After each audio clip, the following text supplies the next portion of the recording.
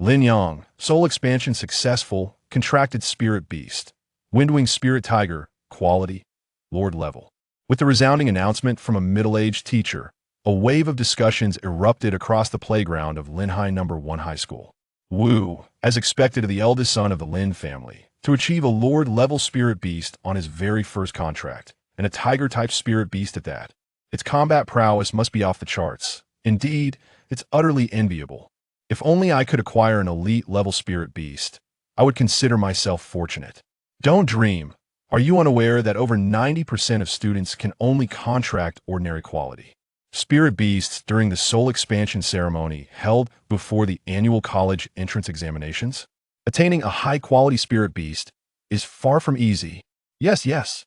The soul expansion ceremony this year has already passed its morning session. And besides Lin Yang, only 3 others have contracted elite-level spirit beasts. Amidst the clamor, Chun Hao gradually opened his blurred eyes, waves of excruciating pain crashing against his mind, rendering him oblivious to the discussions of the high school students around him. Where am I? Spiritual energy riot. Beast invasion. Spirit beasts. What do these terms even mean? It took him a full 5 minutes to sort through the chaotic memories that flooded his mind. So, I have traversed to another world? Nowadays, one could traverse simply by watching a movie. The threshold for such events is remarkably low. Though he grumbled internally, Chun Hao's mind was far from idle.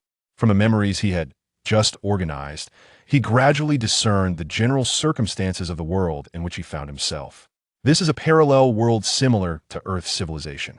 However, due to a sudden surge of spiritual energy hundreds of years ago, the entire world underwent tremendous changes. Countless unknown spatial nodes began to appear, each connected to a mysterious alternate dimension, which facilitated the invasion of various beastly entities into Blue Star.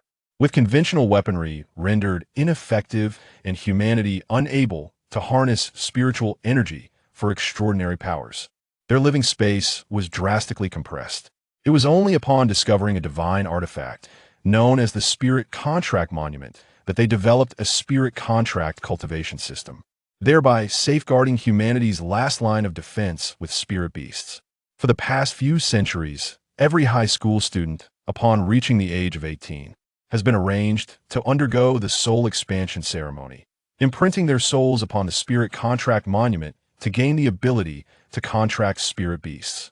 At this moment, Chun Hao, currently in his final year of high school, was participating in the unified soul expansion ceremony organized by Linhai No. 1 High School. What a perilous world this is. I wonder if the me who has traversed here possesses any golden fingers.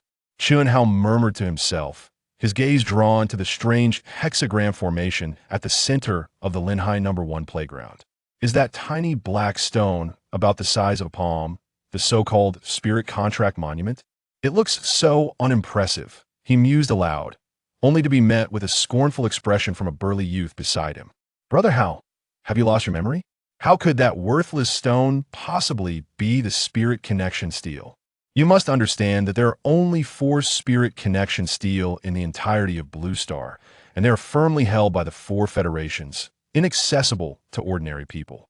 This black stone is merely a replica of the steel, capable only of guiding human souls to imprint upon the true Spirit Connection Steel through the use of formations. As he gazed at the figure before him, both familiar and unfamiliar, Chun Hao's mind gradually recalled the identity of this individual. Zhou Hao, Chun Hao's classmate and best friend. Perhaps it was due to their names sounding alike that they had inadvertently become inseparable brothers over their 3 years of high school. Unlike Chun Hao, an orphan, Zhou Hao's family held significant power in Linhai City. Although the Zhou family lacked any top-tier experts, Zhou's father was adept at navigating social circles and managing resources, making their wealth rival that of the 3 prominent families in Linhai City. Throughout high school, Chun Hao had benefited greatly from Zhou Hao's assistance. As Zhou Hao's teasing reached Chun Hao's ears, he was about to retort when a middle-aged teacher in the center of the playground suddenly called out Chun Hao's name, clearly indicating that it was his turn for the soul imprinting ceremony. Brother Hao, give it your all. Don't embarrass us. Don't be ridiculous.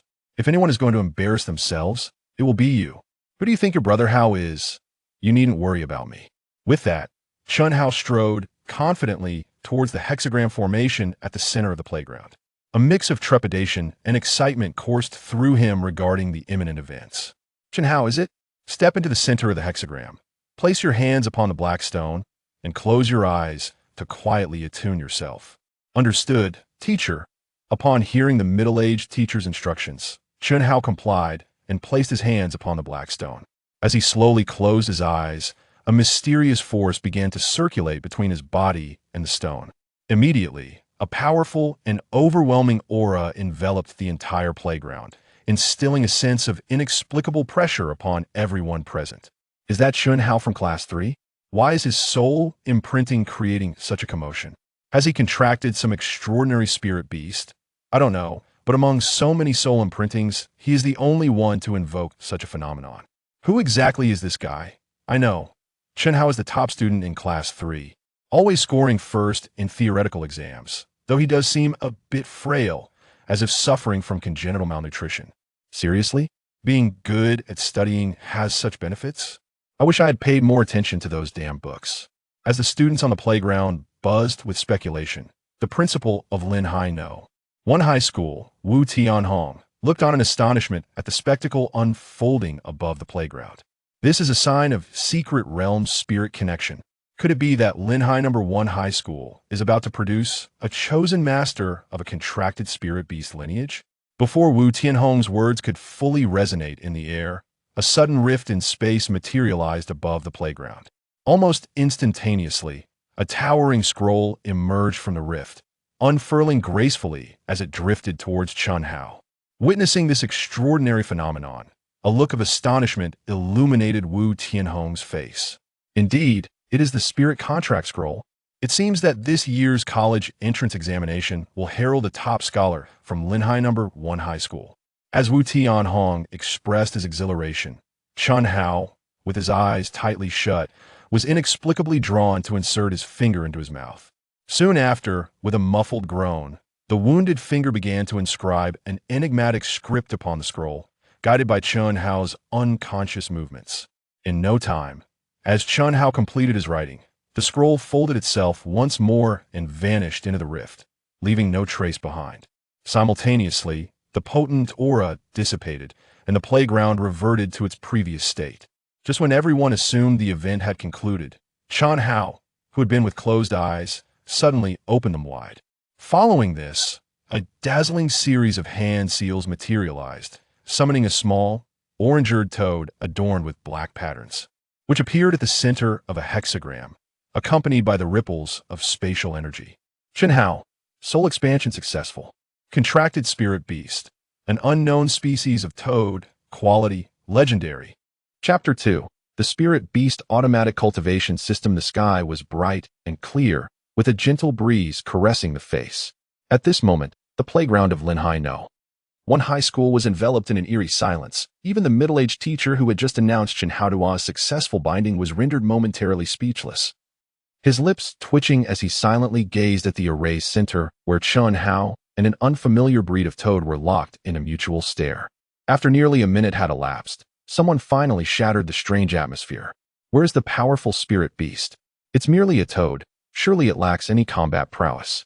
This remark fell upon the crowd like a splash of cold water into a boiling pot, igniting a cacophony of laughter. Ha ha ha, this is utterly ridiculous. After all that commotion, he only contracted this little toad? Who would have thought? Even if it's a whole nest of toads, what could they possibly do? Is the plan to disgust the enemy? Scholar or not, even a toad is a rare species, looking distinctly different from ordinary toads. Indeed, look at that toad. It's even dressed up as if it were human.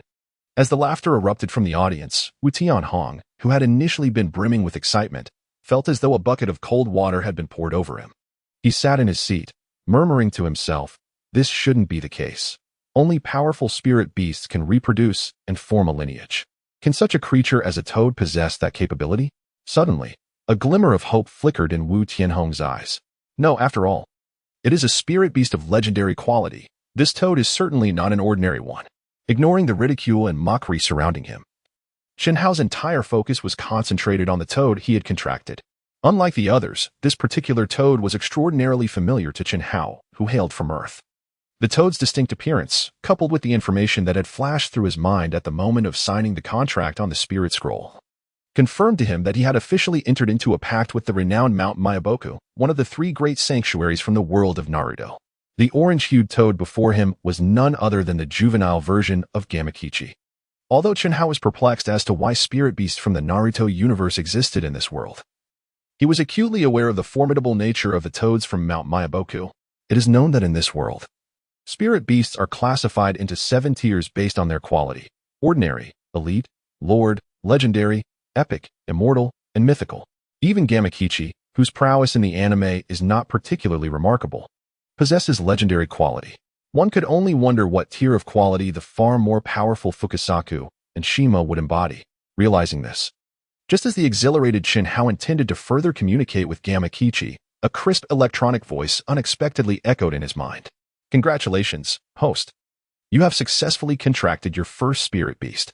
The spirit beast automatic cultivation system has been successfully bound, accompanied by an electronic sound. Chunhao's consciousness was suddenly transported to a hazy space. This space was modest in size, covering only about 100 square meters. However, despite its diminutive dimensions, it brimmed with vitality. The gentle babbling of a stream, lush trees and flowers, and an abundance of spiritual energy all indicated that this realm was far from ordinary. Congratulations, host, on successfully breaking through to the first stage of soul expansion. The system has activated the automatic cultivation function for spiritual beasts and has established a cultivation space for them. Please continue to strive and, after breaking through to new realms, the system will gradually unlock additional features. Upon hearing the electronic prompt, Chunhao felt a surge of excitement. There was no doubt that this automatic cultivation system for spiritual beasts was the golden finger he had gained after his transmigration. However, besides a vague understanding that the system could be utilized for nurturing spiritual beasts, he was still quite perplexed about how to employ it effectively. Just as Chunhao was about to delve deeper into the system's functionalities, a cacophony of shouts drifted into his ears from the playground. Hurry down after signing the contract. What are you standing there for? Don't delay others from expanding their souls. Exactly, it's just a frog, no matter how long you look at it. It won't turn into a prince, haha. Don't say that.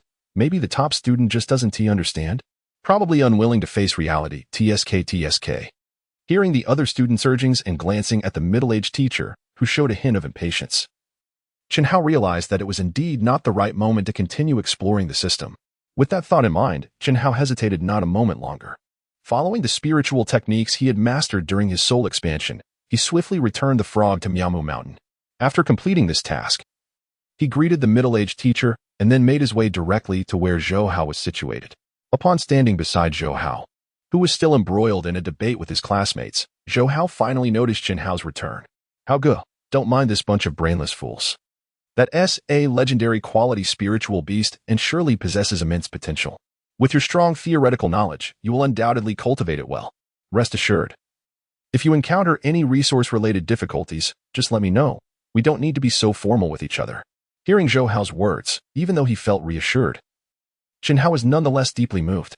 He understood the might of the Myomu mountain frog, but that did not mean others shared the same awareness. Zhou Hao's unwavering support in such circumstances was indeed a rare and precious friendship. Just as Chunhao was about to respond to Zhou Hao with a smile, a sarcastic voice rang out from behind the two. As expected, a master and their spiritual beast are alike. The master is a toad aspiring for swan meat, and the spiritual beast turns out to be a frog too. What a fitting pair. Upon hearing this voice, both Chunhao and Zhou Hao furrowed their brows. Turning around, they discovered that the speaker was none other than Lin Yang, who had previously contracted the Windwing Spirit Tiger, unable to contain his fiery temper. Zhou Hao was the first to react. Lin Yang, mind your language. Who are you calling a toad?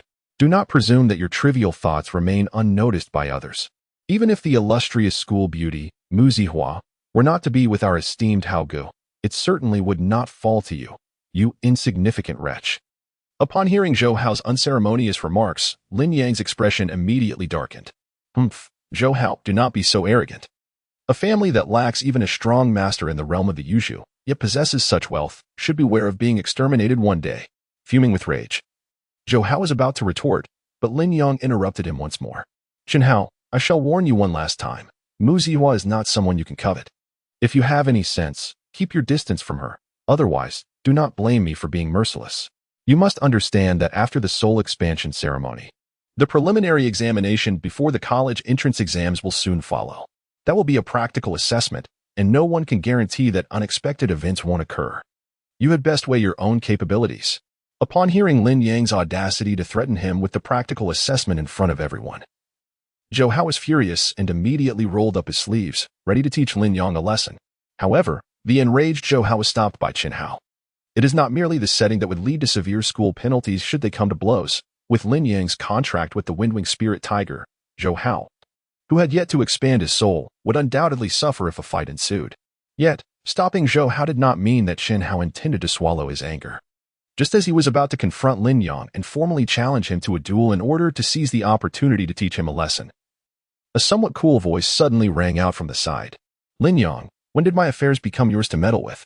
The sudden inquiry left Lin Yang and his companions momentarily stunned, and as they turned to locate the source of the voice, they beheld a girl of ethereal grace and exquisite beauty approaching them, clad in a flowing white gown, with her long black hair cascading down her shoulders.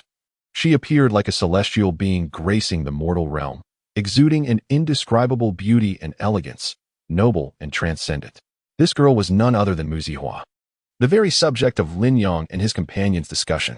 At this moment, realizing that his covert intimidation of Qin Hao had been discovered by Mu Zihua, a mix of anger and embarrassment flickered across Lin Yang's face.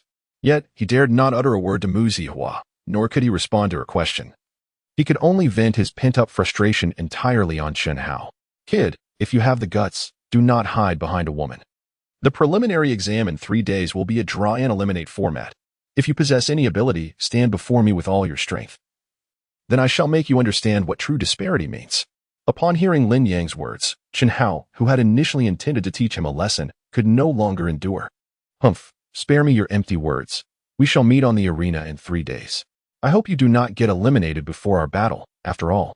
Your spirit beast is merely of lord quality. With that, Lin Yang let out a cold snort and refrained from further words. He shot a fierce glare at Qin Hao before turning on his heel and striding off the playground, heading towards the outskirts of the campus. As Lin Yang's figure quickly vanished from sight, Mu Zihua's cool voice resonated once more. Qin Hao, you acted impulsively. Although your spirit beast possesses legendary qualities, I firmly believe that with your capabilities, you can cultivate it to a formidable level. However, it is worth noting that all first-time contracted spirit beasts only possess the strength of the initial soldier rank. In cases of equal rank, even a single grade difference in quality cannot bridge the inherent disparity between a frog and a tiger. Upon hearing a hint of concern in Mu Zihua's tone, Qin Hao offered a gentle smile without further elaboration. If it were an ordinary frog, it would indeed stand no chance against a tiger-class spirit beast. Nevertheless, Qin Hao's frog hails from the mystic Wood Mountain. Facing not only tiger-class spirit beasts, but even other ferocious predators does not pose a challenge to him. Observing that Qin Hao seemed oblivious to her words, Mu Zihua sighed softly and retrieved a porcelain vial from her pocket, presenting it to him. This vial contained a water essence obtained from a secret realm, which should be particularly suitable for the frog. With merely 3 days left before the preliminary examination, she urged him to hasten the enhancement of the frog's strength. I suspect that Lin Yang's abrupt departure from school was primarily to return home and nurture his Windwing Spirit Tiger. Upon hearing Mu Zihua's remark, Qin Hao found himself at a loss as to whether he should accept her kind gesture. It is essential to recognize that their relationship was merely that of classmates.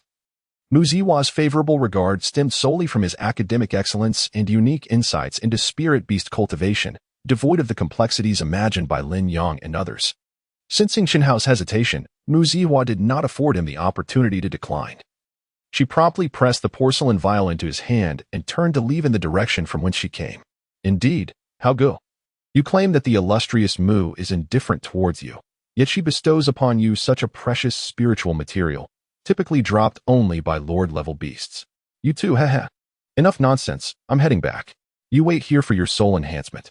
With a discontented glare at Zhou Hao, Qin Hao tucked the porcelain vial into his pocket, equally eager to depart the playground. At that moment, he was impatient to explore the true combat prowess of the frog and the nature of the system within his mind. Hey, how good? You're not waiting for me? A few more people might arrive any moment. Just focus on your own endeavors. I have pressing matters to attend to. I shall await your good news in the dormitory. With that, Qin Hao disregarded Zhou Hao's feigned pitiful expression and turned towards the direction of the dormitory. 15 minutes later, Filled with excitement, Jinhao finally returned to his dormitory. As an orphan, he had spent the majority of his time residing in the dorms provided by Linhai No. 1 High School. Fortunately, as the premier high school in Linhai City, Linhai No. 1 was affluent enough to offer two-person accommodations, allowing students ample space for study and life. At this moment, it was the perfect opportunity for Jinhao to delve into the system and the spirit beast, as his dormitory mate, Zhou Hao, was still on the playground preparing for the soul enhancement ceremony. Thus, upon returning to his dormitory, Jinhao promptly secured the doors and windows. He then settled onto his bed, closing his eyes to concentrate on the system residing in his mind. System, could you elucidate the usage of this spirit beast cultivation space? He inquired mentally, feeling the enigmatic presence of the cultivation space. The system responded. The spirit beast cultivation space can assist the host in continuously enhancing the strength of their spirit beast. The host need only place the spirit beast they wish to strengthen within the space. However, each cultivation space can accommodate only one spirit beast at a time. To unlock additional cultivation spaces, the host must strive diligently to transcend their current realm. As Jinhao attentively absorbed the system's instructions, he fell into contemplation. In this world, the strength of spirit beasts is intricately linked to their human contract partners and is categorized into 5 realms: soldier, general, commander, king, and emperor. The enhancement of a spirit beast's power not only necessitates relentless training, but also the utilization of various cultivation materials to aid their breakthroughs. From this perspective, the spirit beast cultivation space is undoubtedly remarkable, though it remains uncertain whether the enhancement it provides can circumvent the existing bottlenecks in the spirit beast ascension. As for the limitation of 1 spirit beast per cultivation space, Jinhao is not overly concerned at this moment. It is worth noting that unless one directly contracts an entire spirit beast clan during the soul expansion ceremony, most individuals can only possess a single spirit beast in the early stages. Moreover, according to the system, the quantity of cultivation spaces will increase as his own realm elevates, which alleviated any immediate concerns regarding this limitation. With this in mind, to validate the effectiveness of the cultivation space, Jinhao swiftly formed hand seals, intending to summon the toad's spirit once more. As a plume of white smoke enveloped the dormitory, a yellow toad materialized before him, plunging the atmosphere into a brief silence. "Boss, my brother says your strength is too feeble and doesn't want to come out to endure a beating, so he sent me to say hello. By the way, do you have any delicacies? Toad Long is famished." Hearing the plump yellow toad's words, Jinhao recalled the somewhat irritable temperament of Toad Ji from the anime, and he quickly grasped the situation. Nevertheless, since he was merely seeking to verify the effects of the cultivation space, he decided not to dwell on earning Toad Ji's approval. Instead, he coaxed Toad Long. You're Toad Long, right? I know of a splendid place filled with countless delectable treats. Would you like to give it a try? Really? Yes. Boss, take me there quickly."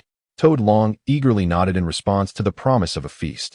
Observing the situation, Jinhao's lips curled into a subtle smile. Without uttering a word, he deftly harnessed his mental faculties to manipulate the system within his mind, successfully transferring the frog dragon into the spirit beast cultivation space.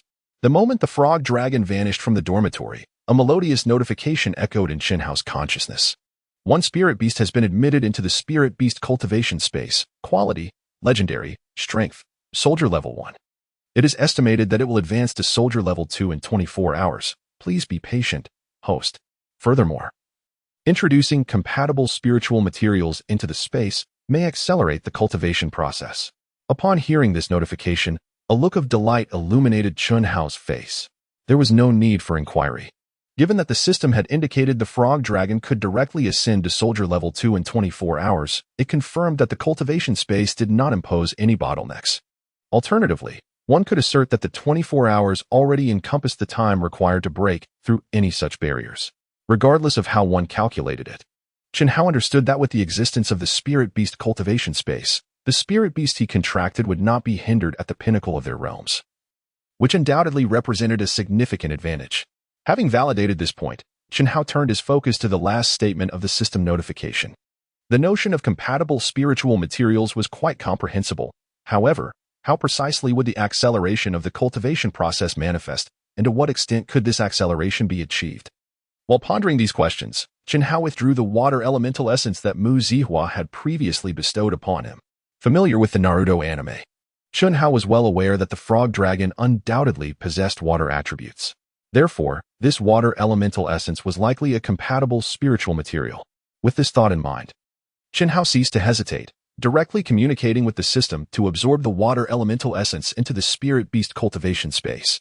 Instantly, another clear notification resonated in his mind. Acknowledged. One water elemental material has been absorbed into the spirit beast cultivation space. Quality, Lord level, rank, Soldier level 5. Compatible with the attributes of the currently cultivated spirit beast, the acceleration function is now activated. Ding. The cultivation time for the water elemental spirit beast has been reduced by 20 hours, and this effect will persist until Soldier level 5. Carefully contemplating the system's notification, when Chunhao once again focused on the frog dragon within the cultivation space, he noted that its time to break through from Soldier level 1 to level 2 had diminished to 19 hours and 12 minutes, indeed shortened by a full 20 hours. Moreover, if all went as indicated by the system, this acceleration could continue until the frog dragon reached Soldier level 5. He wondered if further absorption of spiritual materials would lead to an additional reduction in breakthrough time. However, he currently lacked any suitable spiritual materials and realized that he would have to wait for future opportunities to experiment. Reluctantly diverting his attention from the cultivation space, Chunhao suddenly realized that he had little to occupy himself with at that moment. Others, after contracting their spirit beasts, were constantly nurturing their bonds and urging their spirit beasts to train diligently. With the establishment of the spirit beast cultivation space, Chunhao need not worry about the enhancement of his spirit beast strength. He merely needs to methodically gather spiritual materials to expedite the nurturing process, leaving the remainder to the system. It must be said that this automatic spirit beast cultivation system is indeed considerate. Realizing this, the slight tension that had previously gripped Chunhao began to dissipate. After tidying up his dormitory bed, he reclined upon it, and the culmination of his intense focus throughout the day swiftly ushered him into slumber. 3 days later, at the arena of Linhai High School, nearly all the senior students gathered, preparing for the preliminary examination ahead of the college entrance examinations. "Brother Hao, how are you preparing?"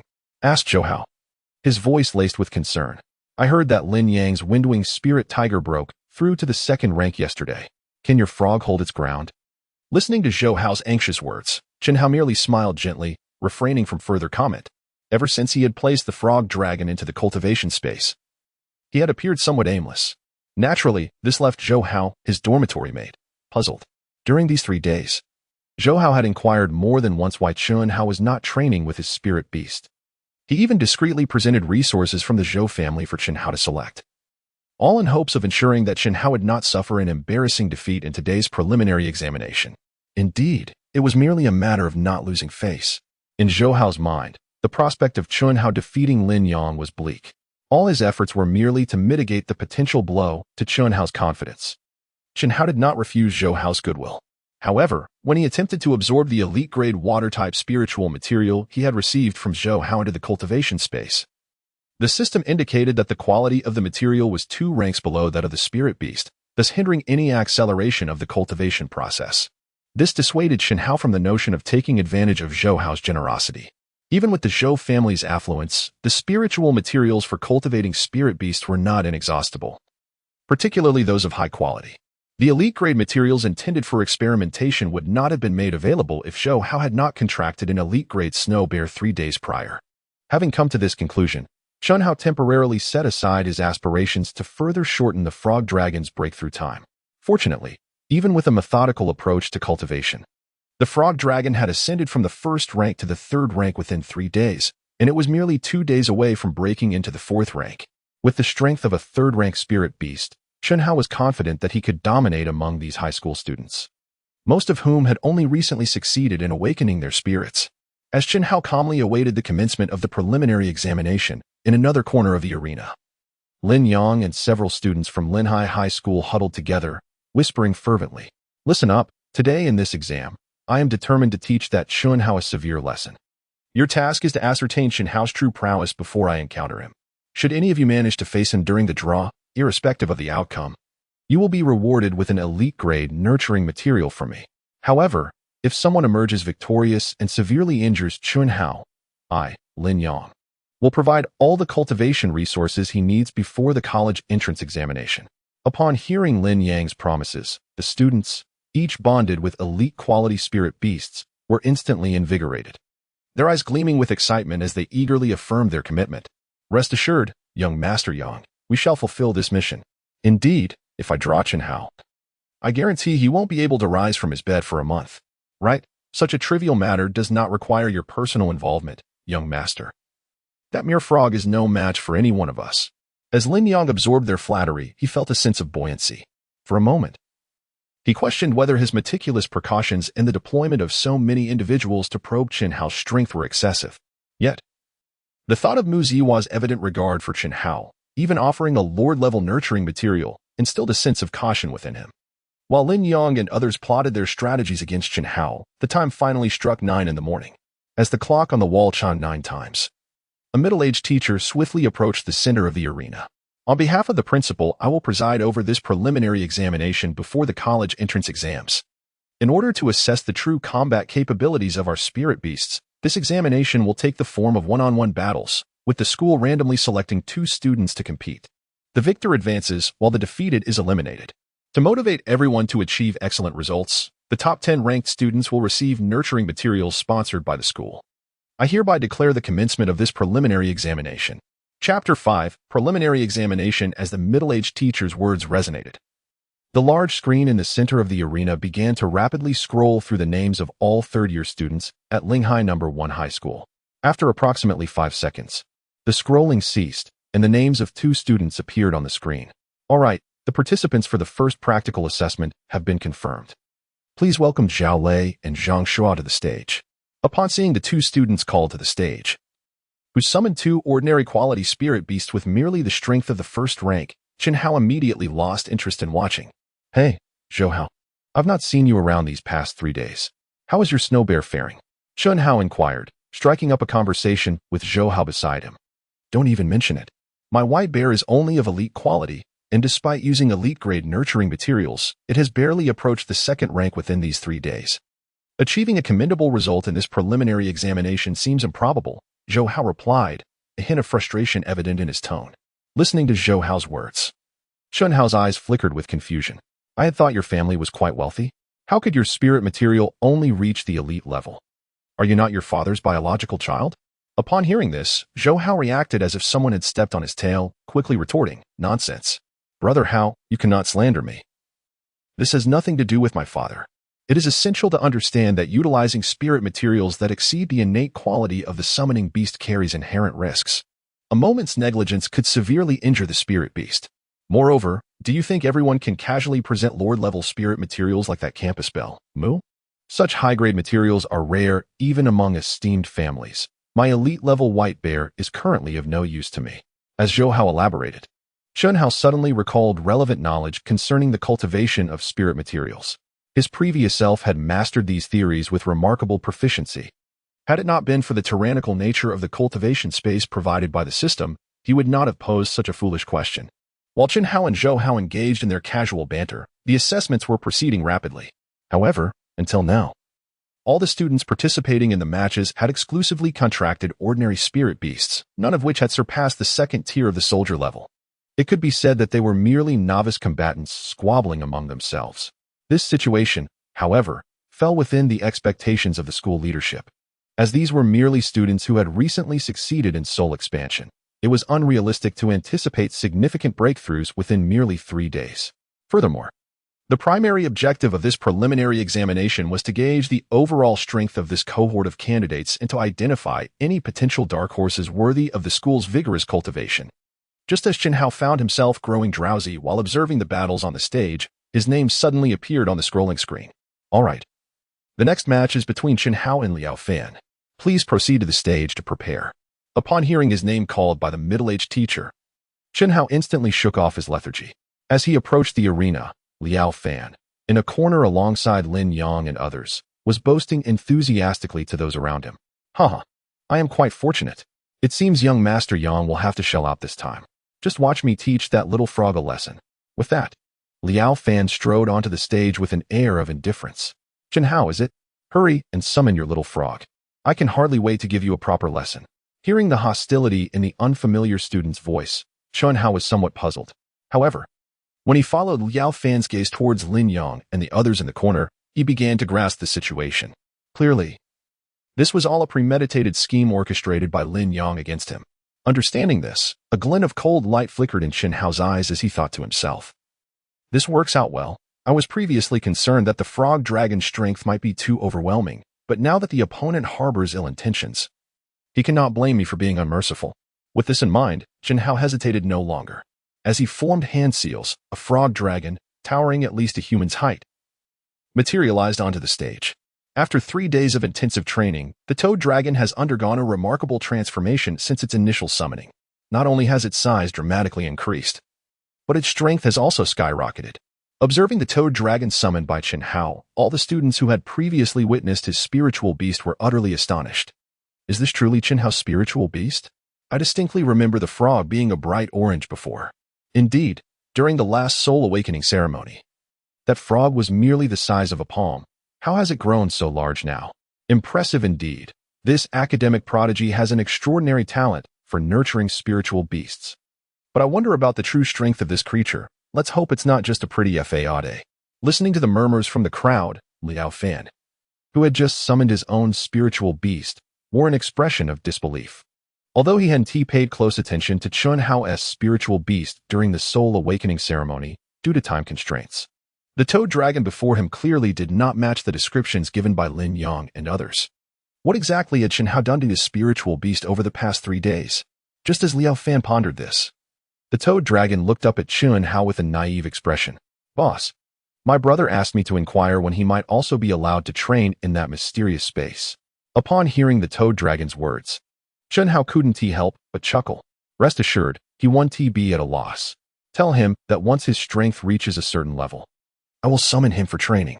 In fact, 2 days prior, Chen Hao had already gained the complete trust of the toad dragon. The ability to enhance its strength without the need for laborious training, coupled with an abundance of delightful cuisine, made the nurturing space a veritable paradise for the toad dragon. Moreover, through the toad dragon's casual promotion, all the toads of Miamu Mountain have come to know of Chen Hao's treasure trove. Even Toad Ji, who had previously been indifferent towards Chen Hao, expressed through his younger brother a desire to cooperate in summoning, all in hopes of entering the nurturing space for training. However, for Chen Hao at this moment, the most pressing matter was to continually elevate the strength of the toad dragon, enabling rapid progress in the soul awakening realm. Only by enhancing his own level of mastery could he qualify to summon even more formidable toads and unlock further nurturing spaces. Thus, unless it was necessary to summon the toad dragon for battle, the nurturing space was predominantly occupied by the toad dragon, leaving little room for other toads. Finally, after nearly a minute had elapsed, the middle-aged instructor on the stage regained his composure. Well, since both sides are prepared, I hereby declare the commencement of this duel. With the instructor's announcement, Liao Fan cast aside his distractions and focused entirely on the contest before him. Despite the slightly peculiar nature of Chen Hao's spiritual beast, Liao Fan remained confident that his elite-grade Black Wolf would not falter, especially considering that under his guidance, the Black Wolf had already achieved the strength of a second-tier soldier. Such prowess, even within the entire school, stands out remarkably. Therefore, as the middle-aged instructor announced the commencement of the competition, he promptly initiated the offensive, commanding the Black Wolf to charge directly at the toad dragon.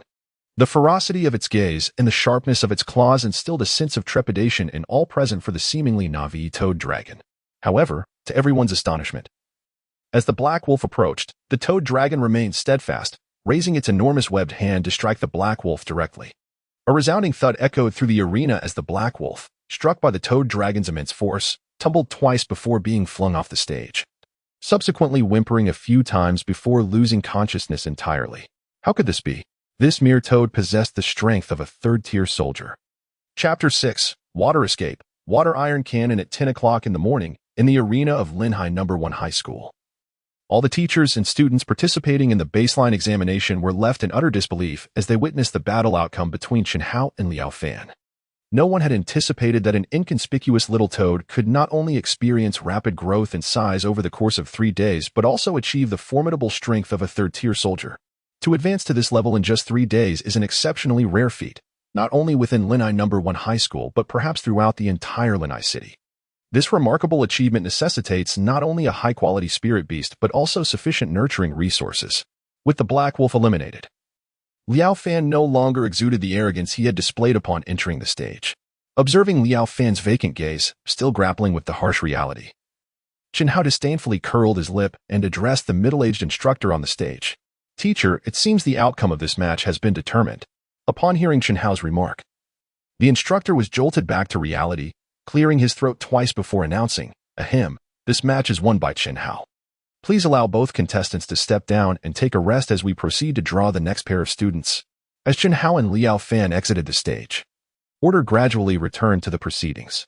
However, unlike before, the attention of most teachers and students was now fervently focused not on the ongoing battles, but rather on the extraordinary capabilities of Chen Hao and the Toad Dragon.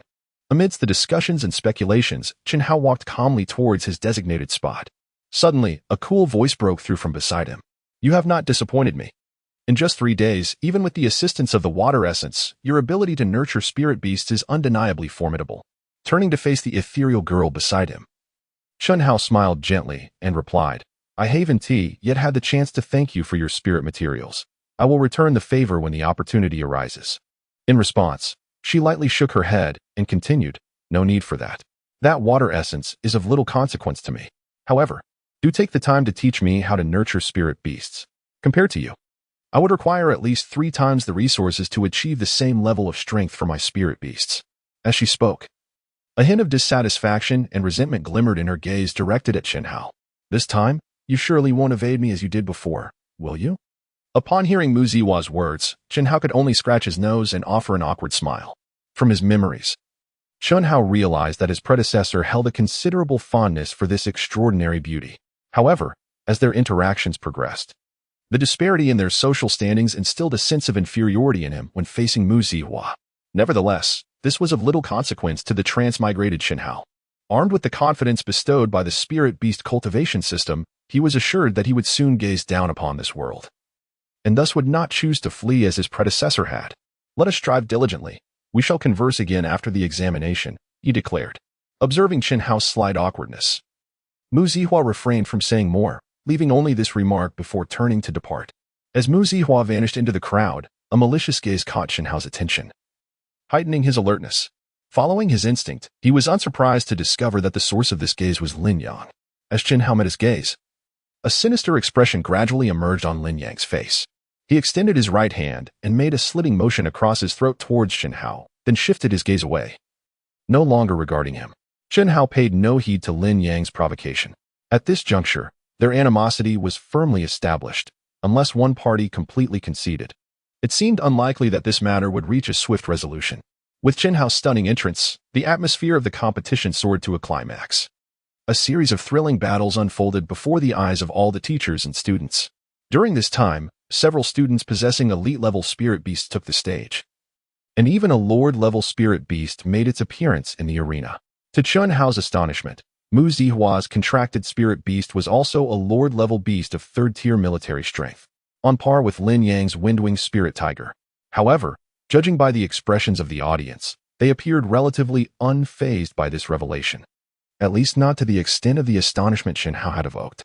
Clearly, they had already witnessed Mu Zihua's spirit beast during the soul-expanding ceremony 3 days prior. Unfortunately, Chen Hao had departed early that day and missed Mu Zihua's spirit contract process. As time progressed, the mock examination moved into its latter half. After effortlessly defeating a student with a common-level spirit beast and another with an elite-level spirit beast, Chen Hao successfully advanced through the first 3 rounds of elimination.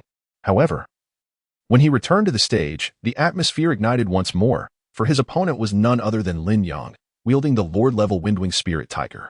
Casting a cold glance at Chen Hao standing before him, Lin Yang wasted no time waiting for the referee to announce anything and promptly summoned the Windwing spirit tiger. "Chen Hao, do not be deceived by your ability to cultivate that frog to 3rd-tier military strength. Without sufficient cultivation materials, I wonder how you shall continue your development. The fleeting strength derived from women will ultimately be shattered by the harshness of reality. Indeed, one may not even secure victory in this contest." Upon hearing Lin Yang's assertion, Chen Hao's expression remained unchanged, yet a glimmer of caution flickered in his eyes. From the previous 2 rounds of competition, it was evident that Lin Yang's Windwing spirit tiger possessed the formidable prowess of a 3rd-tier spirit beast, indicating that he had devoted considerable effort to honing his spirit beast abilities over the past 3 days. "Very well, let us defer our conversation until after the match. I hereby declare this contest officially commenced." With the teacher's declaration, Lin Yang wasted no time and promptly commanded the Windwing Spirit Tiger to launch an assault on Chen Hao. Indeed, even in this seemingly mundane school assessment, Lin Yang's immediate directive for his spirit beast to attack Chen Hao is palpable to all present, revealing his true intentions. However, such a tactic is not without merit. In the theater of actual combat, circumventing the spirit beast to target a human adversary is a highly effective strategy, and thus, Lin Yang's actions drew no objections from the onlookers. On Chen Hao's side, as he witnessed the Windwing Spirit Tiger charging directly towards him, a cold glint flashed in his eyes. I initially intended to engage you in a playful exchange, but since you are so eager to meet your demise, do not blame me for my ruthlessness. With that, Chen Hao swiftly patted his companion, the Toad Dragon, and quietly commanded, "Go ahead, A Long. Employ your newly learned technique without holding back." "Understood, boss." As Zhou Hao, Mu Zihua, and others began to sweat nervously for Chen Hao, the Toad Dragon rapidly formed seals with its forelimbs, positioning itself before Chen Hao while simultaneously opening its mouth wide towards the oncoming Wind-Winged Spirit Tiger. Concurrently, several streams of spiritual energy began to converge swiftly around the Toad Dragon, coalescing into its gaping maw along specific trajectories. Soon thereafter, a massive water sphere rapidly formed within its mouth and was propelled towards the Wind-Winged Spirit Tiger at astonishing speed. Water escape, water iron cannon. With a resounding roar from the Toad Dragon, the water sphere, resembling a basin in size, hurtled towards the head of the Wind-Winged Spirit Tiger. The sudden turn of events left Lin Yang, who had thought victory was assured, utterly bewildered. Even the middle-aged teacher officiating the match momentarily failed to comprehend the situation. This was merely an introductory examination for high school seniors, and no one had anticipated that a spirit beast could wield spiritual techniques, skills typically accessible only to spirit beasts of at least commander tier, which could only be contracted by those who had transcended the spirit fusion realm. In this realm, the greatest advantage spirit beasts possess over humans lies in their ability to harness the chaotic spiritual energy. Any spirit beast that reaches commander tier can, on the foundation of enhancing its physical form with spiritual energy, rudimentarily manipulate the heavenly and earthly spiritual energy to conjure potent techniques, significantly amplifying its combat prowess. Thus, the capacity to employ spiritual techniques serves as a pivotal demarcation, separating those who have merely contracted ordinary quality spirit beasts from the path leading to the spirit fusion realm. As the crowd stood in astonishment, completely oblivious to the imminent danger that Lin Yang was about to face, a tall figure suddenly appeared on the arena. With a mere gentle sweep of his right hand, the water ball, akin to a cannonball, was effortlessly dispersed, soaking a significant portion of the stage. Little one, this is one of the few Lord-level spirit beasts our school possesses. We cannot allow your spiritual technique to cause it severe harm. How could my old bones possibly bear that? Accompanied by a voice rich in magnetism, Chen Hao recognized the elder who had interrupted the contest, none other than Wu Tianhong, the principal of Linhai No. 1 High School. Unconcerned with whether his attack had struck the enemy, Chen Hao understood that with Wu Tianhong's appearance, the lesson Lin Yang was meant to learn from this match would likely be lost. It was also his fault for being overly forceful. The physical body of a spirit beast of merely soldier rank could not withstand the assault formed by such dense spiritual energy, thus providing Wu Tianhong with reasonable grounds to intervene in the battle. Calmly observing Wu Tianhong before him, Chen Hao refrained from uttering a single word, but his eyes betrayed a sense of inquiry and reproach. Clearly, the elder's entrance had left him somewhat displeased, and Wu Tianhong's actions were evidently not in accordance with the established rules. "Ah, little one, do temper your anger. Since your spirit beast has already mastered spiritual techniques, competing against these senior students seems a tad unfair, does it not? Here is what I shall do. I will declare you the winner of this preliminary examination. I trust the other students will have no objections. As for the prize, you may choose any item from the school's resource repository." How does that sound? Upon hearing Wu Tianhong's words, a glimmer of excitement flashed in Chen Hao's eyes. If there was anything he currently needed, it was undoubtedly high-quality spiritual materials. With sufficient quality and quantity of materials, whether it be the Toad Dragon, the Toad Ji, or other toads from Yamu Mountain, he could rapidly enhance their strength. Such improvements in the toad's capabilities would, in turn, propel Chen Hao's own advancement. With this thought, Chen Hao nearly blurted out, "Principal, did you say I can choose any spiritual material? May I select a legendary grade material?" Wu Tianhong's jovial demeanor faltered immediately upon Chen Hao's bold request for a legendary grade material. "Ah, little one, do not be overly greedy. Do you realize how precious legendary grade materials are? They are the highest quality materials that can be produced in low-level secret realms. And typically, each of these realms possesses only one or two such items. They are not accessible to someone of your current standing. Just as a trace of disappointment began to surface on Chunhao's face, Wu Tianhong's tone shifted, and he continued, however, although the school's resource repository does not contain any legendary grade materials, I happen to have one treasured here. Given your extraordinary talent, and considering that my intervention has indeed disrupted the rules, let this be a token of compensation for you. At this revelation, Chunhao's heart swelled with exhilaration. The Lord-level spiritual materials can significantly shorten the breakthrough time for the Frog Dragon 20. One can only imagine the extent of enhancement that legendary-level spiritual materials could achieve. Furthermore, if one considers the potential for cumulative effects, the speed of breakthrough becomes almost unfathomable. However, despite the excitement bubbling within him, Chunhao's expression remained unchanged. He understood that Wu Tianhong would not simply hand over legendary-level spiritual materials to him. This was merely a preliminary assessment. The reward for first place was unlikely to be of such substantial value. Indeed, noticing Chunhao's lack of eagerness, Wu Tianhong quickly abandoned his teasing. However, to obtain the legendary spiritual materials, merely securing first place in this assessment would not suffice. I need you to agree to one condition, he stated. What condition? Chunhao inquired. That you lead the team in the inter-school exchange competition occurring in 5 days, demonstrating an overwhelming advantage to thoroughly educate those schools that covet our position as the premier institution of Linhai No. 1 High School, thereby extinguishing their unrealistic ambitions. Upon hearing Wu Tianhong's words, even though Chunhao was confident in the Frog Dragon, he couldn't help but ask, what constitutes overwhelming? Is mere victory insufficient? Moreover, what level of strength do the students from those schools possess? Seeing Chunhao's cautious demeanor, a look of satisfaction crossed Wu Tianhong's face. The students from other institutions are comparable to you, and in fact, among past students, their strength has often been inferior to ours. Otherwise, Linhai No. 1 High School would not bear its esteemed title. However, due to the peculiar circumstances surrounding this year's college entrance examination, many talented students from other provinces have transferred to our Linhai city, which has given these schools the audacity to challenge us. Nonetheless, they are still merely high school students who have recently begun to awaken their souls, so their strength should not be excessively formidable. Given your Frog Dragon's mastery of spiritual techniques, victory should not be an issue. As for the requirement for overwhelming superiority, it simply means that you must achieve victory in every battle, with no defeats allowed. Upon hearing this, Chunhao's brow furrowed. This requirement was neither trivial nor overly demanding. The key lay in the identity of the competitors. He had just heard Wu Tianhong mention taking the lead, indicating that other students would also accompany him. Thus, whether these students could secure an unblemished victory was beyond Chunhao's control. Noticing Chunhao's conflicted expression, Wu Tianhong seemed to perceive his concerns. A smile returned to his face as he cheerfully reassured him, "Do not worry, I will not burden you with any liabilities.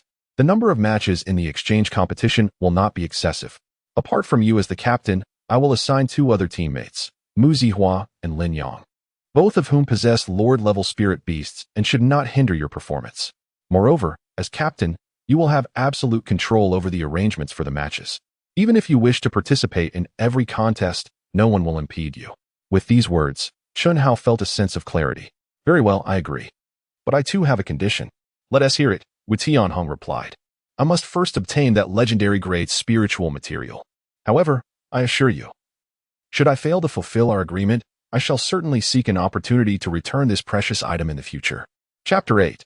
Extorting Lin Yang. Hearing Chunhao's somewhat excessive demand, Wu Tianhong did not immediately refuse. Instead, he regarded Chunhao with a smile that was more amused than dismissive, causing a slight flush to rise on Chunhao's face. Nevertheless, when it came to enhancing his own abilities, Chunhao set aside his embarrassment and met Wu Tianhong's gaze with unwavering determination and sincerity. "Very well. I consent to your terms. However, do not think of reneging. The consequences may be more than you can bear." With that, a formidable aura surged forth from Wu Tianhong, causing Chunhao to falter, nearly collapsing to the ground. Yet, this overwhelming presence was fleeting, dissipating in an instant, as Wu Tianhong's benevolent demeanor reappeared before Chunhao, as if the oppressive sensation had been nothing but a fleeting illusion.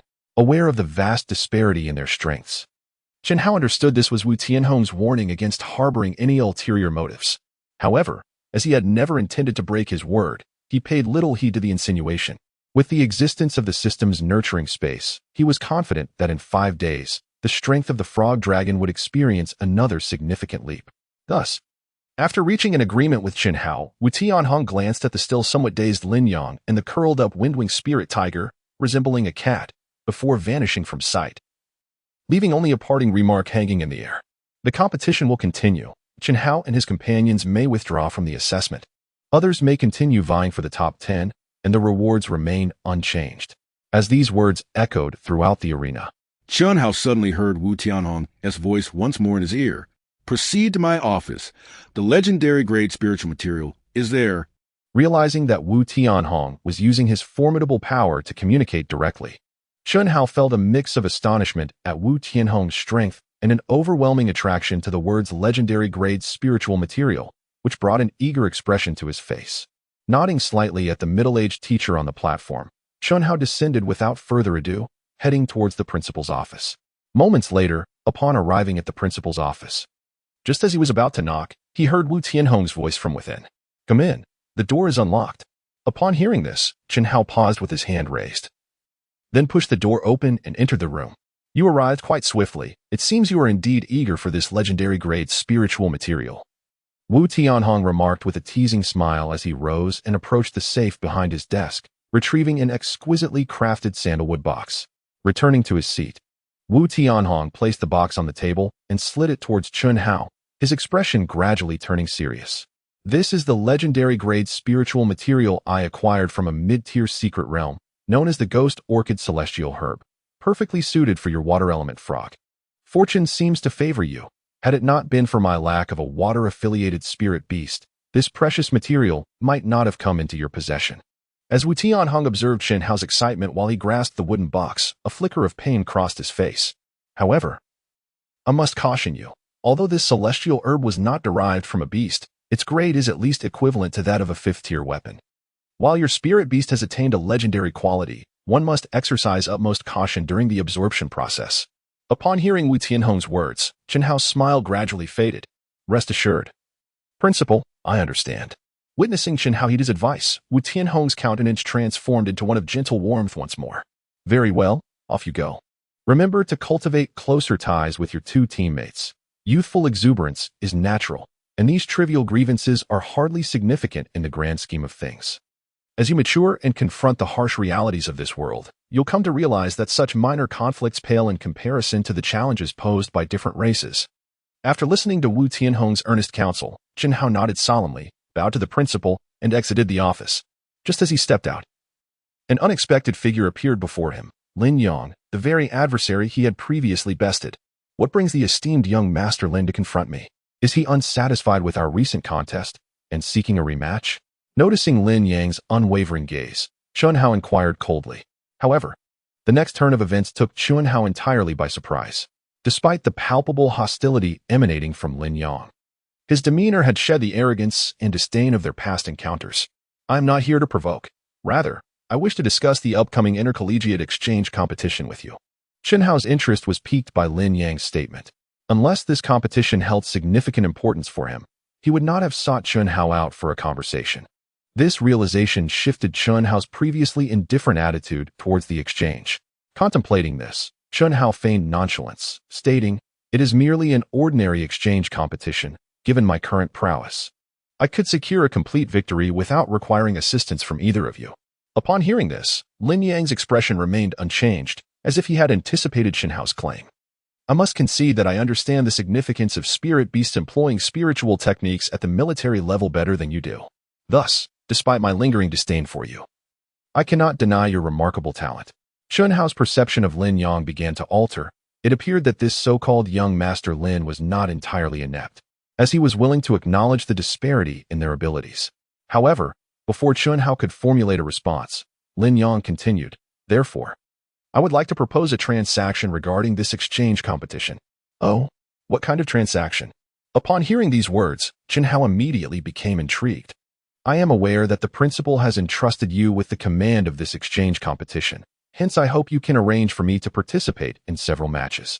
Of course, I will select my opponents in advance to ensure my victory. Are you seeking to make a name for yourself? You could interpret it that way. Noting Lin Yang's reluctance to elaborate on the reasons, Chen Hao did not press further but continued to inquire. What reason do I have to trust you? After all, I have pledged to the principal to dominate the other schools. I understand that, and I can assure you that if I lose, all your losses will be borne by me, and I will also provide you with double compensation. Witnessing Lin Yang's remarkable determination, Chen Hao's thoughts raced as he continued. No. Mere words are insufficient. I need to see the compensation now. Otherwise, should you renege later, I, a mere commoner, cannot afford to offend the Lin family. You. Lin Yang was taken aback by Chen Hao's response, feeling a surge of anger. However, he quickly suppressed his fury and inquired, what are your terms? 1 piece of water-type, Lord-level spirit material in exchange for 1 opportunity to compete.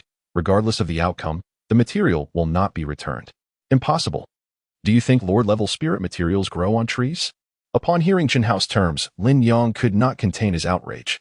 Nevertheless, upon observing Chen Hao's faint smile, he forced himself to calm down.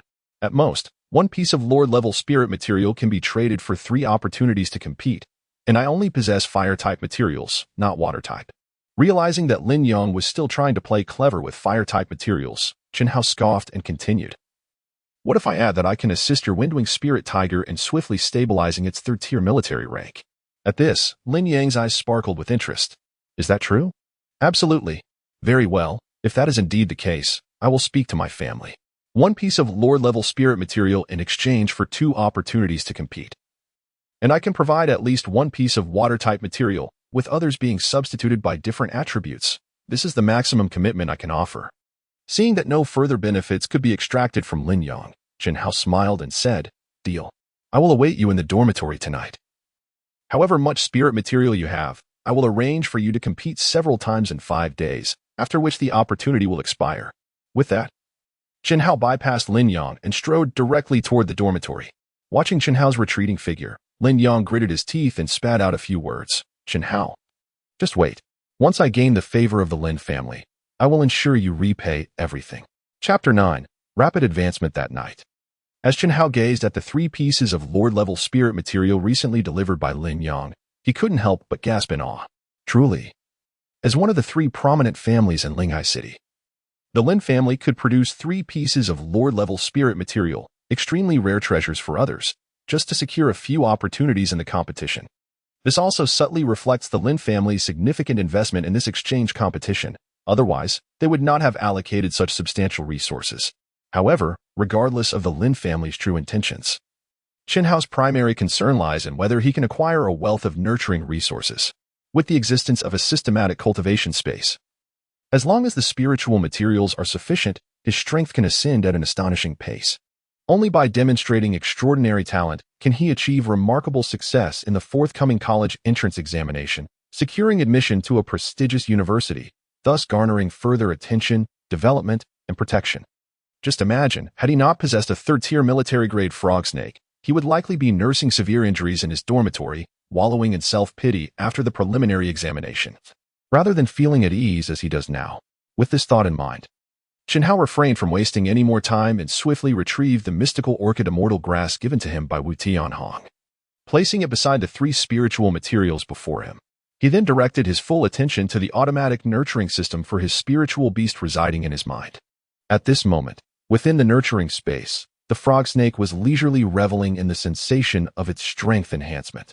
According to the system's notifications, the frog snake required less than 32 hours to break through to the 4th tier of military grade. Observing the frog snake's progress, Chen Hao gradually discerned a pattern regarding the time required for the nurturing space to assist the spiritual beast in transcending to the next realm. Initially, when the frog snake advanced from the 1st to the 2nd tier, excluding the 20-hour time reduction, it would typically take a full day. Subsequently, transitioning from the 2nd to the 3rd tier, and now striving for the 4th tier, the time required was precisely 2 days and 3 days, respectively, without factoring in the enhancement from Lord-grade spiritual materials. By this reasoning, Chen Hao deduced that at the military-grade stage, each tier advancement for the frog snake necessitated an additional day. Although the speed is considered remarkably swift among ordinary spiritual beasts, allowing a newly contracted spiritual beast to break through to the commander level in less than 2 months. This pace remains insufficient for Chen Hao to ensure his survival in such a perilous world. Hence, he relentlessly sought high-quality spiritual materials to expedite his strength enhancement. At this moment, observing the frog snake's indulgence within the nurturing space, Chen Hao's lips curled into a slight smile. He utilized his consciousness to command the system, thoroughly absorbing the mystical orchid immortal grass into the nurturing space. As the orchid immortal grass vanished, the spiritual energy within the nurturing space began to intensify at a visibly rapid rate, prompting the frog snake, which had been savoring its meal, to let out a satisfied belch. Upon detecting the absorption of a water-grade spiritual material in the spiritual beast nurturing space, the system confirmed its quality as legendary.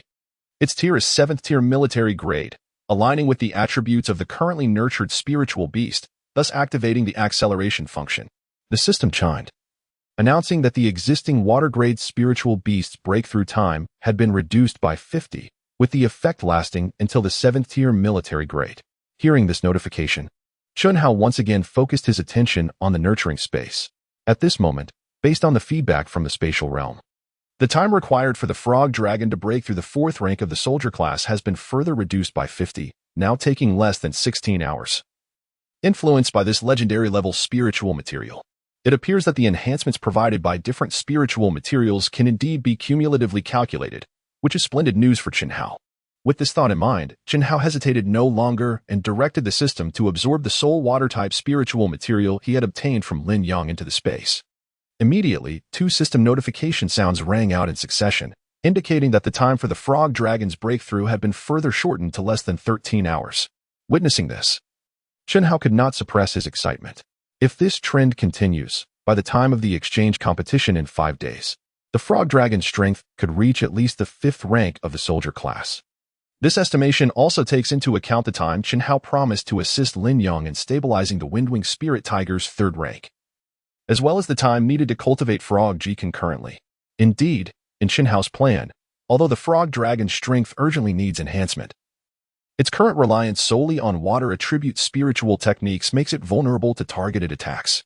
Therefore, from the perspective of balanced combat power development, as well as to soothe the emotions of Frog G and other frogs in Miamo Mountain, Chen Hao intends to allocate some time in the cultivation space to nurture other spirit beasts. Moreover, Chen Hao still possesses 2 fire attribute spiritual materials obtained from Lin Yang, which certainly should not go to waste. As for helping the Windwing Spirit Tiger stabilize its cultivation, that would only take an hour or 2 and would not significantly impact the overall plan. With the acceleration provided by such abundant spiritual materials, Chen Hao is eager for more opportunities to repeat this process, even if it costs an hour or 2. However, acquiring Lord-level spiritual materials is no simple feat. Had it not been for the Lin family's considerable wealth and their genuine need, Chen Hao would not have found such an opportunity. With this in mind, Chen Hao proceeded without hesitation, forming hand seals to summon Frog G. In a puff of white smoke, the diminutive Frog G, still no larger than a palm, appeared before Chen Hao with a look of melancholy. "Human, you finally summoned me. What is it that you require of my assistance this time?" Upon hearing Frog G's words, Chen Hao awkwardly scratched his head, then sheepishly replied, "Well, I had no choice. This world is unlike the ninja realm. Our growth as humans entirely depends on the spirit beast we cultivate. Thus, I must devote my efforts to nurturing the frog dragon to ensure my swift growth. But there's no need for you to worry. The primary reason for summoning you is to allow you and the frog dragon to alternate in enhancing your strengths, enabling you brothers to complement each other in the future." With that, observing Frog G's gradually excited expression, Chen Hao refrained from further elaboration. With a thought, the frog dragon, which had been in the cultivation space, immediately swapped places with Frog G and materialized in the dormitory. "Boss, I was in the midst of my training. Why did you bring me out?" Listening to the unashamed words of the toad dragon, Chen Hao's lips twitched slightly as he explained. "Did you not previously mention that you wanted your brother to experience the might of that space? Thus, I have temporarily replaced you." He continued, "Well, let us not dwell on this matter. You have spent nearly all your time in the nurturing space these past few days. It is time to return and see what is happening. I will call for you again if needed. Now go." With that, Chen Hao did not allow the toad dragon another opportunity to speak, clapping his hands together to dissolve the summoning. As the toad dragon's figure vanished from the dormitory, Chen Hao exhaled deeply and redirected his focus back to the nurturing space. Was it truly as he suspected? The previous spiritual materials had only been effective for the toad dragon, and once the summoned beast was changed, the accelerated effects dissipated. Speaking to himself, Chunhao had anticipated this outcome. Calmly, he absorbed the two fire attribute spiritual materials back into the space. When he once again sensed the feedback from the nurturing space, he discovered that the time remaining for Toad G to break through to the second tier of the soldier rank was now less than 16 hours. Chapter 10, Intercollegiate Exchange Competition. 5 days later, on the bus heading to the Linhai City Sports Center, Lin Yang sat silently in his seat, casting furtive glances at Chen Hao, who was conversing with Mu Zihua, yet quickly averting his gaze each time. Over these 5 days, Chen Hao had diligently assisted Lin Yang in solidifying the strength of the Wind Spirit Winged Tiger at the third tier of the soldier rank. As a beast of Lord-level quality, the Wind Spirit Winged Tiger had not yet fully awakened its intelligence, rendering it incapable of communicating with humans. Therefore, Chen Hao felt no fear of exposing the secret of his system and seized the opportunity to experiment with the effects of sending another summoned beast into the nurturing space. The results fell within his expectations. The nurturing space was equally effective on other summoned beasts, yielding results indistinguishable from those of Chen Hao's own. In a mere 2 hours, the strength of the Wind Spirit Winged Tiger at the third tier was fully stabilized. Yet, for Chen Hao, the gains from those 2 hours were hardly noteworthy. It was known that Lin Yang had invested a considerable amount of nurturing materials to swiftly elevate the Wind Spirit Winged Tiger to the third tier for the school's preliminary examination, resulting in a somewhat prolonged process for the beast to break into the fourth tier. That Chen Hao could effortlessly stabilize the Wind Spirit Winged Tiger's rank without relying on any nurturing materials and continue to cultivate it rapidly undoubtedly demonstrated his unique methods of training summoned beasts. This was also the reason behind Lin Yang's peculiar gaze directed at Chen Hao. However, Chen Hao paid little heed to Lin Yang's attention. In this world, while the knowledge of nurturing summoned beasts was largely similar among everyone, the methods employed varied significantly, resulting in differing levels of efficiency. Thus, irrespective of how extraordinary Chen Hao's nurturing abilities may seem, others merely perceive his methods as unique, especially given his outstanding theoretical performance in school. In addition to helping Lin Yang stabilize the Wind Spirit Winged Tiger's realm, Chen Hao has also significantly enhanced the strength of both the Toad Dragon and Toad G over the course of 5 days. With the aid of legendary-level nurturing materials, the Toad Dragon experienced a rapid breakthrough, achieving the 5th stage of the soldier rank in less than 2 days. However, after breaking through to the 5th stage, the 2 pieces of Lord-level water-type nurturing materials previously utilized in the nurturing space completely lost their efficacy. To reach the 6th stage, the Toad Dragon's nurturing time has now been reduced to a mere 50, supported solely by the legendary materials. Following the Toad Dragon's advancement to the 5th stage, Chen Hao commenced the formal cultivation of Toad G to swiftly compensate for combat deficiencies. Within the remaining 3 days, Toad G successfully broke through to the 3rd stage of the soldier rank, and at this moment, only 6 hours remained until Toad G could advance to the 4th stage.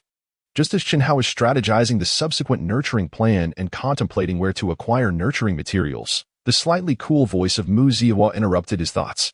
Chen Hao, are you listening to me? You must take this upcoming intercollegiate exchange competition seriously. I've heard that the final rewards are remarkably generous if you can secure them. It would be an invaluable opportunity for someone like you who is in urgent need of resources. Observing Mu Zihua's slightly furrowed brow, Chen Hao offered an awkward smile. Feeling somewhat embarrassed as he responded, I apologize. I was a bit distracted. What were you saying about the intercollegiate exchange competition? Realizing that her previous remarks had fallen on deaf ears, Mu Zihua raised an eyebrow, feeling an urge to express her frustration. However, seeing Chen Hao's embarrassed and apologetic demeanor, she sighed and reiterated the insider information she had gathered. I've heard from my family that this intercollegiate exchange competition is actually organized by the Education Bureau of Linhai City, involving 10 of the city's top universities.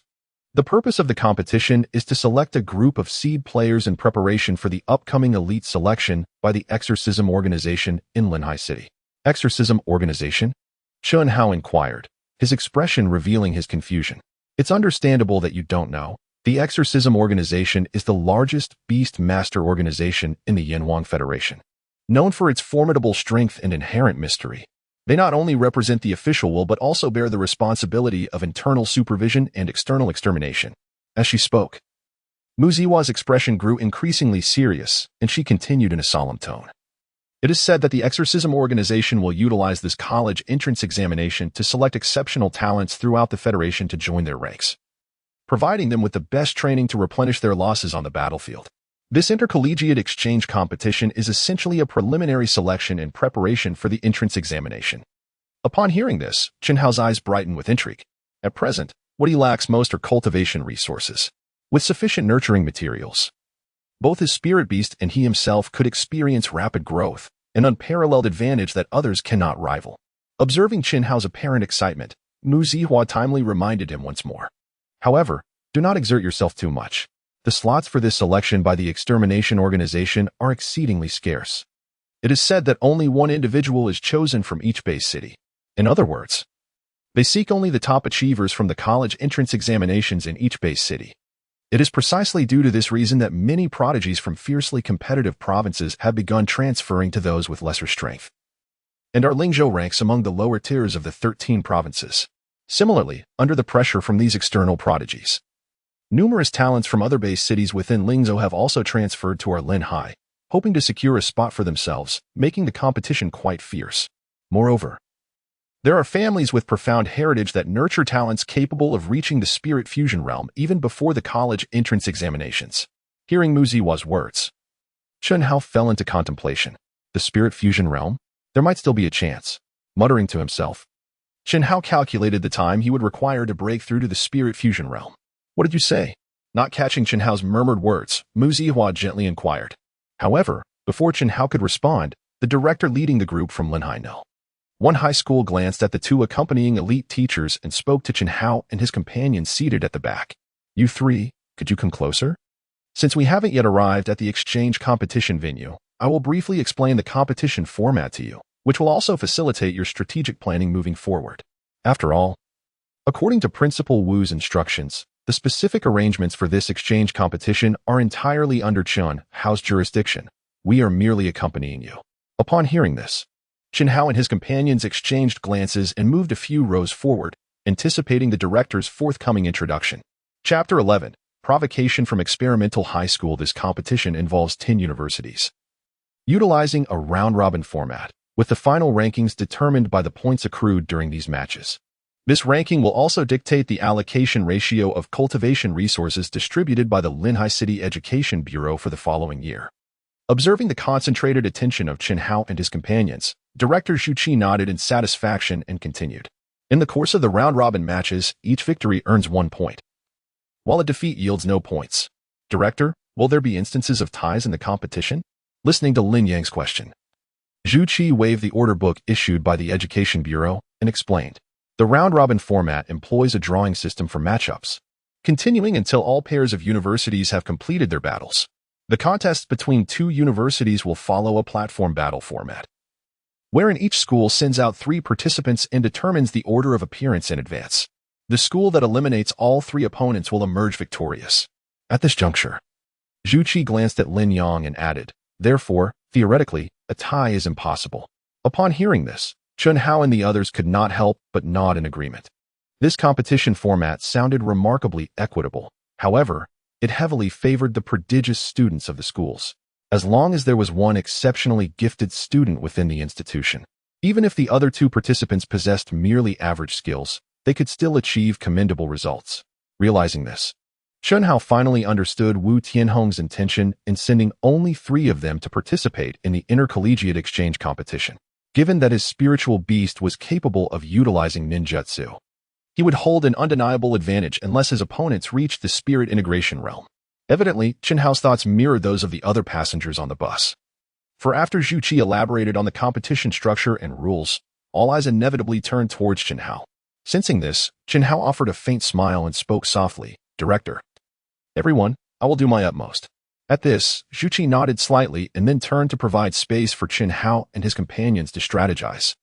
Quietly returning to their seats at the rear, once Chenhao and his companions were settled, Lin Yang could no longer contain himself and spoke first. Chenhao, do not forget your promise to me.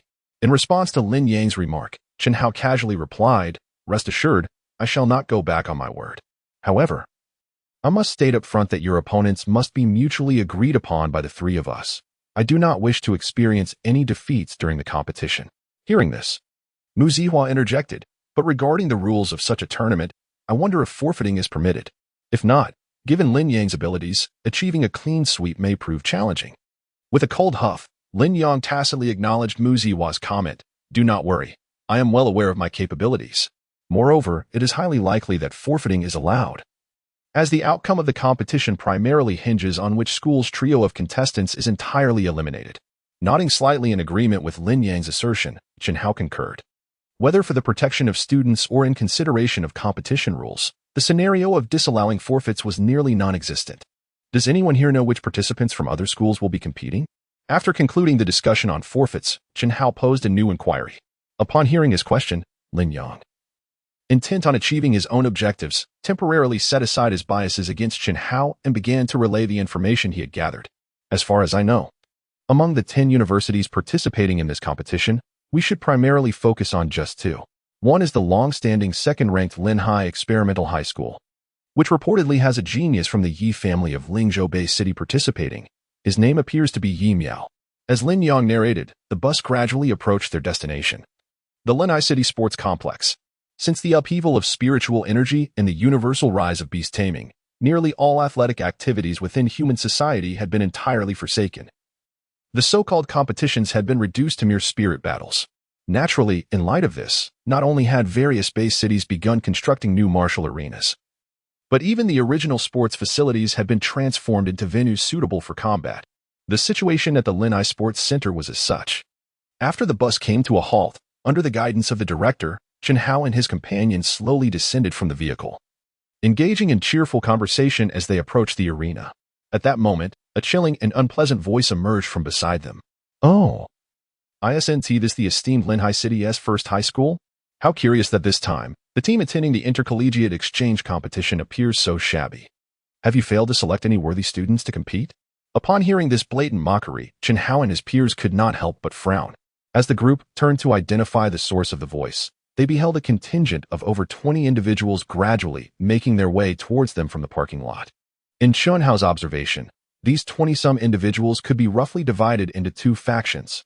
One was a group of teachers led by the middle-aged man who had just spoken, and the other comprised students adorned in splendid, standardized uniforms. This was the Linhai Experimental Middle School I mentioned earlier. Observing the approaching group of over 20, Lin Yang whispered to Chen Hao and Mu Zihua, I was wondering who it was. Turns out it's South, the perennial second place of Linhai City. What use is having so many? The official participants in this exchange competition amount to merely 3, and we have more than enough." Recognizing the identity of the individual, Zhu Qi responded defiantly. Upon hearing Zhu Qi's retort, the middle-aged man did not immediately respond. In such a setting, it would be disgraceful for the directors of both institutions to publicly insult each other. With a subtle glance towards the leading youth of the student group, the middle-aged man fixed a menacing glare at Zhu Qi, choosing to remain silent thereafter. "Oh, I expected a genius from the first high school to participate in this exchange. But it seems to be just the 2 of you?" Ignoring Chen Hao entirely, the youth stepped forward, provoking Lin Yang and Mu Zihua. It appears that the illustrious reputation of the first high school will be thoroughly tarnished this time, with only 2 students who have contracted Lord-level summon beasts competing. I fear you will be counting backwards. Observing Lin Yang and Mu Zihua's lack of response, the youth continued his taunts. "Qi Shiji, what are you even worth? The Qi family's strength is hardly distinguishable from the Lin and Mu families. Do you really think you can wrest the title of first high school from us?" Originally, Lin Yang had no intention of engaging with Qi Shiji's provocation. Chen Hao was the captain for this exchange, and he relished the prospect of observing the unfolding drama. However, when the opposition explicitly called him out, he could no longer contain himself and began to respond. Just as Lin Yang and Qi Shiji were on the verge of an altercation, a youthful yet assertive voice resonated from the rear of the experimental middle school's group. "So, this is the 3 prominent families of Linhai City? Truly disappointing." With the utterance of this voice, the Linhai Experimental Middle School contingent parted, allowing a dapper young man dressed in casual formal wear, hands tucked into his pockets, to stride forward. Behind him, an elderly man with a spirited demeanor and a crown of white hair closely followed, his gaze scrutinizing the crowd from Linhai No. 1 High School. This individual was Yi Miao, the heir of the Yi family from the Lingzhou Bay City, renowned for possessing a legendary quality spirit beast, the Moonshadow Beast, and regarded as Chen Hao's most formidable opponent in the upcoming interscholastic exchange competition. Let us go. Don't waste my time. I didn't come to your experimental high school for trivial games. Yi Miao's voice, laced with disdain and devoid of any emotion, echoed in the air. Upon hearing this, Qi Shiji quickly jogged forward and bowed respectfully to Yi Miao. You are right, Brother Miao. We shall not stoop to their level. Let us withdraw at once. With that, Qi Shiji cast a sidelong glance at the somewhat indignant director of the experimental high school and gestured with one hand, accompanying Yi Miao into the gymnasium. Observing this scene, Yi Miao remained silent, not sparing a glance at the crowd from Linhai No. 1 High School, and with a cold snort, he departed the parking lot. Flanked by over 20 followers from the experimental high school. Who does he think he is, acting so high and mighty? Remarked an elite teacher from Linhai No. 1 High School, his voice tinged with dissatisfaction as he watched Yi Miao's retreating figure. Who? You should keep your voice down, Zhiqi warned, his expression stern. That is the young master of the Yi family from Lingzhou Bay City. A mere hint from him could lead countless individuals to offer their heads to please him. Upon hearing Zhu Qi's words, not only did the elite teacher break into a cold sweat, but Chen Haotu wore a serious expression as he turned to Mu Zihua and inquired, Is this Yi Miao truly that powerful? Strength aside. As I mentioned earlier in the car, the Yi family holds absolute authority in Lingzhou Bay City. Few families in the entire Lingzhou province can rival their influence. Lin Yang replied gravely. Moreover, I have heard that his spirit beast is of legendary quality. It remains uncertain what level it has attained now. Why would such a genius transfer to our Linhai city then? Chen Hao asked, puzzled. It is said that there are other geniuses from various provinces transferring to Lingzhou Bay City, and some have even contracted epic-quality spirit beasts. 10 minutes later, having navigated the earlier confrontation in the parking lot, the group from Linhai No. 1 High School, under Zhu Qi's leadership, entered the Linhai City Gymnasium. As soon as Chen Hao stepped inside, he was struck by the opulent decor and the expansive arena before him. The gymnasium had been entirely commandeered by the Education Bureau, with banners and displays pertaining to the interscholastic exchange competition adorning every corner. In the lobby, more than 10 beautifully attired guides stood in uniform, each ready to greet incoming teams with a warm smile, leading them to their designated resting areas. The interscholastic exchange competition was set to unfold over 3 days. Although each pair of schools would only compete once, and each match would comprise a maximum of 3 bouts, the entire round-robin format required a staggering total of 45 matchups and 135 competitions, an undertaking far too vast to conclude in a single day. During these 3 days, all participating teams from various universities are required to reside within the sports arena. Naturally, the organizers of this exchange competition must coordinate accommodations and resting areas in advance. Under the guidance of a charming attendant, Chen Hao and his companions swiftly navigated past the foyer and across the expansive competition venue. Arriving at the foot of a towering building with over 20 stories, teachers and students from Linhai No. 1 High School. Based on the participant list submitted by your esteemed institution, we have specifically arranged the eastern rooms on the 9th floor as your resting area. Should you encounter any issues, feel free to contact me. The official commencement of the competition is scheduled for tomorrow morning at 8 o'clock, so please ensure your timely attendance. With that, the attendant handed Zhu Qi a business card, smiled, and gracefully turned back toward the foyer.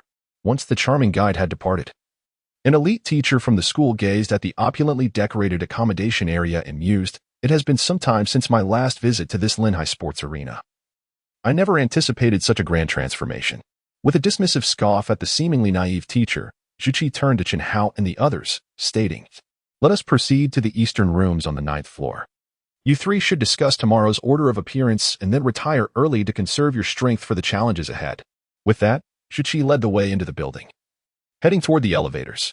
At that moment, a group of youths, appearing to be high school students themselves, emerged from the building, brushing past Chen Hao and his companions. As they passed, Lin Yang halted, his gaze fixed intently on the black-clad boy leading the group. Lin Cheng, so it is you. Observing Lin Yang's serious demeanor and his ambiguous words, Chen Hao and Mu Zihua also paused, casting puzzled glances at Lin Yang. What's the matter, Lin Yang? Do you know them? Nothing of significance, let us move on. Clearly reluctant to elaborate, Lin Yang offered a vague response before following Zhu Qi into the elevator.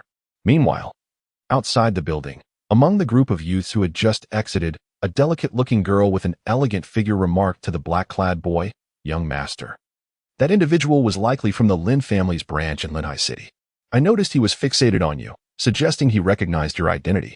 In response to the girl's observation, the black-clad boy's calm voice replied, "No matter, for now, we shall ignore him. The task of observing the branch family falls to Elder Lin Mu. Our focus should remain on performing well in the upcoming competition. I have heard that Yu Miao from the Lingzhou Bay City has also come to Lin Hai. I will take responsibility for him. But you will handle the chief family member from Experimental High School. The rest from Number 3 High School are simply a disorganized rabble, and I harbor concerns." "Understood." Young Master Lin Cheng. The night swiftly passed, and before long, the day of the university exchange competition had arrived. At 7 in the morning. After having breakfast at Mei Mei, Chen Hao and his companions, under the guidance of Zhu Qi, returned to the competition area they traversed the previous day. This expansive plaza featured a circular arena standing approximately 3 meters high and covering an area of around 10,000 square meters. Surrounding the arena, at a distance of about 100 meters, were numerous rows of spectator seats, rendering the entire competition area remarkably grand and imposing. This was the main arena of the Linhai Sports Center. In addition to this, the sports center boasted 4 auxiliary arenas positioned in the east, west, south, and north, each capable of accommodating thousands of spectators, albeit not as vast as the main arena. Upon locating the designated spectator area for Linhai No. 1 High School, Chen Hao and his companions had barely settled in when a middle-aged bald man slowly ascended the stage. The powerful aura emanating from him clearly indicated that he was a formidable beast master. With all 10 participating schools teams now present, the host began. "Before the commencement of the exchange competition, allow me to formally introduce our most esteemed guest for this event, Miss Yin Qianxue from the Federal Exorcism Organization's Ningxuang team." Chapter 13, Round 1. Chaqing Middle School. Yin Qianxue, a member of the Exorcism Organization from the Feng Yi Group and Ningxuang team, was also one of the elite members responsible for selection in the Lingo province. A prodigious talent at merely 23 years of age, she had already reached the Master Beast Tamer realm, possessing at least one epic-quality spirit beast. Let us extend a warm round of applause to welcome Miss Yin. The host's words immediately captivated the attention of everyone present. Following the bald man's lead, Chen Hao and his companions spotted a strikingly beautiful young woman with an icy demeanor seated at the podium. At that moment, the young woman slightly rose, her piercing gaze sweeping across all the participating contestants. Her form, accentuated by the fitted attire, elicited a mixture of admiration and apprehension from the men on the podium. With a subtle nod towards the direction of several schools in the audience, the stunning Yin Qianxue resumed her seat, her demeanor unchanging. However, her eyes betrayed a palpable anticipation for the forthcoming competition. Next, let us introduce the other esteemed guests attending this inter-school exchange competition, including Mr. Yu Yuanfei, the director of the Linhai Education Bureau. The host continued. As he introduced each guest, the individuals at the podium rose to acknowledge the audience. 10 minutes later, after succinctly introducing the judging panel, the bald man shifted his tone, addressing everyone once more. "Without further ado, I will now outline the schedule and rules for this exchange competition, and then I shall invite Director Yu Yuanfei to draw the first matchups." With the formalities concluded, the time had arrived at 8:30 in the morning. Holding a noticeably thicker program booklet, Chen Hao and his companions were now intently analyzing their first-round opponents, Chaqing Middle School. This order booklet differs slightly from the one previously held by Zhu Qi, as it has been meticulously prepared by the organizers for each participating university. It contains not only the comprehensive regulations for this exchange competition but also the roster of competitors from all universities, along with information regarding their spirit beasts. Of course, this so-called spirit beast information merely lists a name and its quality, without any mention of the specific realm attained or the battle prowess possessed. Nevertheless, this booklet has rapidly disseminated Chen Hao's name across the other 9 universities. A spirit beast of legendary quality is an exceptionally rare entity in Linghai City. Even the heirs of the 3 prominent families in Linghai typically contract only lord-level spirit beasts upon their first pact. The emergence of a legendary quality spirit beast has left those unfamiliar with the situation pondering the origin of this prodigy Chen Hao, who must have transferred from some other province or base city. As time passed, 4 universities had already completed their matches, and the upcoming duel featured Linghai No. 1 High School against Changqing Middle School. According to the previously discussed tactics, Chen Hao fulfilled his promise to Lin Yang, with Lin Yang taking the lead in confronting the students of Chaqing Middle School. This decision was primarily due to the fact that Chaqing Middle School ranked lower among the 10 institutions, with its students generally possessing weaker abilities. In fact, they were unable to field even 3 participants with lord-level spirit beasts. At this moment, as Lin Yang slowly ascended the stage, a flurry of discussions erupted in the resting area. Isn't he the young master from the Lin family at Linghai number 1? I've heard he possesses a top-tier Lord-level spirit beast. Who would have thought he would be the first to take the stage? Naturally, have you not seen the order booklet? Among the 3 students sent by Linghai number 1, Lin Yang is clearly the weakest. Let us not even mention the young lady from the Mu family, who is not only beautiful but also exceptionally talented. The most critical aspect is that Linghai number 1 has unexpectedly produced Chen Hao, who possesses a legendary quality spirit beast, truly worthy of being Linghai's foremost institution. However, I see in the order booklet that while Chen Hao's spirit beast is of legendary quality, it is merely a frog. How much battle strength can such a spirit beast possibly have? Who knows? We shall find out once the competition commences. Listening to the surrounding chatter, Yi Miao furrowed his brow as he observed Lin Yang on the stage. He turned to Qi Shiji beside him and said, "Fetch me all available information on Chen Hao. That old coot Wu Tianhong would never orchestrate anything futile. There is undoubtedly something peculiar about Chen Hao." Hearing Yi Miao's words, Qi Shiji revealed a hint of disdain on his face. "Miao Gu, I believe you may be overthinking this. I've never heard of that kid before. And there are no prominent Chen families within the Lingo region. I suspect Chen Hao is merely a decoy sent out by Linghai number 1. And there is no need to take him seriously." Feeling the increasingly frosty gaze of Yi Miao, Qi Shiji's remaining words were swallowed back, and he turned to exit the gymnasium, evidently to heed Yi Miao's directive. Meanwhile, in the resting area of Linghai number 3 High School, Lin Xiao, the individual currently taking the stage, is Lin Yang, the heir of our Lin family in Linhai City, whom I previously mentioned. He possesses a spirit beast of lordly caliber. It appears that the strength of the branch family is still commendable, although a lord-level spirit beast may not be deemed significant amongst the pinnacle forces. It undoubtedly harbors the potential to ascend to the master realm. Inform Elder Lin Mu to observe further, should he indeed prove to be a worthy candidate. Let him visit my chamber tonight, for I have matters to discuss with him." As the murmurs of the crowd echoed, Lin Yang, upon the announcer's declaration of the match's commencement, swiftly summoned his spirit beast.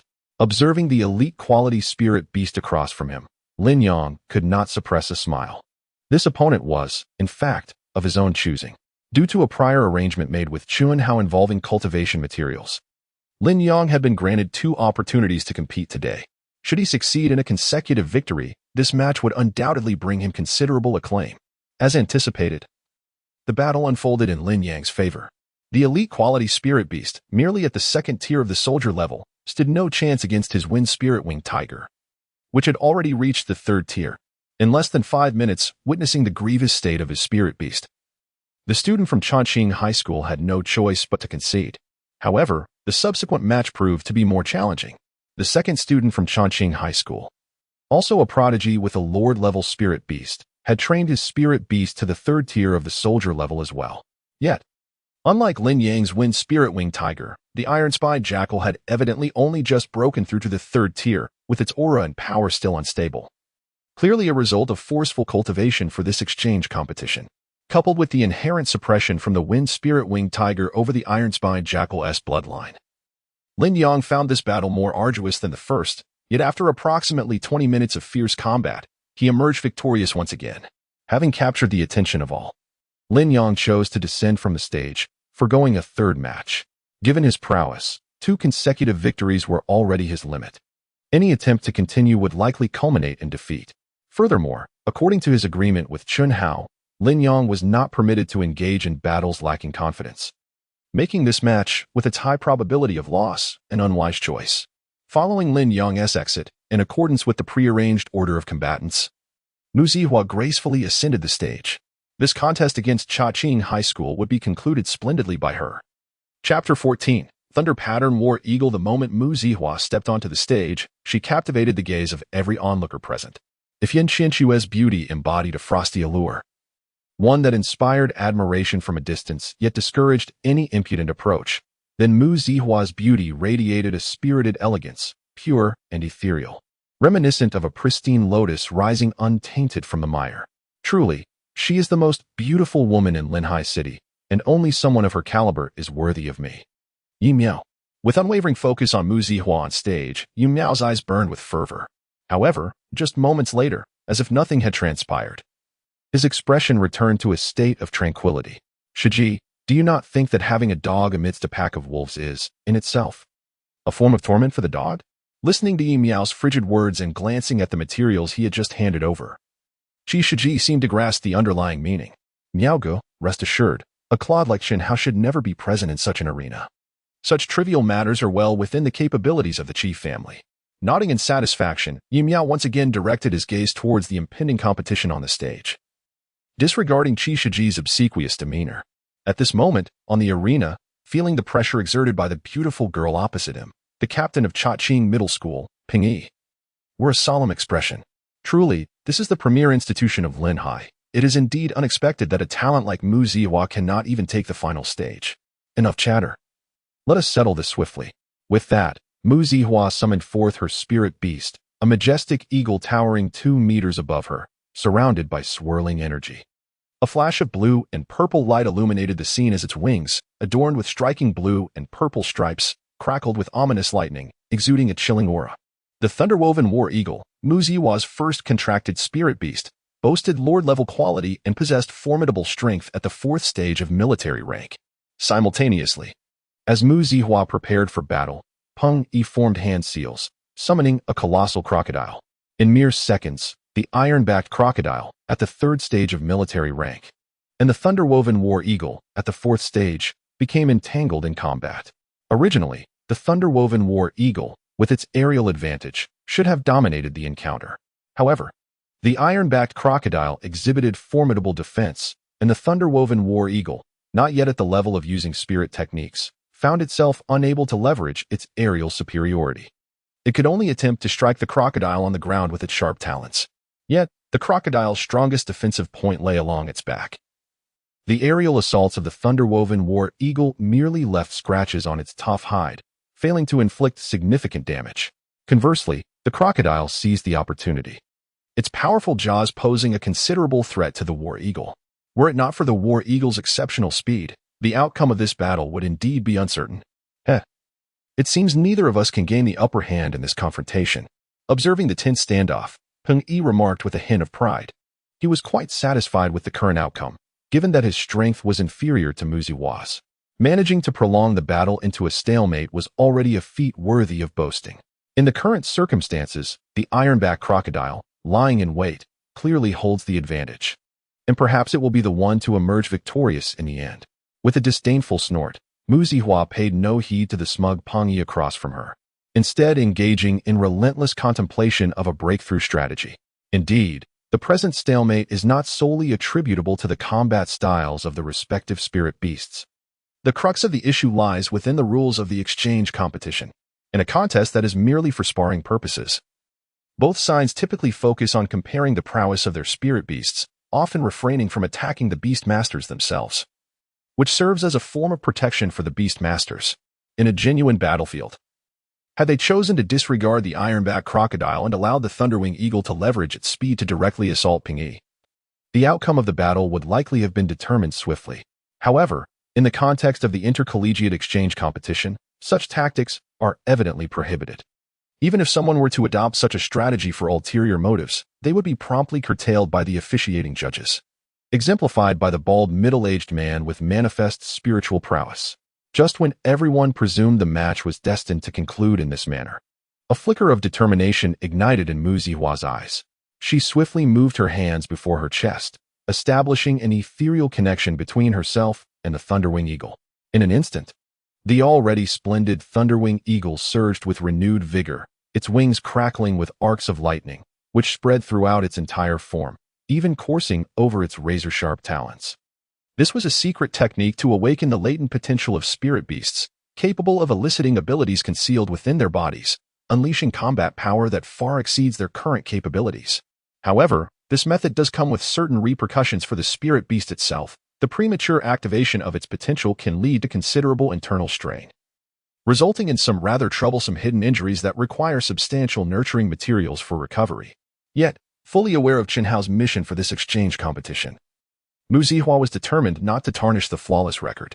Moreover, she did not wish to lose face before Chen Hao, hence resolutely opted to employ this method. At that moment, the Thunderwing Eagle, enveloped in crackling lightning, circled gracefully in the air before rapidly diving towards the ironback crocodile below. Futile. Your Thunderwing Eagle is indeed formidable. But that will only be the case once it transcends its current level. In a mere test of physical strength, it may not necessarily be the match for the Ironback Crocodile. Observing the transformation of the Thunderwing Eagle, a grave expression emerged on Ping Yi's face. Yet, he stubbornly maintained his stance, convinced that the Thunderwing Eagle would not pose a threat to his Ironback Crocodile. However, the subsequent scene left him utterly astonished.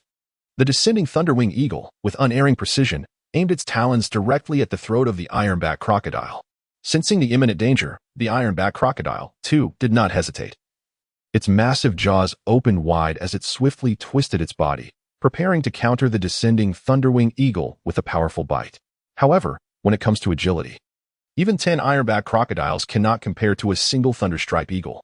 With merely a slight tremor of its wings, the Thunderstripe Eagle effortlessly evaded the Ironback crocodile's lethal lunge. Its claws, shimmering with electric brilliance, plunged directly into the nape of the Ironback crocodile, and with the momentum of its flight, it carved a deep wound across the creature's back.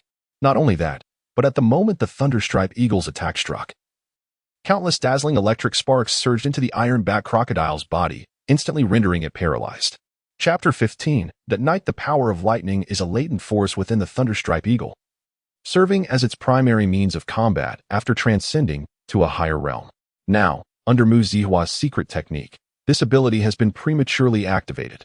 Unlike Qin Hao's manipulation of the frog dragon using ninjutsu, the Thunderstripe Eagle's rudimentary application of lightning attributes does not constitute a form of spiritual art. At best, it merely imbues its attacks with a hint of lightning power, enhancing its offensive capability while also incapacitating its foes. This approach stands in stark contrast to the powerful spiritual arts that harness the forces of nature. Nevertheless, even the Ironback crocodile, known for its formidable defense, could not withstand such an assault.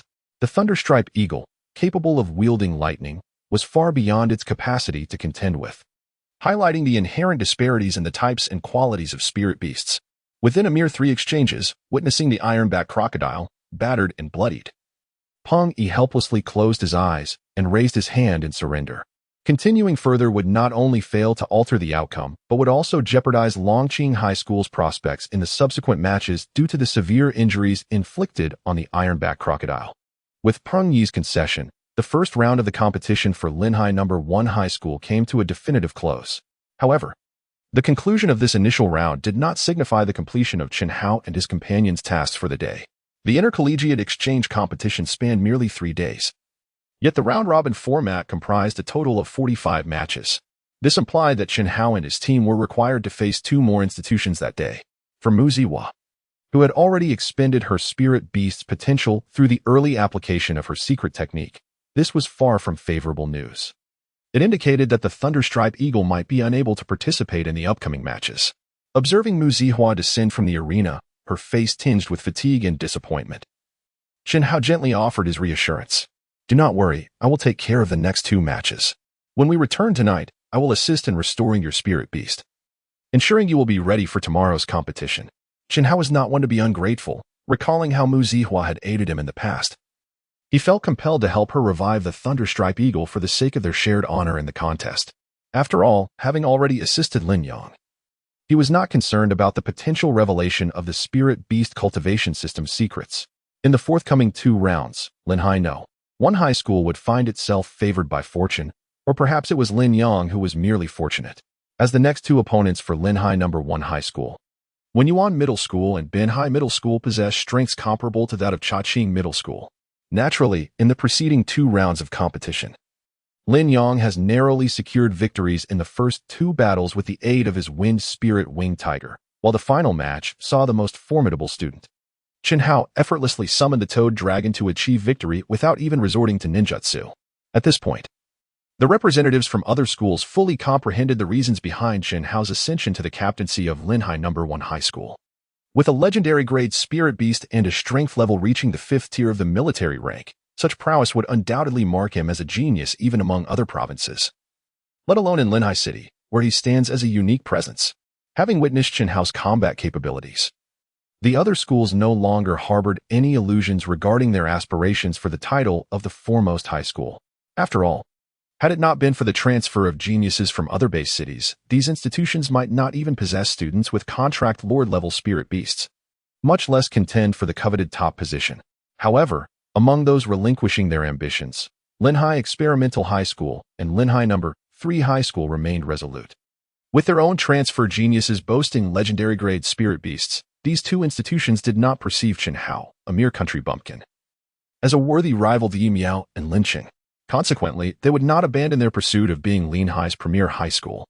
That night, in the resting area of the Linhai Sports Complex, Mu Zihua gazed expectantly at Chen Hao. Meanwhile, Chen Hao wore an expression of bemusement as he fixed his gaze on Mu Zihua, who cradled several pieces of nurturing spirit materials in her hands. Chen Hao, how do you intend to assist my spirit beast in its recovery? I have 3 types of lord-level nurturing spirit materials with lightning attributes. See which one is most suitable. Though aware that Mu Zihua did not intend to flaunt her wealth, Chen Hao couldn't help but feel a twinge of incredulity as she casually produced 3 boxes of various lightning attribute nurturing spirit materials, all of which were of lord-level quality. Sister, how pampered are you at home? Or is your family simply overflowing with riches, able to present lord-level nurturing spirit materials as if they were mere vegetables? Contemplating this, Chen Hao finally understood why Mu Zihua had been so nonchalant when she gifted him that water element essence, silently stowing away the 3 boxes of materials. Chen Hao felt no inclination to engage in conversation with Mu Zihua and promptly exited the room, heading towards the front hall of the sports complex. Hey Chen Hao, where are you going? You haven't answered my question yet, Mu Zihua complained, following closely behind him with a hint of dissatisfaction. Just follow me. There's no need for so many questions, Chen Hao replied, disregarding her discontent as he continued on his way. Before long, guided by the venue staff, Chen Hao and Mu Zihua arrived outside a spacious and tranquil chamber designated for training. Such chambers are not uncommon in similar venues, primarily intended for beast masters to practice. Experiment with spirit techniques or nurture spirit beasts. Not only is the internal space exceptionally spacious, but it also boasts remarkable sound insulation and a protective barrier. Well, summon your spiritual beast, and you may return. Come here early tomorrow morning to await my arrival. As Chen Hao spoke, he pushed open the door to the quiet room and stepped inside. So mysterious. Despite her discontented muttering, Mu Zihua refrained from crossing the threshold. She was acutely aware that Chen Hao possessed his own unique methods, and prying into another's secrets is hardly a courteous act, even though their relationship was amicable. Following Chen Hao's instructions, she summoned the thunder-patterned warhawk before turning to leave the quiet room. Once assured that the door was securely closed and devoid of surveillance, Chen Hao stored the thunder-patterned warhawk in the nurturing space. At that moment, in the resting area of the gymnasium, Lin Yang stood respectfully beside a young man, recounting information regarding Chen Hao. Young Master Lin, that is essentially all there is to know about Chen Hao. I have been with him throughout high school for 3 years and have never heard of any deeper background or remarkable lineage. However, his talent is indeed astonishing, particularly his ability to command a soldier-level spiritual beast to employ spiritual techniques, which is quite extraordinary. Understood, Lin Qing replied nonchalantly, revealing no trace of surprise. Clearly, Chen Hao's peculiar ability did not pique Lin Qing's interest significantly. In the eyes of a genius like Lin Chong, the soul expansion realm was merely a transient phase. This peculiar ability to grant an advantage to spiritual beasts at the soldier level was trivial in comparison. What truly warranted attention were those with innate advantages in their bloodlines, which could strengthen alongside their spiritual beasts, such as Mu Zihua's thunder-patterned warhawk. What unique bloodline could a mere frog possess? Observing Lin Qing's indifference, Lin Yang swallowed the words he wished to continue with. He understood that Chen Hao's true menace lay not in the spiritual beast's employing techniques, but rather in his exceptional methods of nurturing them. However, this revelation was one Lin Yang did not wish to share with Lin Qing, and the reasons for this were known only to him. Chapter 16, Battle with Lin Sheng, Part 1. The following morning, as Chen Hao observed the still somewhat exhilarated Mu Zihua at the dining table, he couldn't help but chuckle. This was the first time he had witnessed such a lively side of her, clearly indicative of her elation regarding the current state of the thunder-patterned warhawk. Just last night, while lamenting Mu Zihua's extravagance, he had nonetheless cast all 3 pieces of lightning attribute nurturing materials she provided into the nurturing space after securing the thunder-patterned warhawk. With the enhancement of 3 lord-level lightning attribute materials, the time required for the thunder-patterned warhawk to break through is reduced to a mere 125. This extreme circumstance allowed the recently ascended thunder-patterned warhawk, now at the 4th stage of the soldier level, to swiftly reach the pinnacle of that stage in less than 12 hours, poised to break into the 5th stage at any moment. In an effort to avoid causing a stir, Jinhao summoned the thunder-patterned war eagle just before its impending breakthrough. Otherwise, had he delayed for a moment longer, the creature would have surged forth uncontested. Nevertheless, the sheer velocity of the thunder-patterned war eagle left Mu Zihua utterly astonished. "All right, enough of your silly grin. Can't you see the peculiar looks everyone else is giving you?" Jinhao, unable to overlook Mu Zihua's dazed state, felt compelled to remind her. "Mind your own business." "I'm simply delighted," she retorted, turning away to resume her breakfast, though it was evident she was now striving to temper her excitement. In 10 minutes, having finished their meal, the group made their way to the competition venue, just as they had the previous day. According to the draw results from the day before, they were set to be the first to take the stage today. However, just as they stepped out of the dining hall, a detached voice halted their progress. "Jinhao, I hear you are the captain of Linhai No. 1 High School. How about we settle today's match between us two?"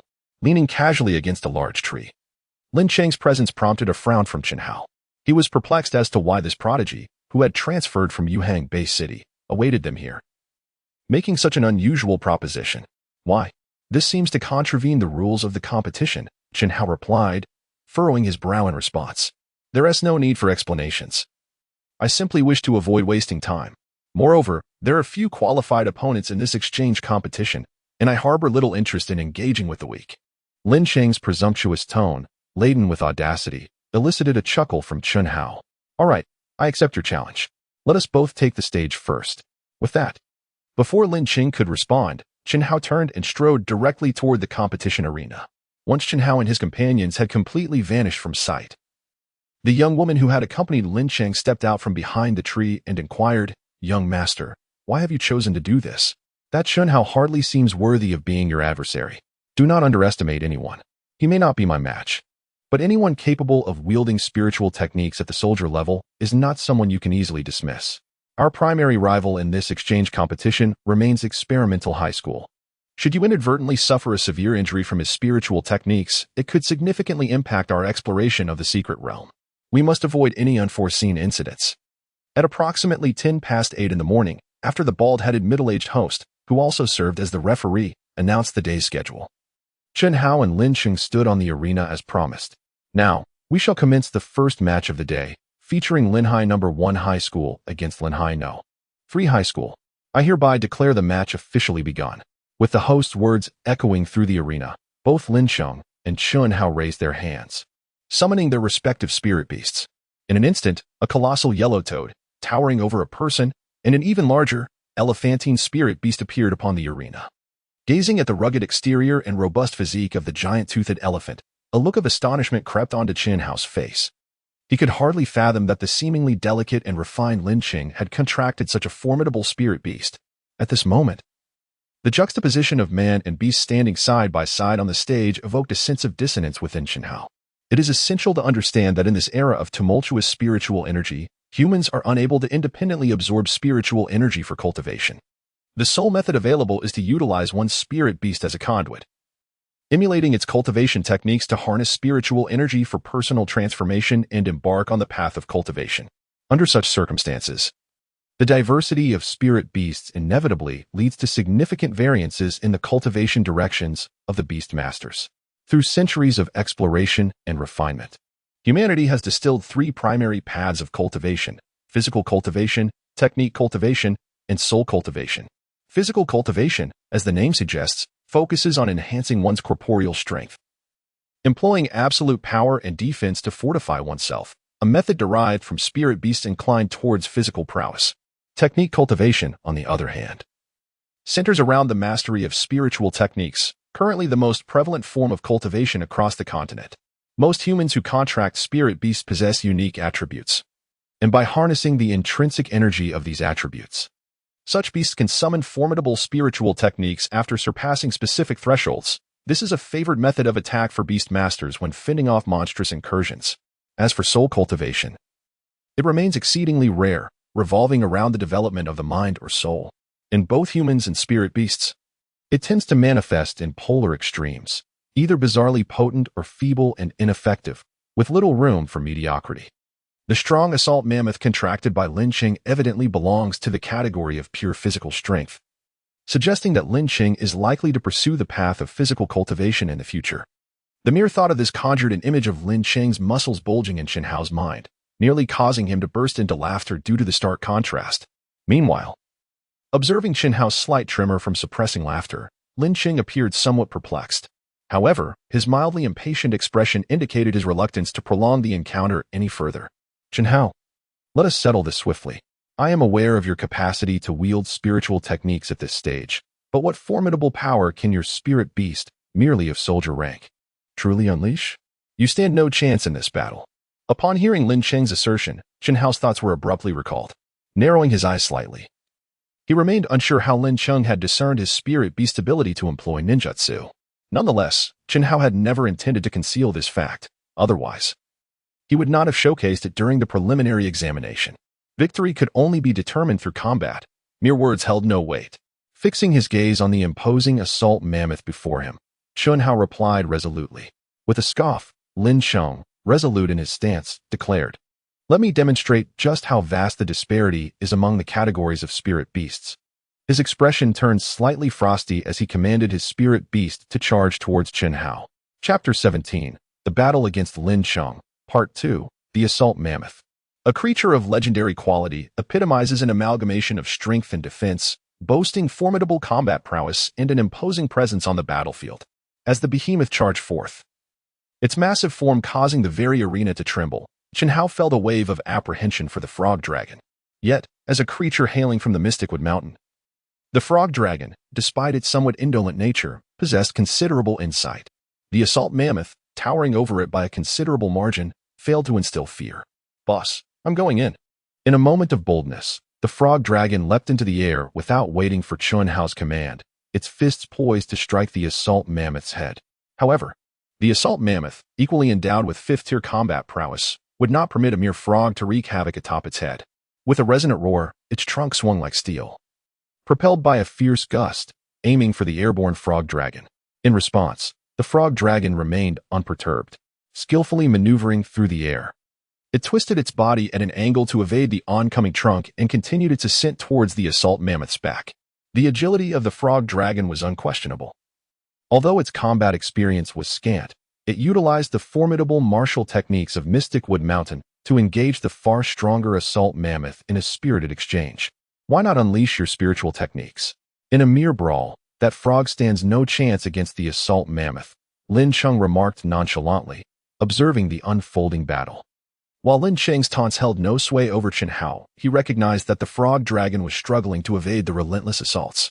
It was clear that now was not the time to conceal their strengths. Moreover, the frog dragon's strikes seemed futile against the robust physique and impenetrable hide of the assault mammoth, which proved insurmountable for a creature not adept in physical combat. Realizing this, Chen Hao resolved to act decisively. Establishing a mental connection with the frog dragon, he instructed it to employ its spiritual techniques. Responding to Chen Hao's guidance, the frog dragon chose not to linger in futile combat.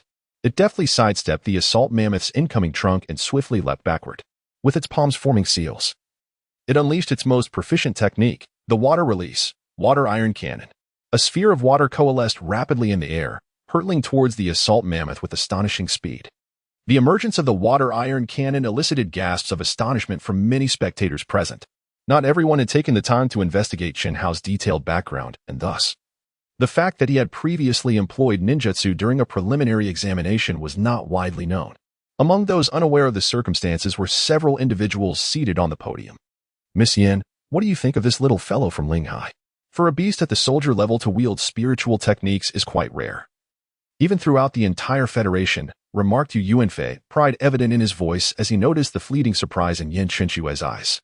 Although he had been oblivious to Chen Hao's beast's ability to utilize spiritual techniques, being the head of the Linghai Education Bureau, he felt a sense of pride for the student nurtured by their institution.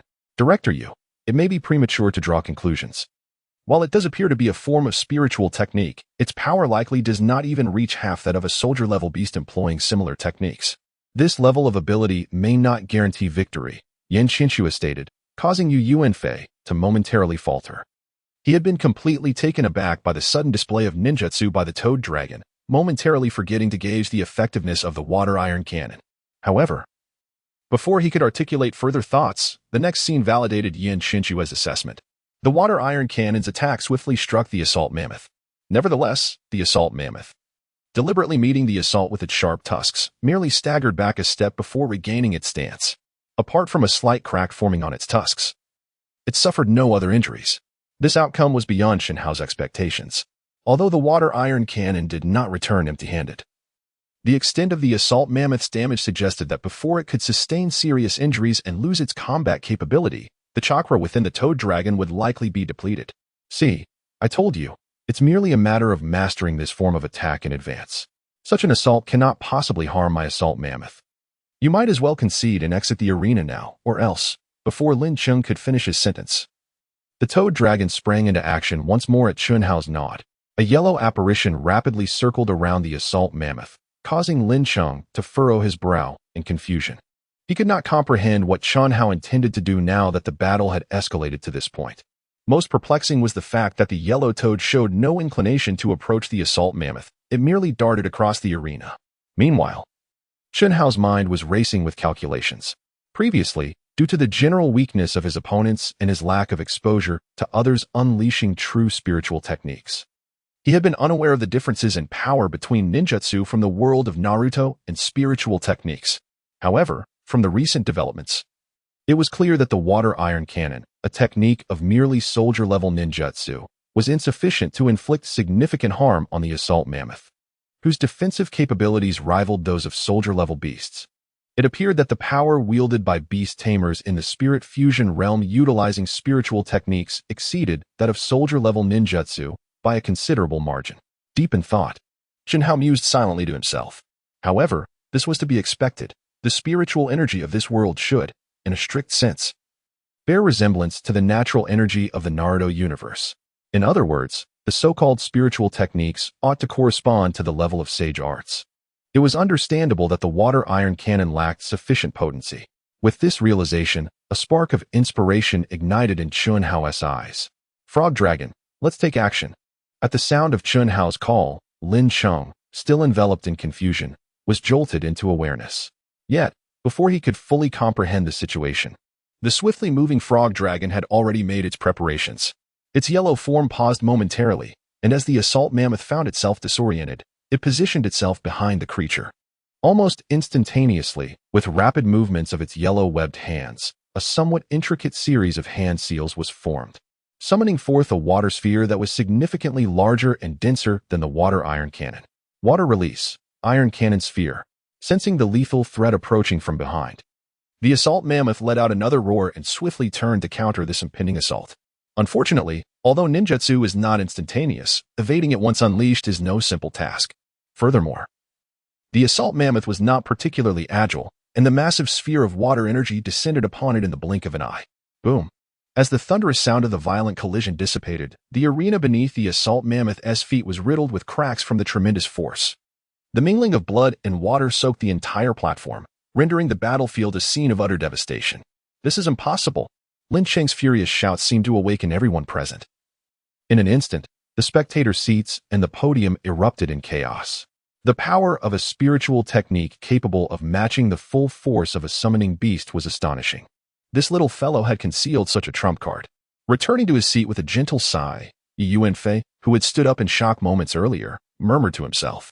At this juncture, he lacked the energy to pay attention to Yin Qinshuo beside him. Otherwise, he would have noticed that her astonishment rivaled his own. A summoning beast adept in spiritual techniques? How had he never heard of this before? It seemed worthy of further investigation. Contemplating this, a glint of intrigue flickered in Yin Qinshuo's eyes. A legendary summoning beast of the water attribute, possessing such unique abilities and potential, meant that Chunhao had barely met the qualifications to join the Frost team.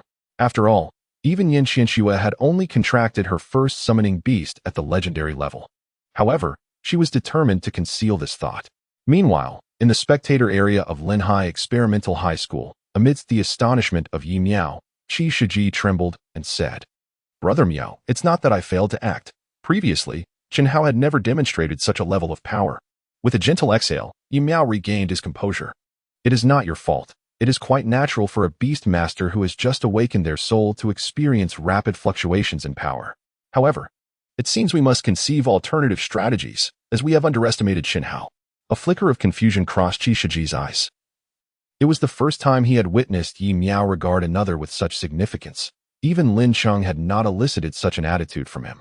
Brother Miao, do you not possess confidence in dealing with that frog? Upon hearing Qi Shiji's inquiry, Yi Miao cast him a cold glance before responding. Do not compare my moon shadow to that brute. Lin Cheng's defeat does not imply that I too am incapable of handling that boy. Observe the current state of that frog. Even if it could wield such formidable spirit arts, it would likely possess but a single strike. Turning his gaze back to the arena, where the gasping frog dragon lay prostrate, Qi Shiji's expression shifted to one of realization. Yet, before he could articulate further, Yu Miao's voice resounded once more. Nevertheless, we must undertake further preparations, as this exchange competition merely serves as a prelude. The forthcoming exploration of the secret realm is of utmost importance. He then gestured for Qi Shiji to lean closer, whispering instructions to him. The subsequent proceedings became significantly more straightforward, even though Lin Qing was reluctant to accept this reality. He had no choice but to recall his bloodied assault mammoth to the spirit realm upon the referee's announcement, stumbling down from the arena in a daze. It appears that the power of advanced ninjutsu can indeed breach the defenses of a spirit beast of higher rank. Alas, had the frog dragon been able to utilize the mysterious wood mountain, I could have formed a clearer distinction among ninjutsu and spirit arts. Pondering this, Qin Hao gradually returned to the resting area of Linhai No. 1 under the gaze of many spectators. Meanwhile, Zhu Qi and others seated in the observation area looked at Qin Hao with astonishment, their expressions hinting at numerous questions they yearned to ask. Yet, unlike the others, Lin Yang's countenance appeared somewhat grim. After encountering Lin Cheng, he had initially believed that Qin Hao's prowess was limited and not comparable to that of true geniuses. However, today's battle unveiled the stark disparity between himself and Qin Hao, stirring within him a complex array of emotions. Setting aside the discussions among Linhai No. 1's members upon Qin Hao's return, during the subsequent matches of the day, expectations for the competitions diminished significantly due to Qin Hao's extraordinary performance. Particularly, the two universities that would face Linhai No. 1 chose to concede the moment Qin Hao ascended the stage. Unable to muster any sentiment of resistance against a spirit beast that could rival advanced battle prowess, they were not Lin Qing. Their spirit beasts were not of the robust and resilient variety like the assault mammoth. Refrain from mentioning the iron cannon beast. Even the initial water iron cannon would likely be beyond their capacity to contend with. Thus, the exchange competition concluded smoothly the following day, with Qin Hao's overwhelming dominance. This situation persisted into the third day. During the subsequent matches, with the exception of the final round against Linhai No. 1 High School, other institutions wisely chose to concede upon facing No. 1 High School, redirecting their energies towards competing with other universities. Everyone was acutely aware that the champion of this intercollegiate exchange would undoubtedly be determined between Experimental High School and No. 1 High School, with the latter appearing to hold a greater advantage. Soon, as the matches progressed, the final round commenced, featuring the showdown between Linhai No. 1 High School and Experimental High School. However, when Qin Hao ascended the stage first, all eyes eagerly anticipated his duel with Yi Miao, only for Experimental High School to dispatch an obscure student instead.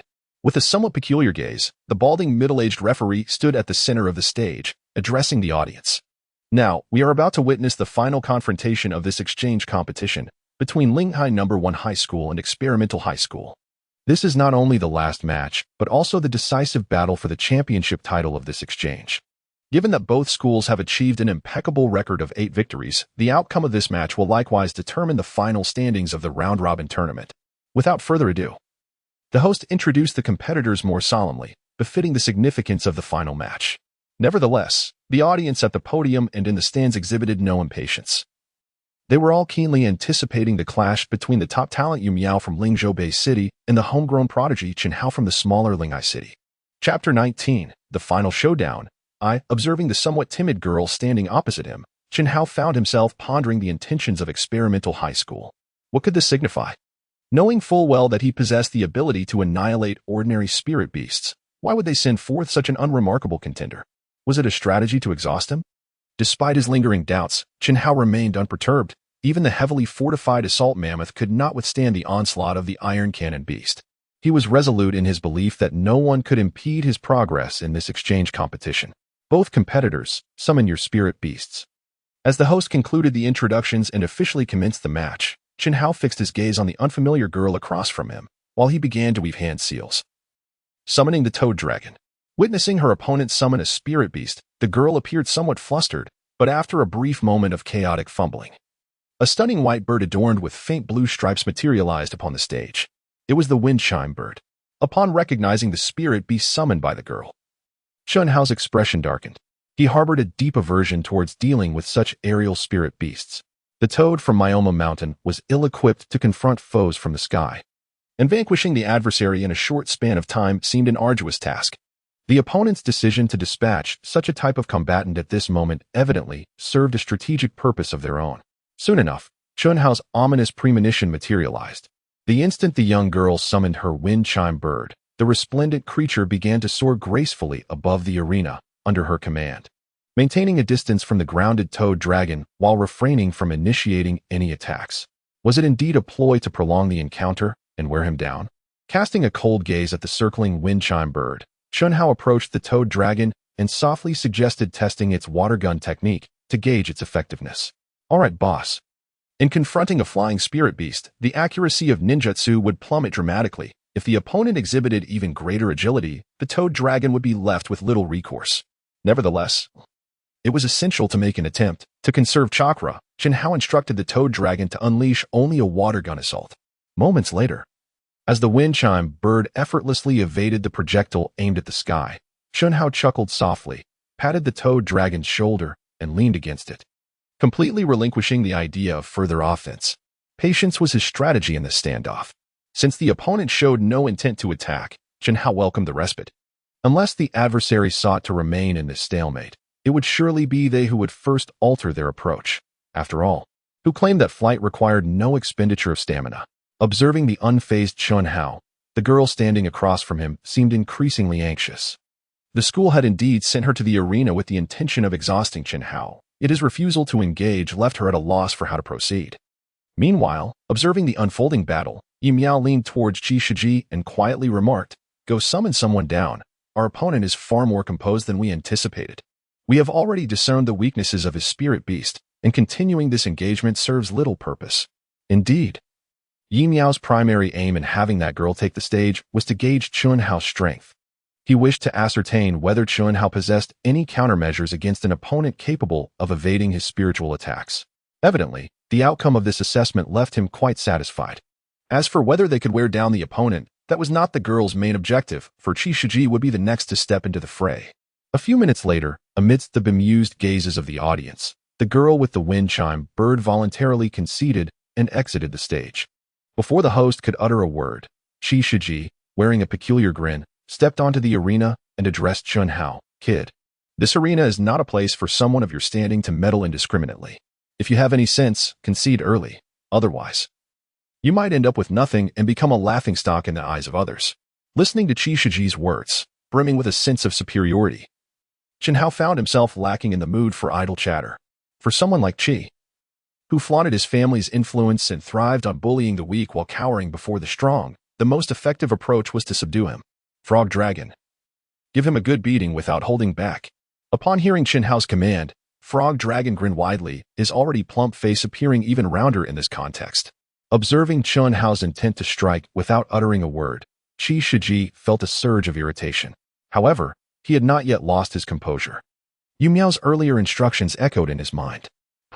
Let's see how arrogant you can be in the next round." With a scornful remark, Qi Shiji swiftly summoned his spirit beast and directed it to confront the charging frog dragon. Qi Shiji's talent was not at all inferior to Lin Yang and Mu Zihua. In fact, he could be ranked in the middle among the three. His spirit beast was a demon-patterned ghost leopard, a creature of dark attributes. Its most notable feature was the magical patterns on its body, which grew in number and strength as its power increased. Each magical pattern could enhance different attributes and abilities depending on the type of nurturing materials used. After Yi Miao's arrival in Linhai City, Qi Shiji's strength experienced a significant leap. Although the nurturing materials provided by Yi Miao were not of high grade, their diverse functionalities were particularly suitable for a spirit beast like the demon-patterned ghost leopard. At this moment, the demon-patterned ghost leopard, having just broken through to the 4th rank of the soldier level, bore 4 dimly colored stripes of varying sizes on its back. Each stripe represented an enhancement to the leopard's speed, strength, or defense. However, being relatively weak and having absorbed low-grade nurturing materials, the enhancement effects were not particularly strong. Even so, this granted the demon-patterned ghost leopard a distinct advantage over other spirit beasts, which was the foundation of Qi Shiji's arrogance. Most importantly, this versatile spirit beast was exceptionally suited for wearing down opponents. As the faint black aura enveloped the demon-patterned ghost leopard, it had fully engaged in combat with Frog Dragon. Both were agile spirit beasts, and the battle had persisted for several minutes without either side sustaining serious injuries. Recognizing that prolonging the fight would be detrimental to his side, Frog Dragon's eyes darted thoughtfully, formulating a plan. Compared to other spirit beasts, the greatest advantage of the frog from Yamu Mountain lay in its intelligence, akin to that of a human. Other spirit beasts typically began to awaken their intelligence only at the Lord-level quality, while achieving the level of Frog Dragon necessitated at least an epic quality. In this moment of insight, Frog Dragon feigned a vulnerability, enticing its opponent to charge forward. As Qi Shiji's spirit beast lunged, Frog Dragon deftly evaded the attack, using its powerful hind legs to spring away. With a mighty slap of its palm, as large as a fan, it struck the demon-patterned ghost leopard, sending it flying.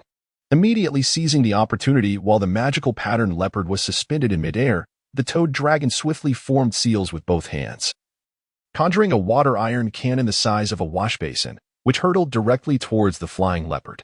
With a piercing howl, the leopard was met with a cascade of water as the cannon detonated upon impact, leaving it grievously injured and unconscious the moment it struck the ground, utterly incapacitated. Pointing a finger at the smiling Chun Hao, Qi Shiji resembled an enraged lion. After hastily summoning the leopard back to the spirit realm for recuperation, he was too preoccupied to utter another word and rushed off the stage to find someone to administer treatment. The onlookers, witnessing the remnants of blood upon the platform, were once again struck by the terror that Chen Hao instilled. Although the power of the water iron cannon may not rival the might of a spirit beast employing spiritual techniques, it was still formidable in its own right. Without the defense of a high-ranked spirit beast, this explosive force could inflict fatal damage upon the vast majority of mid-tier spirit beasts. Following a brief pause, fervent discussions erupted among the spectators as Yi Miao, with a sullen countenance, ascended the platform. His intention for being the last to take the stage was to utilize the previous 2 team members to test and exhaust Chen Hao. However, while he had successfully probed the Toad Dragon's weaknesses, the outcome of exhausting Chen Hao's spirit beast was far from satisfactory. After merely 2 attacks from the water iron cannon, Yi Miao remained uncertain whether the Toad Dragon could still employ the spiritual techniques that had previously defeated Lin Cheng. Yet, judging by the Toad Dragon's current vigor, it was evident that this effort had not significantly impacted its stamina. Indeed, I have underestimated you, but what has transpired thus far was merely an appetizer.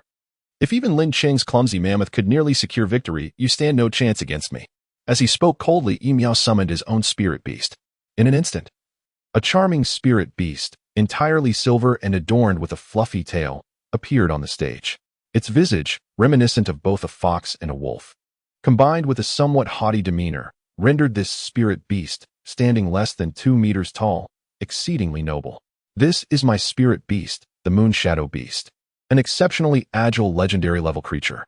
You, being rather unsophisticated, may not be aware that any spirit beast attaining legendary quality must possess certain attributes that surpass those of ordinary spirit beasts. Your toad can utilize spiritual techniques preemptively. Lin Cheng's assault mammoth boasts defensive capabilities far exceeding its rank, while my Moon Shadow Beast possesses extraordinary speed. Seeing Chen Hao's increasingly grim expression, Yi Miao could not help but feel a swell of pride as he introduced his spirit beast. I have already grasped the capabilities of your spirit beast. Regardless of the potency of your spiritual techniques, if they fail to hit their target, they will prove utterly ineffective, an assertion validated in the first match. And my Moon Shadow Beast? You won't even be able to catch a glimpse of its shadow. Observing Yi Miao's smug demeanor, as if everything were under his control, Chen Hao could not help but ponder strategies in his heart. In the realm of Naruto, low-tier ninjutsu, particularly those single-target techniques with limited attack range, indeed find it challenging to strike their intended targets. This principle is exemplified perfectly by the famed Great Fireball technique, which is said to have never claimed a life. Currently, the 2 ninjutsu employed by the Toad Dragon, Water Iron Cannon and Iron Cannonball are also single-target attacks. Although their power is commendable, their range fails to encompass the entire arena. If the Moonshadow Beast is indeed as extraordinary as Yi Miao claims, securing victory in this battle could prove quite formidable. With this thought, Chen Hao cast aside the tumultuous emotions swirling in his mind. Regardless of the outcome, it was imperative to conduct necessary probing before formulating a strategy. As his thoughts crystallized, the Toad Dragon swiftly received information transmitted through the mental link established between them. Compared to the summoning techniques in the Naruto world, the mental connection between beast tamers and their summoned beasts in this realm undoubtedly facilitates a more seamless combat experience. Upon receiving Chun Hao's directive, in the blink of an eye, the Toad Dragon transformed into a yellow specter, charging towards the Moonshadow Beast.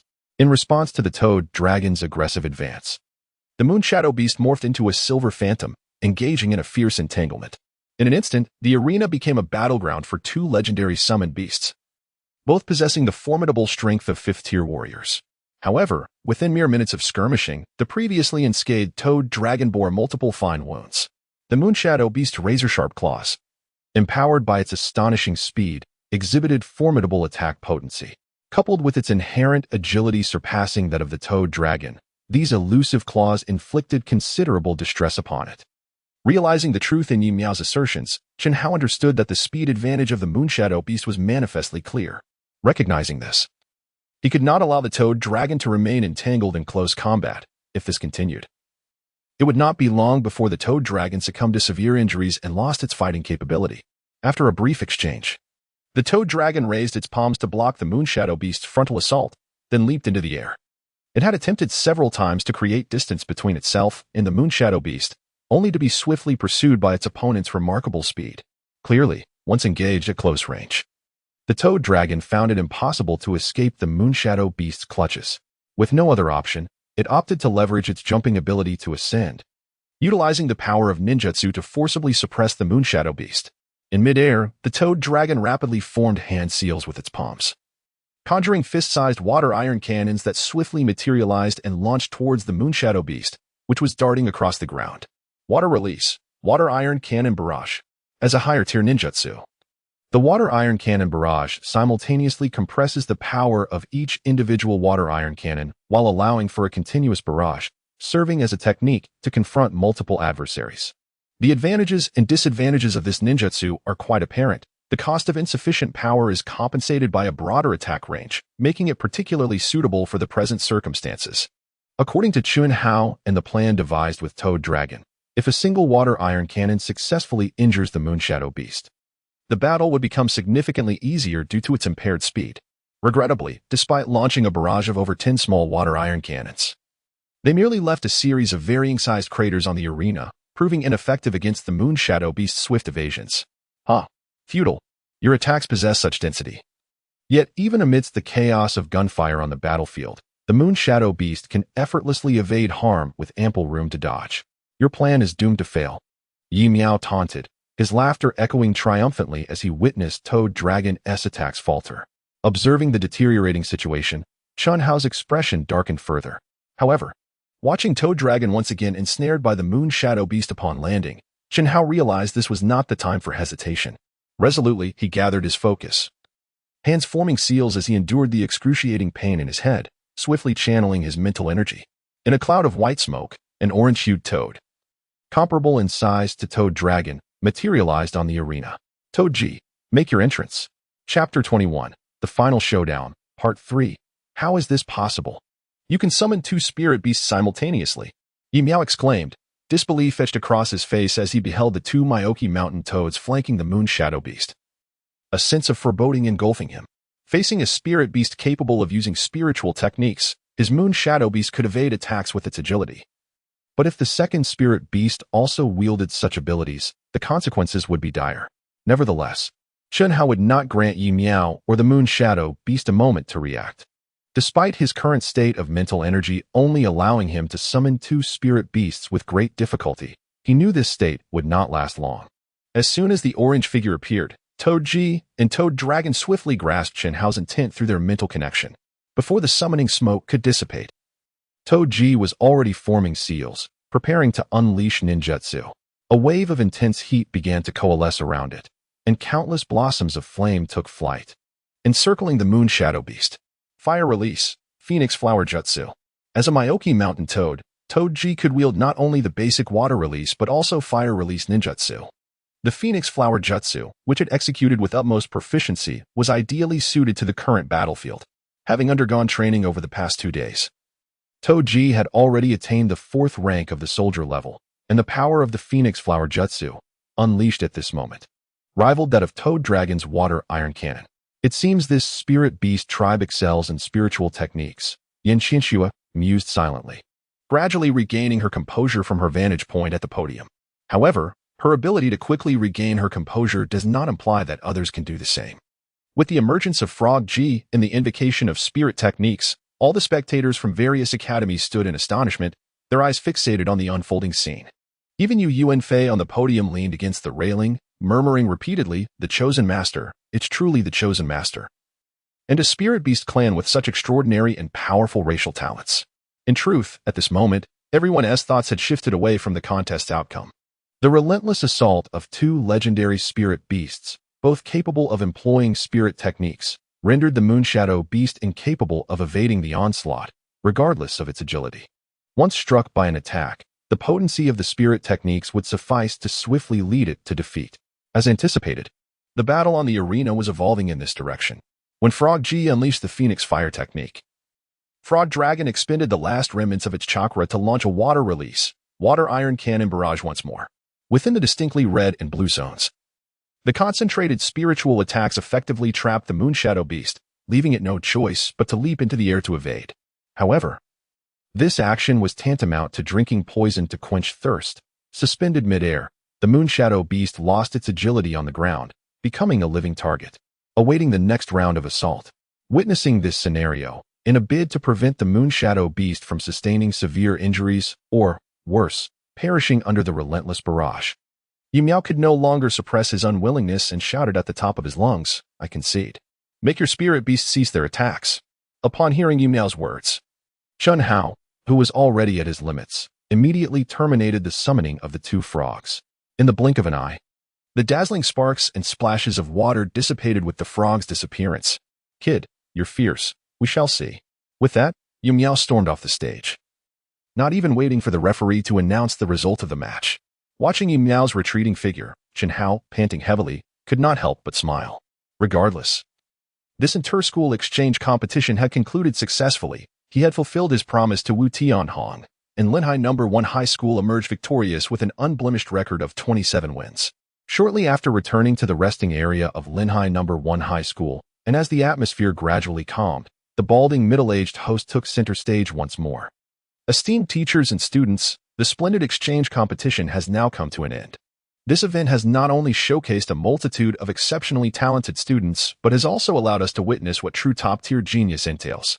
Following the event's agenda, we now invite Miss Yin Qianxue to announce the final rewards of this exchange competition. Let us welcome her. As the host initiated applause, the venue erupted into enthusiastic clapping. While some prominent families had heard whispers of the rewards for this exchange competition, they remained unaware of the specifics. However, one thing is beyond dispute: the incentives are undoubtedly related to the selection of new members for the exorcism organization. Otherwise, it would not be able to attract such a plethora of external talents. Amidst the applause and gazes of the crowd, Yin Qianxue lightly tapped her foot, instantly leaping into the air. A staircase formed of ice crystals materialized out of thin air, creating an aerial pathway for Yin Qianxue to ascend to the arena. Is this the power of the Master Realm? This technique is simply magnificent. It goes without saying that once one reaches the Spirit Fusion Realm, Beast Masters are no longer frail beings. Although their combat prowess still cannot rival that of spirit beasts, they at least begin to possess extraordinary strength. It appears that this enchanting beauty from the exorcism organization practices ice elemental techniques. Otherwise, she could not have mastered ice to such an extent. Isn't that obvious? Did you not hear the hostess introduction? Yin Qianxue hails from the Frost team of the exorcism organization, and it is said that every member of their team possesses ice elemental abilities, making them exceptionally formidable. As discussions about Yin Qianxue's entrance unfolded among the spectators, Chun Hao gazed at this extraordinary scene, feeling a surge of yearning within him. To be candid, While Yin Qinshua's display may not reveal her combat strength, it is undeniably impressive. At least the level of control over ice elemental power is incomparable to that of ice release in the world of Naruto. It seems that this world's cultivation system possesses its own unique advantages. I must not allow the existence of my spirit beast from the Naruto realm to lead me to arrogance. My strongest trump card remains the spirit beast cultivation system within me, as he quietly contemplated. The pride that had just begun to swell in Shinhao's heart swiftly faded away. At this moment, he incessantly reminded himself that without a certain level of self-preservation capability, he must not expose his secrets, nor should he provoke insurmountable foes. The depths of this world are far greater than he had imagined. Just as Shinhao continued to remind himself, Yin Qinshui gently descended to the center of the arena. With her cold yet alluring voice resonating, all attention was drawn to her. I believe everyone present has heard that our exorcism organization will be selecting supplementary members in the upcoming college entrance examination. Therefore, I will be organizing a preliminary assessment within the vicinity of Lehigh City to select suitable candidates for a 50-day training program. The ultimate reward of this exchange competition is precisely a spot in this preliminary assessment. Upon hearing Yin Qinshui's announcement, the atmosphere, which had been subdued, once again ignited with fervor. However, this time, amidst the enthusiastic discussions, there were also whispers of confusion and discontent. What is going on? Isn't it just selecting supplementary members for the organization? Must it be so complicated? What do you know? The exorcism organization is not a place just anyone can join. In the past, without a recommendation from a prominent family or a talent capable of astonishing the entire federation, there was absolutely no chance. It appears that the exorcism organization has suffered considerable losses this time. Otherwise, they would not be hastily replenishing their ranks on such a large scale. Has the border once again descended into chaos? As the spectators engaged in animated discussions, Yin Qinshui paused momentarily before continuing her discourse. Everyone is aware that to become a member of our exorcism organization, one must not only possess exceptional talent and potential but also demonstrate substantial combat readiness. Otherwise, one risks becoming mere cannon fodder during missions. It is precisely for this reason that, within the jurisdiction of Lehigh City under my supervision, I devised this method, which serves as a means to indirectly enhance the capabilities of prospective members, thereby preventing them from hindering the organization's progress. Upon hearing Yin Qinshui's explanation, the majority of those present grasped the deeper significance of her actions. Indeed, considering the historical academic performance in Lehigh City, even a top scholar may not achieve the realm of a Spirit Fusion Beast Master after the college entrance examination. Moreover, Spirit Fusion Beast Masters are exceedingly rare within the various teams of the exorcism organization. Unless they possess unique abilities, the organization would not recruit them at all. It is for this reason that, to prevent the selected candidates from Lehigh City from being excessively underwhelming and to preserve Yin Qinshui's reputation, she took it upon herself to organize this preliminary assessment within the city. The primary objective is to identify students who are potential top scorers and to cultivate their abilities in advance. Thus, although this assessment serves as a preliminary round, the 50 days of training will only widen the gap between these promising candidates and their peers.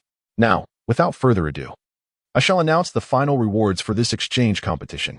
First place, Lehigh No. 1 High School, will receive 3 slots to participate in the preliminary assessment, with candidates selected from the participants of this exchange.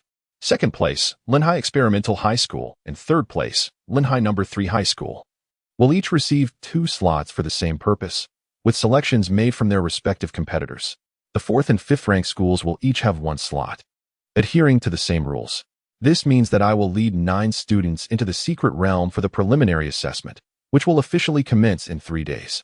I hope everyone prepares diligently. Having conveyed the reward distribution in one breath, Yin Qinshui surveyed the faculty and students still processing the information and spoke again. The secret realm for this assessment poses considerable dangers, and I urge the institutions seeking to secure slots to carefully select their participating students. Should any institution fear potential hazards, they may opt out of participation. However, the slots are non-transferable. That is all I have to say. I shall await your arrival at the eastern gate of Lehigh Base City in 3 days. With that, Yin Qinshui soared once more, stepping upon an icy crystal staircase as she departed the gymnasium. With her exit, the university exchange competition came to a definitive conclusion. On the bus returning to school, Chun Hao wore a heavy expression, seemingly lost in thought, oblivious even to the worried look on Mu Zihua's face beside him. In regard to the upcoming preliminary assessment, Chun Hao harbored a flicker of hope. The 50-day training program represented an immensely significant opportunity for someone of his humble origins. However, at this moment, Chun Hao felt utterly uncertain. The recent intercollegiate exchange competition had broadened his horizons considerably, granting him a more profound understanding of the spiritual cultivation system of this world. Even if, 3 days hence, his summoned creatures, the Frog Dragon and Frog G, were to experience a remarkable enhancement in strength, it would not guarantee him a coveted spot in the training program.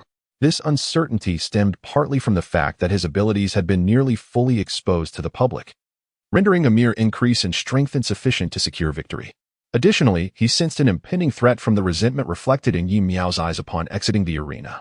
Clearly, Yi Miao, who also had the opportunity to participate in the preliminary assessment, would not easily allow Chun Hao to escape unscathed. The considerable influence of Yi Miao's family would surely enable them to devise effective strategies against him. Given these circumstances, Chun Hao realized that unless he could swiftly acquire a substantial amount of nurturing spiritual materials to significantly enhance the strength of his 2 frogs, he would stand little chance in the preliminary assessment. Acknowledging this, he chose to delve into his internal system, communicating with Frog G, who was still training in the nurturing space. "Hey, Frog G, do you think I could cultivate like a ninja? I noticed you were still utilizing chakra during your previous battle. Does that imply that the ninja cultivation system is applicable in this world? Can I learn to cultivate chakra?" Upon hearing Chun Hao's desire to learn ninjutsu, Frog G paused his training and reciprocated the communication with a thought. "Young Chun, I have long wished to inform you that the 2 sages, Ji Ma and Shun Zhua, have been eager to invite you to Mount Myoboku. It is said that the old master has a prophecy concerning you. If you wish to practice ninjutsu or even sage techniques, visiting Mount Myoboku would be the optimal choice." Chun Hao's eyes gleamed at Frog G's revelation. Suppressing his excitement, he feigned contemplation and continued the mental exchange. "That sounds promising, but how can I reach Mount Myoboku? Would it involve using reverse summoning like in the ninja realm?" Indeed, Frog G confirmed, but the summoning methods in this world differ from those in the ninja realm. Summoning beasts through contracts consumes mental energy. However, reverse summoning can still be employed. Once you find a suitable location, send me back to Mount Myoboku, and I shall arrange for the 2 sages to summon you. "All right, that works for me." After a brief discussion, Chun Hao opened his eyes once more, pondering where he might perform the reverse summoning without any witnesses to this peculiar event upon his return from Mount Myoboku. Before Chun Hao could decide where to go, Mu Zihua's voice resonated beside him. "What were you just contemplating? You seem rather downcast. Are you worried about the upcoming preliminary assessment?" Upon hearing her words, Chun Hao was compelled to momentarily set aside his thoughts and ponder how to articulate his response to Mu Zihua. However, before he could organize his words, her voice chimed in once more. "How about we return to school this time, and you can accompany me to my home? I have numerous questions regarding the cultivation of spirit beasts that I wish to discuss with you. As for compensation, how does 3 pieces of Lord-level water attribute cultivation materials sound?" Chapter 23. Journey to Miamu Mountain that night, at the Mu family's villa in Lehigh City. Within a spacious underground chamber, Mu Zihua remarked, "Chun Hao, this space was specially constructed for the training and cultivation of spirit beasts. It is not only discreet but also fortified with robust security measures." She approached a nearby control panel, gesturing with her hand as she continued, "I understand you may harbor many secrets, and this place will undoubtedly cater to your needs. Do you see this control panel? The entire system is entirely under the control of the individual within, rendering external manipulation impossible. This design was conceived to ensure absolute safety and confidentiality." Chun Hao felt a wave of satisfaction upon hearing Mu Zihua's explanation. Previously, while on the bus, he had been unable to identify a suitable location for reverse summoning. As an orphan, he possessed no property and primarily resided in the school dormitory. In such circumstances, finding a location with a high degree of privacy was indeed a daunting task. Fortunately, the Mu family home met this criterion. "Thank you. I truly need a serene space to focus on my cultivation for a couple of days as preparation for the upcoming exploration of the secret realm," Chun Hao said with a smile, glancing at Mu Zihua. "This place is now entrusted to you.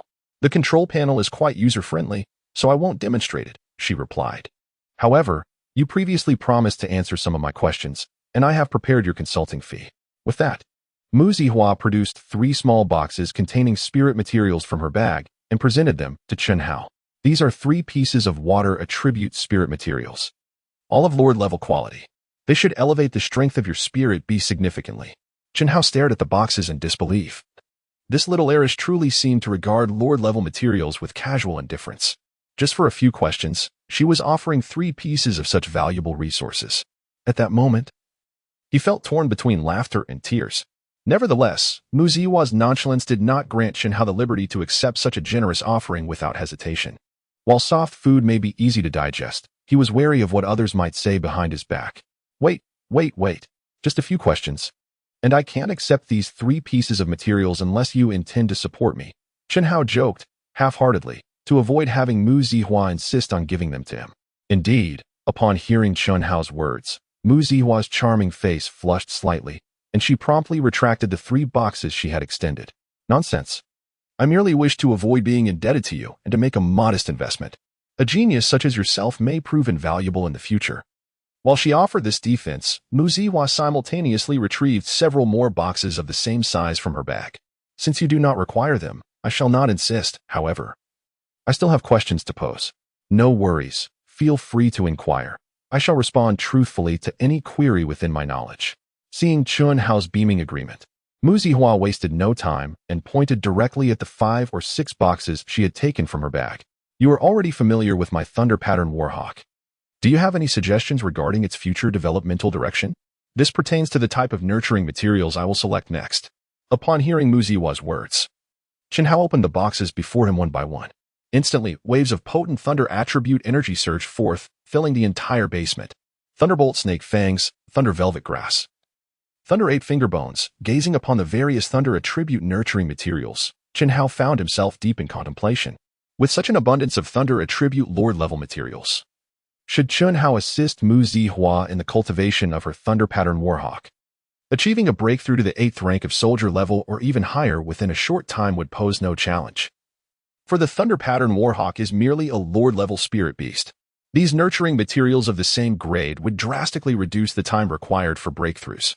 Yet, Chenhao could not proceed in this manner. On one hand, it would easily expose his secrets. On the other, he possessed only one nurturing space, which he still needed for the cultivation of the Toad Dragon. Speaking of the Toad Dragon, Chenhao felt a sigh welling up within him. As a legendary quality spirit beast, relying on the nurturing materials obtained from Wu Tianhong. Although the Toad Dragon could enjoy a 50 reduction in breakthrough time before reaching the 7th rank of soldier level, hastening its advancement further had become exceedingly difficult, especially since Chenhao had no means to procure another legendary grade material. This was also why Chenhao had declined the Lord-level nurturing materials offered by Mu Zihua. A mere 20 reduction was insufficient, as it would not facilitate significant growth in his capabilities prior to the upcoming selection assessment in the Secret Realm. I believe the future development of your Thunder Pattern Warhawk should focus on strengthening a single attribute. After a moment of contemplation, Chenhao utilized the explosive information from his past life to rationally analyze for Mu Zihua. Which attribute? Explosiveness. Repeating the term explosiveness, Mu Zihua's eyes gradually brightened. As a vital advantage of the Thunder attribute, explosiveness can enhance both attack power and speed. Both aspects could significantly elevate the combat prowess of the Thunder Pattern Warhawk. Hearing Chenhao's explanation align with her recent thoughts, Mu Zihua's understanding became clear. I see now. Thank you for your advice. This will guide me in selecting the appropriate materials. With a cheerful demeanor, Mu Zihua gathered the several square boxes from the ground and turned towards the entrance of the basement. I shall leave this in your capable hands. Since you are reluctant to accept the spiritual materials I offer, I shall not insist. I assure you that no one will disturb you during the next 3 days. After that, I will return to escort you to the Secret Realm. With that, Mu Zihua pushed open the door and vanished into the night. Once she departed, Chenhao, left alone, couldn't help but exhale in relief. After thoroughly inspecting the basement and familiarizing himself with the control switches, Chenhao set them to ensure that no one could enter. Once he was certain everything was prepared, he summoned the frog spirit and informed it of his readiness.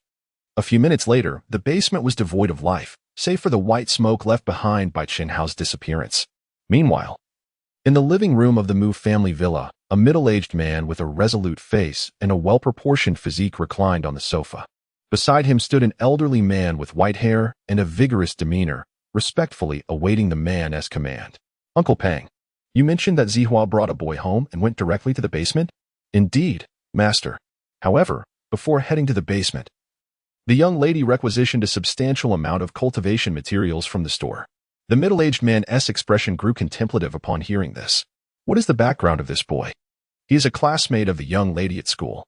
It is said that he has contracted a group of spiritual beasts and can summon two capable of using spiritual techniques even in the soldier rank stage. His talent is quite remarkable. A chosen master, perhaps? I wonder if this is a blessing or a curse.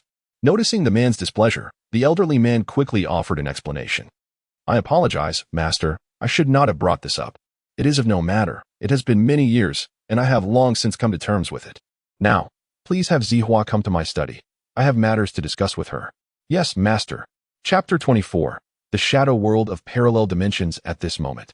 In a peculiar realm characterized by a humid climate, adorned with extraordinary flowers and towering frog statues, Chunhao surveyed his surroundings with wide-eyed astonishment. This must be the legendary Myobokusan mountain. It appears even more wondrous than depicted in the anime. As he pondered, his thoughts were interrupted by rustling sounds emanating from the nearby dense forest. Seconds later, just as Chunhao was curious about who might come to greet him, a colossal red frog, towering 10 stories high, appeared before him. With a giant pipe clenched in its mouth, bandages wrapped around its body, and a short sword protruding. Chunhao instantly recognized its identity. Wentai? You little brat, it's Frog Elder you ought to call me. Such a lack of manners. The thunderous voice of the frog, Wentai, reverberated in Chunhao's ears, causing him to stagger back several steps before regaining his composure. Haha, Wentai, do not frighten the young one. With a complaint directed at Wentai. A green toad adorned with white whiskers and eyebrows leaped from Wentai's shoulder, landing before Chunhao. Simultaneously, another green toad with purple hair appeared alongside it. Shinozaki Sage. Jima Sage. Upon hearing Chunhao utter the names of the two toads, the one with purple hair smiled and remarked, "It seems you are indeed the savior that the old man spoke of, a remarkable child well-versed in the secrets of our ninja world."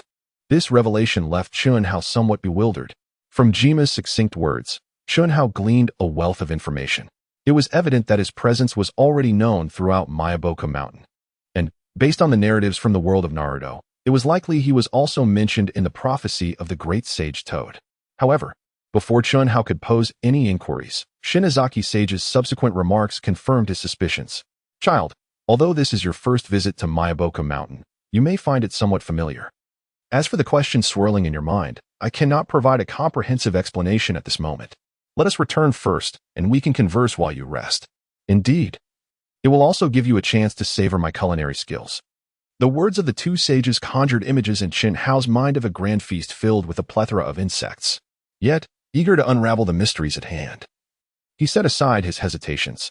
An hour later, at the gathering place of the toads in Myobokusan Mountain, after an extensive account by Shinozaki Sage, Chunhao finally grasped the intricacies of the situation. It turned out that the Myobokusan Mountain he found himself in was not entirely the same as the one from the Naruto world he had known. Strictly speaking, the Myobokusan Mountain of this realm existed within a parallel dimension to the Naruto world in his mind. In this parallel Naruto universe, the Fourth Great Ninja War had nearly obliterated the entire ninja realm. Naruto and Sasuke had failed to successfully seal Kageyatsuki, which led to the complete collapse of the ninja world amidst battles involving several beings of 6 paths level power. In a bid to preserve the legacy of the ninja world, the leaders of the 5 great ninja villages placed all their hopes in the 3 great sacred lands. After transferring a multitude of ninjutsu, forbidden techniques, and young children from various clans into these sanctuaries, the Great Sage Toad, in alliance with the White Snake Sage and the Slug Sage, extricated the 3 sacred lands from the ninja realm, allowing them to drift independently within the fabric of space. Several years later, these lands connected to the world where Chunhao now resided. During this period of drifting, the Great Sage Toad foresaw Chunhao's existence in the prophecy of being familiar with all the knowledge of the ninja world yet not a part of it. He would become the inheritor of the ninja legacy and the savior of the ninja realm. Nonetheless, despite comprehending everything that Shinozaki Sage had narrated, Chunhao remained in a state of astonishment. After a moment of contemplation, Chunhao finally gathered his thoughts and inquired, "So, are you suggesting that the ninja world we currently inhabit has likely been reduced to just the existence of the 3 great sanctuaries?" "Indeed," came the reply. "We are not entirely certain of the specifics, but it is highly probable that the original ninja world has been obliterated." As he processed the information provided by Sage Shinzaku, Chunhao suddenly realized a pressing question. You mentioned that the 5 great ninja villages previously sent some young children into the sanctuaries. What has become of them now? Upon hearing this, Sage Shinzaku sighed softly before responding, perhaps due to the laws of this world. Those children fell into a deep slumber the moment they departed the ninja world. No matter what methods we employ, we are unable to awaken them. Fortunately, their bodily functions became completely stabilized at the moment of their slumber. Otherwise, after all these years, they would likely have turned to dust. Wait, if that is the case, then according to your assertion, Gamabunta and the others should have matured. Why do they still appear juvenile when I formed a contract with them? Despite the confusion swirling in his mind, Chunhao quickly recognized this apparent inconsistency. This is one of the mysteries we cannot comprehend. After departing the ninja world, not only did those children succumb to slumber, but we beings who originally resided in the sanctuaries also seemed to revert to a state prior to the 4th Great Ninja War. Moreover, this condition, akin to those children's bodily functions, has also become completely fixed. If you had not contracted with Gamabunta and Gamaken, they would likely remain in their youthful forms for many more years. Upon hearing Sage Shinzaku's explanation, Chunhao couldn't help but ponder. No wonder Gamabunta seemed overly mature. In the original world of Naruto, the juvenile version of Gamabunta had not trained as diligently as the one he had contracted. This transformation was likely a result of the cataclysmic changes in the ninja world that prompted his premature maturation. However, why had Gamaken shown no signs of change? With this perplexity in mind, Chunhao posed another question. What about the other 2 sanctuaries, Myobokusan Mountain and Shibaniko Forest? What is their current status? Sighing once more, Sage Shinzaku shook his head in resignation. The other 2 sanctuaries have lost contact with us. However, according to the words of the old master, your appearance in the near future will re-establish the connection among the 3 great sanctuaries. Me? Chunhao asked, astonished. Indeed, it is you. Reflecting on Sage Shinzaku's affirmative response, Chunhao recalled the knowledge he had acquired regarding the spiritual cultivation system of this world. According to the classifications taught in school, the cultivation levels for beast tamers are divided into 6 stages: soul expansion, spirit fusion, beast master, spirit deity, saint king, and divine emperor. Throughout these 6 stages, beast tamers have 3 opportunities to communicate with the spirit world through the spirit communication monument to form contracts with spirit beasts. Beyond this, if a beast tamer wishes to contract a spirit beast, they must select from the extraordinary creatures existing in the real world. However, the risk and disadvantages of contracting these mystical beasts are substantial. A moment of carelessness may lead to backlash. This is also the reason why beast tamers who form contracts with spirit beasts are highly sought after by all.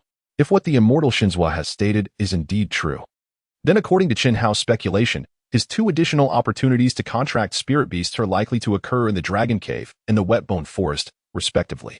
With this thought in mind, Chunhao, who decided to temporarily set aside considerations of the future, finally had the chance to express the primary purpose of their journey to Myobokusan. Immortal Shinzwa. Since the various legacies of the ninja realm are concentrated in the 3 great sacred places, might I learn ninjutsu and become a ninja? Looking at Chunhao, whose face was filled with hope, Immortal Shinzwa chuckled softly before responding. Of course, let us begin with the fundamental art of chakra refinement. Chapter 25. Target. Wind Thunder Valley. 3 days later, at the eastern gate of the coastal Bay City, several students participating in the preliminary assessments had begun to arrive. Xiaohao, may I call you that? Asked Mu Yuxing, the head of the Mu family, who had accompanied Mu Zihua and Chunhao, a smile gracing his face. Of course, Uncle Mu, feel free, Chunhao replied with a slight nod, and Mu Yuxing's face revealed a look of satisfaction once more. Xiaohao, during this expedition into the secret realm, I entrust my daughter to your care. I believe in your abilities. Uncle Mu, you flatter me. Zihua and I are not just classmates but also friends. It is only natural for us to support one another, Chunhao responded earnestly, though his expression bore a hint of seriousness. This was his first exploration of a secret realm, and despite Chunhao's enhanced strength from the training at Myobokusan, he still felt a twinge of anxiety and unease within. Over the course of these 3 days, it remained uncertain whether Chunhao's remarkable talent or his attainment of the 5th stage of the soul expansion realm contributed to his accelerated learning of ninjutsu. In any case, his progress was unexpectedly swift. In just half a day's time, he had grasped the fundamentals of chakra refinement and successfully refined chakra within himself. Moreover, the volume of chakra he possessed was astonishingly ample, growing at an exceptionally rapid pace every moment. In addition, Chen Hao's innate talent for learning ninjutsu was extraordinary. Although the formation of hand seals required perseverance akin to water dripping on stone, he exhibited an exceptional comprehension of ninjutsu. Within merely half a day, he had completely mastered the three-body technique required during ninja school in the world of Hokage. During the subsequent 2 days of training, he rapidly acquired numerous intermediate and advanced ninjutsu techniques, simultaneously completing exercises such as tree climbing and water walking to enhance his control over chakra. It could be said that after 3 days of intensive training, Chen Hao now possessed a certain level of combat capability even without relying on spirit beasts. Aside from his remarkable progress in personal strength, he also dedicated time over these 3 days to utilize the nurturing space to enhance the abilities of the Toad Ji and the Toad Dragon. Under the influence of the nurturing space, the strength of the Toad Sage has now ascended to the 5th rank of the military level, officially reaching the caliber of the Toad Dragon during the exchange competition, while the Toad Dragon itself has directly advanced to the 6th rank, experiencing another surge in its chakra. However, it is somewhat regrettable that during these 3 days, aside from the immortal Shinzua and immortal Zhima, the person Chen Hao encountered most frequently was Wen Tai and his family, along with various other toads possessing diverse abilities. As for the Great Toad Sage, due to its constant slumber, Chen Hao has yet to meet it. Naturally, regarding his own prophecy, Chen Hao has been unable to fully comprehend it. With a doting glance at Mu Zihua, who was somewhat reproachful, Mu Yuxing smiled and shook his head. Just as the three were engaged in conversation, the 9 students eligible for the preliminary assessment had also gathered. Well, since everyone is here, I shall announce the specific details of this preliminary assessment. Descending gracefully from the city wall, Yan Qianxue appeared just as the last student arrived. Clearly, she had been waiting for some time. For this preliminary assessment, we will be heading to the Wind Thunder Canyon, a place many of you are likely somewhat familiar with. The content of our assessment revolves around the sole legendary great beast within the Wind Thunder Canyon, the Wind Thunder Griffin. Whoever successfully retrieves its cub from the Wind Thunder Griffin shall earn the unique opportunity for cultivation. Did everyone hear my words clearly? Yes. The 9 students responded loudly in unison, prompting a satisfied nod from Yan Qianxue. All right, since there are no questions, we shall set off now. Parents and teachers who accompanied the students, please return. I will bring them back here in 7 days. With that, Yan Qianxue waved her hand, summoning a Snow White, purebred spirit steed before the crowd. Subsequently, she leaped onto the spirit beast and led the way southeast towards the coastal base city, where the entrance to the Wind Thunder Canyon is located approximately 50 kilometers away. An hour later, aided by the spirit beast, Yan Qianxue and the others arrived before a lush and dense forest.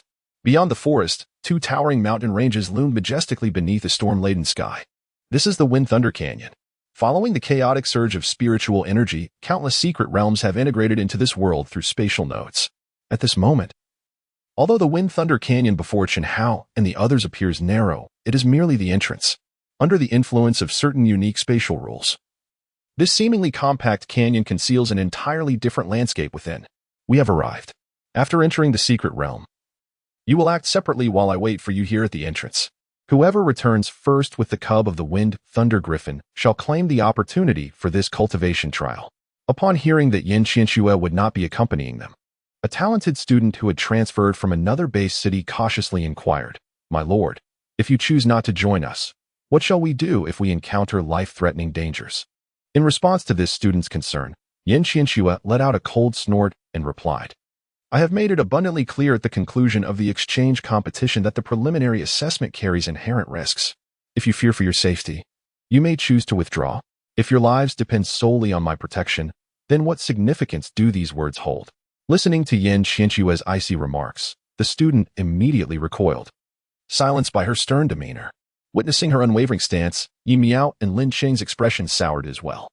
Although they were confident in their abilities and aware that the Wind and Thunder Canyon, as a lower-tier military-grade secret realm, housed beasts whose strength would not exceed that of military rank, they still faced formidable adversaries, the legendary Wind and Thunder Griffin, a creature of peak military prowess. Such beings posed a significant threat to their lives. If Yan Qianxue truly intended to disregard their fates, then this exploration of the secret realm would indeed be fraught with peril. However, lamentation and fear held no value at this juncture. Their only recourse was to proceed with utmost caution. As the group fell into silence, Yin Qinshue's cold voice resonated once more. Since you all harbor concerns, I shall grant you one final opportunity. Those wishing to withdraw may return to the Linhai base city. Those who wish to continue with the assessment may now enter the secret realm. Upon hearing her declaration, as the others exchanged uncertain glances, Jinhao was the first to step forward, making his way into the depths of the forest without a second thought. Following his lead, Mu Zihua quickly followed suit, striding into the thicket. Observing this development, Yi Miao and Lin Qing exchanged glances before also taking their steps forward.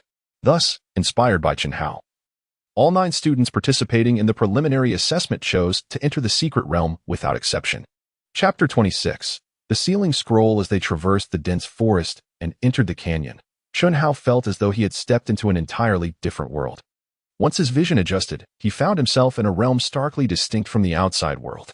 The cacophony of thunder, beast roars, howling winds, and rushing water merged into a vibrant yet perilous environment. Is this truly the Wind and Thunder Canyon? Secret realms are indeed wondrous places, Jinhao marveled, inhaling the rich spiritual energy that permeated the air. This is quite normal. These realms do not belong to our world. Had it not been for the chaotic surge of spiritual energy and the abrupt spatial upheaval, we would never have arrived here, Mu Zihua softly elucidated. Just moments later, as Jinhao and Mu Zihua acclimated to their surroundings, the figures of Yi Miao and Lin Qing appeared not far from them. Observing Lin Yang closely trailing behind Lin Qing, Jinhao turned to Mu Zihua beside him and inquired, I have been meaning to ask. What is the situation with Lin Yang? Has something transpired over the past 3 days? Why is he following the team from Linhai No. 3 High School? Upon hearing Jinhao's question, Mu Zihua's voice took on a somewhat frosty tone. Lin Qing transferred from the Yuhang base city in the Lingzhou province, and the Lin family in Yuhang happens to be the main branch of the family to which Lin Yang belongs. Naturally, he is following Lin Qing to return to his main family. Understanding the disdain in Mu Zihua's tone, Jinhao pondered for a moment and grasped the underlying reason. It was evident that Lin Yang's performance in the inter-school exchange competition had garnered the approval of the Lin family's main house, thus earning him the privilege to accompany Lin Qing. No wonder Lin Yang was willing to pay such a hefty price to participate in the exchange competition. It was all for this purpose. Muttering to himself, Jinhao finally understood the rationale behind Lin Yang's earlier proposal to him. What did you say? Mu Zihua asked, having not caught Jinhao's murmured words. It's nothing. Let us be cautious. Given the demeanor of the others, it is clear they have formed alliances in advance. We currently find ourselves in a weaker position, so we should avoid any conflict with them. Upon hearing Chunhao's words, Mu Zihua became aware of the peculiar situation at hand. At the entrance of the secret realm, the 9 students participating in the preliminary assessment had distinctly divided into 3 groups. Jinhao and Mu Zihua formed one group, positioned deeper within the secret realm. Lin Qing, along with the girl who had been by his side, and Lin Yang, constituted another group, standing on the right side near the entrance. Meanwhile, on the left side, Yu Miao and Qi Shiji, along with 2 students from other institutions, seemed to be engaged in a hushed discussion. In this scenario, although Jinhao possessed the greatest individual strength and could summon 2 spiritual beasts simultaneously, they were merely 2 in number, placing them at a relative disadvantage among the 3 groups. Zihua, let us move on. Those 2 groups seem to harbor ill intentions. It would be prudent to steer clear of potential trouble. All right. With Mu Zihua nodding in agreement, the 2 of them refrained from exchanging further words with the others and turned to delve into the adjacent woods, embarking on their exploration of the secret realm. As they departed, neither Yi Miao nor Lin Qing attempted to impede their exit. Lin Qing, let us proceed as previously agreed. I trust our objectives align. Whether we have the opportunity to collaborate will depend on that boy's capabilities. Indeed, let us hope we do not have the chance to join forces. With that, Lin Qing, Lin Yang, and the girl turned to follow a different path than Chunhao and Mu Zihua, beginning their own exploration of the secret realm. Once the others had moved on, Qi Shiji turned to Yi Miao and whispered, Miao, why don't we simply take down that Chunhao? With so many of us, he won't stand a chance. Humph, you know not of what you speak. The Wind Thunder Griffin is not so easily dealt with. In comparison to the frantic beasts, humanity is far more manageable. Now, let us cease this trivial chatter and clarify the location of the Thunderstorm Griffin's lair while the day still lingers. 2 hours later, within a moderately sized cave in the Thunderstorm Canyon, Mu Zihua observed Jinhao roasting 2 wild rabbits. Unable to suppress her curiosity any longer, she finally inquired, Jinhao, what was that scroll you used earlier? it could store such an abundance of nurturing materials. Anticipating her question, Jinhao smiled softly and explained. It is merely a specialty from the spirit beast clan I am contracted with, akin to the storage artifacts of our world, utilizing spatial attribute powers to achieve storage capabilities. Mu Zihua, somewhat exasperated, understood the purpose of such an item. She was well aware of the nature of the storage artifacts in Jinhao's world.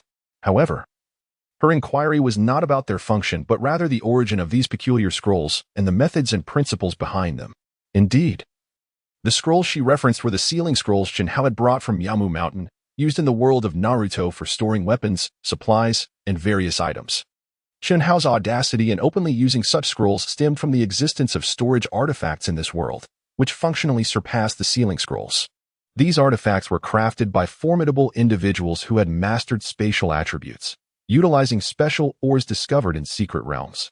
Not only did they offer significantly greater internal space than sealing scrolls, but they were also remarkably convenient to operate. Nevertheless, these storage artifacts came with their own drawbacks, their scarcity. Even with the Mu family's considerable wealth, Mu Zihua had yet to procure one.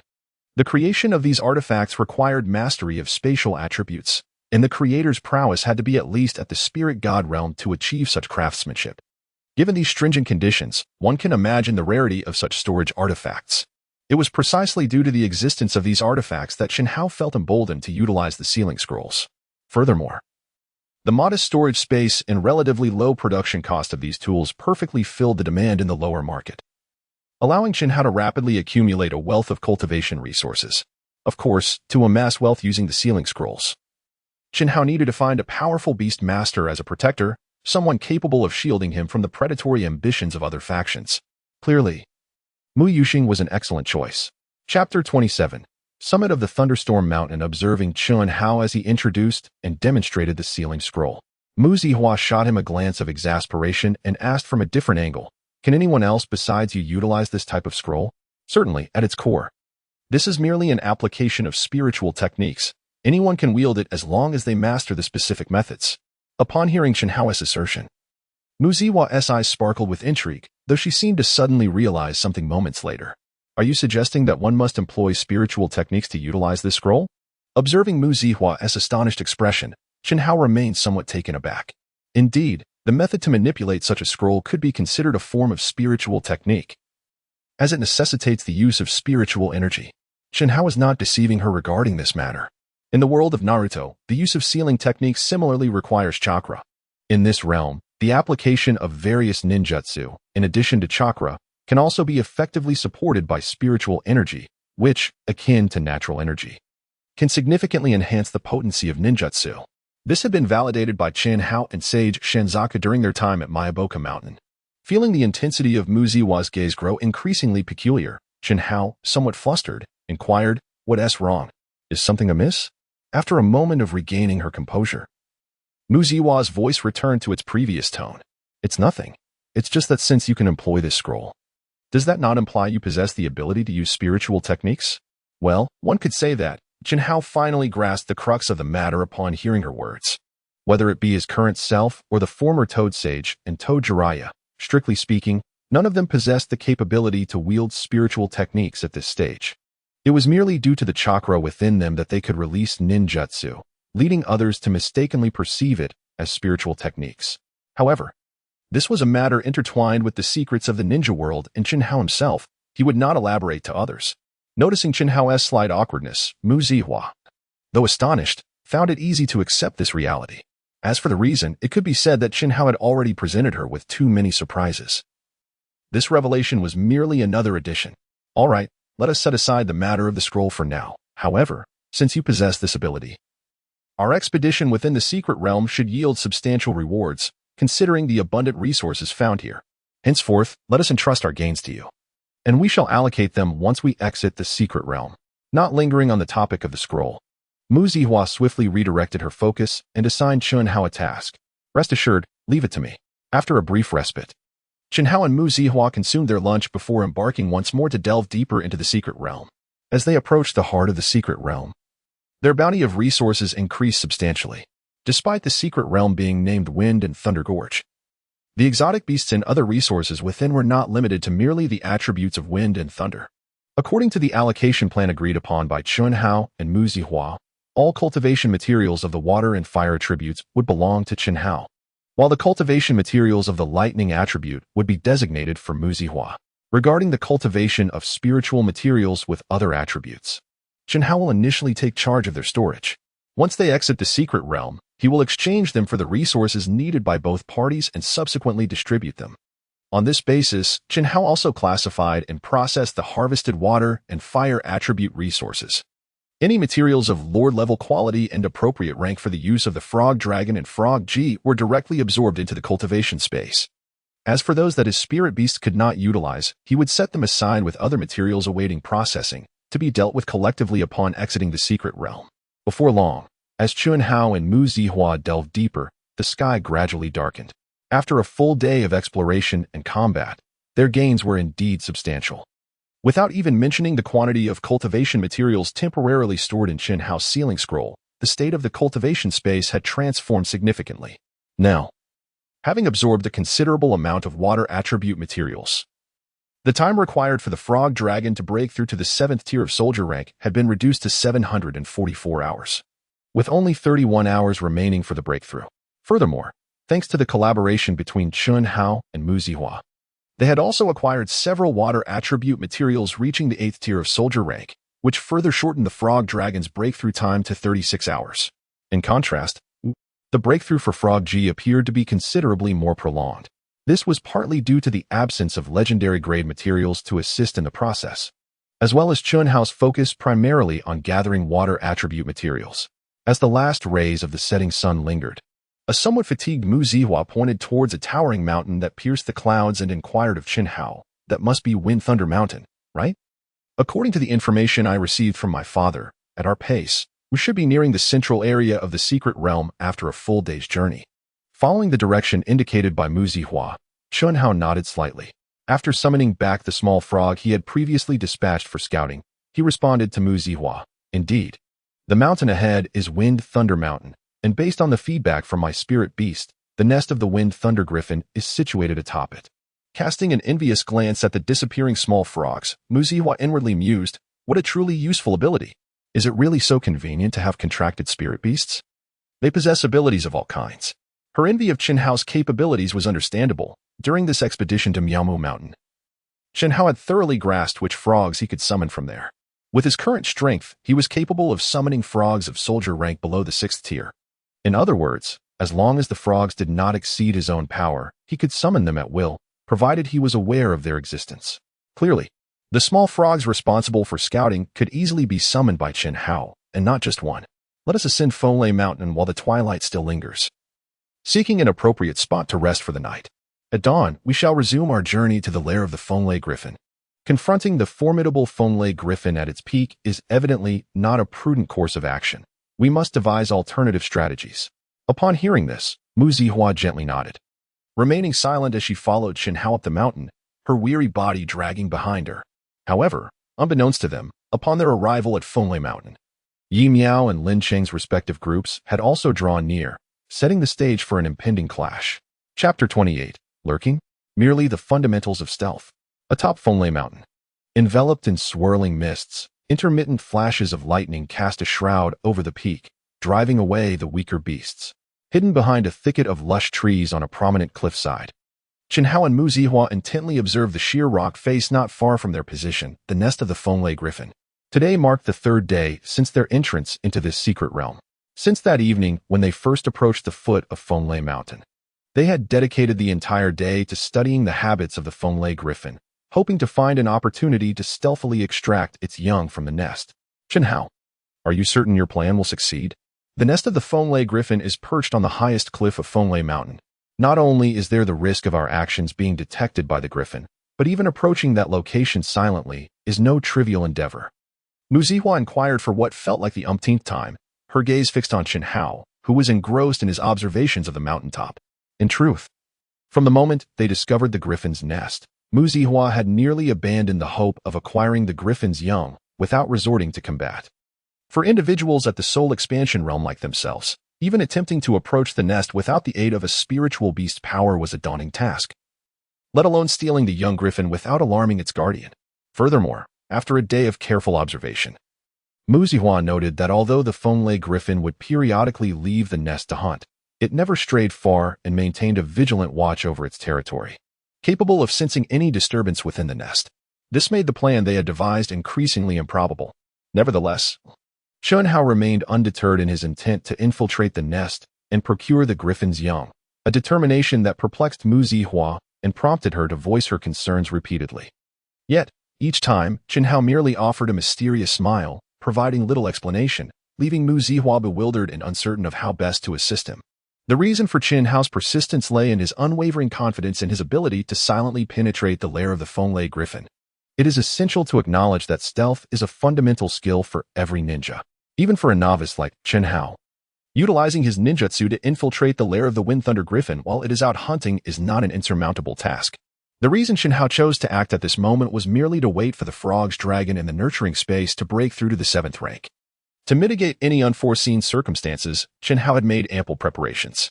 With his right index finger placed against his lips, he gestured to silence Mu Zihua, who was about to speak. Hold your tongue. The griffin mother is departing from the nest. It is time for us to act. Seeing the unwavering determination and confidence in Chen Hao's eyes, Mu Zihua chose to place her trust in him. What do we need to do? She inquired. I will sneak in and steal the griffin cubs. Your task is to scout the surroundings and be ready to assist. Once I succeed, we will immediately exit the secret realm and report to Instructor Yan. Understood. She nodded in agreement. Before Chen Hao could make a move, Mu Zihua summoned her Thunder Pattern Warhawk, preparing for any potential combat. After several days of training and battle, the Thunder Pattern Warhawk had solidified its peak strength at the 4th rank, poised to break through to the 5th rank at any moment. This was despite Mu Zihua's meticulous selection of nurturing materials. Had she been more eager to utilize them, the Warhawk would likely have already advanced. Observing Mu Zihua's tense demeanor, Chen Hao smiled softly and patted her shoulder. Rest assured, if all goes smoothly, we won't need to engage in combat. After all, stealth is merely a fundamental skill for me. No sooner had he spoken than, before Mu Zihua could grasp the meaning behind his words, Chen Hao's chakra surged downward. And in an instant, his figure vanished before her eyes, swiftly ascending towards the summit of Wind Thunder Mountain. Meanwhile, as Chen Hao and Mu Zihua embarked on their separate missions, in a concealed corner at the foot of Wind Thunder Mountain, Yi Miao and Lin Qing were huddled together, engaged in quiet deliberation. Suddenly, a girl who had been following Lin Qing opened her tightly shut eyes and whispered to him, "Young master, I have received word from my summon beast. Chen Hao and Mu Zihua have commenced their actions, but we cannot discern their exact intentions." Listening to the girl's words, Lin Qing furrowed his brow in contemplation. Yi Miao noticed Lin Qing's reaction and, though unaware of the specifics of the girl's report, surmised the general context. "Young Master Lin, is there movement from Chen Hao's side? We are allies now. We should at least share the basic information." Upon hearing Yi Miao's remark, Lin Qing let out a light snort and, without reservation, recounted the situation relayed by the girl. Upon hearing Lin Qing's words, Yi Miao's voice once again resounded. Indeed. Just as I anticipated, Chen Hao must possess a means to acquire the griffin cub. Otherwise, they would not have recklessly acted. With this, Yi Miao surveyed the surroundings and addressed Lin Qing once more. "Young Master Lin, what is there to hesitate about? Let us proceed as previously discussed. Although Chen Hao currently possesses considerable strength over us, this world is not one where every matter can be resolved through sheer force. As long as the 7 of us unite, his 2 spirit beasts capable of utilizing spiritual techniques are not insurmountable. Moreover, we do not intend to harm him. The preliminary assessment merely requires us to obtain the griffin cub. It does not stipulate that we cannot seize it from others." Having said this, observing the intrigue in Lin Qing and the others, Yi Miao pressed on. "If we manage to procure the griffin cub from Chen Hao, I guarantee that regardless of who ultimately secures the spot, I, Yi Miao, shall ensure that adequate compensation is provided to all present. What do you say?" Following a brief silence, Lin Qing seemed to finally come to a resolution. "Very well, let us proceed as agreed. However, everyone must exercise caution when engaging, particularly with Chen Hao and Mu Zihua. If any unforeseen circumstances arise, it would be difficult to account to the Mu family and the extermination organization. Rest assured, we will exercise discretion and will not allow the Mu family to raise any issues," Yi Miao replied with a glint of a ruthless smile flashing across his face. Chapter 29. Encountering an ambush. Meanwhile, near the nest of the griffin, a figure concealed behind the rocks was stealthily approaching the cub. Having undergone training in water treading and tree climbing, Chen Hao had mastered the technique of channeling chakra to his feet, enabling him to traverse treacherous cliffs that would be insurmountable for an ordinary person. In a mere moment, Chen Hao had deftly maneuvered through the rocky crevices and was now quite close to the griffin's nest. However, at this juncture, relying solely on stealth to infiltrate was no longer feasible.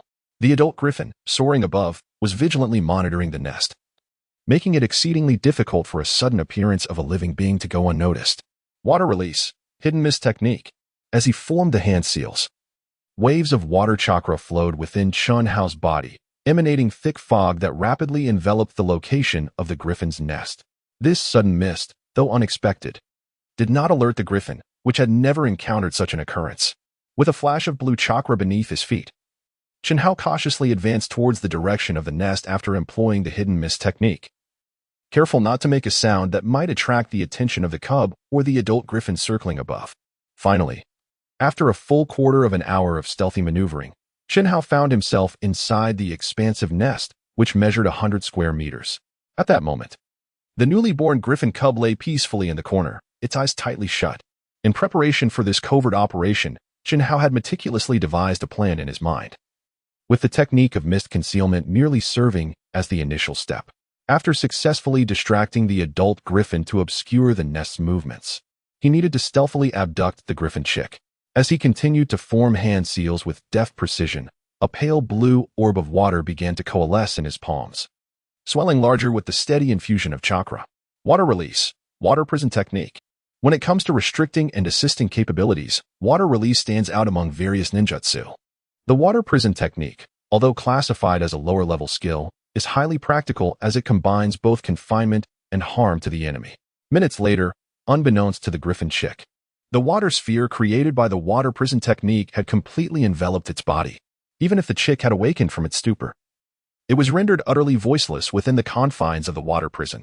Everything proceeded smoothly, and with the aid of this unprecedented ninjutsu, Chen Hao effortlessly accomplished the task of acquiring the Wind Thunder Griffin chick. However, this only constituted the first half of the mission. The true test for Chen Hao lay in whether he could successfully extract the griffin chick from the secret realm. Exhaling lightly, Chen Hao immediately dispelled the water prison technique once the griffin chick fell into a state of feigned death. Were it not for the immobility imposed by the technique during its execution, he might have considered carrying the large water sphere out with him. Yet, this was evidently impractical. Thus, he had no choice but to subdue the griffin chick first before devising a means of escape. Fortunately, the effects of the mist concealment technique had yet to dissipate. After departing the nest while cradling the unconscious griffin chick, the Wind Thunder Griffin soaring above, in search of prey, remained oblivious to any disturbances. Swiftly returning to the predetermined rendezvous point with Mu Zihua, the two hastened down the mountain amidst her bewildered gaze. Did we truly acquire the griffin chick so easily? Mu Zihua inquired, her expression tinged with incredulity as they ran.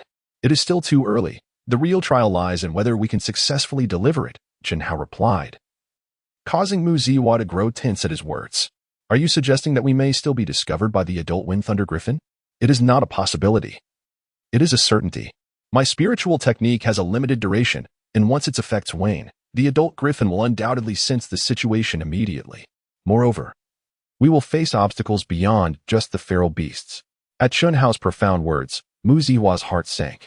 In an instant, she comprehended the implication of his statement. You fear that others before she could finish her thought. Both Chen Hao and Mu Zihua were halted in their tracks by a surge of spiritual energy emanating from ahead. As a series of summoning beasts at the soldier rank materialized before them, a voice dripping with arrogance and coldness resonated through the air.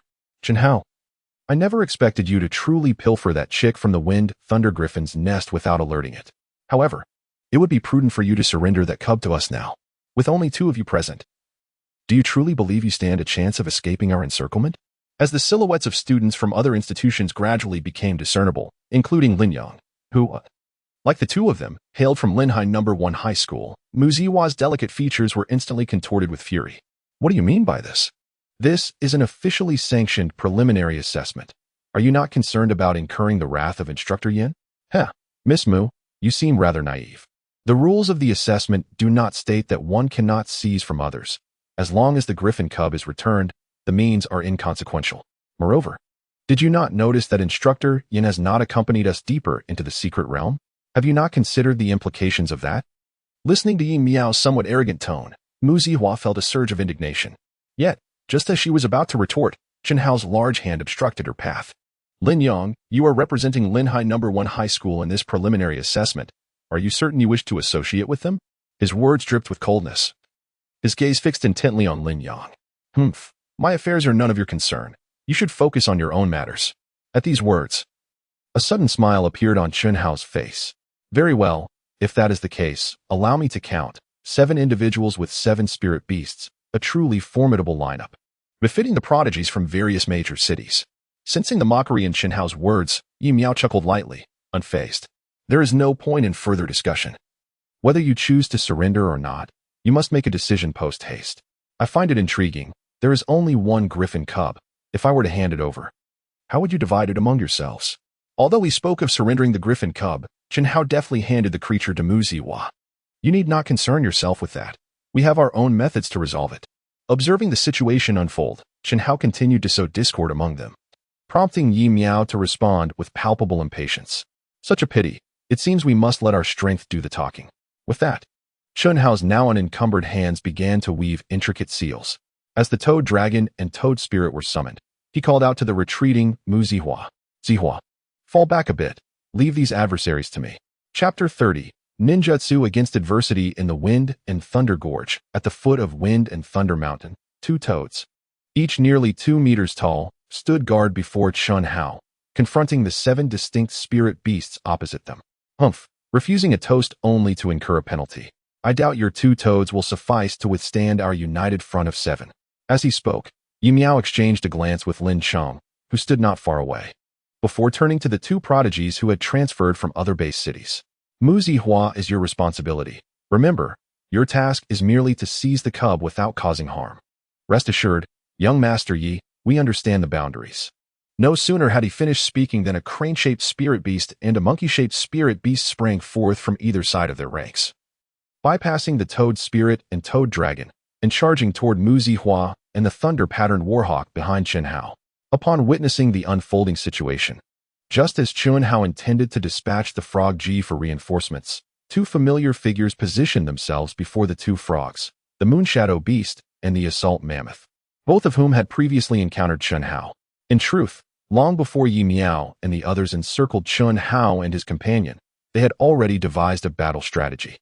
The legendary tier spirit beasts, the Moonshadow Beast and the Assault Mammoth, were tasked with restraining Chen Hao's 2 spirit beasts, while Lin Yang, Qi Shiji, and the female attendant spirit beast would focus on overwhelming Chen Hao himself, aiming for a swift resolution to seize the Wind Thunder Griffin cub.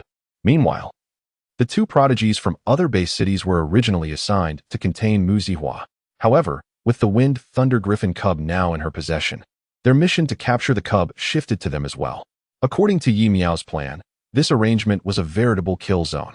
Not to mention how long Chen Hao could sustain the summoning of 2 spirit beasts concurrently. It was evident that he could not withstand the assault of 3 spirit beasts at his current level. Regrettably, they had failed to anticipate that Chen Hao was markedly different from other beast masters at the Soul Expansion realm. He not only possessed considerable combat prowess, but also wielded an array of peculiar and versatile ninjutsu, introducing unforeseen variables into this supposed deadlock. At this moment, having sensed Yi Miao and his companions' intentions, Chen Hao feigned evasion from the attacks of Lin Yang and the other spirit beasts while maneuvering towards the 2 prodigies besieging Mu Zihua. In other battlefields, the thunder-patterned war eagle valiantly faced 2 adversaries, engaged in a grueling confrontation with the 2 spirit beasts, the frog dragon and frog Ji. Leveraging their superior realm and the advantage of their techniques, navigated the battle with relative ease, particularly in the clash between the Assault Mammoth and frog Ji. Lacking the Moonshadow Beast's elusive speed and agility, the Assault Mammoth could only endure the relentless bombardment of Frog Ji's fire and water ninjutsu. Move faster, you 3.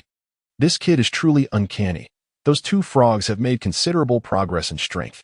Observing the legendary tier spirit beast charged with containing the primary forces faltering, Lin Chung could not help but frown and shout.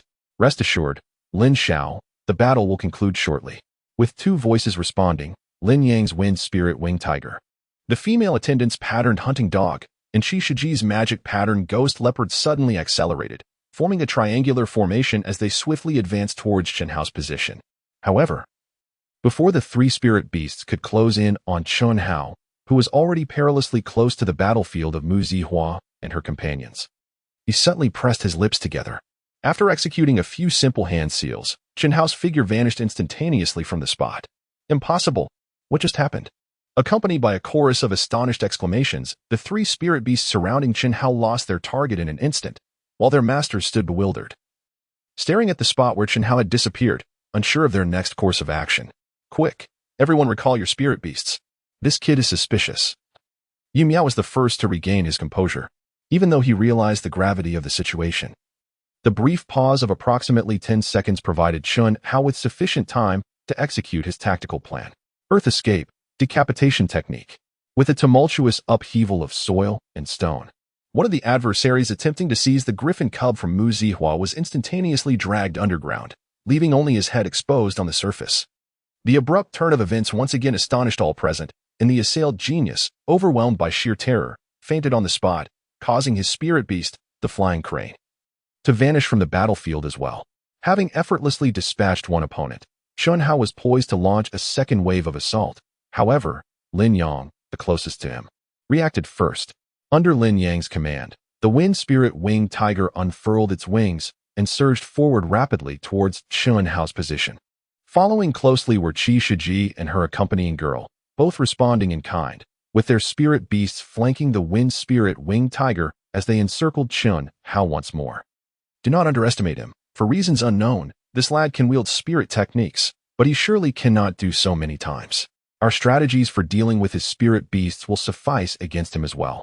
Under Lin Yang's counsel, Yu Miao and the others gradually acclimated to Chun Hao's incessant and unpredictable tactics. Thus, the battle reached a stalemate as Chun Hao found himself besieged by three spirit beasts. Confronted by three spirit beasts of varying ranks, although Chun Hao possessed chakra, his untrained physique and rudimentary body techniques were inadequate for engaging in close combat with them. Faced with the necessity to rely on ninjutsu for harassment and frequent evasions, he found himself unable to secure a breakthrough. Chun Hao, it is futile to persist. Even if you possess powers beyond the ordinary, it is merely an enhancement of your combat capability. You are destined to lose this time. Observing the battle returning to his control, Yu Miao could not suppress a smirk, seeking to undermine Chun Hao's resolve with his words. Yadasha. Perhaps you should focus on your own safety, lest you unwittingly find yourself buried alive. Although unable to target Yu Miao and the others at present, Chun Hao was undeterred in his attempts to intimidate them. Indeed, upon hearing Chun Hao's words, the expressions of Yu Miao and his companions grew somewhat unnatural. The peculiar nature of Chun Hao's recent techniques, his sudden disappearance followed by his instantaneous reappearance beside an enemy, along with the ability to drag foes into the earth, was something they had never encountered before in their lives. Cease with the alarmist rhetoric. Such a formidable technique cannot be employed repeatedly, especially not at your current level. Despite their verbal dismissals, several beast tamers hiding in the rear unconsciously drew closer to their spirit beasts, preparing to enter the protective range of their companions at the first sign of Chun Hao's disappearance. Observing their anxious demeanor, Chun Hao maintained an outwardly calm facade, yet internally, he felt a twinge of urgency. Nothing else matters. The duration of the mist concealment technique is drawing to a close. Soon, the Wind Thunder Griffin will discover the absence of its young. At that point, the situation on the battlefield will undoubtedly become even more intricate. Chapter 31. Breakthrough in battle. As Chun Hao pondered the means to turn the tide, the circumstances on the battlefield shifted once more. The lightning pattern war eagle, having previously faced two opponents, harnessed the intensity of the battle and the energy it had accumulated, achieving a breakthrough to the 5th tier of military rank amidst the fray. Concurrently, the already disadvantaged bull spirit beast could no longer withstand the onslaught. The disparity in strength between the two tiers rendered the battle between it and the lightning pattern war eagle overwhelmingly one-sided. With the eagle's sharp talons and the barely perceivable lightning during its strikes rapidly diminishing the bull's condition, which was on the brink of collapse. Lin Bai, assist that fool. I will leave this to the two of them. As the balance of the battle threatened to tip, Lin Cheng had no choice but to send the girl who had been following him to provide support. Thinking of escaping? Do you truly believe I am powerless? With a cold snort, Chun Hao focused all his might to ensure that Lin Yang and his companions' summoned beasts remained confined to this place. Water release. Water candy technique. As the chakra transformed water candy was sprayed upon the ground, Chen Hao sealed all routes leading to the battlefield where Mu Zihua was engaged. The puddles scattered across the ground impeded the summoned beast's advance, affording the lightning pattern war eagle precious time to secure victory. What an odd ability! What on earth are these viscous puddles? Lin Chen couldn't help but exclaim in resigned astonishment as he observed the restricted movements of Lin Bai and his companions. However, he soon found himself with little energy to concern himself with Mu Zihua's situation. For just as the lightning pattern war eagle seemed poised for triumph, Chen Hao issued commands to Toad Ji and Toad Long to unleash their full force. In an instant, a dazzling array of ninjutsu illuminated the battlefield. Fire release, Great Dragon Fire Technique. Water release, Exploding Water Shockwave. Water release, Water Clone Technique. A colossal flaming dragon materialized from thin air, crashing into the assault mammoth. The high-level fire ninjutsu inflicted grievous wounds upon the assault mammoth, whose strength had yet to attain the 6th tier of military rank. As the assault mammoth vanished, Lin Cheng, injured by the backlash, retreated slowly, blood seeping from the corner of his mouth. Simultaneously, as Toad Long created an environment with a high-level water release ninjutsu to repel the Moon Shadow Beast, Chen Hao swiftly transformed into 3 identical figures, racing across the water's surface. In the blink of an eye, he surpassed the scattered summoned beasts, arriving alongside Lin Yang and his companions, with no means of resistance. The water prison technique ensnared Lin Yang and his companions completely. Under the suffocating conditions, they soon lost consciousness, and their summoned beasts dissipated upon their masters fainting. With a screech, as Chen Hao and the 2 toads unleashed their full power, they swiftly seized control of the situation. With a piercing cry from the warhawk, the convulsing beast, the barbaric bull, succumbed to its defeat, collapsing beneath the talons of the thunder-patterned eagle. In the face of near-total annihilation, Yi Miao's countenance darkened, resembling a stormy sea. The unexpected display of power from his adversary truly commanded respect. Gritting his teeth, he directed the Moon Shadow Beast to drag away the unconscious companions. Mr. Yi, you flatter me. Can we leave now? Chen Hao, visibly exhausted and panting heavily, spoke slowly. Although he was surrounded by 7 opponents, he refrained from inflicting serious harm, nearly employing ninjutsu to render them incapable of fighting. Lacking a formidable background, he understood that taking lives in such a scenario would indelibly tarnish his future, possibly even jeopardizing his eligibility for the college entrance examination. Casting a deep glance at Chen Hao, who was clearly at his limit, Yi Miao sighed in frustration. He regrouped with the few remaining allies, slowly retreating with the unconscious Lin Yang and others towards the periphery of the battlefield. Although aware that Chen Hao's combat prowess had significantly waned, Yi Miao felt powerless against him. Moreover, with Mu Zihua, who still possessed some fighting ability, they had little hope of turning the tide. Thus, rather than prolong their entanglement, it was wiser to withdraw and abandon this impossible mission. Are you all right? Seeing Yi Miao and the others retreat, Mu Zihua swiftly approached Chen Hao, steadying him as he struggled to stand. The burden of sustaining 2 powerful summoning beasts simultaneously was immense for Chen Hao's spirit, compounded by the relentless exertion of chakra as he engaged with the 3 beasts. Ultimately, he had unleashed all his strength to subdue them, placing an overwhelming strain on his body. That he had managed to remain conscious until now was a remarkable feat. Zihua, we must hurry. This place is unsafe. Chen Hao's weak voice broke through, disregarding any notions of propriety as he leaned heavily against Mu Zihua. All right. I'll have Xiaozi take us away immediately. With a solemn vow, just as Mu Zihua intended to command the thunder-patterned eagle to transport them from the battlefield, a formidable pressure accompanied by a fierce wind swept through the dense forest. This is bad. The Wind Thunder Griffin is on our tail. Before Chen Hao could react, a dark shadow quickly enveloped their vicinity, the colossal Wind Thunder Griffin looming above the treetops, its fierce gaze fixated on the griffin cub cradled in Mu Zihua's arms. As Chen Hao and Mu Zihua found themselves cornered by the Wind Thunder Griffin, Yi Miao, who had not ventured far, turned back to observe the massive beast overhead. A cold smile gracing his lips. You cannot blame anyone else for this. Chen Hao, in this situation, I wonder what means you have left to escape. With a hint of schadenfreude, Yi Miao swiftly addressed the recently awakened Lin Yang and the others, urging them to depart, as the current environment remained perilous. This task has truly placed us in a difficult position due to that wretched woman. It seems the opportunity for advancement will ultimately require alternative means of contention. Meanwhile, Chen Hao, with a grave expression, leaned against Mu Zihua, murmuring lowly to her. No, she exclaimed, her voice laced with determination upon hearing his words. "We are teammates. I cannot abandon you here. That is utterly inconceivable." With a wry smile, Chunhao glanced at the stubborn resolve reflected on Mu Zihua's cool visage. Feeling utterly at a loss, were it not for her presence, his mastery of ninjutsu might have afforded him a chance to escape. Of course, this scenario hinged on their relinquishment of the Griffin Cub. If they were to carry it with them, the Wind Thunder Griffin would effortlessly track their location by the cub's scent. Unexpectedly, Mu Zihua, believing Chunhao intended to sacrifice himself for her survival, dismissed his words entirely. Sensing her unwavering resolve, Chunhao inhaled deeply, silently contemplating. If that is the case, then I shall give it my all. After all, it is merely a peak soldier-level adversary, and there may still be a chance. Chapter 32. The Arrival of Wentai. A tempest raged, dark clouds loomed, and the vast sky seemed to lose all color beneath the colossal figure of the Wind Thunder Griffin. At the foot of the mountain, amidst the dense forest, Chunhao gazed upwards at the circling creature, retrieving a sealed scroll from within his garments. A resolute expression adorned his face as an unusual blue-purple flower materialized in his hand. "Chunhao, what are you doing?" "That is the wild spirit flower, only suitable for the bodies of extraordinary beasts. Have you lost your mind?" With incredulity etched across her features, Mu Zihua rushed forward, attempting to snatch the flower from his grasp, which they had previously harvested during their resource gathering.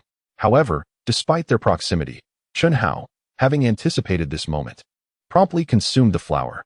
The blue-purple petals dissolved upon contact, unleashing a torrent of wild spiritual energy from his mouth, which quickly enveloped his entire being, even sending Mu Zihua, who had been supporting him, tumbling aside. "Zihua, step back a bit. If we wish to survive, we have no other options." With great difficulty, he managed to utter this phrase, leaving him with no surplus energy to regard his companion. At that moment, blood began to flow slowly from his eyes, mouth, and nose.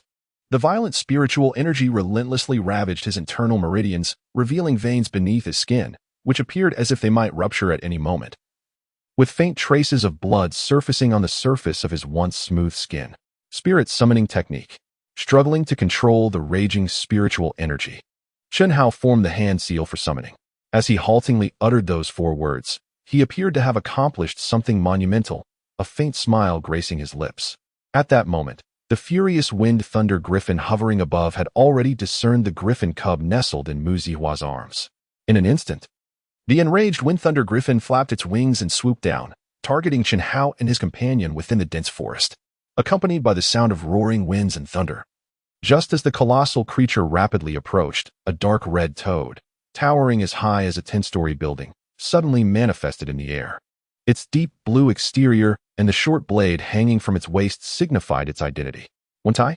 Is it truly you, Boss Wentai?" murmured Chunhao, now seated on the ground, a hint of excitement in his voice. Unfortunately, neither Mu Zihua, who stood beside him, nor the Wind Thunder Griffin above, nor even Yin Qianxue, who was covertly observing from the sidelines, noticed Chunhao's whispered words. The terrifying aura emanating from Wentai captured everyone's attention, particularly due to its immense size. It is known that while physical size does not wholly represent the power of a summoning beast, a creature of such colossal stature undoubtedly possesses formidable strength. Moreover, from Wentai, Yin Qianxue sensed a subtle hint of threat. Since entering the secret realm, Yin Qianxue had been discreetly trailing behind the group, particularly focused on Chunhao. She had been acutely aware of nearly every action taken by him and Mu Zihua. Just moments ago, as it seemed Chunhao and his companion were about to perish beneath the griffin's claws, Yin Qianxue had prepared to intervene. However, before she could act, this unexpected turn of events unfolded. Wentai's sudden appearance interrupted her intentions and thoroughly astonished this talented member of the exorcism organization. Is this the might of the chosen summoner? The ability to summon a powerful spirit beast beyond one's own capabilities with external assistance? Silently reflecting, Yin Qianxue began to cautiously approach Chunhao and the others. Even with such a formidable spirit beast at their side, she sought to avert any unforeseen incidents. The chosen summoner is a rare sight, even in the talent-rich exorcism organization. Hence, this was Yin Qianxue's first encounter with the distinct differences between these gifted individuals and other beast tamers. Moreover, being able to contract an entire spirit beast clan does not inherently signify strength. The power of the spirit beast clan, alongside the potential growth of these chosen summoners, are critical factors limiting their ascent to power. At this moment, the battlefield was halted by Wentai's emergence, forcing the descending Wind Thunder Griffin to pause. The overwhelming aura that only a high-level spirit beast could exude compelled it to temporarily abandon its intent to reclaim the cup. Regrettably, from the moment Wentai appeared to when its form landed upon the Wind Thunder Griffin, only a fleeting second passed. In such a brief moment, the Thunderwind Griffin was unable to adjust its form to evade, forced to witness as Wentai descended upon it, crushing it into the ground.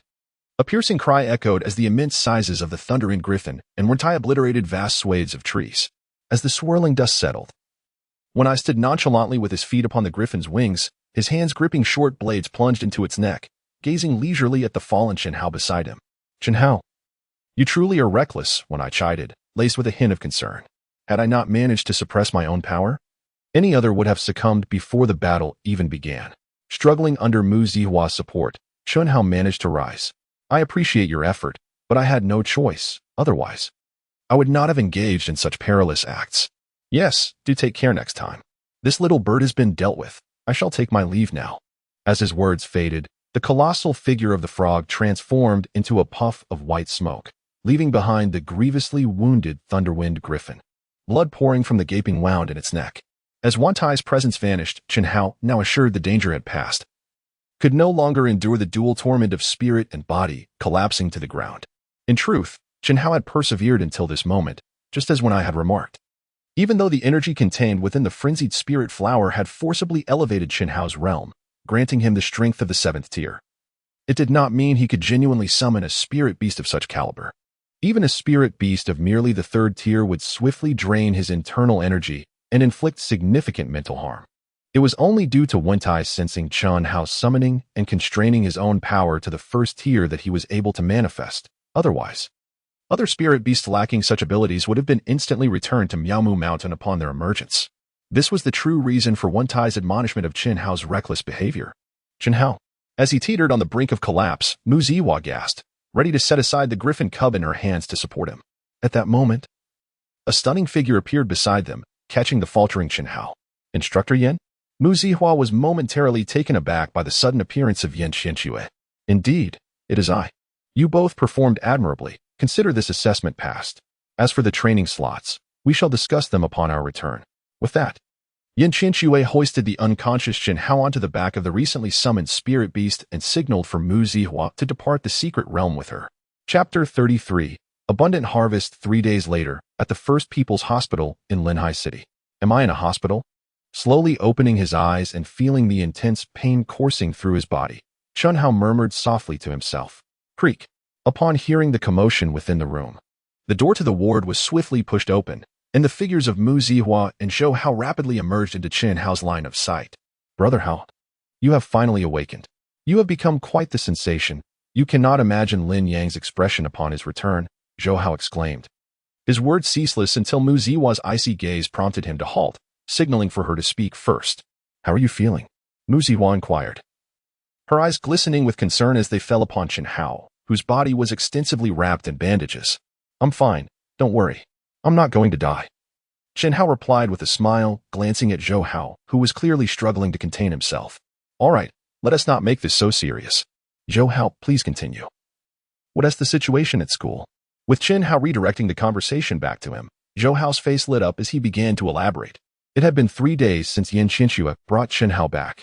During this time, despite Chen Hao being in a state of unconsciousness due to his severe injuries, his name had spread to every corner of the Linhai base city, particularly at Linhai No. 1 High School.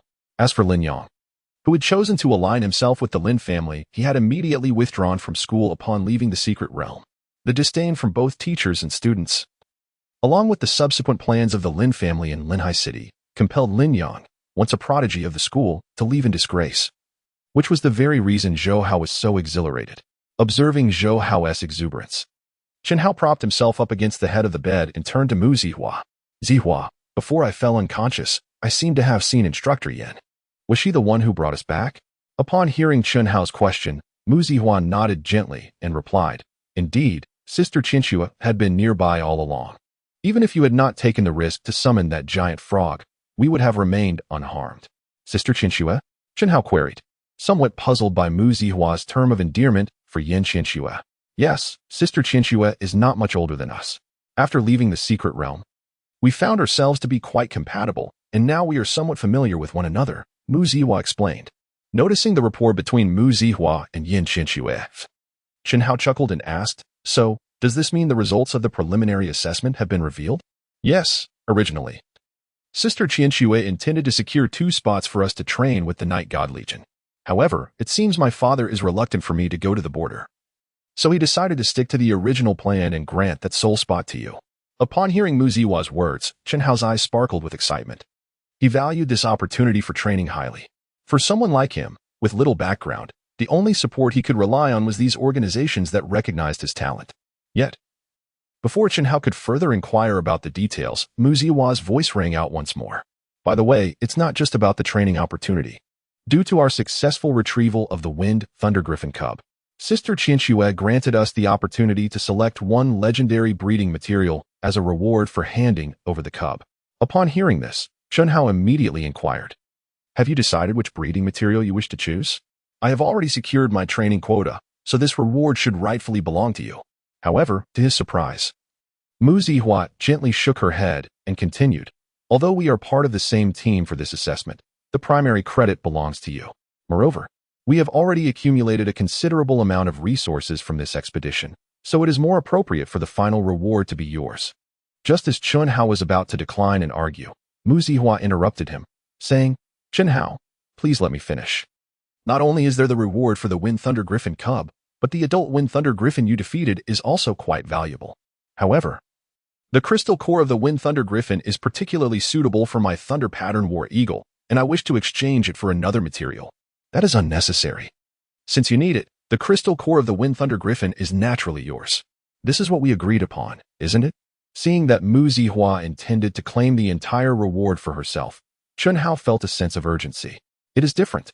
As I have mentioned, I hardly contributed to this endeavor, and it is impossible for me to share the spoils with you. Besides, you are undoubtedly in greater need of these resources." Ignoring Chen Hao's explanation, Mu Zihua spoke with an undeniable tone. Feeling the firmness of Mu Zihua's stance, Chen Hao remained silent for a moment before finally nodding in agreement. Observing that Chen Hao had ceased to argue, Mu Zihua's lips curved into a radiant smile. "Very well, it is settled then. You should rest well. I will take my leave."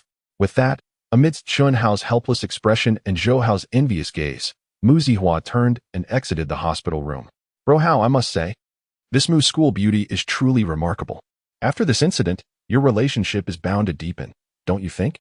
Zhou Hao remarked, a knowing smile playing on his lips. "Get lost, you rascal." "There is nothing of the sort," Chen Hao retorted. "Whether it's true or not, you know in your heart. Otherwise, why would the Mu school beauty have stayed by your side for 3 days without leaving, not even returning home? She nearly outshone me, your loyal friend," Zhou Hao teased. At Zhou Hao's words, a flicker of gratitude crossed Chen Hao's eyes, both for Mu Zihua and for Zhou Hao standing before him. Clearly, both had exerted considerable effort during his 3 days of unconsciousness. "Thank you. Please, save your gratitude for the Mu school beauty. I can't quite handle it coming from you." Zhou Hao quickly waved his hands. "Cut it out. I was directing it at you. Don't flatter yourself." Chen Hao replied, laughing while scolding. "All right, now that you've awakened, I have no further business here. I need to head back and catch up on sleep. These past few days have been exhausting. By the way, I arranged for a nurse for you. Just press the button by your bedside if you need anything." As he spoke, Zhou Hao yawned and turned to leave the hospital room. Observing the restored tranquility of the space, Chen Hao took a moment to gather his thoughts before deciding to check on the conditions within the cultivation space over the past few days. To his astonishment, he realized he had been unconscious for 3 days. Had it not been for summoning the Elder Wen Tai prior to this, he would have already retrieved the frog dragon back to the cultivation space, and those 3 days would have been utterly wasted. While mulling over this, Chen Hao summoned the status of the cultivation space in his mind. However, before he could scrutinize it thoroughly, a knock on the door interrupted his actions. "Chen Hao, I heard you've awakened. My father and I have come to see you." Upon hearing that familiar yet distant voice, Chen Hao's brow furrowed slightly. He could hardly fathom who else would visit him in the hospital at this time, aside from the departed Zhou Hao and Mu Zihua. Nevertheless, out of courtesy, he suppressed his curiosity and responded to the person outside, "Please enter." With permission granted, A middle-aged man and a young man entered the room in succession. When Chen Hao caught sight of the young man, he immediately recognized him. Qi Shiji? What brings you here? Indeed, the visitor was Qi Shiji, a student from Linghai Experimental High School and one of the 7 who had besieged Chen Hao during the preliminary assessment. Noticing the unusual chill in Chen Hao's tone, Qi Shiji did not exhibit his previous arrogance. Instead, he wore a broad smile. After all, we are classmates from the same base city. I heard you were injured during the preliminary assessment, so my father and I came to check on you. Surely you wouldn't deny us a warm welcome? At the hint of sarcasm and mockery in Qi Shiji's words, Chen Hao's frown deepened. You must be Mr. Qi Hanping, the head of the Qi family. I wonder what brings you both here today? Ah, conversing with a clever young man is always a pleasure. Qi Hanping chuckled as he settled into a chair beside the hospital bed, squinting slightly as he continued addressing Chen Hao. It seems that you and my son are acquaintances through your previous encounters. We are here not only to congratulate you on securing a position with the Night Legion, but also to inquire if you might be willing to sell that opportunity. Chen Hao's face registered a fleeting look of surprise. Isn't that position a reward from the preliminary assessment? Would the exorcism organization allow such transactions? In response to Chen Hao's inquiry, Qi Hanping chuckled softly. Young man, you are still somewhat naive. In this world, there is hardly anything that cannot be traded. If both parties consent, I doubt the exorcism organization would intervene. And what if one party disagrees? Chen Hao's tone turned icy once more as he posed the question. Wouldn't you like to hear our offer? Qi Hanping, seemingly anticipating this outcome, asked confidently. No need. I have no intention of selling that position, mister. Qi may take his leave. Seeing that Chen Hao showed no inclination to entertain the proposal, a glint of coldness flickered in Qi Hanping's narrowed eyes. At this moment, as the head of the Qi family, he felt a sense of restraint and could no longer continue the conversation, signaling to Qi Shiji, who stood beside him. Receiving his father's cue, Qi Shiji, who had been somewhat impatient, resumed his original demeanor. Mr. Chen, do not mistake our hospitality for weakness. Whether you wish to sell your spot or not, you must comply. Otherwise, in this territory of Linhai, I fear that neither you nor your companions will face a favorable outcome. If you are wise, the Qi family can reward you with a legendary cultivation material in return. However, if you choose to be obstinate, Listening to Qi Shiji's menacing words, Chen Hao felt a surge of anger within him. Yet, he understood that he lacked the resources to contend with the Qi family. Even Linhai No. 1 High School might not be able to fully protect him in this matter, as he was merely an orphan without support. Observing Chen Hao's silence, Qi Shiji could not help but display a smug smile. Just as he intended to exert more pressure on Chen Hao, Qi Hanping intervened with a glance. Classmate Chen, please do not misunderstand. We have no intention of coercing you. The decision to sell or not is entirely yours. Given the gravity of this matter, I trust you will take the time to consider it. My son and I shall await your response. Should you reach a decision, you are welcome to visit the Qi family to exchange for that legendary material. With that, Qi Hanping rose and led the way toward the door of the hospital room. Upon hearing that the Qi family sought to exchange merely a legendary material for his coveted training opportunity, Chen Hao was incensed by their audacity. Not only was this training opportunity unique to each base city, but the pre-selection assessment could easily yield a legendary material, especially with the young Stormwind Griffin at stake. Thus, the Qi family's actions were akin to outright theft. Just as Chen Hao was about to firmly reject the shameless proposition of the Qi father and son, Qi Hanping, who had reached the door, suddenly turned with a smile. Ah, by the way, I heard that you come from an orphanage, correct? The children there truly have it tough. In these times, the world is filled with all kinds of people. I sincerely hope that the children there can achieve success like you, and not fall prey to those with ulterior motives before they even begin their soul cultivation. Qi Hanping's words caused Chen Hao, who had been on the verge of refusal, to swallow his retort.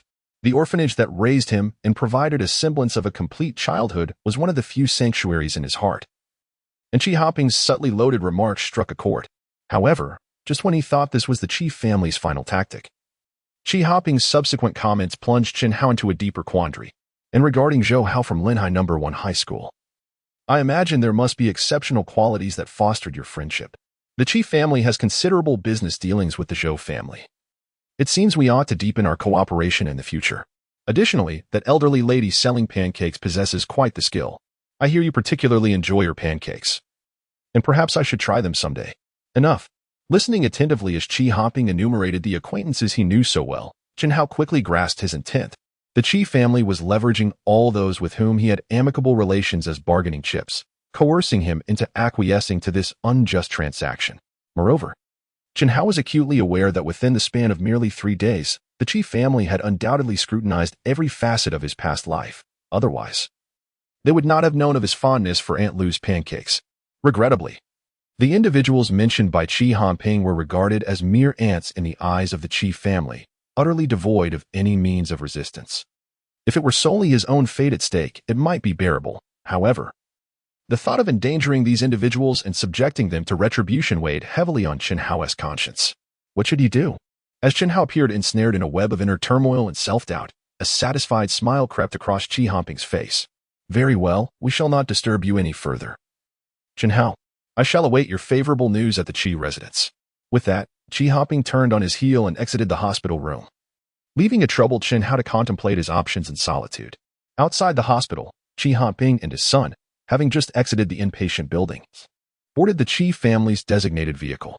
Father, do you really think your words will have any effect on Chen Hao? Why not be more straightforward? After all, these commoners hold little significance before our Qi family. Humph, you young fool, you fail to comprehend. Linghai City is not solely under the Qi family's dominion. Even with the Yi family backing us, external forces cannot compare to the power we hold in our own hands. You must learn this lesson well. Listening to Qi Hanping's admonition, Qi Shiji bowed his head in silence, harboring a sense of skepticism within. Enough of this. We shall soon see the results of our efforts in the coming days. Let us return. Young Master Yi Miao is waiting for us at the Qi residence. Chapter 35. Resource Exchange. At this moment, within the confines of the First People's Hospital in Linghai City, the words left by Qi Hanping and his son had imposed tremendous psychological pressure on Chen Hao. However, after much contemplation, he had yet to devise a suitable response. The only course of action he could pursue was to enhance his strength as swiftly as possible. As for the opportunity for training and development, should it prove impossible to preserve, he would have no choice but to relinquish it. For the lives of the orphans and those close to him were undeniably far more precious. Taking a moment to organize his somewhat chaotic thoughts, Chen Hao's gaze regained its clarity. Fortunately, his greatest reliance was the automatic cultivation system of the spiritual beast residing in his mind. Although the training quota could expedite his growth to some extent, it was not absolutely essential. Through the exploration of secret realms and other means, he could still gather sufficient resources for cultivation, albeit with less efficiency than if he were to join the Night Legion. Speaking softly to himself, Chen Hao silently resolved that if the Qi family resorted to despicable coercive tactics, he would simply forfeit this opportunity for training. However, this grudge was firmly etched in his mind. For Chen Hao, who possessed a nurturing space, the difference in realm and strength was merely a matter of time. Once his power was sufficiently formidable, he would settle the scores with each of those individuals. With this thought in mind, Chen Hao redirected his focus to the nurturing space within his consciousness. After 3 days of cultivation, the strength of the frog dragon had markedly improved, with less than 2 days remaining until it could break through to the 8th rank of the soldier level. Thanks to the nurturing space enhancing the capabilities of his summoned beasts, Chen Hao was able to dedicate more time to the practice of ninjutsu, physical techniques, illusion arts, and even sage techniques, which greatly benefited his overall strength. He mused that it would have been prudent to learn some medical ninjutsu beforehand, given his current physical condition. He would likely need to recover further before resuming his training. With a silent sigh, Chen Hao lay back down on the bed, quickly drifting into slumber. The night passed swiftly. The following morning, a series of crisp knocks at the door heralded the arrival of Zhou Hao and Mu Zihua, who entered Chen Hao's hospital room in succession. Chen Hao, this is for you, Mu Zihua greeted, as she produced 2 wooden boxes from her backpack and placed them on the bedside table.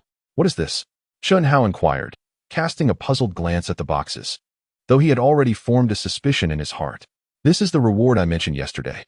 Including the spiritual materials I used to exchange for the Wind Thunder Griffin crystal core, there are 2 legendary-grade water attribute materials here, which should be quite suitable for you.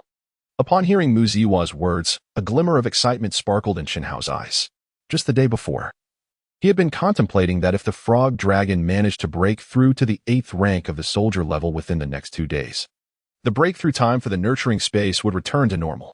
In that case, to successfully advance to the soul expansion realm and elevate the frog dragon to a general level summoned beast would require at least a month. Although such a pace would be astonishing compared to other students, Chen Hao, having tasted the sweetness of quick advancement, found it difficult to accept anything less. Sitting up slightly, He opened the two wooden boxes to inspect the spiritual materials within. Suddenly, as if struck by inspiration, he produced several sealed scrolls from beside the bed. Zihua. These scrolls contain all the rewards from our recent expedition into the secret realm. It would be a great help if you could exchange them for the cultivation resources we need. It was evident that merely two legendary-grade nurturing materials would not suffice to satiate Shinhao's appetite. Having experienced the threats from the chief family, his thirst for power was now exceedingly intense, and naturally, the quicker he could enhance his strength, the better. How good is it really necessary to trouble the illustrious Mu? This trivial matter can be handled by me. Have you forgotten how my Zhou family established itself? As he spoke, Zhou Hao eagerly snatched the scrolls from Chun Hao's hand, examining the marvelous items that could rival storage spirit tools with great interest. In fact, just yesterday, during a conversation among a few individuals, Zhou Hao had already gleaned the entirety of their secret expedition from the mouths of the two, including the revelation that Chen Hao possessed spirit techniques and had crafted this wondrous storage scroll. Today, upon witnessing Chen Hao extract the scroll, Zhou Hao could hardly contain his curiosity and eagerly volunteered for the task of resource exchange. However, Zhou Hao did not speak falsely. The Zhou family, with financial prowess rivaling the three prominent families of Linhai, relied solely on his father's astute business acumen and diplomatic finesse in the absence of a formidable master-level expert. In matters of resource exchange, the Zhou family was indeed more suitable than the Mu family. Perhaps aware of this, neither Mu Zihua nor Chun Hao voiced any objections to Zhou Hao's proactive assumption of the task. Very well, then this matter is entrusted to you, Chen Hao remarked, as he retrieved an envelope from the side. Inside was the method for utilizing the storage scroll. Any beastmaster of spirit refinement realm or above could successfully access the items within the scroll by channeling their spiritual energy according to the trajectory I had described. Clearly, Chen Hao had long contemplated the arrangement for the sealed scroll. If others, apart from himself, were unable to employ the storage tool, the value of the sealed scroll would diminish significantly. Moreover, in the absence of access to this highly cost-effective storage tool, many would inevitably turn their attention to the creator of the scroll, which would undoubtedly bring Chun Hao unnecessary troubles and dangers. Although disclosing the usage method of the sealed scroll would not entirely deter the covetous from their desires, successfully securing a suitable protector would render the sale of the sealed scroll immensely profitable for Chen Hao, making it a risk worth taking. After finalizing the arrangements for the resource exchange, Zhou Hao and Mu Zihua did not linger long before bidding farewell. Mu Zihua's primary purpose for visiting today was to deliver the two pieces of legendary-grade spiritual materials to Chen Hao. With that task accomplished, she naturally would not waste time on idle chatter. With over 2 months remaining until the college entrance examination, Mu Zihua needed to dedicate herself further to her studies to secure admission to her ideal university. Meanwhile, although Zhou Hao was not in a rush to cultivate or train spirit beasts, he was eager to return home to discuss the resource exchange with his father, especially with several sealed scrolls in his possession. Furthermore, having grown up under the influence of his father, Zhou Hao was acutely aware of the ripples that the introduction of the sealed scroll into the market would create. This matter required prompt communication with his father, as the Zhou family could undoubtedly benefit from the burgeoning opportunity thanks to his relationship with Chen Hao. Observing the now vacant hospital room, Chen Hao redirected his attention to the two legendary-grade spiritual materials that Mu Zihua had delivered. However, just as he was about to absorb them into the nurturing space, a thought suddenly flashed through his mind. It had already been a day. He wondered if there had been any movements from the chief family.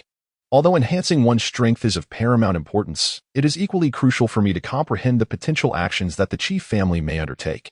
Aware of this, Chen Hao momentarily set aside the two wooden boxes in his hands. With intricate hand gestures, several diminutive and uniquely shaped toads suddenly appeared within the hospital room.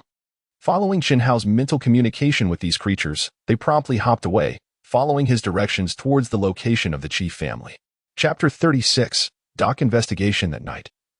A luxurious yacht, towering at least 30 to 40 meters high, lay quietly docked at the seaside wharf, its deck illuminated with brilliant lights.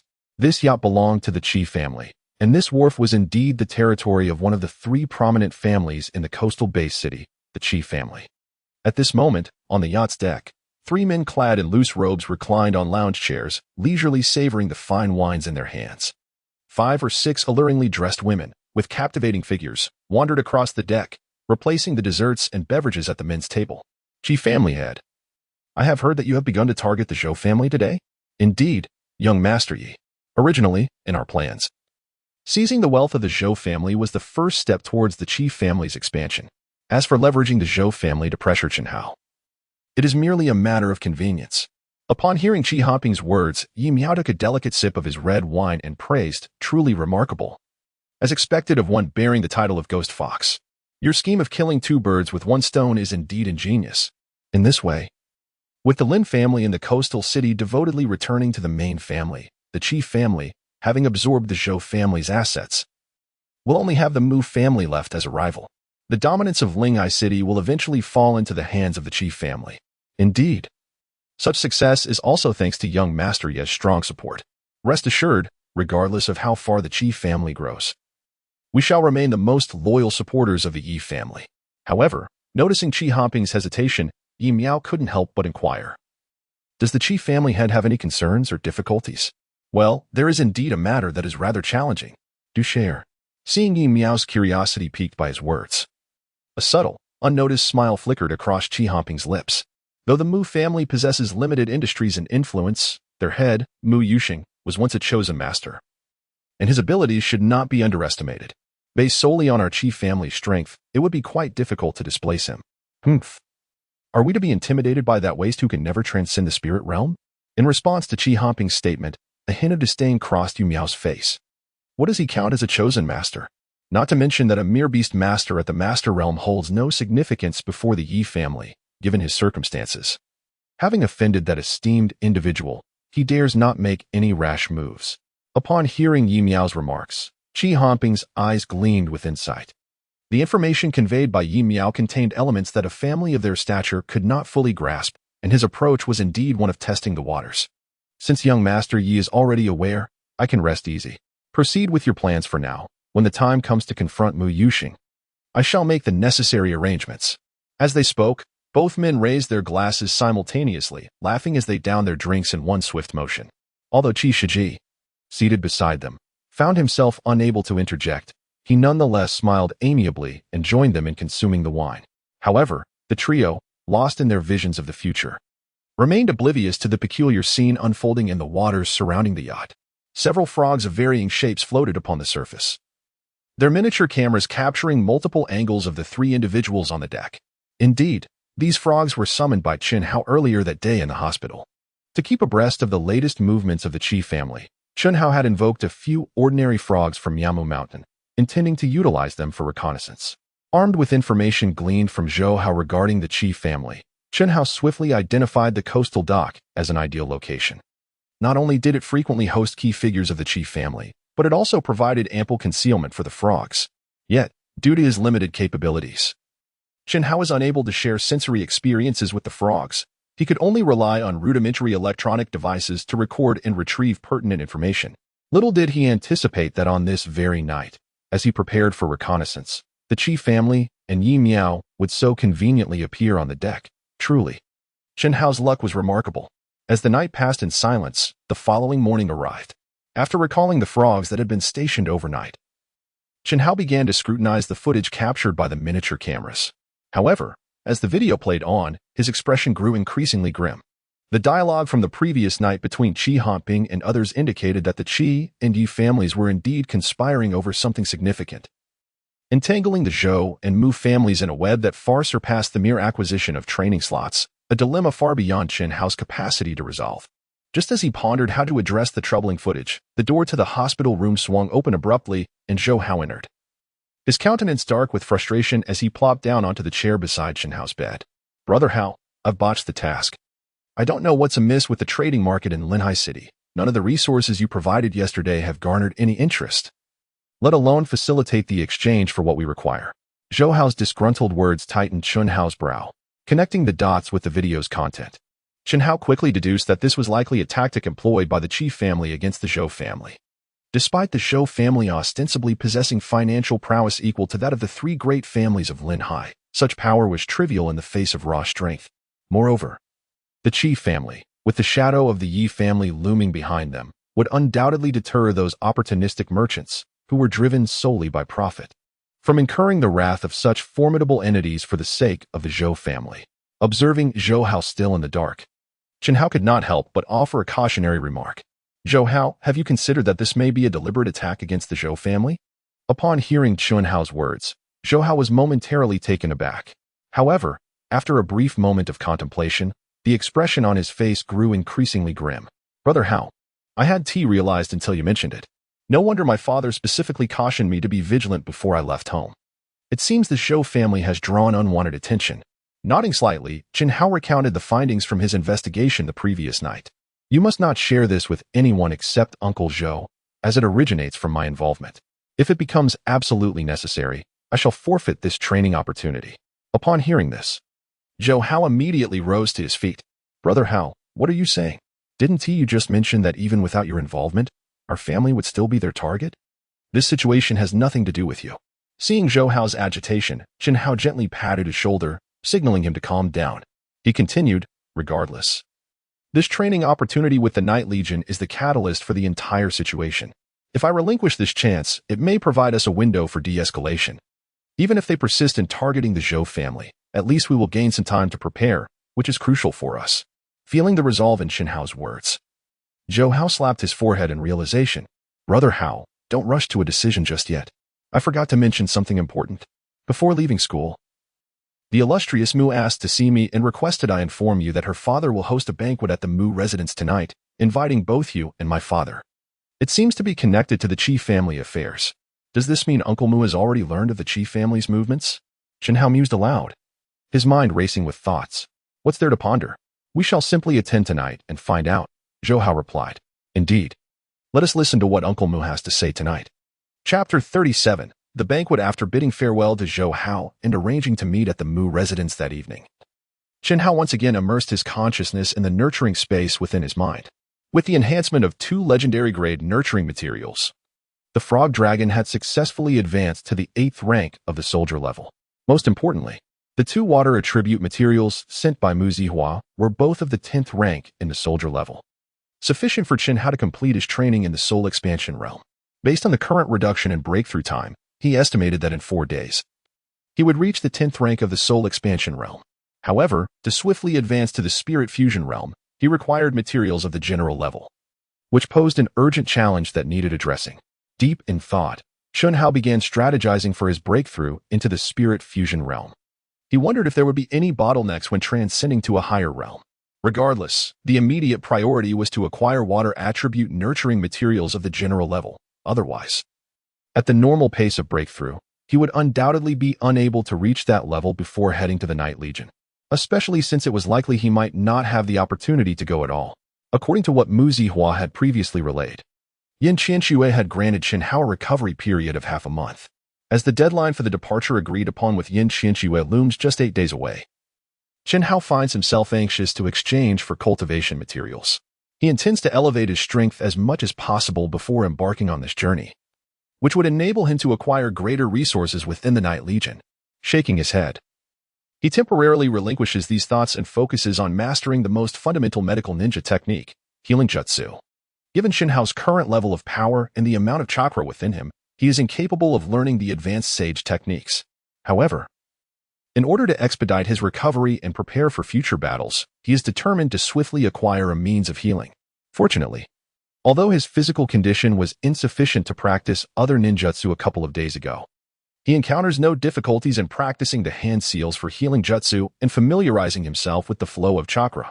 At this moment, with a few simple hand signs, Chun Hao can barely perform healing jutsu, gradually restoring his physical condition. With the increase in his proficiency in healing jutsu, the speed of his recovery will accelerate, which gives him confidence that he will be discharged and fully recuperated by tonight. Time ticks by, and soon only a trace of the setting sun remains in the sky. At this moment, Chun Hao has fully regained his usual state. Having just completed the discharge procedures, he walks directly towards the Mu family villa, which is not far from his location. Previously, under the guidance of Mu Zihua, he had learned the villa's whereabouts. Thus, he does not require her assistance this time and proceeds on his own. Half an hour later, having communicated with Mu Zihua in advance via phone, Chun Hao enters the Mu family villa under her lead. Although the Mu family is one of the 3 prominent families in the coastal Bay City, their household comprises only a few members. Besides Mu Yushin and his daughter, only the elderly but sprightly housekeeper, known as Uncle Pang, resides there. And even the household staff is minimal, rendering the expansive villa quite desolate. Zihua, this is my second time at your home, yet I have never seen your mother. Chen Hao inquires with a hint of curiosity as they walk. Upon hearing his question, Mu Zihua's face momentarily dims. Since I can remember, I've never met my mother. Some say she has passed away, while others claim she is missing. However, whenever I ask my father about it, he remains silent. I'm sorry. I shouldn't have brought it up, Chen Hao says, sensing Mu Zihua's melancholic mood and regretting the topic's emergence. It's all right. After so many years, I've grown accustomed to it. Many have inquired about this before you, and I remain unsure how to respond.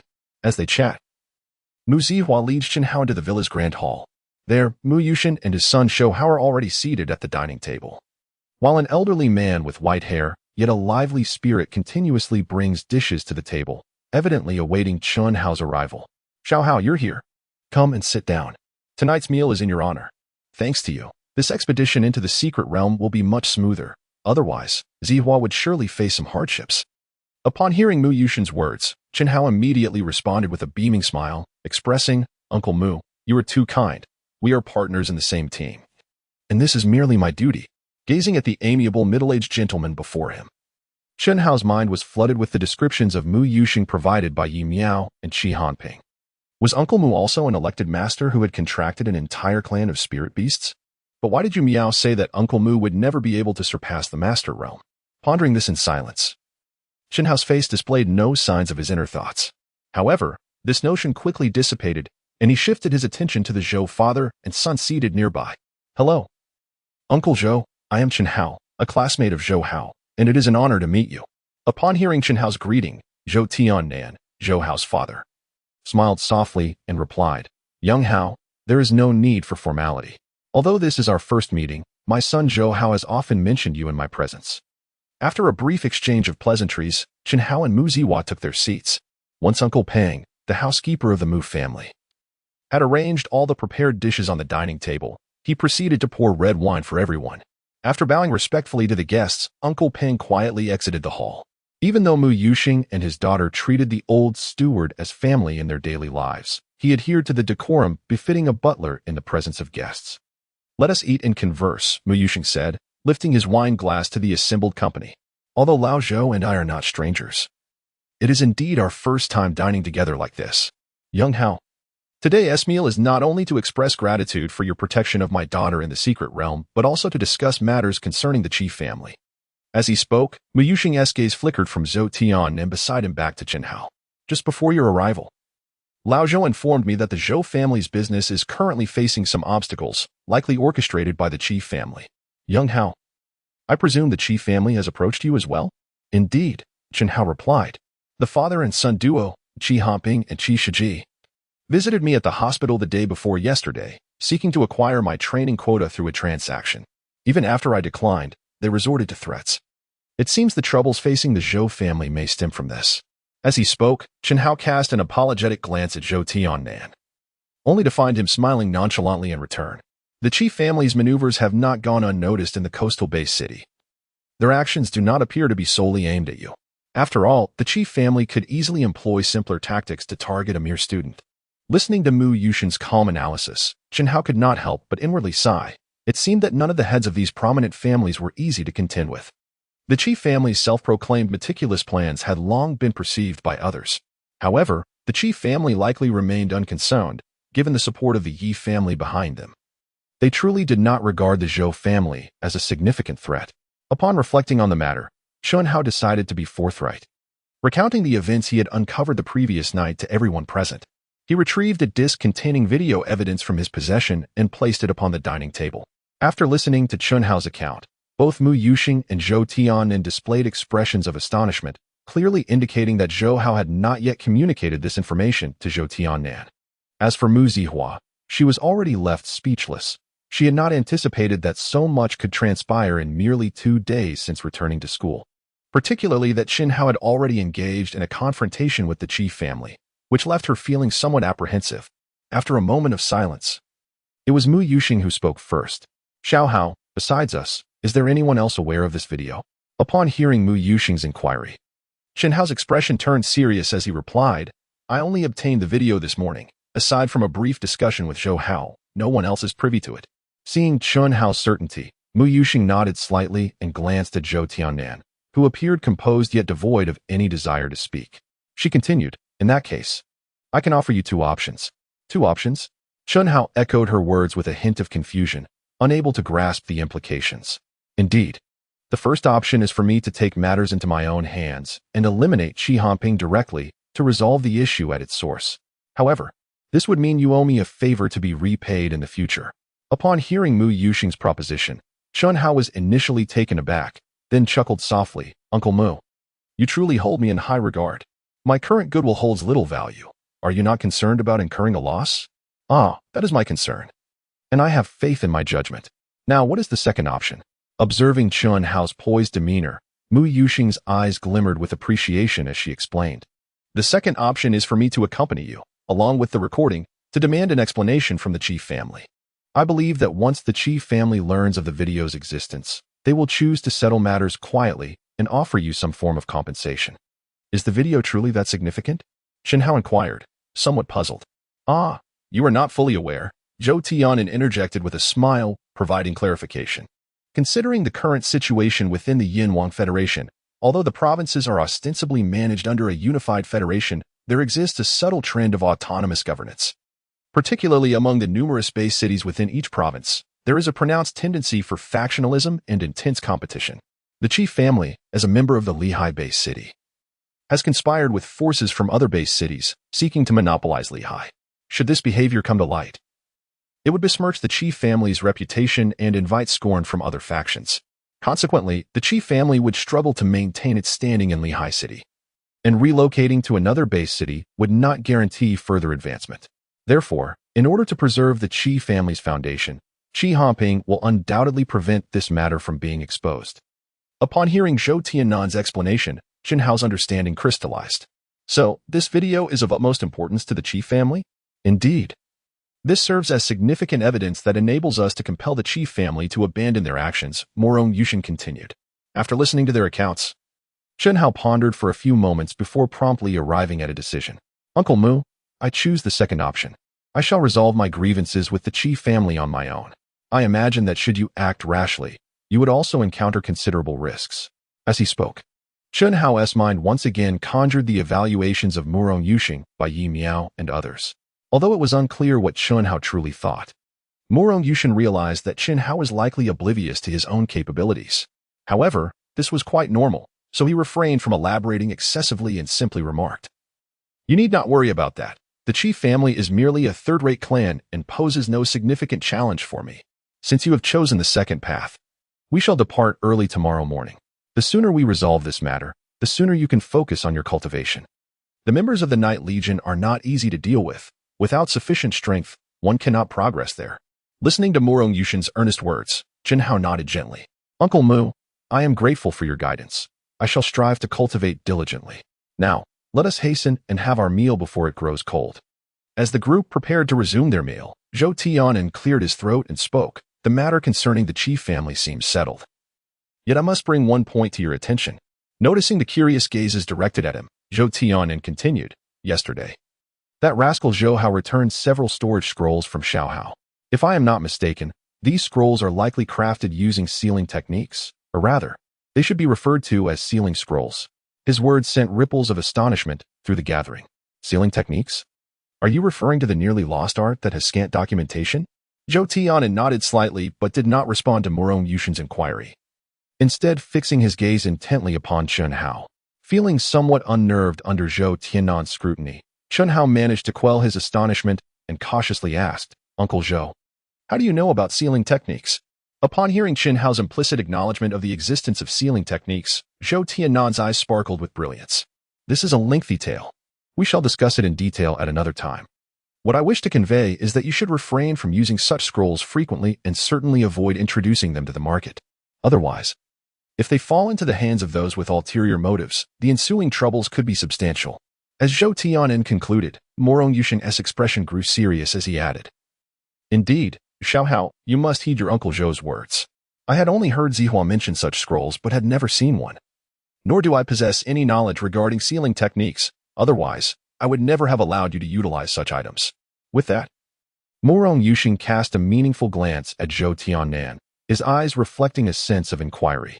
The very essence of the scroll reveals the application of sealing techniques, undoubtedly demonstrating that the Zhou family possesses a profound understanding of this art, perhaps even surpassing many families with formidable spiritual entities.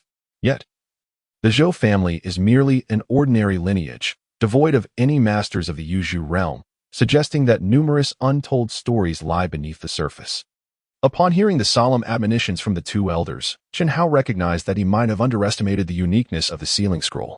He had not anticipated the existence of sealing techniques in this world. Moreover, it appeared that such techniques were exceedingly rare and potent, attracting the interest of many powerful factions.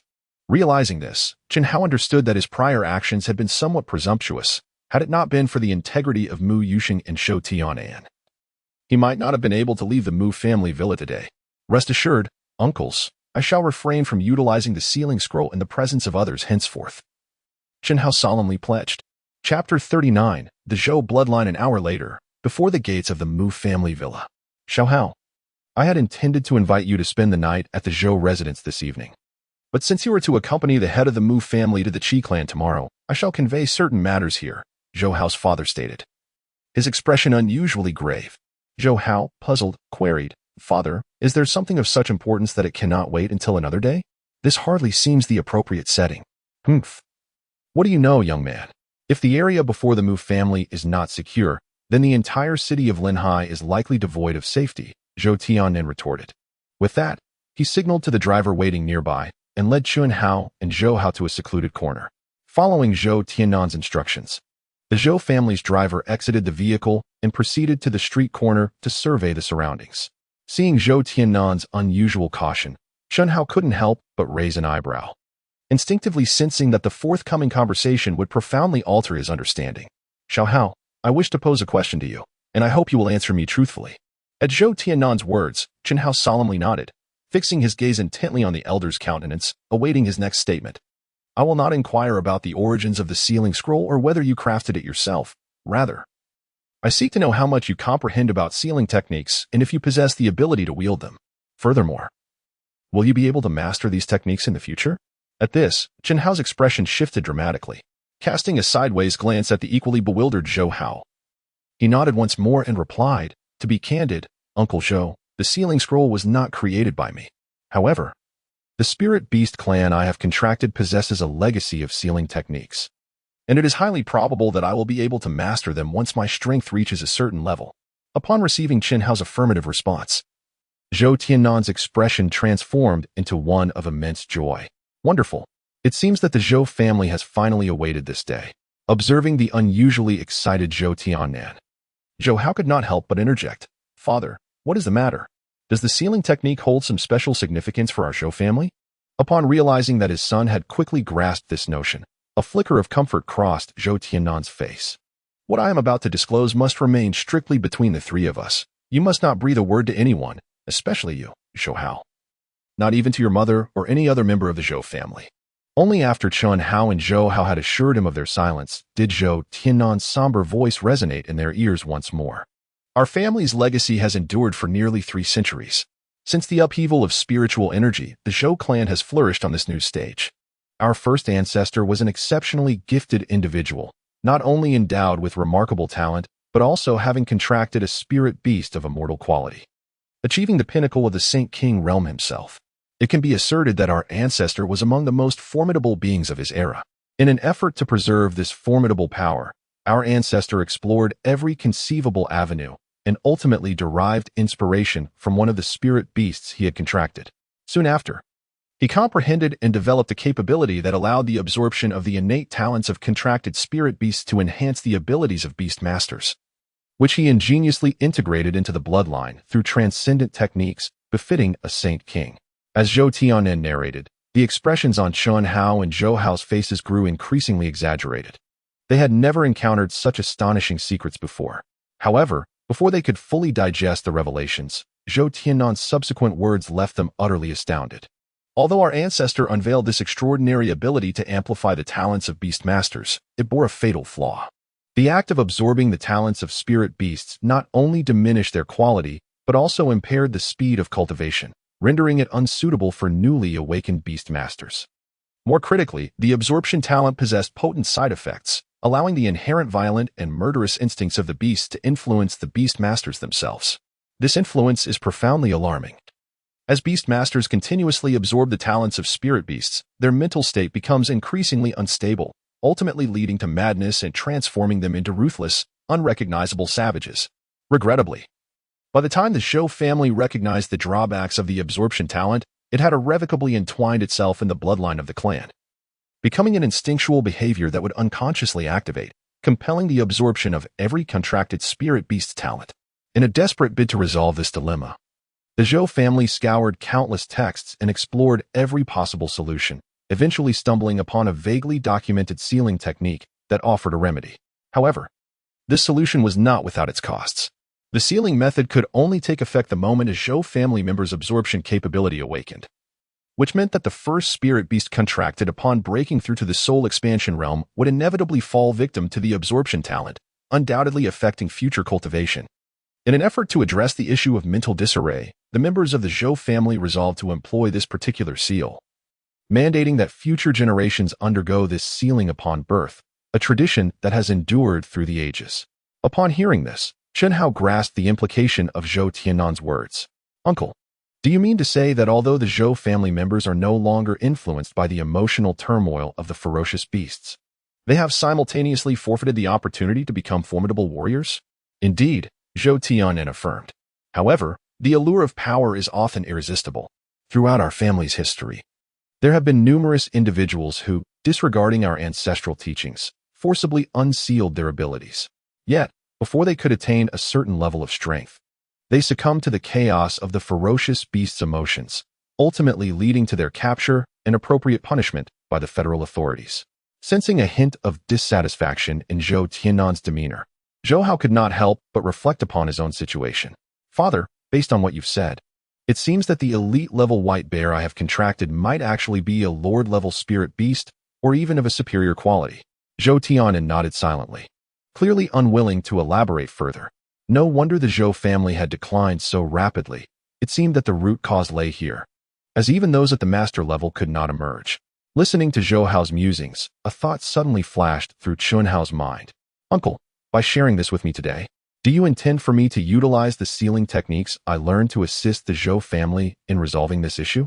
No, Zhou Tiannan replied. The abilities of the Zhou family have become ingrained in their bloodlines, and sealing techniques cannot wholly resolve this. However, the family's ancient texts do mention that sealing techniques can mitigate the emotional disturbances caused by the ferocious beasts. Had the Zhou family discovered a complete record of sealing techniques, this issue might have already been addressed. With that, Zhou Tiannan placed a reassuring hand on Chen Hao's shoulder and spoke earnestly. Xiao Hao, I entrust this troublesome boy Zhou Hao to you. As long as you can manage to suppress the disturbances caused by the ferocious beast's emotions, he may be able to break the seal within him. Trust me, an unsealed Zhou family member will undoubtedly be your greatest ally. Chapter 40. The overbearing Mu Yuxing feeling Zhou Tiannan's sincere concern. Chen Hao nodded resolutely. Uncle, rest assured, Zhou Hao is my brother. If I truly master the sealing techniques in the future, I will ensure that no harm befalls him. Listening to the conversation between his father Zhou Tiannan and Chen Hao, Zhou Hao's mood unexpectedly began to darken. Father, is this decision of yours a response to the Qi family's targeting? In Zhou Hao's eyes, the long-hidden Zhou Tiannan's eagerness to disclose the family's secrets seemed to stem from a sense of helplessness in the absence of power. Otherwise, he would not place his hopes on Chen Hao mastering the elusive sealing techniques. Humph, you foolish boy, what do you understand? The Qi family is but a frog at the bottom of the well. They have no inkling of the terror that is Mu Yuxing. As for us, the Zhou family, if pushed to the brink, I can simply lift the seal. In a short span, my strength will undoubtedly soar, and even if I meet an unfortunate end, I shall ensure the complete obliteration of the Qi family. Perceiving the resolve and pride imbued in Zhou Tiannan's tone, Zhou Hao seemed to be similarly inspired. Haha. My father is right. At worst, it will be a case of mutual destruction. The Zhou family will never succumb to such indignity. Hearing Zhou Hao utter such words, Zhou Tiannan, in a fit of rage, delivered a sharp slap to the back of Zhou Hao's head. You rascal! Do you wish for your father to meet a dire fate? How can you speak so recklessly? Haha, father, from where does such a notion arise? It is merely your magnificent spirit that has influenced me, Zhou Hao replied, gently rubbing his head and attempting to placate his father. Observing the playful banter between the father and son, Chun Hao felt the weight of his suppressed emotions gradually lift. Realizing that the primary objective of the day had been achieved, Zhou Tian decided against lingering further. Bidding farewell to Zhou Hao and Chun Hao before entering the car parked by the roadside. Brother Hao, I must take my leave now. When you return to school, I shall properly welcome you, Zhou Hao called out. Go on then. I will return to school tomorrow. We can discuss matters then, Chun Hao replied, playfully scolding as he waved goodbye to the already started vehicle and turned to enter the Mu family villa. The following morning, after a restful night, Chun Hao felt rejuvenated, shaking off the fatigue that had plagued him in recent days. After breakfast, he bid farewell to Mu Zihua, who was heading to school, and, with the video disc in hand, accompanied Mu Yuxing towards the Qi family. Along the way, observing the unusually silent and somewhat different demeanor of Mu Yuxing, who typically radiated warmth and benevolence, Chun Hao felt a twinge of anxiety. Although Mu Yuxing held the Qi family in disdain and Zhou Tian acknowledged his extraordinary strength, the Qi family also possessed formidable practitioners of the mastery realm, raising concerns about the potential disparity between them. Furthermore, the Qi family had the backing of the Yi family, a clan renowned for their spirit mastery and beast-taming capabilities. Could Mu Yuxing truly contend with them? With such doubts swirling in his mind, Chun Hao silently sat in the car without uttering a word. Before long, they arrived at the villa where the Qi father and son resided. The main gate stood firmly shut. While the villa was not as expansive as the Mu family estate, its opulence was unmistakable. Uncle Mu, should we ring the doorbell? Will they see us? Chun Hao inquired. We are here to demand an explanation, not to pay a social call. There is no need for such formalities. No sooner had he spoken than an overwhelming aura erupted from Mu Yuxing's being. With a thunderous roar, the gates of the Qi family villa were utterly shattered. Mu Yuxing's expression turned solemn as he calmly strode toward the interior of the villa, hands clasped behind his back. Witnessing this, Chun Hao, taken aback by Mu Yuxing's transformation, hurriedly quickened his pace to follow him into the Qi family villa. Just as they stepped inside, the Qi father and son, alerted by the commotion, stormed out with an air of aggression. Who dares to wreak havoc in my Qi family without proper insight? It seems you have yet to finish your words. Qi Hongping, upon realizing Mu Yuxing's imposing appearance, swallowed the latter part of his statement, his face clouded with displeasure. Master Mu, what is the meaning of this? Even if there is a matter at hand, must it be addressed in such a manner?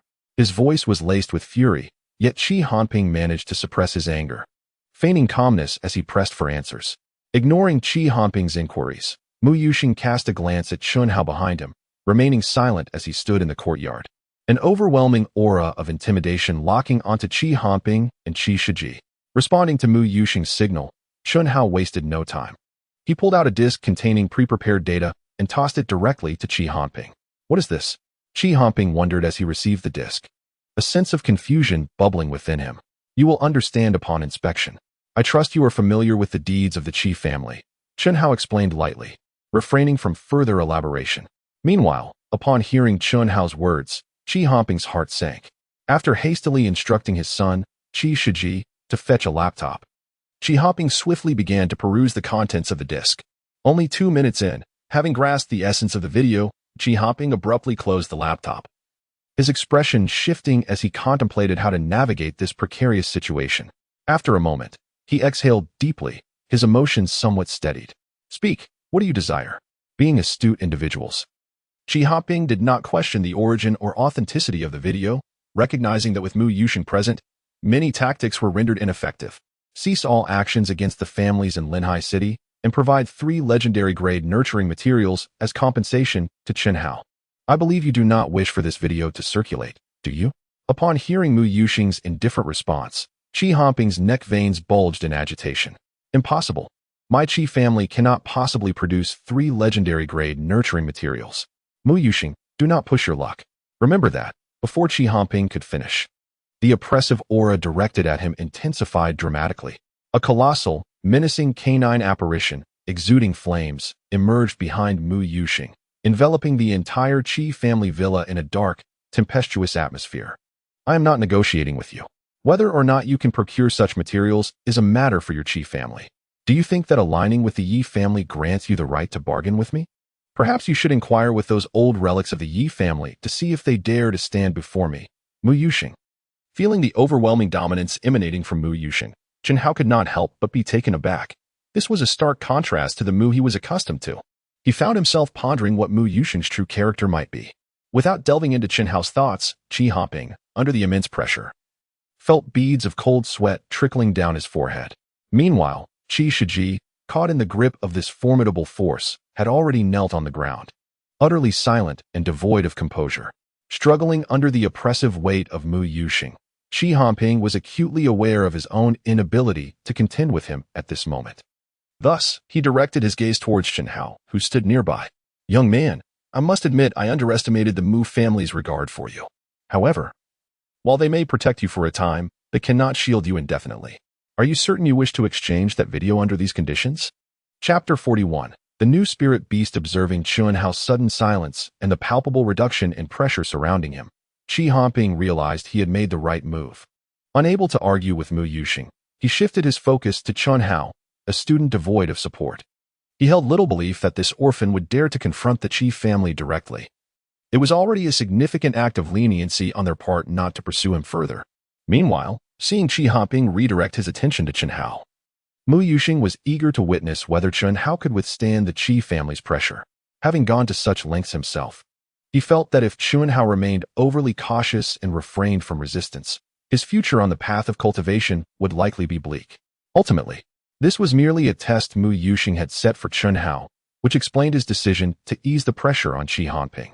Fortunately, Chen Hao did not disappoint him. After a brief silence, as Qi Hoping began to feel a sense of triumph, Chen Hao's voice resonated among them. "I require the 3 nurturing materials to be of the water attribute. Do not attempt to deceive me with materials of other attributes. If it is truly impossible to gather the water attribute materials, then you will need to provide an additional item of at least the Lord level from another attribute." Upon hearing Chen Hao's words, Qi Hoping nearly lost his composure. Yet, at this critical juncture, he found himself powerless to act against Chen Hao and could only cast a questioning glance at Mu Yuxing. "Haha, what little Hao says is precisely my intent. Qi family head, prepare accordingly. I wish to see the materials by tomorrow," Mu Yuxing stated, clearly pleased with Chen Hao's response, which justified his protective stance. "Very well. The Qi family will take note of this matter. We will find a way to procure the materials. If there is nothing further, Mu family head, you are free to leave," Qi Hoping retorted through gritted teeth, promptly dragging his somewhat dazed son back into the villa. As Qi Hoping stormed away in a fit of frustration, Mu Yuxing and Chen Hao exchanged knowing smiles before exiting the Qi family's villa in succession. At that moment, Mu Yuxing seemed to revert to his usual gentle demeanor, which left Chen Hao feeling somewhat disoriented. "Uncle Mu, now that everything is settled, I shall return to school. I am grateful for your assistance and protection during this time, and I will certainly remember my promise to you," Chen Hao expressed earnestly as they left the villa. "Haha, we shall discuss these matters later. Be cautious as you venture into the night core. The border is not akin to the secret realms, nor can it be compared to the comfort of a base city. Every situation must be approached with care. Should you encounter any issues, do not hesitate to inform me. If possible, I will offer my support," Mu Yuxing advised. "Thank you, Uncle Mu. I will keep that in mind." In the blink of an eye, 7 days had swiftly passed. During these 7 days, Chen Hao remained at the school to refine his skills. Taking advantage of Zhou Hao's absence, he occasionally ventured alone to Miaomu Mountain to practice ninjutsu and physical techniques. As for illusion techniques, Chen Hao was neither particularly interested nor seemingly gifted in that area, which naturally led him to postpone his training plans.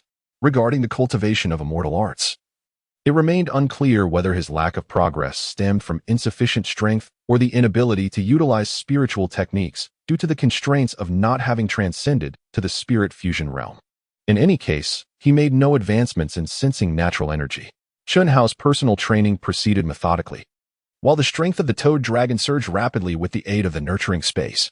However, there was a slight disappointment amidst this progress. Just a day after Mu Yuxing and Chen Hao departed from the Qi family, Qi Hoping indeed delivered the promised nurturing spiritual materials to Chen Hao. Yet, it was evident that the Qi family did not wish to fulfill Chen Hao's desires completely. The 3 pieces of tiered nurturing materials they sent were all of the wind attribute, entirely avoiding the water attribute of the toad dragon and the fire attribute of the toad Ji, even at the expense of parting with 3 pieces of Lord tier nurturing materials, which were also of the wind attribute. Such an overt maneuver left little room for doubt regarding the chief family's intentions. Nevertheless, upon receiving these nurturing materials, Chen Hao felt a surge of happiness. Initially, when he sought an explanation from the chief family, he believed they could not produce 3 pieces of legendary tier nurturing materials. In his understanding, it was exceedingly difficult for influential families like the Wu family, Mu family, and Shou family to present even a single piece of legendary tier nurturing material. Extracting 3 pieces from the chief family seemed nearly impossible. However, due to his trust in Mu Yuxing, Chen Hao refrained from expressing skepticism at that moment and instead followed Mu Yuxing's lead to further press the chief family. It was only after leaving the chief family that he learned from Mu Yuxing that, although all were legendary tier nurturing materials, their value varied significantly depending on their respective tiers. This principle was not difficult to grasp. Most nurturing materials originated from secret realms, and the strength of the exotic beasts within these realms varied by tier. In lower-tier realms, the spiritual beasts were weak, making it rare to encounter high-quality exotic beasts. Conversely, higher-tier realms often housed stronger exotic beasts, with lord, commander, and even spirit-level beasts not being uncommon. Since the quality of spiritual beasts limits their potential strength, those with greater power also possessed higher quality. Given this understanding, high-quality nurturing materials in higher-tier realms were relatively common, depending on one's capability to acquire them. Of course, this does not imply that high-tier nurturing materials lack value. Indeed, the greater the quality and tier, the more significant the value. However, high-quality materials from lower tiers were exceedingly scarce and thus more challenging to obtain. At the stage of military rank, legendary quality nurturing materials can still be acquired through certain channels. However, materials of epic quality and above are indeed as rare as phoenix feathers and unicorn horns. To obtain more, one must rely solely on fortune. Furthermore, the rank of the nurturing materials used for cultivating spirit beasts must correspond with the strength of the spirit beasts themselves. In other words, materials of a military rank can only be utilized for military rank spirit beasts.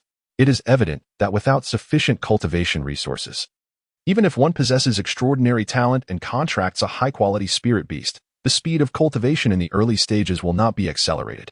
Thus, the Qi family is able to present 3 pieces of legendary quality nurturing materials of military rank, but cannot produce the same quantity of legendary quality nurturing materials of lower ranks. It is precisely this understanding that emboldened Mu Yuxing to make such a request. However, although Chen Hao received compensation from the Qi family, his plan to rapidly break through the spirit fusion realm through the growth of the Toad Dragon or Toad Ji has been thwarted. At this juncture, the advantage of contracting an entire spirit beast clan becomes apparent. After the Toad Dragon successfully reaches the peak of military rank, Chen Hao selects a toad with wind attribute chakra from Myobokusan Mountain as a place that has given rise to an entire clan. Myobokusan Mountain is not limited to just a few toads like Fukasaku and Shima. Many other toads have not appeared in the anime of Naruto. Nevertheless, the toads featured in those animations are indeed of relatively high potential within the Myobokusan clan. For instance, the toad named Toad Liang that Chen Hao selects possesses only Lord-level quality and has not attained the legendary level like Toad Ji and the others. However, for Chen Hao at this stage, a Lord-level spirit beast, when combined with ninjutsu, is sufficient to handle typical battles.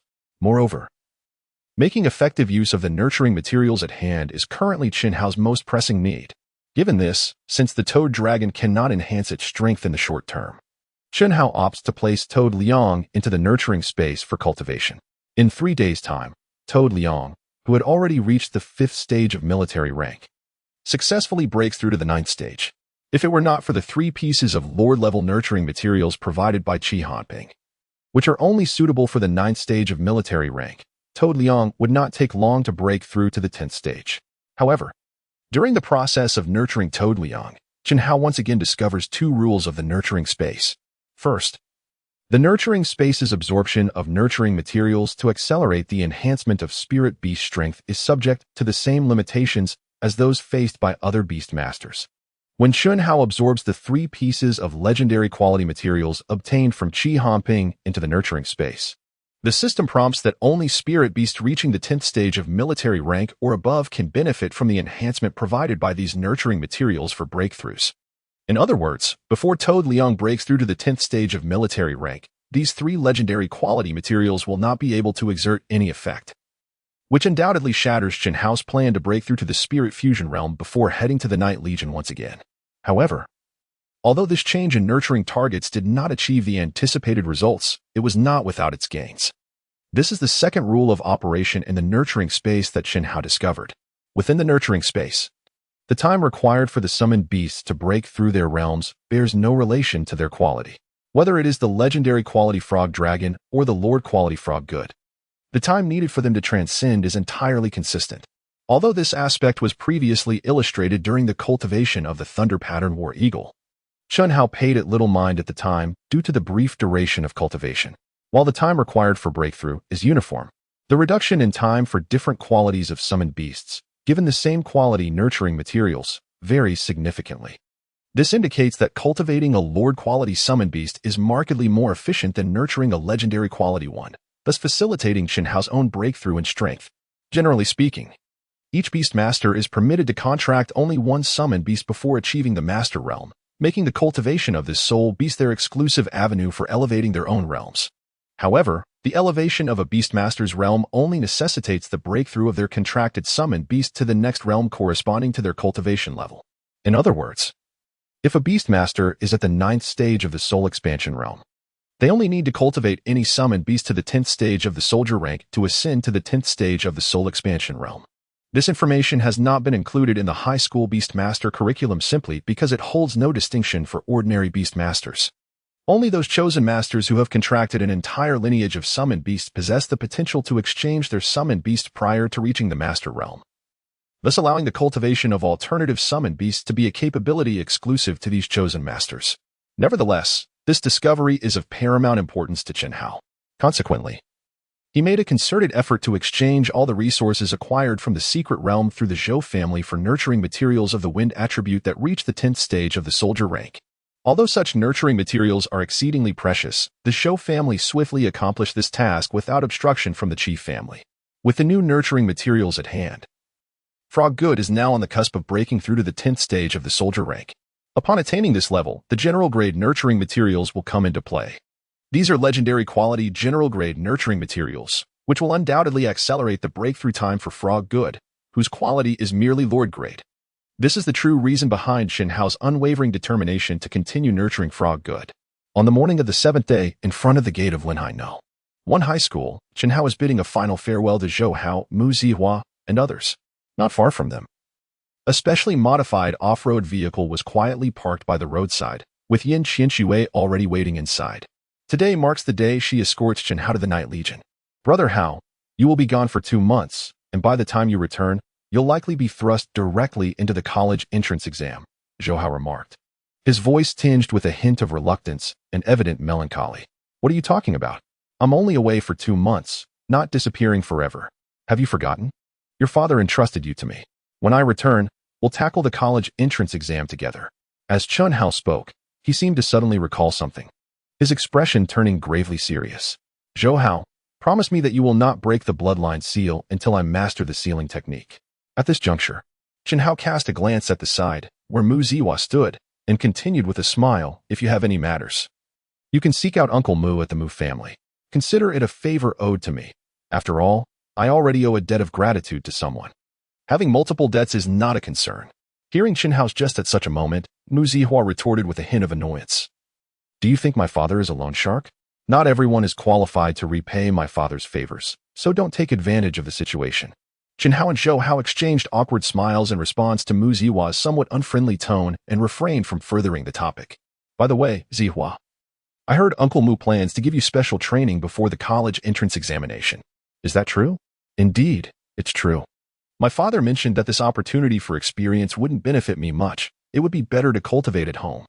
It seems that my father wanted me to forego joining the Dark Knight Legion for this special training, Mu Zihua replied. Upon hearing this, both Chen Hao and Zhou Hao could not help but show a tinge of envy. This was the advantage of having a family legacy. Given Mu Yuxing's confidence, it was clear that the results of this special training would be significant. Just as the three were about to continue their conversation, the window of a parked SUV began to descend, revealing the stunning visage of Yin Qianxue as she leaned out and addressed the trio. Are you not done yet? It's not a life or death situation. Do we need to chat for so long? Hurry up. Time is of the essence. the Dark Knight Legion is stationed at the border. And it's quite a distance from here. Upon hearing Yin Qinshue's prompt, Chen Hao turned to Mu Zihua and Zhou Hao with a gentle smile, waved, and jogged towards the SUV. Don't worry about me. I will return in 2 months. Safe travels, and be cautious over there. Rest assured, I will. Came the reply as Chen Hao's voice faded into the distance, and the specially modified SUV gradually sped away from Linhai No. One high school towards the outskirts of the base city. At this moment, seated within the SUV, Chen Hao curiously inquired about the details of the upcoming training from Yin Qinshui. He remained blissfully unaware that his departure stirred the hearts of many, including his good friend Zhou Hao and others, as well as those with ulterior motives.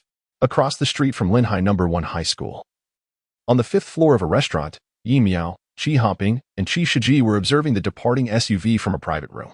Qi Hanping's grim expression and the fleeting glint of coldness in Yi Miao's eyes foretold that Chen Hao's journey would likely not be smooth. Chapter 43. Dark Knight Trial. Yi Xiao, are we to simply swallow this loss? Qi Hanping queried, casting a glance at the departing SUV. A hint of reluctance in his voice. What do you propose? My father has already sent a message warning me not to provoke Mu Yuxing. Do you really think your Qi family can contend with him? With a hint of irritation, Yi Miao responded to Qi Hanping, feeling somewhat perplexed within. Why was it that Mu Yuxing, despite not having transcended to the master realm, evoked a sense of trepidation even in her father, who had already attained the spirit realm? He had sternly instructed her to avoid provoking the Mu family while in Linhai. What could be the reason behind this? Without delving into Yu Miao's inner thoughts, Qi Shiji, who had been standing by for a while, timidly interjected. Young Master Yi, even if we refrain from provoking the Mu family, surely we must have a way to deal with Chen Hao? Oh, what do you mean? Yu Miao's interest was piqued at Qi Shiji's mention of this matter. Young Master Yi, to my knowledge, both our Qi family and your Yi family have numerous individuals stationed in the Night Legion. Once Chen Hao arrives at the border, his fate will rest upon our command. Mu Yuxin is beyond reach in Linhai, and Yin Qinshui, representing the exorcism organization, cannot remain in the Night Legion indefinitely. How could a mere Chen Hao possibly escape our grasp? A flicker of insight shone in Qi Shiji's eyes, redirecting Yi Miao's focus from Mu Yuxing to the matter at hand. Young Master Yi, Shiji is correct. This task need not trouble you. Our family's third son is currently serving as a squad leader in the Night Legion. It should not be difficult for him to find an opportunity to eliminate Chen Hao, especially with the upcoming assessment before entering the Night Legion serving as an excellent chance. Are you referring to the Night Trial? Precisely. Gaining entry into the Night Legion is no simple feat, and even though they will only undergo training for 50 days, the Night Legion's protocols ensure that the pre-enrollment trial is indispensable. As Qi Hanping elaborated, a cold glimmer appeared on Yi Miao's face. Very well, proceed with your plans. Should you require the support of the Yi family, do not hesitate to ask.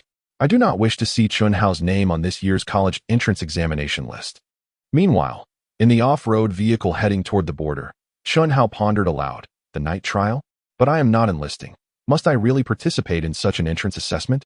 Indeed, regardless of who you are, anyone joining the Night Legion, regardless of duration, must partake in the night trial. It serves as both a test and a means to ensure the integrity of the Night Legion. Integrity? Noticing Chen Hao's lack of knowledge about the Night Legion, Yin Qinshui patiently began to explain. The Night Legion stands as a bastion for the Yin Wang Federation, stationed at the southeastern border. They not only engage in constant battles against the incursions of otherworldly beasts, but also guard against the infiltration of rival federations. Therefore, to evaluate the resolve, character, and potential of new recruits, and to ensure the stability of the Federation's border defenses, even those who join for a single day must undertake the night trial. Upon hearing Yin Qinshui's explanation, Chen Hao seemed to grasp the situation. What exactly does this night trial entail? Upon hearing this, Yin Qinshui slightly shook her head and replied, it is difficult to say. The content of each trial varies, yet the essence of the assessment remains rooted in strength, talent, and willpower. Merely the forms differ. Observing Chen Hao, who was deep in thought, Yin Qinshui's voice resonated once more. Although the recruitment test of the Night Legion is exceedingly challenging, the rewards upon success will undoubtedly surpass your imagination. This is precisely why families from various base cities are so attentive to this training opportunity. Oh, what kind of rewards might there be? Will there be legendary-grade cultivation materials? Upon hearing Chen Hao's immediate response about cultivation materials, Yin Qinshui smiled and shook her head. Chen Hao, your perspective and insights are somewhat lacking. As a legion stationed at the border, the Night Legion is in constant battle with otherworldly beasts. Naturally, they are never short of cultivation materials of various grades and qualities.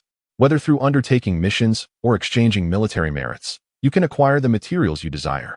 As she noted the excitement on Chun Hao's face, Yin Qinxue continued, in the Night Legion, the materials necessary for cultivation are merely the basics. What truly captivates the mind are the unique cultivation resources they possess. After a brief pause, she turned to the intrigued Shen Hao and inquired, "Have you heard of the imperial weapons?" Shen Hao shook his head slightly, replying honestly, "I have not." Imperial weapons are treasures wielded by those at the Divine Emperor realm, possessing the power to obliterate worlds and effects beyond comprehension. However, since no Divine Emperor has ever appeared on Blue Star, the existence of such weapons remains speculative. The most likely candidate for an imperial weapon is the spirit-linking steel. With incredulity flashing in his eyes, Chen Hao interjected, "Are you referring to the spirit-linking steel that we integrate with our souls when breaking through to the soul expansion realm?" Precisely. Before the emergence of the spirit-linking steel, humanity was incapable of controlling the chaotic spiritual energy. The appearance of this divine object not only saved humanity but also granted us extraordinary power. Upon hearing this, Chen Hao's thoughts began to whirl. So, according to your assertion, does the Night Legion possess something akin to an imperial weapon that can assist others in their cultivation? Not quite. I have not finished speaking. While imperial weapons exist only in the realm of imagination, akin to the unattainable Divine Emperor realm, sacred artifacts are very much real. Yin Qianxue elaborated. Sacred artifacts? Are they treasures used by those in the Sacred King realm? Indeed. While beast masters of the Mastery realm can contract multiple spirit beasts and maintain complete control, only those of the Sacred King realm can truly derive benefits from their spirit beasts and even cultivate independently without them. Upon reaching such a state, humanity can imprint their acquired abilities onto certain items through special means, thus creating wondrous spiritual objects. These spiritual objects are also known as sacred artifacts. Upon hearing this, Chen Hao's mind suddenly recalled the words spoken by Zhou Tian in a few days prior. The ancestors of the Zhou family likely employed such means, however. Instead of imprinting their abilities onto objects, they infused them into the bloodlines of their descendants. In a certain sense, both methods serve the purpose of inheritance, rendering them indistinguishable in essence. Commander Yin, surely the Night Legion must possess more than one sacred artifact? Indeed. Not to mention that each commander of the Night Legion is a formidable figure at the Sacred King level.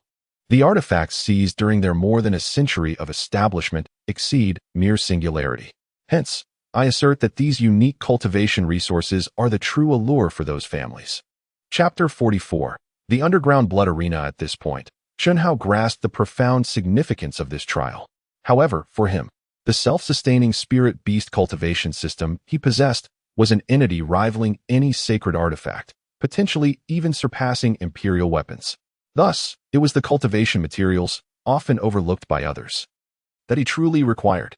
Yet, Chen Hao did not reveal this sentiment. Instead, he continued to inquire with palpable excitement about the Night Legion's affairs, aiming to maximize his gains from this opportunity for personal enhancement. Commander Yin, since the Night Legion wields these sacred artifacts, they must have their own mechanism for training beast tamers. Will our trial also operate strictly according to this framework? At Chen Hao's mention of this matter, a flicker of surprise crossed Yin Qianxue's gaze. His swift recognition of the core essence of the trial showcased a maturity that was truly commendable. Indeed. Having discussed the ethereal aspects, it is now time to delve into the specifics of this trial. At this, Chen Hao's attention became sharply focused, aware that Yin Qianxue's forthcoming words would dictate the extent of his potential gains. Due to the Evil Extermination Organization's selection of candidate members, the Night Legion has released a total of 30 trial slots, to be divided among the base cities of the 3 provinces at the southeastern border of the Yin-Wang Federation. I trust you are familiar with these provinces. Yes, our Federation's southeastern coastal region comprises only Lingzhou, Yangzhou, and Yuezhou. I am aware of this. Chen Hao interjected promptly upon hearing Yin Qianxue's assertion. Correct, these 3 provinces will select 30 elite talents to participate in this trial. The trial is divided into 3 stages. The first stage is the night trial, lasting 1 week, primarily aimed at screening out those lacking resolve, insufficient loyalty to the Federation, or inadequate talent and potential. The second stage constitutes the core of the trial, wherein the Night Legion will assign tasks, integrating each participant into the Legion's daily operations. The foremost of which is the extermination of aberrant beasts.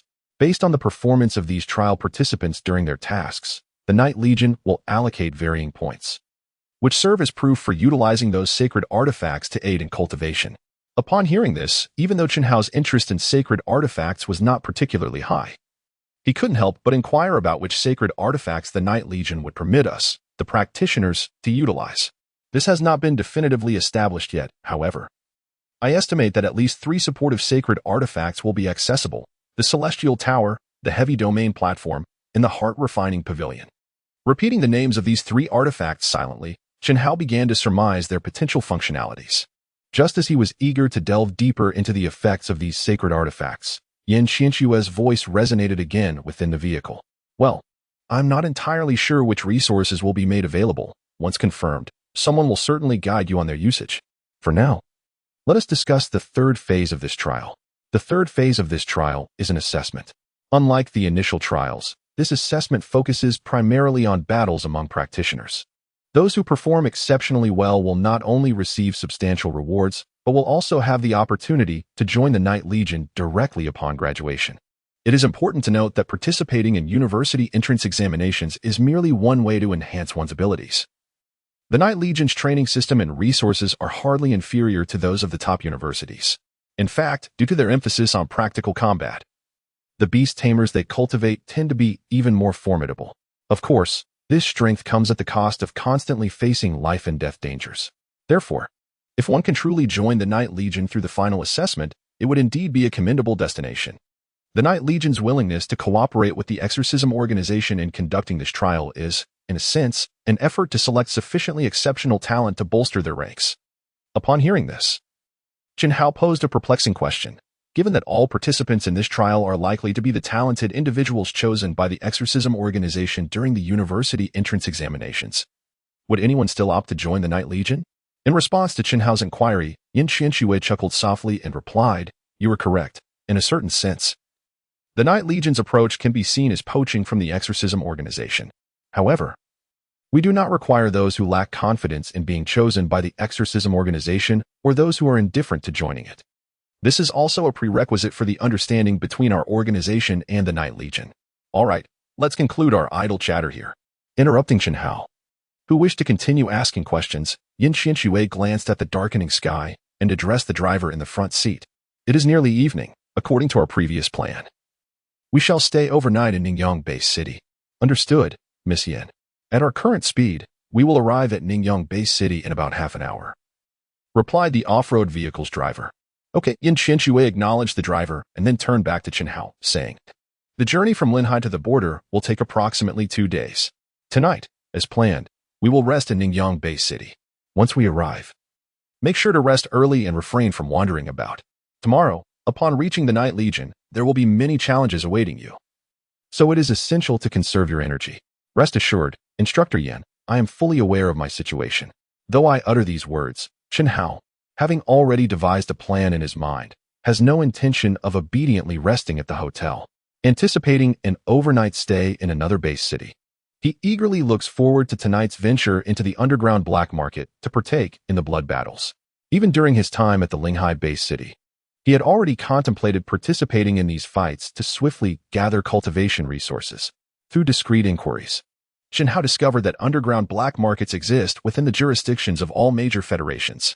Regardless of the base city, these seemingly organized black markets thrive, with many beast tamers engaging in trade, revelry, or acquiring benefits that are otherwise unattainable.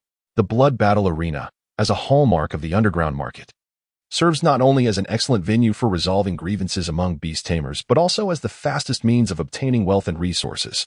Here, each participant assumes a new identity, rendering their original backgrounds utterly irrelevant. On the blood fighting stage, it is strength that dictates everything. In these life and death confrontations, the victor not only claims all that the vanquished possessed, but also receives rewards from the arena.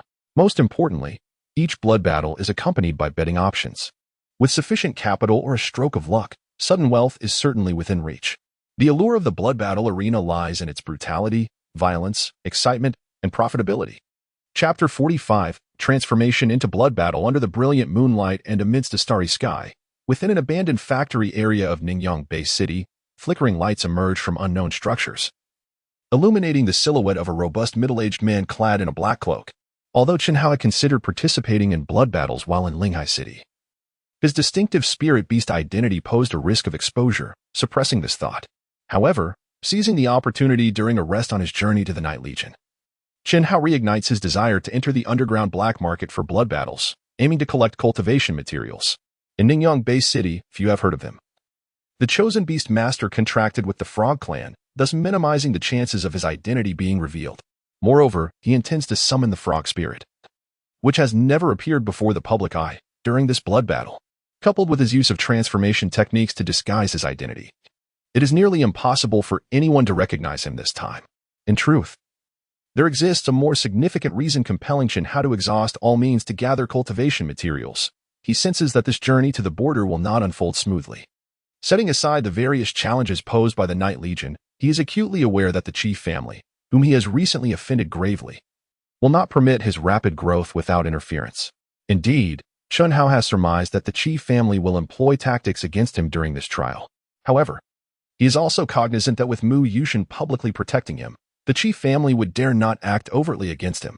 It is precisely these covert strategies that necessitate Chen Hao to respond with unparalleled strength, which explains his urgent quest for spiritual materials to facilitate his breakthrough into the spiritual fusion realm.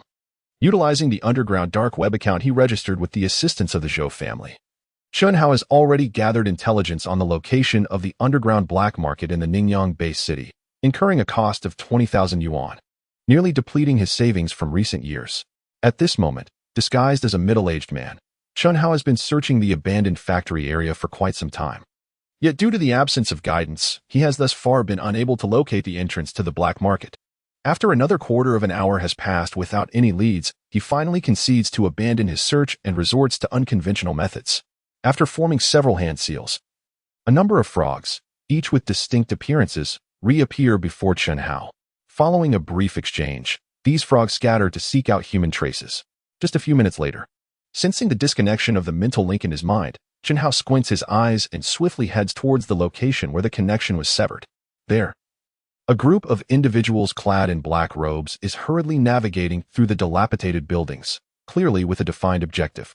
Moments later, having stealthily followed this group, Chen Hao finally enters a brightly lit underground space from the basement of a small building. Without a doubt, this is the underground black market he has been seeking in vain. Were it not for this somewhat passive method, it would have likely taken Chen Hao and the frogs considerable time to find this place on their own. Amidst the cacophony, guided by the mental images of the blood arena described in his mind, Chen Hao soon arrives before the entrance of a domed structure. The black and gold exterior walls are interspersed with streaks of fresh red blood, and this underground edifice, reminiscent of the ancient Roman Colosseum, exudes a palpable aura of brutality. As he steps through the grand entrance, he is met by a melodious voice that rings in his ears before he can even take in the interior decor. "Esteemed sir, may I inquire whether your visit to the Ningyang Blood Arena is for the purpose of combat or wagering?" Gazing at the young woman beside him, seemingly around 17 or 18 years old and clad in a qipao, her graceful figure makes her identity clear to Chen Hao. Clearly, these young ladies stationed at the entrance serve not merely as guides for guests. Their presence is intrinsically part of the allure that draws patrons to the blood arena. "I have come to participate in the blood duel, though it is my first time. Where must I register?" Chen Hao replies to the young woman with a slightly hoarse voice, candidly stating his purpose. With limited funds at his disposal, his participation in the blood duel to acquire the rewards bestowed upon victors by the arena is currently the fastest avenue for resource acquisition. Notably, the reward mechanism for consecutive victories in the blood arena, based on the scant information he has gathered, is the singular means by which he can swiftly amass substantial resources. "Esteemed guest, please follow me." Every newcomer to our blood arena has the opportunity to register for a unique identity at the reception, thereby acquiring a blood token that is intrinsically linked to this identity. This token not only symbolizes your status, but also serves as your sole credential for placing bets, conducting transactions, and claiming rewards within the arena. As the brief introduction concluded, Chen Hao swiftly followed the young maiden to a circular service desk. Within the desk, several women, equally clad in revealing attire and possessing striking beauty, were busily attending to various tasks. Numerous beast tamers, some adorned with masks or other disguises, surrounded the service desk, evidently engaged in their own affairs. In contrast, individuals like Chen Hao, who revealed their faces directly, were few and far between. This was merely a superficial observation, as this world lacked the convenience and stealth of transformation techniques. Even if some could glean such abilities from specific exotic beasts, they would undoubtedly be exceedingly rare. Sir, this is the registration area for your identity. Once you follow the procedure to obtain your blood token, you may register for the battles, the young maiden said, gesturing for Chun Hao to approach the service desk. Once he was attended to, she patiently stood by, radiating no hint of impatience. Moments later, a token appeared in Chun Hao's hand. Its front engraved with the character for Prince and the back inscribed with the bold character for Blood. It was evident that Chun Hao had adopted this nickname from the anime character Naruto as his new moniker within the Blood arena. Is this satisfactory? What should I do next to register for the battles? He inquired hoarsely, scrutinizing the token in his palm. Please follow me. The Blood Battle arena lies deeper within. There, you can register using your blood token. However, I must inform you that this token is merely a basic bronze token. As you accumulate points within the arena, its level will ascend to silver, gold, platinum, and diamond. The privileges you enjoy within the arena will vary according to the level of your token. I can provide a detailed explanation of these distinctions if you are interested later. Moreover, should your blood token's level surpass gold, the arena will assign a dedicated attendant to assist you. Naturally, you may also designate your personal attendant, subject to the arena's approval. As she spoke, a sweet smile graced the young maiden's face, and she led Chun Hao further into the depths of the blood arena. Chapter 46. The challenge of consecutive victories. As they conversed while walking, Chun Hao soon entered a spacious arena under the young maiden's guidance. This area was divided into 3 distinct sections, each featuring a towering platform that reached 3 stories in height. Surrounding the platforms were numerous rows of spectator seating, where roars and cheers reverberated, relentlessly assaulting Chun Hao's eardrums. Esteemed guest, this is where the blood battles take place. These 3 sections correspond to the realms of soul expansion, spirit fusion, and beast mastery. In principle, beast masters of different realms do not appear on the same stage. However, under certain exceptional circumstances, and with mutual consent, it is possible for beast masters of varying levels to engage in blood battles together. Observing the 3 intensely charged areas before him, Chun Hao could not help but feel a twinge of doubt. Are there truly masters of the beast master realm participating in the blood battles? Aren't such powerful individuals typically the leaders of prominent families? Why would they risk themselves in such perilous confrontations? Upon hearing Chun Hao's inquiry, the young maiden swiftly grasped his perplexity. You may not be aware, but while masters of the beast master realm are indeed rare, this does not imply they refrain from joining blood battles. The blood arena offers substantial rewards to participating masters, and considering the considerable wealth of each master, the prospect of a victor claiming all that belongs to the vanquished is quite alluring, drawing many to partake in the fray. After reflecting on the maiden's explanation, Chun Hao gently shook his head. Even in a time when monstrous beasts incessantly encroach upon humanity's very existence, there are still those who instigate such internal conflicts, revealing the darker nature of humanity in this moment. Without delving further into this troubling matter, Chun Hao turned his attention back to the ongoing battles on the 3 platforms and inquired once more, how may I register to participate? The registration is located within the standalone building adjacent to each stage. You can select the corresponding platform based on your strength to register. When it is your turn to fight, the staff will notify you in advance. Following the direction of the maiden's finger, Chun Hao soon spotted the standalone building with a long queue beside the platform. Clearly, this establishment provided services beyond mere registration. It likely facilitated betting and other related activities, as evidenced by the throngs of individuals waiting in line. Having confirmed his objective in the process, Chun Hao did not hesitate any longer.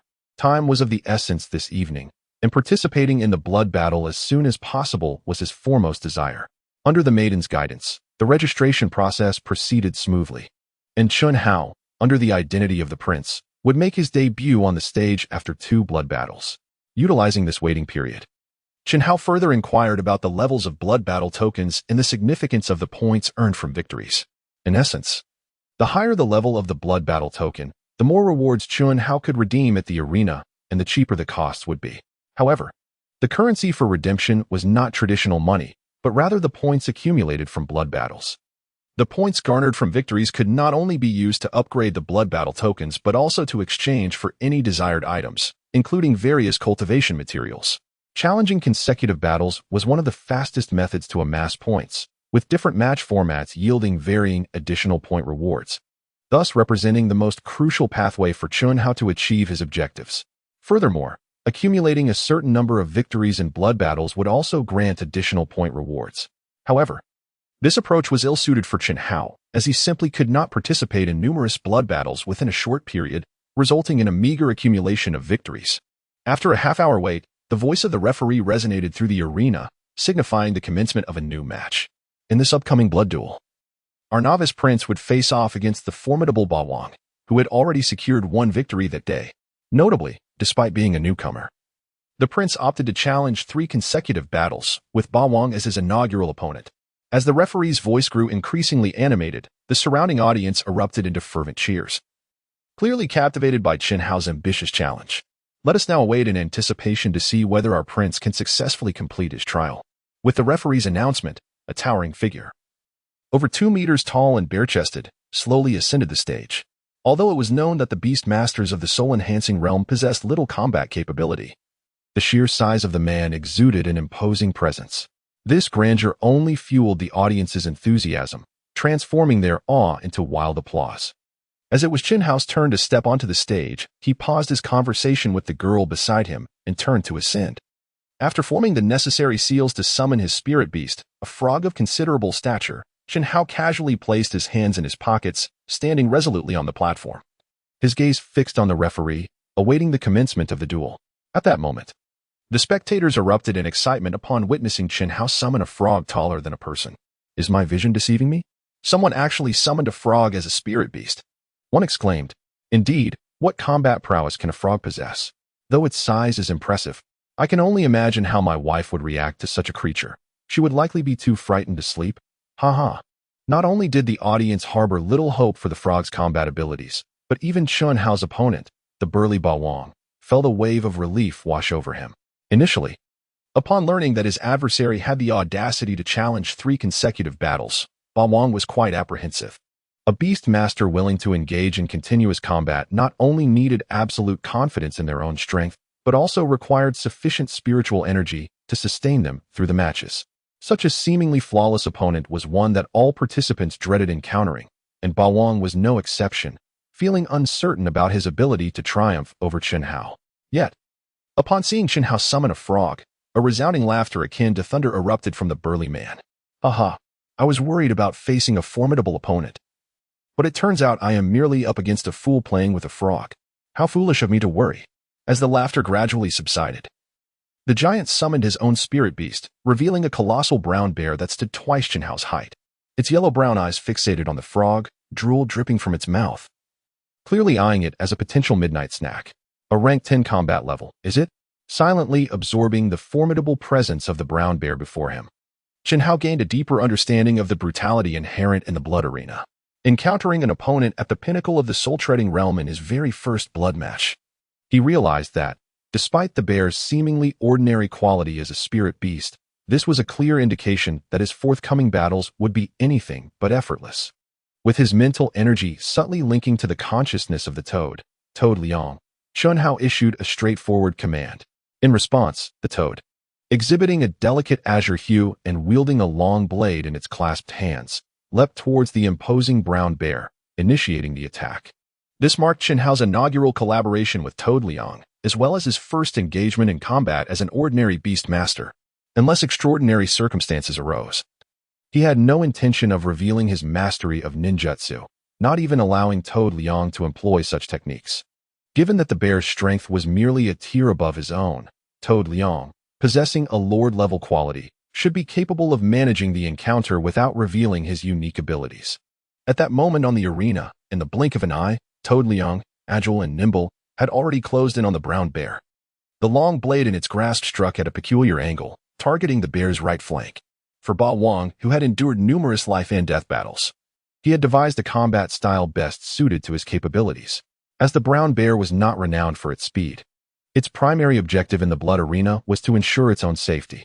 After all, in such a lawless battlefield, attacking a beast master lacking combat prowess was merely routine. Thus, in response to Toad Liang's assault, the massive brown bear exhibited no inclination to evade, instead choosing to protect its rear by slamming its robust paws against the approaching blade. With a resounding clang reverberating across the arena, Toad Liang's long knife was forcefully deflected by the bear's powerful paws. For a spirit beast like the brown bear, known for its tough hide and thick flesh, such tentative strikes were insufficient to breach its defenses, especially since the hefty paws merely impacted the blade's body and did not touch the sharp edge. Following this, with a furious roar, the brown bear surged forward, its weighty footsteps causing the arena to tremble as if quaking in response. The bear's paw, having gathered momentum, was raised high, descending mercilessly towards Toad Liang. Faced with an adversary nearly twice his size, Toad Liang had no choice but to evade the bear's impending strike. Although restricted from employing ninjutsu by Chun Hao, the years of training in the Myobokusan mountain had honed Toad Liang's physical and sword techniques, leaving him undeterred. With a swift sidestep, the toad's bulky form miraculously dodged the descending paw. The long knife, recently sent flying, twirled gracefully in the air before slicing horizontally towards the bear's left side once more. This time, the formidable Toad Liang evidently intensified his assault, wielding a long blade that sliced through the air with astonishing speed, striking the midsection of the brown bear. In an instant, a torrent of crimson blood gushed forth from the wound, rapidly staining the surrounding arena. It was inconceivable. How could a mere toad possess such combat prowess? Along with this remarkable agility and swordsmanship, how could an ordinary spirit beast achieve this? A sense of shock and panic flickered in the eyes of the tyrant, who had taken refuge behind the brown bear, rendering him at a loss for words to describe his current emotions. Even the audience, who had been clamoring and hurling insults just moments ago, fell into a sudden silence. In merely 2 exchanges, Toad Liang's displayed combat strength completely captivated the onlookers. After a brief pause, waves of fervent discussion and cheers erupted once more throughout the vicinity. Is the prince truly this formidable? I have never witnessed a toad wielding a long sword before. Indeed, this prince is far from ordinary. If a spirit beast like a toad can be cultivated to such a degree, one can only imagine what other extraordinary creatures might be capable of. No, this toad's quality is certainly exceptional. Otherwise, it could not possess such intelligence, mastering both martial and sword techniques. Could it be part of a unique spirit beast lineage? Yet, I have not heard of any new species of spirit beast surfacing.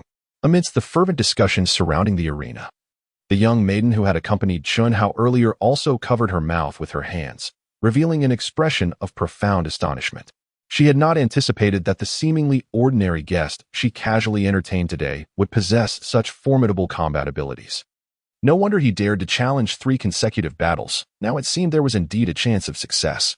Regardless of the thoughts swirling around the spectators on the arena, the rugged and resilient brown bear, despite suffering a blow to its midsection, found its combat effectiveness largely unscathed.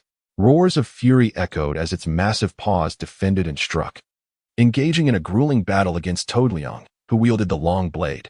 It appeared that achieving victory would not come easily for Toad Liang in the short term. Observing the unfolding situation, Chun Hao understood that securing victory in this confrontation was merely a matter of time. However, considering that he had 2 more bloody duels to contend with, he resolved to bring this battle to a swift conclusion.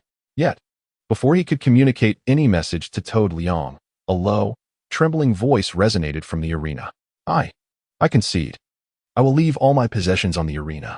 Hearing the tyrant surrender outright took Chun Hao by surprise, leaving him momentarily stunned. In his understanding, such a lawless fight to the death could only conclude with one party's demise. He had not anticipated the emergence of a surrendering scenario. In truth, this reflected Chun Hao's incomplete grasp of the rules governing blood duels. Although the victor of a blood duel is entitled to claim all of the loser's possessions, this does not necessarily include the loser's life. However, as the price of surrender, the defeated will leave all their assets and resources on the arena, including the points within their blood duel token. In this manner, the victor's gains were assured, while the vanquished preserved their lives, creating a scenario of mutual contentment. This set of rules, undoubtedly, was established by the blood arena, aiming to minimize the loss of life and maintain a sufficient number of combatants for future contests. This was a situation the arena desired. After all, if every battle resulted in fatalities, the blood arena would eventually struggle to survive. At this moment, as Chun Hao momentarily lost his focus, the referee's voice resonated once more across the platform. Prince competitor, your opponent has conceded. Do you accept this outcome? Regardless of the decision, the blood arena fully respects your will. After a brief contemplation, Chun Hao arrived at a resolution. In this arena, One could assert that 9 out of 10 individuals were far from virtuous. Moreover, judging by the performance of the tyrant before and after his entrance, it was evident that he was a cunning and vengeful adversary, adept at patience. Even though Chen Hao had concealed his identity with a transformation technique, he would not allow such a latent threat to persist in existence. I do not accept. As these despairing words escaped Chen Hao's lips, a faint smile graced his face. Immediately thereafter, understanding Chen Hao's intent, the agile frog Liang pivoted, and with a swift motion, the sharp blade glided across the bear's neck, leaving a crimson arc suspended in the air. No, I shall fight you. Unfortunately, before the tyrant could finish his sentence, he sensed his head drifting further from his body. 2 seconds later, he collapsed to the ground, lifeless. Well, the tyrant has fallen. Congratulations to our prince competitor for winning this blood battle. Chapter 48. The attention of the blood arena amidst the resounding cheers, Chen Hao's second opponent swiftly ascended the stage. This time, the contender, also possessing a standard quality level 10 spirit beast, was fully alert upon realizing Chen Hao's formidable nature. Despite Frog Liang's effortless defeat of the previous opponent, the competitor known as Blackstone still dared to engage Chen Hao in combat, relying on his exceptionally agile antelope spirit beast. As anticipated, in the ensuing battle, the robust, gray-furred longhorned antelope clashed fiercely with Frog Liang. Even though the antelope's attacks posed minimal threat to Frog Liang, without resorting to his signature ninjutsu, Frog Liang found himself unable to secure victory in this encounter. Meanwhile, while the battle raged on the stage, a gentle voice reached the ears of the girl guide, who had accompanied Chen Hao. The prince on stage is your guest, is he not? Upon hearing this voice, the girl trembled slightly. The familiar tone, laced with an underlying coldness, instantly revealed the identity of the newcomer. Supervisor Yin, you have arrived. Indeed. This prince must be visiting the blood arena for the first time, and I was the one to receive him. Observing the girl spring to her feet, Supervisor Yin gently patted her shoulder, signaling her to sit down and converse. How much do you know about this individual? Please elaborate. Yes, Supervisor Yin. This person appears to have a limited understanding of the blood arena, as he is not well versed in many of the fundamental rules. However, his intentions are quite clear. He is here to participate in the bloodshed and has boldly challenged 3 consecutive matches in his first encounter, displaying an evident confidence in his abilities. At this point, the young girl reminisced about her brief interaction with Chen Hao, adding in an uncertain tone, although this prince seems to be in his 30s or 40s, I feel that his manner of speaking belies such age. Furthermore, there is an indescribable sense of incongruity about him, as if he possesses an undeniable naivety. Does he not? Noticing the girl struggling to find the right words, the middle-aged supervisor's gentle voice rang out once more. It is no wonder you are an elite dispatch from the Earth-tier blood arena. Your insight is truly remarkable. With a calm demeanor, Supervisor Yin continued, his gaze fixed intently on Chen Hao in the arena. This individual must have employed some sophisticated means of disguise or possesses a treasure that aids in subterfuge. His true age must be quite young, otherwise, he would not have hesitated when the tyrant conceded. Nevertheless, such details are of little consequence to me. I merely wish to ascertain whether this person can assist me. You understand my intentions, do you not? Upon hearing Supervisor Yan's words, the girl's eyes brightened slightly. Rest assured, Supervisor Yan, I comprehend your meaning. I will maintain contact with him and strive to bring him to our side of the blood arena. With this, Supervisor Yin turned to face the young girl, smiling, yet within his gentle gaze, she sensed an ominous chill. Just as the girl found herself at a loss, a soft voice echoed again.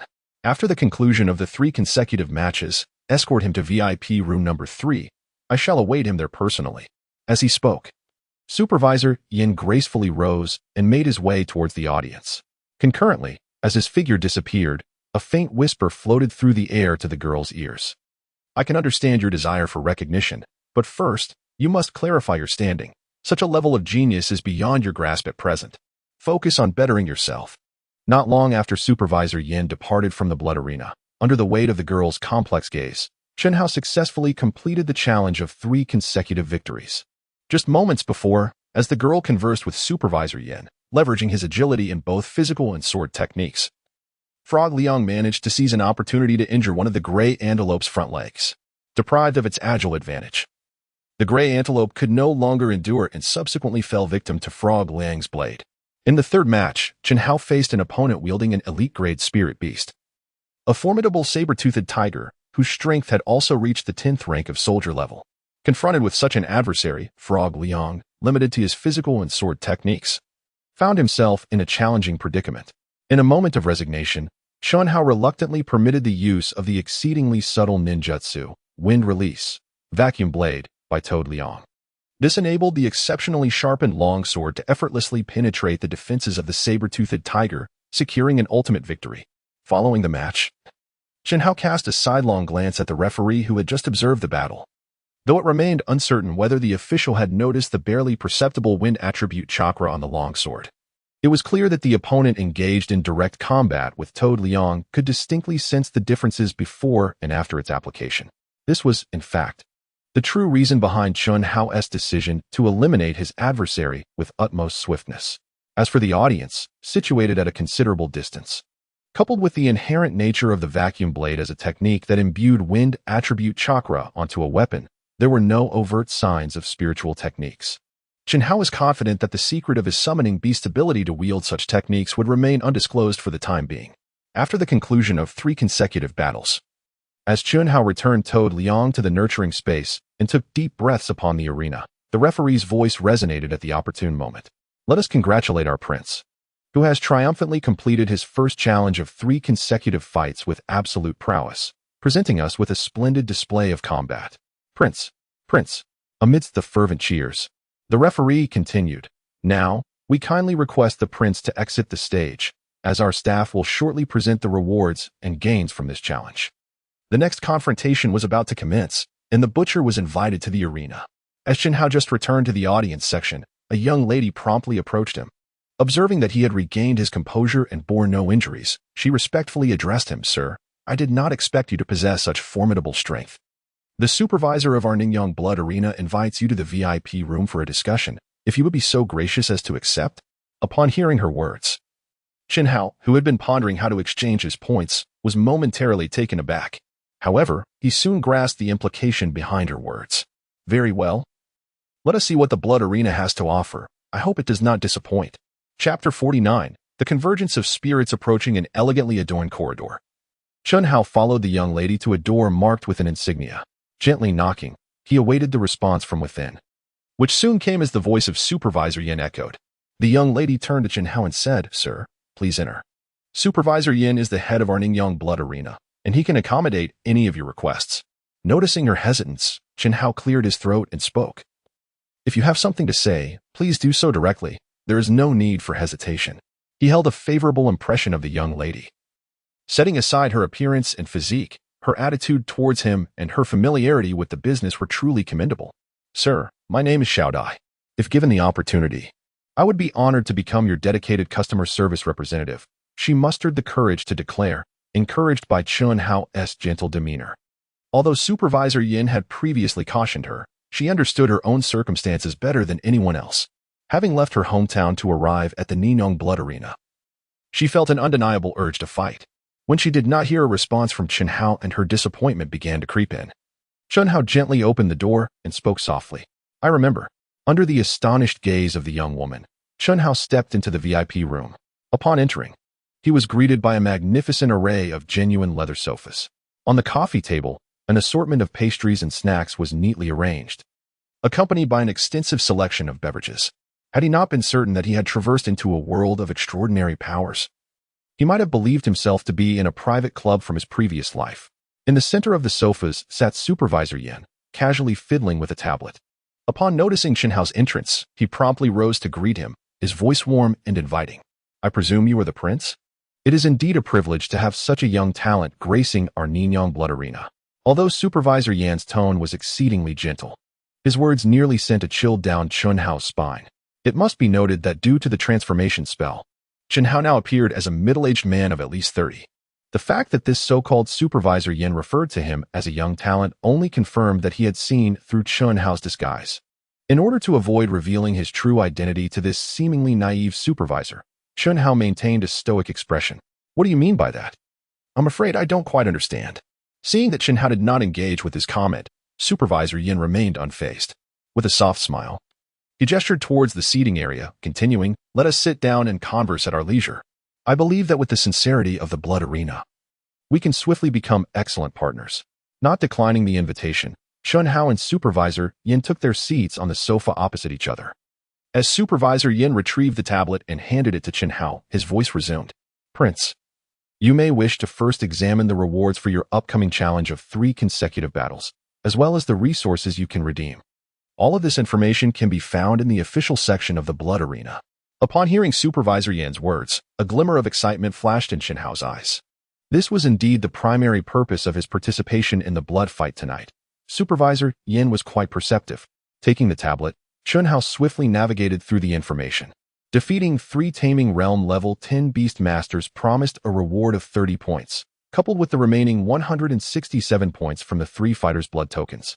And accounting for the quadruple bonus from the consecutive battles, it totaled a remarkable 788 points. What a lucrative opportunity! Choosing to overlook the additional valuables worth approximately 360,000 yuan from the 3 opponents, Chun Hao focused solely on calculating his blood fight points. Continuing to click through to the blood fight mall, the entire page transformed into a series of options for redeeming resources with points. A cursory glance revealed that a variety of cultivation materials were available for exchange, with ranks ranging from soldier level to commander level, and varying qualities as well. At the very bottom of the page, there hung an epic-grade nurturing material. A sight to behold. However, upon discovering that exchanging for this magnificent, epic-quality nurturing material required a staggering sum of over 1,000,000 points, Chun Hao promptly dismissed this information and began searching for the nurturing materials he truly needed. Observing Chun Hao meticulously studying the point exchange options, Supervisor Yin, seated beside him, took a few sips from the teacup on the coffee table, his expression not betraying any impatience. Rather, the corners of his mouth curled upward even more. After a quarter of an hour had elapsed, Chun Hao finally set aside his tablet and looked up at the still unhurried Supervisor Yin. Following his recent inquiries, Chun Hao had selected several elite-quality wind attribute nurturing materials, each reaching the 10th rank of the soldier tier. It was not that Chun Hao was unwilling to opt for the Lord tier nurturing materials. Rather, the exchange for such materials at the soldier level required at least 1,000 points, which did not offer favorable value for him. After all, in terms of the ratio of breakthrough reductions, 3 pieces of elite-grade nurturing materials were approximately equivalent to 1 piece of the same tier Lord-grade nurturing material. However, when it came to point exchanges, there existed a disparity of nearly tenfold. Seeing that Chun Hao seemed to have settled on his desired exchange target, Supervisor Yin finally spoke again. It was evident that the young prince must have a significant need for nurturing materials, and certainly in considerable quantities. Based on Chun Hao's earlier focus, the astute Supervisor Yin immediately discerned the true reason behind Chun Hao's presence at the blood fight arena, which also explained why he had been so assuredly waiting for Chun Hao to make his selections. Acknowledging that his intentions had been unveiled, Chun Hao did not attempt to conceal them. Indeed, my cultivation has reached a bottleneck, and I urgently require a substantial quantity of at least elite-quality nurturing materials to break through. It was upon hearing some of the blood fight arena's regulations that I decided to come here in hopes of a fortunate turn of events. Upon hearing Chun Hao candidly express his needs, Supervisor Yan's smile broadened. Since the young prince has been so forthright, we now have a foundation for cooperation. Cooperation? Chun Hao echoed the term with a hint of confusion. Precisely, cooperation. I am not afraid to share with you that our blood fight arena is categorized by levels. In a base city like Ningyang, the underground black market's blood fight arena is merely a human-level arena. Above it exists the earth level, sky level, and the singular throne-level headquarters of the blood fight arena. Given the existence of these hierarchical distinctions, competition is, naturally, inevitable. This competition exists not only among the various blood fight arenas but also among the personnel within our own arenas. To acquire more resources, to command a higher-level blood fight arena, or to elevate the arena's status, one must contend with the fighting prowess of the blood fighters within their faction. Upon hearing this, Chun Hao began to comprehend the reason behind Supervisor Yan's keen interest in him. So, you have recognized my potential and wish for me to join your faction? Indeed. The young prince is as quick-witted as I had anticipated. If you could agree to register the blood duel token, which represents my identity under my name, then we can negotiate any terms, including the advance of a substantial amount of cultivation materials. Chapter 50. New features of the cultivation system within the presidential suite of the Lishui Hotel in Ningyang Base City. Chun Hao quietly returned to his room and sat cross-legged on the bed, absorbing one cultivation material after another brought back from the blood duel arena into his cultivation space. Just moments ago, after clarifying the responsibilities and obligations associated with having his identity as a prince registered under Supervisor Yin, Chen Hao ultimately succumbed to the allure of swiftly breaking through to the spirit integration realm and chose to reach an agreement with Supervisor Yin. The agreement was primarily divided into two parts. On one hand, Chen Hao's identity as a prince was formally transferred to Yin Tianlin, Supervisor Yin, thus becoming a blood duelist within his faction. From then on, all battles and rites Chen Hao engaged in at the blood duel arena would be overseen by Yin Tianlin. Of course, in matters of combat, Yin Tianlin promised to act completely according to Chen Hao's wishes, hoping that when he needed support, Chen Hao would stand by him. Chen Hao readily accepted this, recognizing that one must contribute to reap rewards. Yin Tianlin's conditions were not difficult to accept. However, prior to this, Chen Hao made it clear that he would soon be leaving Ningyang. Nevertheless, according to Supervisor Yin, the blood duel token is universally applicable across all blood duel arenas in the base cities, which would not affect their agreement. On the other hand, as a condition for Chen Hao's agreement to join his faction, Yin Tianlin advanced 15 elite-level wine attribute cultivation materials to Chen Hao, with the necessary points to be deducted once Chen Hao accumulated enough. Furthermore, this would not be a one-time occurrence. Whenever Chen Hao required it, Yin Tianlin would provide him with cultivation resources to the best of his ability, with points to be compensated later. This aspect was of utmost importance to Chen Hao. As long as his strength could steadily improve, accumulating blood duel points or fulfilling his so-called commitment to Yin Tianlin would be a trivial matter. In addition, Chen Hao made a modest request for a young girl named Xiao Dai to become his dedicated customer service representative. Supervisor Yin naturally agreed to this request, as it posed no conflict with their collaboration, and he had no reason to refuse. Thus, after exchanging contact information with Yin Tianlin and Xiao Dai, Chen Hao returned to the hotel to commence his plan for breaking through to the spirit integration realm. With the advance of the 15 cultivation materials, the breakthrough ratio for the frog, Liang, from soldier level 9 to soldier level 10 had reached an unprecedented level of 965. This meant that Liang, who had already been cultivating for some time, was now less than 7 hours away from breaking through to soldier level 10. In other words, by the end of tonight, the frog within the cultivation space would achieve the soldier level 10 realm.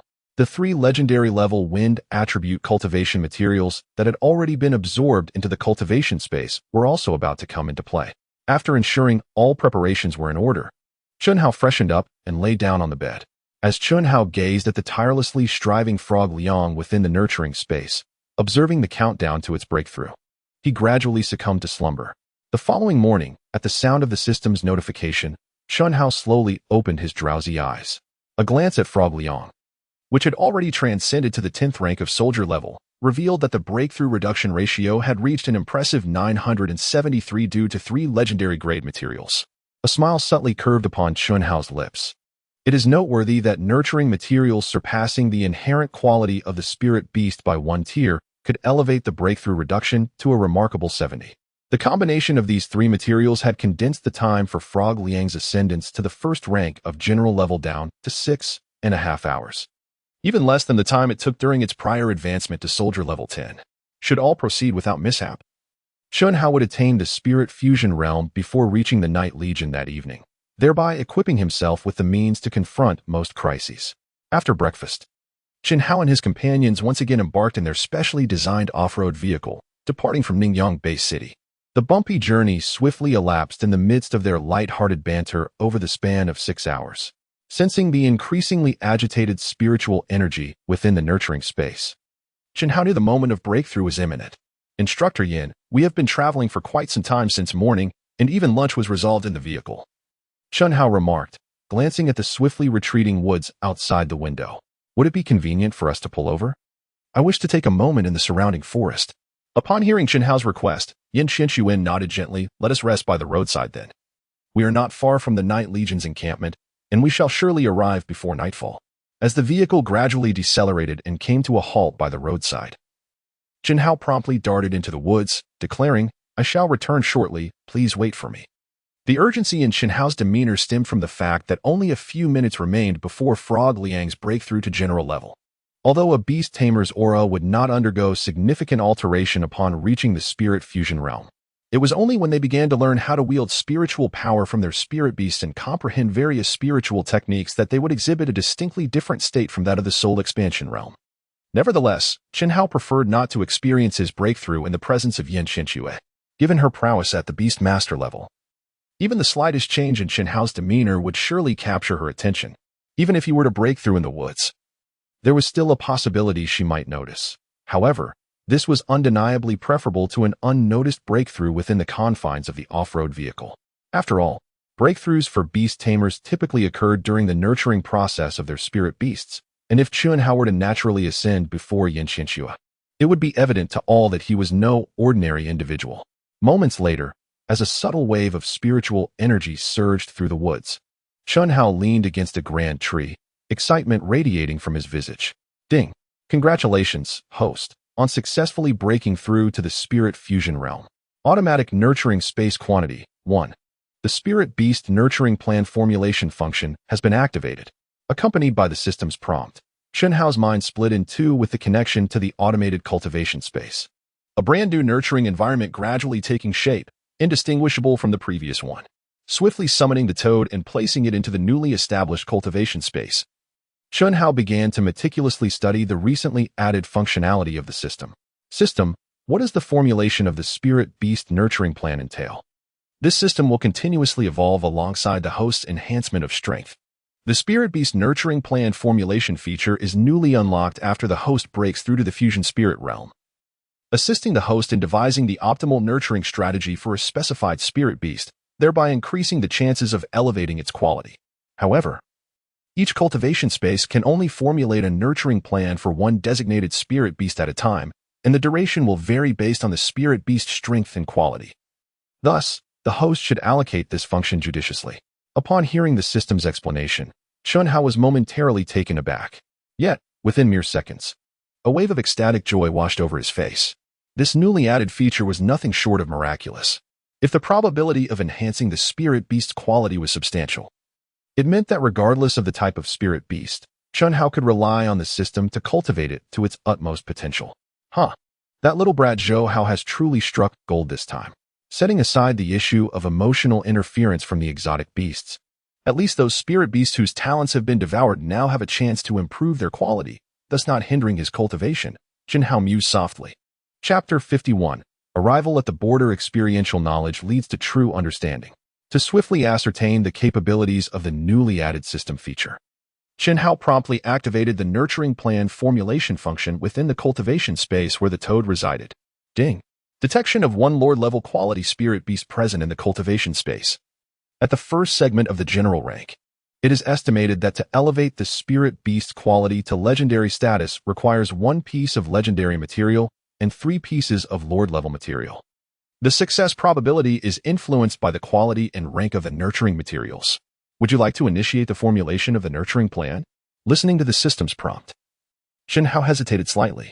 Based on prior information from the system, each cultivation space could only formulate a nurturing plan for one spirit beast at a time, and this formulation required a certain amount of time. He wondered if this would affect the spirit beast strength enhancement. With this thought, Chen Hao silently inquired of the system. During the formulation process, can the spirit beast be summoned, and will it affect its breakthrough within the cultivation space? The formulation of the nurturing plan necessitates scanning the spirit beast's specific condition, a process that requires time. Therefore, within the first hour of the plan's formulation, the spirit beast must remain in the cultivation space and cannot be summoned for combat. However, the spirit beast's strength enhancement remains unaffected, allowing it to break through normally. Upon hearing the system's response, Chen Hao quickly made up his mind. Initially, after breaking through to the fusion spirit realm and acquiring the new cultivation space, he had already contemplated how to utilize these 2 spaces effectively.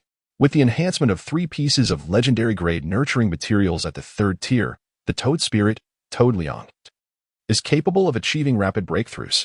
Even in the realm of the 3rd tier, the time required for a spirit beast to elevate its power increases tenfold with each advancement. Nevertheless, the time taken for Toad Liang to break through remains astonishingly swift.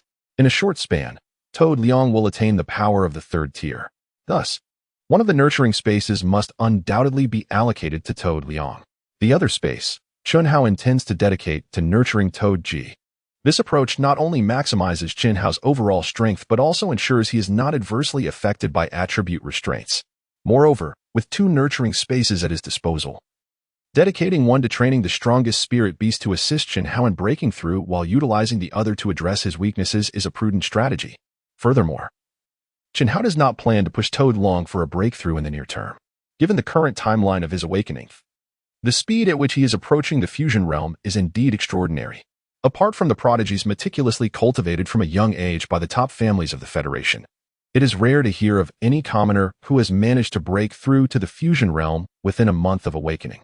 To conceal his strength and retain his trump card while preparing for any unforeseen crises, Chen Hao has chosen to refrain from revealing his fusion realm capabilities in public. After all, he had previously demonstrated the ability to use spiritual techniques even in the soul expansion realm, and others are unaware of his nurturing of Toad Liang. Thus, as long as Toad Long's power remains at the 10th tier of the soldier level, no one would suspect he has already broken through. In fact, from an outsider's perspective, achieving a peak in the soul expansion realm at this juncture would already place Chen Hao's talent beyond expectations. However, it is unfortunate that Toad Ji's breakthrough time shows no signs of reduction and must proceed in a step-by-step manner. It appears that Chen Hao will need to focus on collecting fire attribute nurturing materials within the Night Legion moving forward, having decided to prioritize the cultivation of Toad Liang. The first attempt at formulating a nurturing plan can certainly be centered on him. After reaching this conclusion, Chen Hao silently chose this option in his mind. Ding! Congratulations, host, on successfully initiating the nurturing plan formulation process. Based on the quality and tier of the spirit beast, this formulation process is expected to take 6 days. Please review the specific plan and required materials upon completion. Upon receiving this notification, Chen Hao gained a deeper understanding of the time required for this formulation. It is worth noting that Toad Liang is merely a Lord-tier quality spirit beast of the soldier level, yet even so, the formulation process demands a full 6 days to complete. One can only imagine that for spirit beasts of greater strength and higher quality, the formulation of their nurturing plans would necessitate even more time. Not to mention, after the formulation, the probability of successfully enhancing their quality remains a concern. Without dwelling on these future uncertainties, after initiating the nurturing plan for Toad Liang, Chen Hao contemplated using this function again within the nurturing space designated for Toad Ji. To Chen Hao's surprise, the system indicated that drafting the cultivation plan would only require 4 days. The Frog Ji, which is a grade superior to the good quality frog, surprisingly had a shorter drafting time than the latter.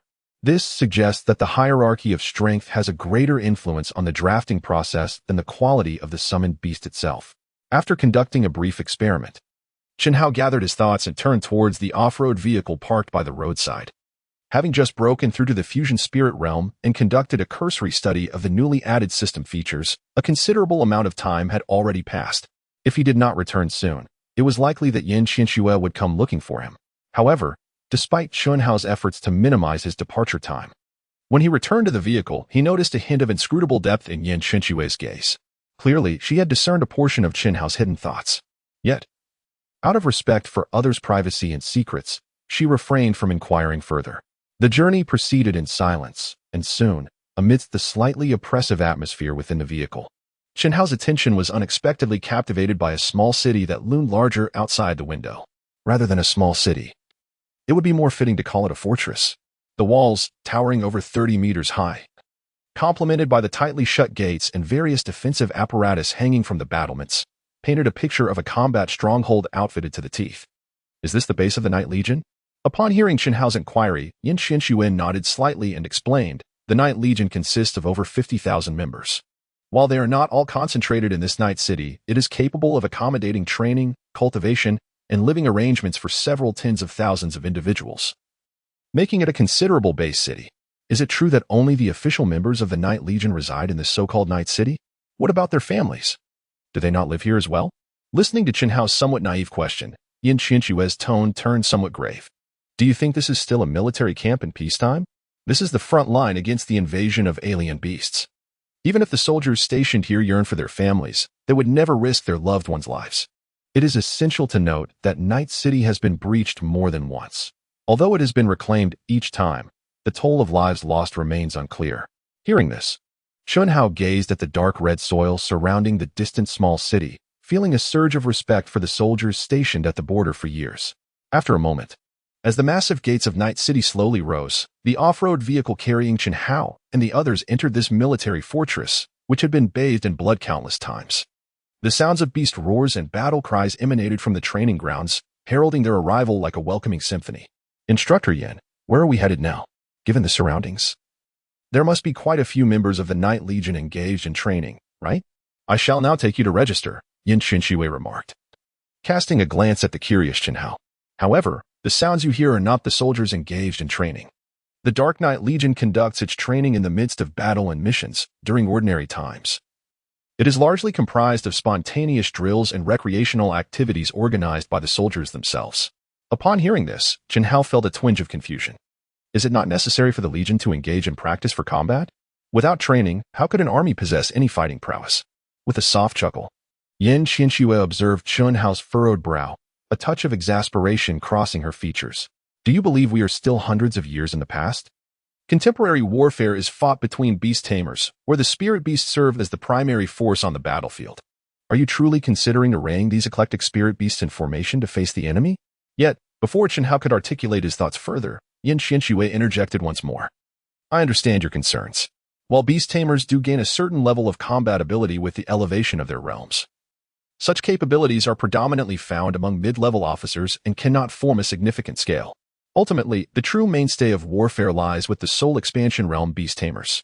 Moreover, the current military structure predominantly organizes itself into small teams, akin to our own exorcism organization. In the Dark Knight Legion, the most fundamental team consists of a team leader who is a spirit integration realm beast tamer, while the remaining members possess only soul expansion realm strength. Hearing Yin Qinshui's explanation, Chenhao began to calculate in his mind.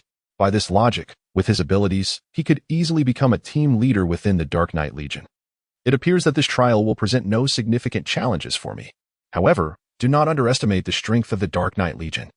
Although the basic fighting force consists solely of soul expansion realm beast tamers, the Legion, comprising 50,000 members, boasts over 10,000 capable of utilizing spiritual techniques at the spirit integration realm. Furthermore, the Dark Knight Legion possesses secret methods for sharing and transmitting spiritual energy within a limited area, along with the combined spiritual techniques of large-scale beast tamers.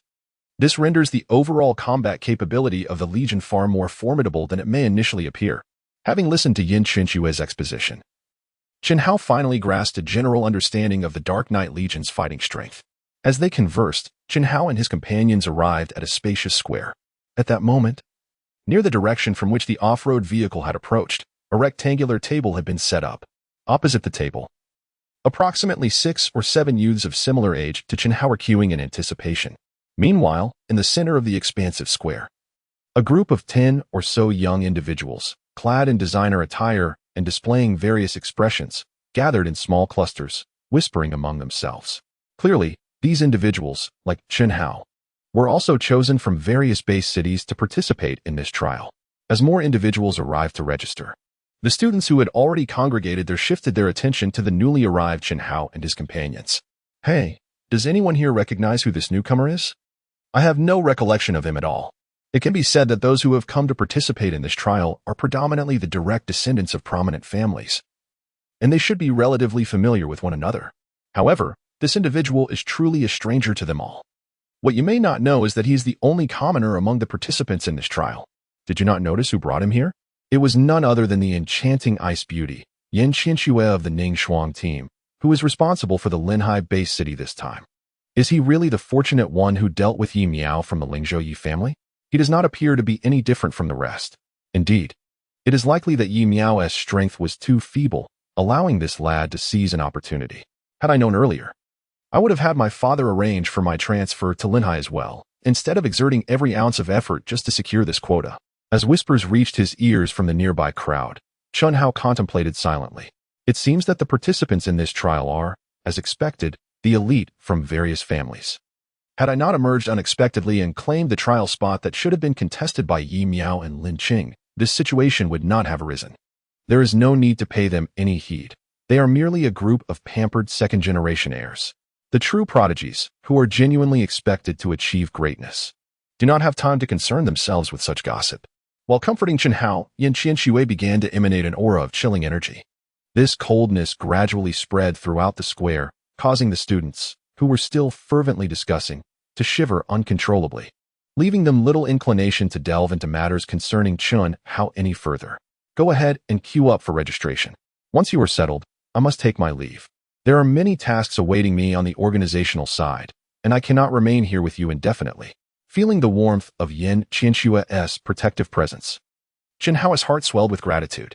Sister Qianxue, rest assured, I can manage on my own. Hearing Chen Hao address her so affectionately for the first time, Yin Qianxue was momentarily taken aback. However, she quickly regained her composure and said nothing further, tacitly accepting Chen Hao's endearment.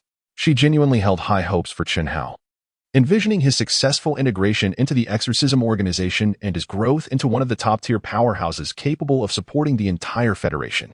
This profound regard is the fundamental reason for her exceptional investment in him. With a slight nod, Yin Qianxue turned and returned to the all-terrain vehicle, patiently awaiting Chen Hao's completion of registration. Soon after, Chen Hao finished the registration process and, under the guidance of the staff, made his way to the center of the square. Yin Qianxue entered the vehicle and departed from the gathering place for the trial participants. As Chen Hao retracted his gaze, watching Yin Qianxue leave, he felt an unusual sense of apprehension. Logically, as an orphan who had lived alone since childhood, solitude should be a state to which he was well accustomed.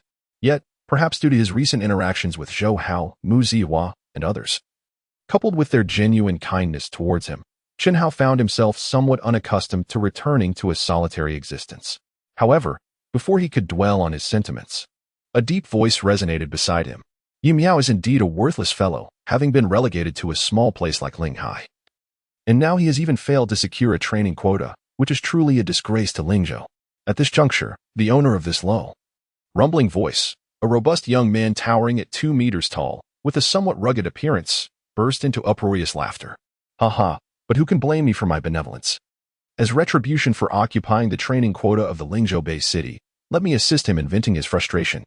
No sooner had he spoken than a violent surge of spiritual energy erupted from the robust youth's body, followed by an imposing figure charging directly toward Chen Hao, stirring up clouds of dust and a fierce wind. You think you can stand with us? You are not worthy. Chapter 53. Physical combat. Observing the robust youth who had launched an attack without further ado, Chen Hao furrowed his brows in concern. He had not anticipated that upon his arrival at the trial grounds, he would encounter such trouble. From the youth's remarks, it was clear that these scions of noble families did not consider him fit to participate alongside them in the training. Realizing this, Chen Hao understood it was time to teach these arrogant individuals a lesson. Since he refused to summon a spirit beast, allow me to enlighten you on the art of physical combat. He silently resolved, taking up a stance and preparing for his opponent's assault. Seeing Chen Hao stand his ground, unwilling to evade the impending strike, a sinister grin crept across the robust youth's face. The onlookers around them could not help but sigh in sympathy for Chen Hao. TSK, does this young man believe that defeating Yi Miao makes him invincible? Is he unaware that we were nurtured on spiritual herbs since childhood, and that our physiques far surpass what an ordinary soul-taming beast master can achieve? One of the noble youths sneered from the sidelines. You might not believe it, but this lad truly might be oblivious. Only individuals of our background possess the means to compensate for the inherent weaknesses of beast masters from a young age. He, a mere commoner, huh? As the spectators looked down upon Chen Hao, the two in the arena collided with full force. The robust youth raised his fist, akin to a boulder, and aimed a powerful strike at Chen Hao's face. However, the prepared Chen Hao was not one to remain passive. He deftly sidestepped the blow while reaching up with his right hand to seize the robust youth's wrist. Caught off guard by Chen Hao's swift reaction, the robust youth felt a sudden pain in his wrist, as if it were being pinched by a vice. Fortunately, his long-term consumption of rare herbs had endowed him with a remarkably resilient physique, allowing him to quickly dismiss the pain. Yet, enduring the discomfort did not mean his movements were unimpeded. Under Chen Hao's control, he found himself unable to withdraw his attacking arm and was compelled to gather strength with his other hand to strike again. Meanwhile, Chen Hao was equally astonished. Initially, he had thought that seizing the robust man's wrist would allow him to deliver a decisive blow. It is essential to recognize that a typical beastmaster at the soul expansion realm bears almost no distinction from an ordinary individual, possessing little to no combat prowess.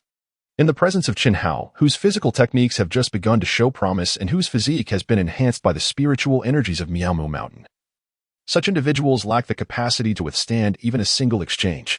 However, this robust youth not only disregarded Chen Hao's restraint but also launched another attack with remarkable speed, compelling Chen Hao to regard these offspring of noble families with newfound respect. At this moment, the two stood almost face to face, and Chen Hao found himself unable to evade the powerful punch of the burly youth as he had before. Left with no alternative, he extended his hand into a claw, reaching for the youth's fist. A series of resonant impacts echoed through the air, and both Chen Hao and the hefty youth retreated 3 steps, panting heavily. In the brief span of mere seconds, they had exchanged over 10 blows. Yet, in terms of both strength and speed, they seemed evenly matched. The onlookers, including the previously confident robust youth, gazed in astonishment at the nearly recovered Chen Hao. Several members of the noble family stood with their mouths agape, dumbfounded by the sight of Chen Hao nursing his fist. Could it be that this lad managed to withstand Zhang Jie's assault? What has he been nourished with? This is inconceivable. Zhang Jie is the foremost prodigy of the Zhang family in Shuzhou, having trained his body from a young age and mastered numerous ancestral martial techniques.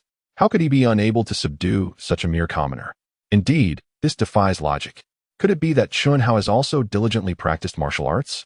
Yet, I have heard whispers that he is a genius in spiritual techniques. As the students participating in the training murmured among themselves, a group of middle-aged men and women in uniform observing from the windows of a nearby 6-story building wore expressions of astonishment. Huh. This lad is perfectly suited for my Iron Fist camp. I must recruit him into the Night Legion.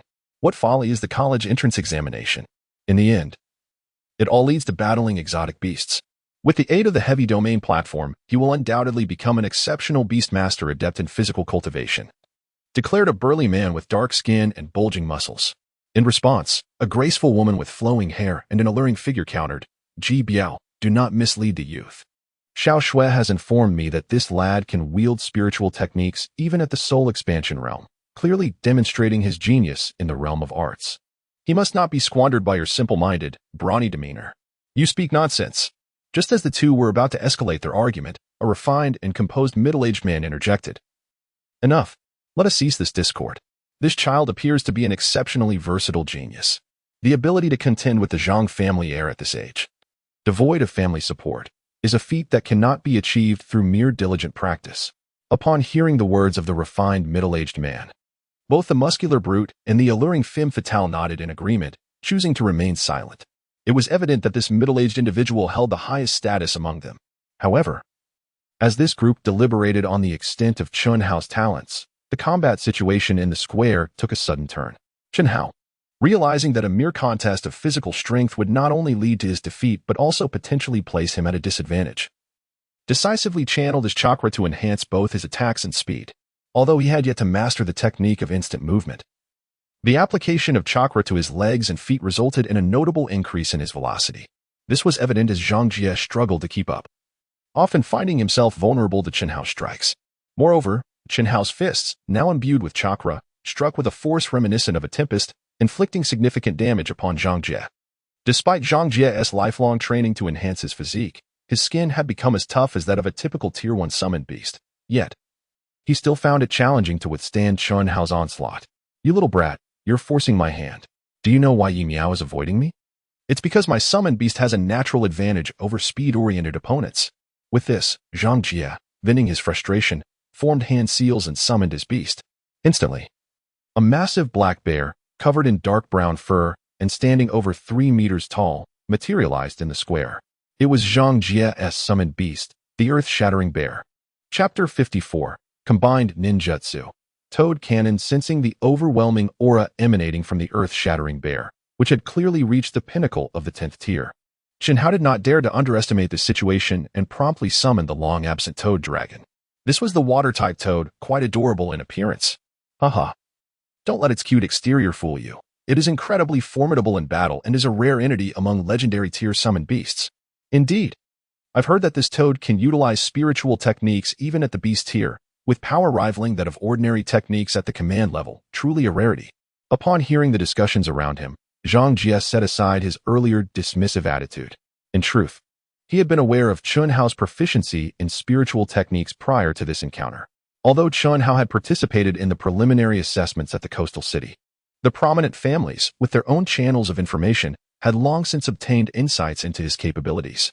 Zhang Jie's initial recklessness, which appeared to be a mere reliance on physical techniques against Chen Hao, was a calculated strategy to exploit his strengths against Chen Hao's weaknesses. This demonstrated that even those from robust and boisterous backgrounds were not devoid of intelligence. Now, faced with the risk of defeat in physical combat, Zhang Jie, unwilling to lose face, had no choice but to summon his beast in a last-ditch effort. He possesses unwavering confidence in the innate abilities of his spirit beast. Indeed, Zhang Jie's spirit beast, a paragon among legendary tier entities, has awakened a remarkable talent, the gravity domain. This ability elucidates his assertion that his spirit beast possesses a distinct advantage over speed-oriented adversaries. Under the influence of the gravity domain, the velocity of all beings, including spirit beasts, is significantly affected. In such circumstances, even though the Earth-Violent Bear is not a speed-based spirit beast, its superiority in strength and constitution renders it a formidable presence among its peers. When comparing legendary tier spirit beasts, Lin Qing's Assault Mammoth and Yi Miao's Moonshadow Beast are far inferior to Zhang Jie's Earth-Violent Bear. This disparity is not confined to the legendary tier. It is evident across all tiers of spirit beasts. Even among those of the same quality rank, variations in combat prowess remain apparent.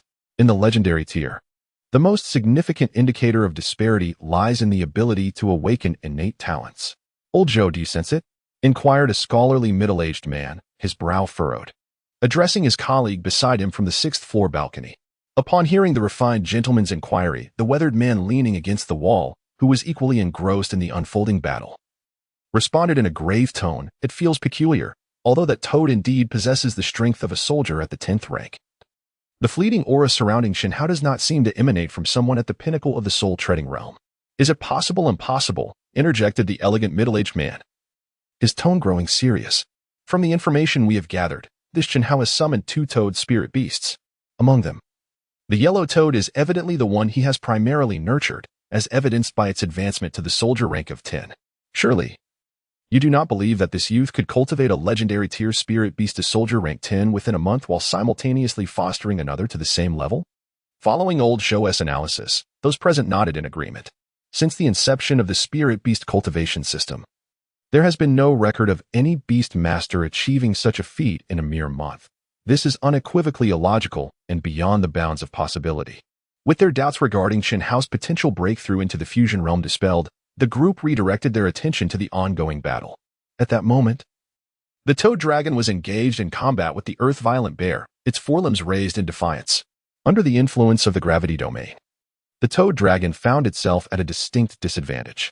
Lacking proficiency in physical techniques and being overwhelmed in strength, constitution, and speed, it sustained several blows without the opportunity to retreat and perform hand seals for a counterattack. The Earth-Violent Bear, closely pressing in, relentlessly swung its paws in assault, leaving the Toad Dragon with little choice but to defend itself desperately. Witnessing this predicament, Chen Hao, who was observing the battle, felt a surge of anxiety. If this stalemate continued, the Toad Dragon would undoubtedly suffer severe injuries, an outcome he could not accept under any circumstances. Regarding the summoning of Toad Ji for assistance, although the necessary scanning of physical conditions for the training plan has been completed, the Toad Ji, possessing only the strength of a 5th-tier soldier, would likely sustain severe injuries in a mere confrontation with the Earth-Violent Bear. Such a risk seems rather unworthy. After observing the surroundings once more, and finding no signs of anyone attempting to halt this battle, a fierce glint flashed in Chen Hao's eyes. "Humph, with the commotion we have stirred, I refuse to believe that there isn't a single instructor from the Night Legion present at this training ground." As thoughts raced through his mind, Chen Hao's footsteps continued to move. "Since they wish to witness the spectacle, let us make the situation even more exhilarating." Resolute in his decision, Chen Hao's chakra began to surge wildly within him. At that moment, with his hands swiftly forming seals, he charged towards Zhang Jie. Simultaneously, through the mental link in his mind, Chen Hao communicated with the struggling Toad Dragon, instructing it to prepare for a counterattack. As Chen Hao barreled towards him, recalling the recent physical contest where he had been at a disadvantage, Zhang Jie swiftly commanded the Earth-Violent Bear to reposition itself to intercept the oncoming Chen Hao. 3 seconds later, as the bear's paw struck down upon Chen Hao, who had reached Zhang Jie's side, he vanished in a puff of white smoke. What is happening?" Staring in bewilderment at Chen Hao's disappearance, Zhang Jie nearly cursed aloud. However, before he could gather his thoughts, an overwhelming sense of danger surged from a distance. At this moment, Chen Hao, having just used the body replacement technique to conceal his presence and then utilized Earth Escape to move beneath the toad dragon, revealed himself. As waves of chakra swirled within both Chen Hao and the toad dragon, an immense and formidable aura manifested around them. Following a brief sequence of hand seals, a vast accumulation of water-type chakra gathered in the mouth of the toad dragon, while gusts of wind-type chakra flowed continuously from Chen Hao through his arm pressed against the toad dragon's body. Combined ninjutsu, Toad Iron Cannon. As Chen Hao whispered these words, a colossal water-based energy attack, infused with wind-type chakra, surged forth with terrifying momentum towards Zhang Jie and the earth-violent bear before him. This is bad. The attack from this spiritual technique has reached the pinnacle of the spirit fusion realm. Xiao Ma, act swiftly to save him. Chapter 55. All attribute chakra physique at that moment, in the center of the square, as the mist created by the dispersal of the Toad Iron Cannon gradually settled. The silhouette of a somewhat gaunt middle-aged man emerged into view. This man was none other than Xiao Ma, the very individual mentioned by the refined middle-aged man earlier, and one of the instructors responsible for the Night Legion training, a beast master of legendary caliber, known for his contract with the Wind Falcon. In a bid to rescue Zhang Jie and prevent him from suffering a devastating blow from Chen Hao's combination of ninjutsu, the refined middle-aged man had no choice but to call upon the swiftest among them, Ma Xiaoming. However, he did not anticipate that. Despite Ma Xiaoming's extraordinary speed allowing him to disperse the attack before it could strike the earth-breaking bear, the inadequately defensive fighter would sustain injuries himself. Blood streamed down his exposed right arm, where the wind attribute chakra had torn through his sleeve, staining the ground beneath him with droplets of crimson. Did I see that correctly? Chen Hao's attack actually wounded a master of the sovereign realm? Murmured one of the onlookers after a prolonged silence of half a minute. His knowledge of Ma Xiaoming's sovereign realm prowess stemmed from the fact that only a beast master of that caliber could achieve perfect possession of a spirit beast. Ma Xiaoming had indeed executed a rapid manifestation of the Gale Eagle, which allowed him to reach the battlefield in an instant and intercept Chen Hao's ninjutsu barehanded. As this fragmented revelation reached the ears of others, a wave of astonishment swept through the crowd. At that moment, no one dared to underestimate Chen Hao due to his civilian status. They perceived him as a pinnacle practitioner of the Soul Tamer realm who had unleashed an attack comparable to that of the peak of the Spirit Fusion realm, an achievement beyond the reach of the majority. In truth, this was Chen Hao's inaugural attempt at utilizing a combination ninjutsu with the Toad Dragon. During his earlier training on Yamu Mountain, he had discovered his all-attribute chakra constitution and had experimented with this technique, which appeared in the original work. However, due to his insufficient understanding and mastery of ninjutsu at the time, he and the Toad Dragon had never succeeded. Now, having broken through to the Spirit Fusion realm, Chen Hao distinctly felt his enhanced control over ninjutsu and, compelled by necessity, he daringly employed this combination ninjutsu with the Toad Dragon. To his astonishment, as he infused the wind attribute chakra into the Toad Dragon's being, he inadvertently stirred the natural energies of wind surrounding them, which could also be described as the essence of wind. It was under the influence of this wind essence that the Toad Dragon's Toad Iron Cannon could unleash such formidable power, capable even of injuring a master of the sovereign realm. Well then, let us conclude this spar. As most have arrived, we shall now gather for roll call, declared the middle-aged gentleman, leading the cadre of instructors as they made their way to the center of the square. Seizing the opportunity, Ma Xiaoming returned to the ranks of the instructors, where his companions assisted him in tending to his wounds. At that moment, Chen Hao, still contemplating whether he was ready to practice immortal techniques, promptly refocused his thoughts upon hearing the words of the refined middle-aged man. Before long, under the organization of the robust and burly Ji Biao, the practitioners swiftly assembled in formation. Just moments ago, as Chen Hao and Zhang Jie were engaged in combat, several students participating in the training arrived at this location and completed their registration. Given the current size of the group, it appears that approximately 30 trainees have gathered.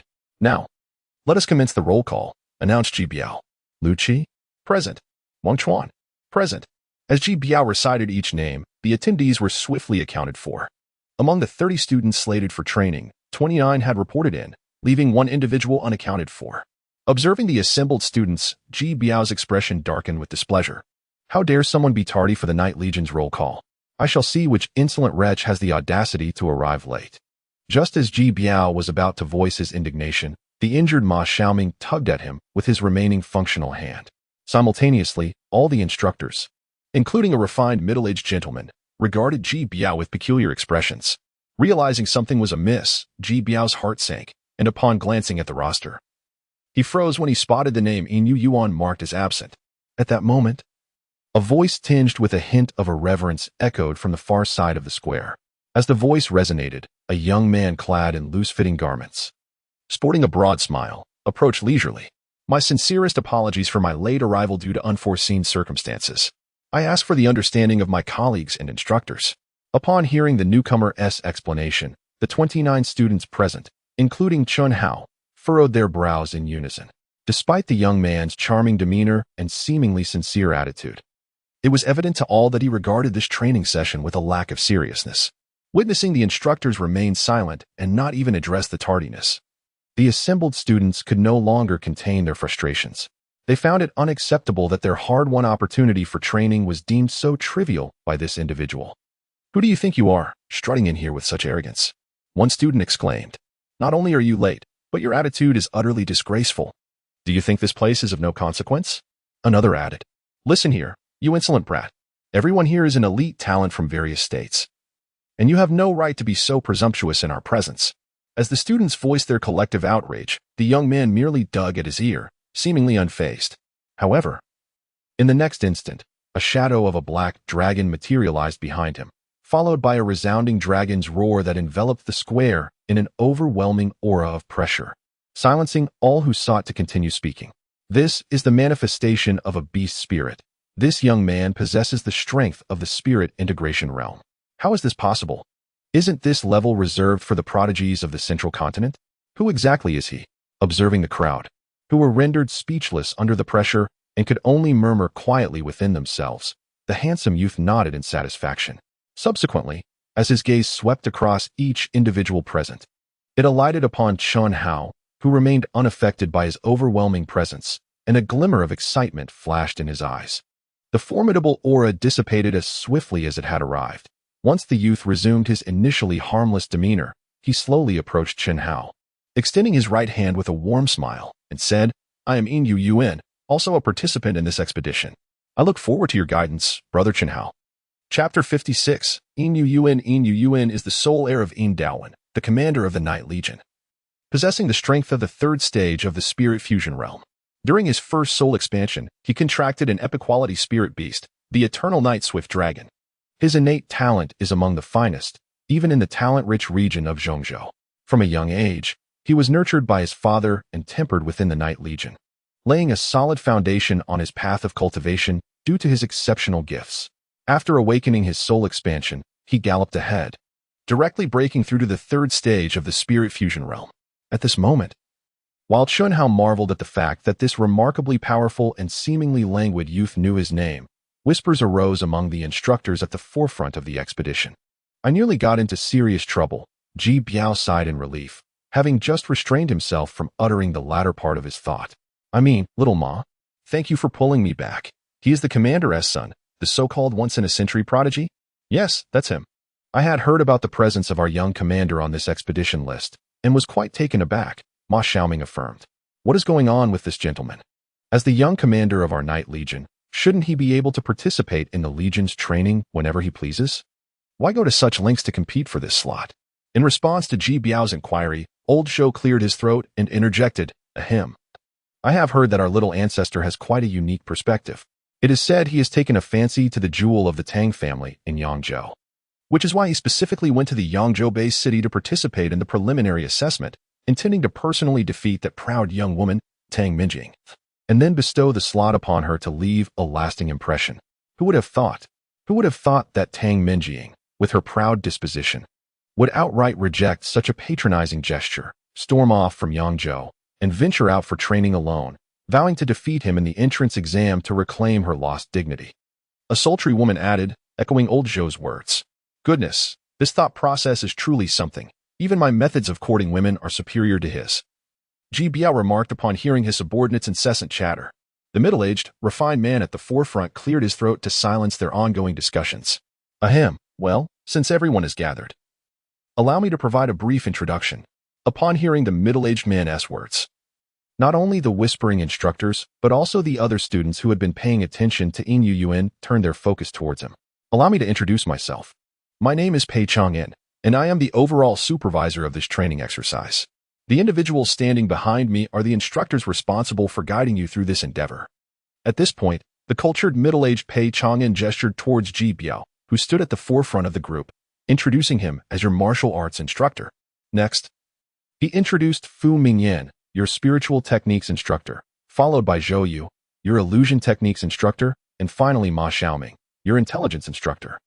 As he meticulously presented each instructor from the Night Legion, Pei Chang'in continued at a measured pace. This training will be divided into 3 distinct phases, which many of you are likely already aware of: the night trials, task training, and practical assessments.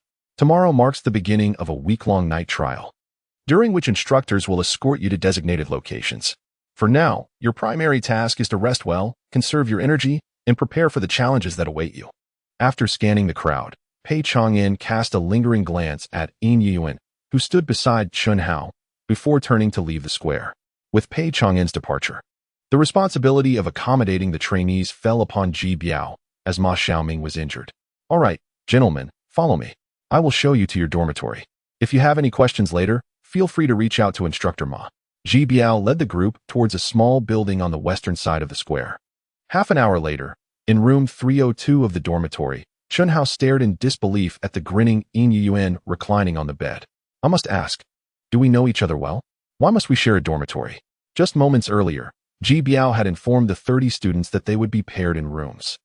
Upon hearing this, the students naturally formed pairs, and Yin Yuan was quick to approach Chun Hao, insisting on sharing a room, following him to room 302. Ji Biao had no desire to interfere with Yin Yuan's choice. Thus, despite the twinge of reluctance in his heart, Chun Hao and Yin Yuan would indeed share the same roof for the next 50 days. Oh dear, Chun Hao, don't be so heartless. After all, we are probably the most familiar faces among these 30, and it seems no one else is eager to share a room with us, Yin Yuan remarked. Chun Hao internally scoffed at this, reflecting, I truly don't perceive our familiarity as being that profound. Besides, your initial display of dominance surely deterred anyone from wanting to room with you. In truth, Chun Hao had no strong objections to his roommate. However, he consistently sensed an uncomfortable energy radiating from Yin Yuan. Furthermore, the enigmatic origins and abilities of Yin Yuan made Chun Hao apprehensive about revealing any of his own secrets. Given the circumstances, it appeared there was no alternative but to exercise caution during their shared training.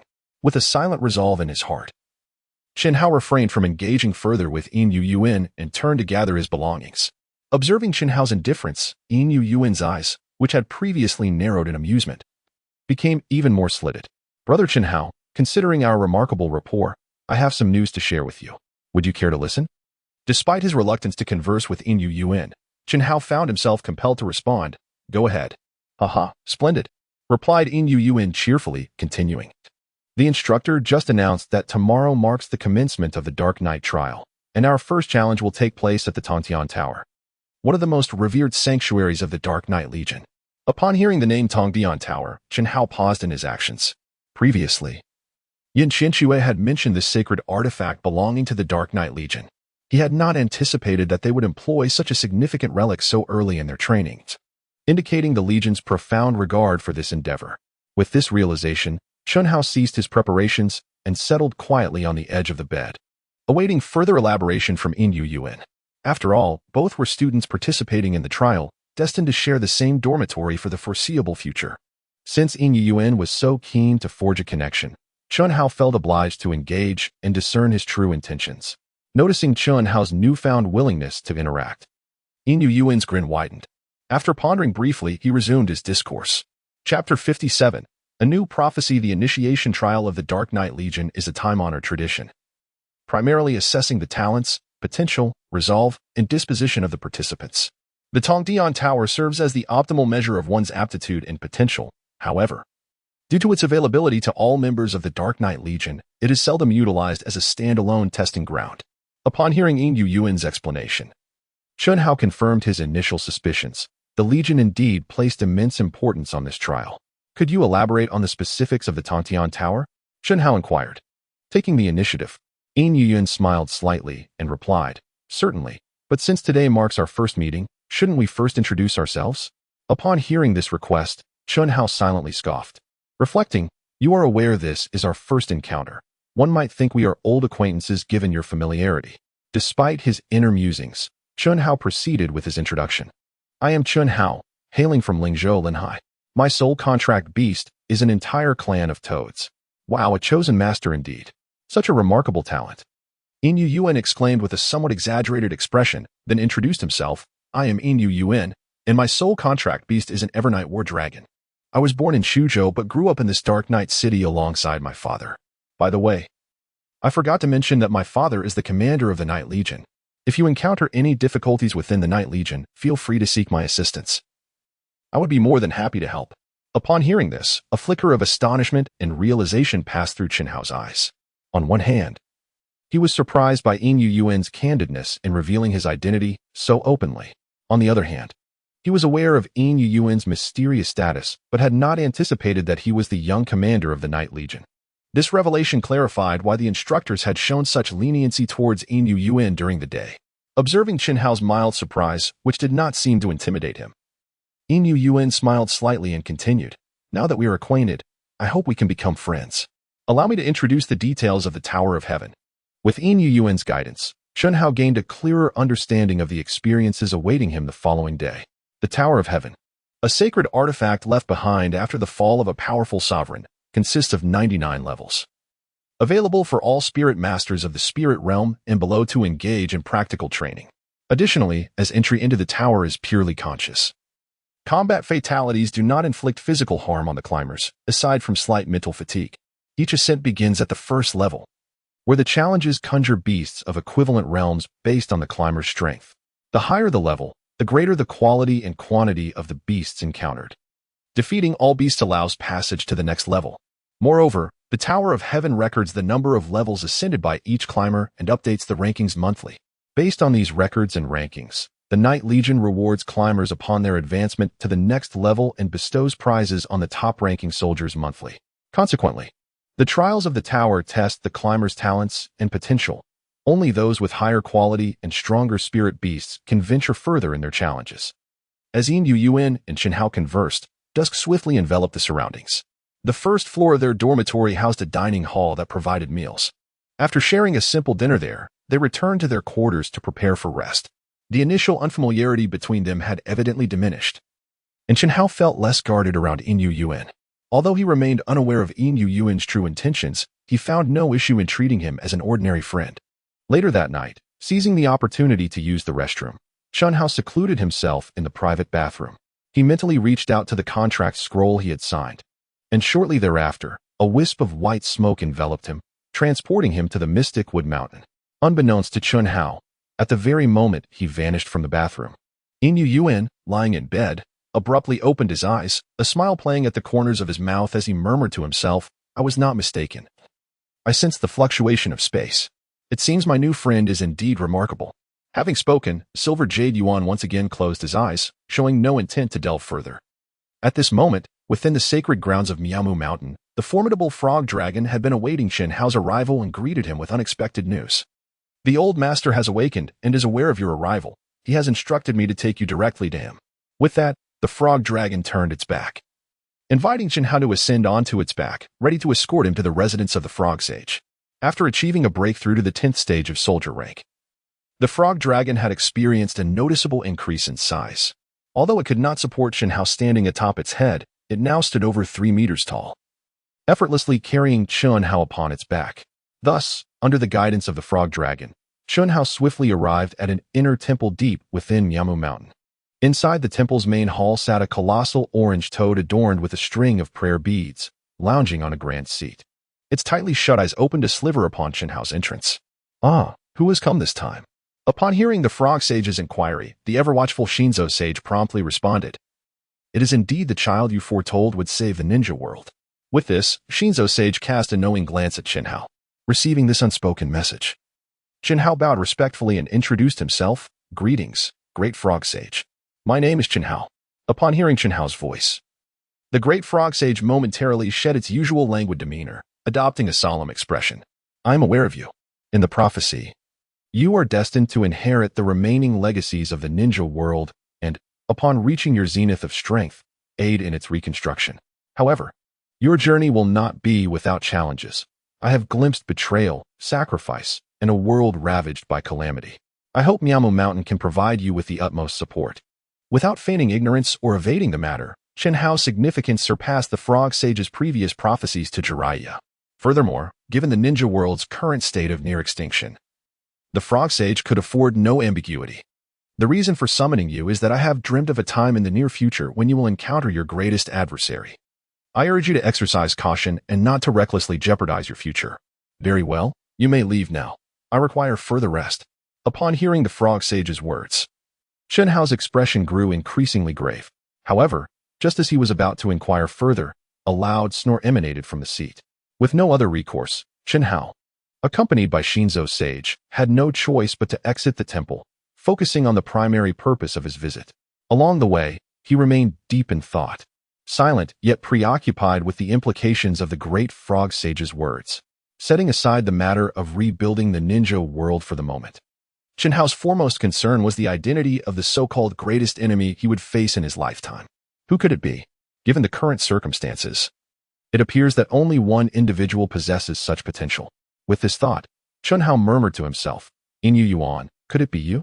Chapter 58. The Trials of the Tower of Heaven. Accompanied by the immortal Shinzua, Chen Hao swiftly arrived at the location where he had previously honed his skills, a place that also served as a training ground for the frogs of Myomo Mountain. Immortal Shinzua. The primary purpose of my visit today is to inquire about the cultivation of immortal techniques, Chen Hao stated as he settled onto a protruding rock. You, young Chen Hao, have you broken through to the fusion spirit realm? Shinzua, who had long been integrated into this world, was well aware of its power structure. Yes, I achieved the breakthrough just yesterday. After the breakthrough, I can distinctly sense the rich natural energy in the space around me, or rather, it should be called spiritual energy. Upon hearing Chen Hao's affirmative response, Shinzua inhaled deeply and replied, I did not expect you, young Chen Hao, to be the most exceptional one. The rapid growth of the frogs and dragons is indeed astounding, and your potential is truly remarkable. After expressing his admiration, Shinzua began to elucidate Chen Hao's queries. Ever since Myomo Mountain connected to this world, we have discovered that the density of natural energy here far surpasses that of the ninja world, even exceeding the renowned natural energy of Myomo Mountain itself.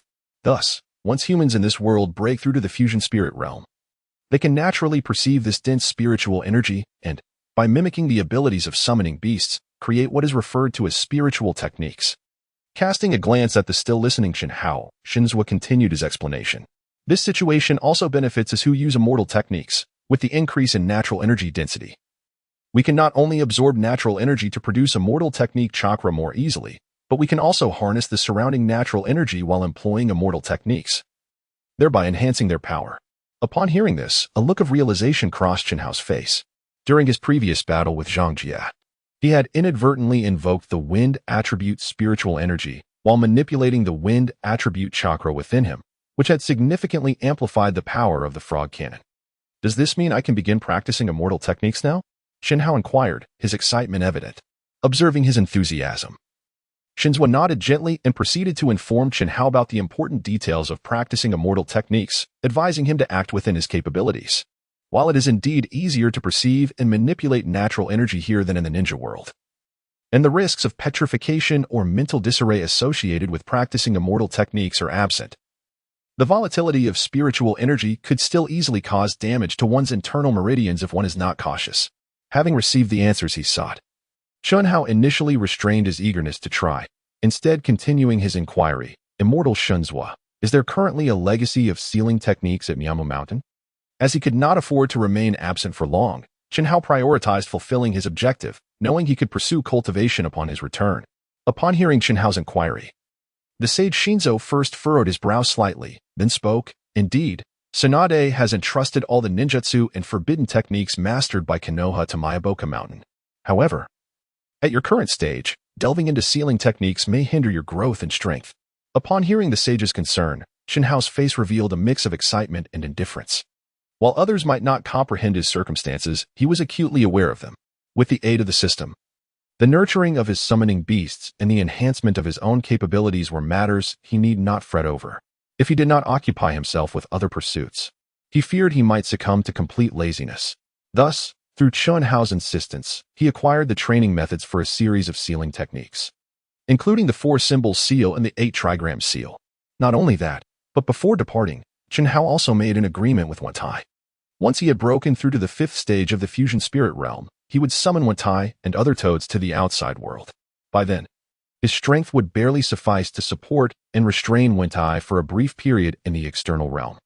It is worth noting that since Myoboku Mountain's separation from the ninja world, these toads had not ventured beyond its confines even once. If they did not have the chance to roam outside soon, they might very well go mad. After leaving Myoboku Mountain, Chen Hao reappeared in the restroom. As he walked back to his dormitory, he glanced at the clock on the wall. This time, he had been gone for a full 2 hours.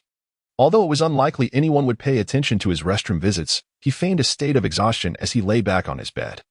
For a bout of diarrhea served as an excellent excuse. Unbeknownst to him, Yin Yuan, who had been most observant of him, had already sensed something amiss when he had ventured to Myoboku Mountain. Had it not been for Yin Yuan's lack of malice towards Chen Hao, driven solely by curiosity regarding the evidently secretive youth, he would have likely been exposed by now. With his eyes slightly squinted, Yin Yuan watched the theatrics of Chen Hao, nearly chuckling aloud. The more he found Chen Hao intriguing, the more he felt a desire to genuinely connect with him, as throughout his life. Few had matched him in talent and potential without ulterior motives. Chen Hao's presence perfectly filled his yearning for friendship. As the night passed without a word, the sun rose promptly the next day. Around 8 in the morning, after completing their morning routines and having breakfast, the group, led by Ji Biao, arrived before a towering 9-story black tower on the eastern side of Night City. Little ones, this is the Tower of the Night Legion, where your trials will take place today, Ji Biao announced. As his words echoed, Pei Chang'an emerged slowly from within the tower. His immediate superior was the brigade commander of the Shadow Tiger Corps, responsible for the Tower of the Night Legion, and as a company commander within the Shadow Tiger Corps. Pei Chang'an's primary duty was to manage matters related to the tower. Gazing upon the modestly towering black spire before him, Chen Hao nudged the side of his companion, Yin Yuan, and inquired softly, was it not said that the Tongdian Tower comprises 99 levels? Why does it appear somewhat lacking? Upon hearing Chen Hao's words, Yin Yuan could not help but roll her eyes. My dear brother, this is a sacred artifact left behind by a powerful sovereign. It cannot possibly be as simplistic as it seems. What you perceive is merely an illusion of the Tongdian Tower. Upon entering, the internal space is actually a complex fold. For beyond what you see. Before Chen Hao could pose another question, the voice of Pei Chang'an resonated softly from the front of the group. Esteemed participants, today marks the commencement of your official trials, as well as the first day of the night trials. This black tower before you is known as the Tongdian Tower, a sacred artifact overseen by the Night Legion. After providing a brief introduction to the Tongdian Tower, Pei Chang'an began to delineate the specific rules governing this trial. The first challenge of the night trials is to ascend to at least the 30th level of the Tongdian Tower. Those who fail to reach this goal within 3 days will be unable to partake in the subsequent trials. However, there is no need for concern among those who may feel less formidable. As Pei Chang'an's words shifted, he continued, rest assured. All participants in the Tongdian Tower trials will receive a portion of rewards, ensuring your efforts are not in vain. Pausing momentarily to allow everyone to digest his words, Pei Chang'an elaborated further. According to the regulations of the Night Legion, whenever someone ascends to a higher level within the Tongdian Tower, they shall be granted certain rewards. These rewards may include cultivation materials, rare treasures, or insights into spiritual techniques, resources beneficial for your advancement. However, considering the formidable forces backing each of you, some lesser resources may not suffice to pique your interest. Thus, I have deliberately altered the rewards for this trial to be in the form of points. These points are akin to military merits within the Night Legion, which can be exchanged for any resources you desire from the Legion's repository. As Pei Chang'an concluded his address, a wave of murmurs swept through the ranks of the participants. Chen Hao found himself stirred with anticipation by Pei Chang'an's words. For his primary objective in participating was to gather cultivation materials to expedite his growth and strength.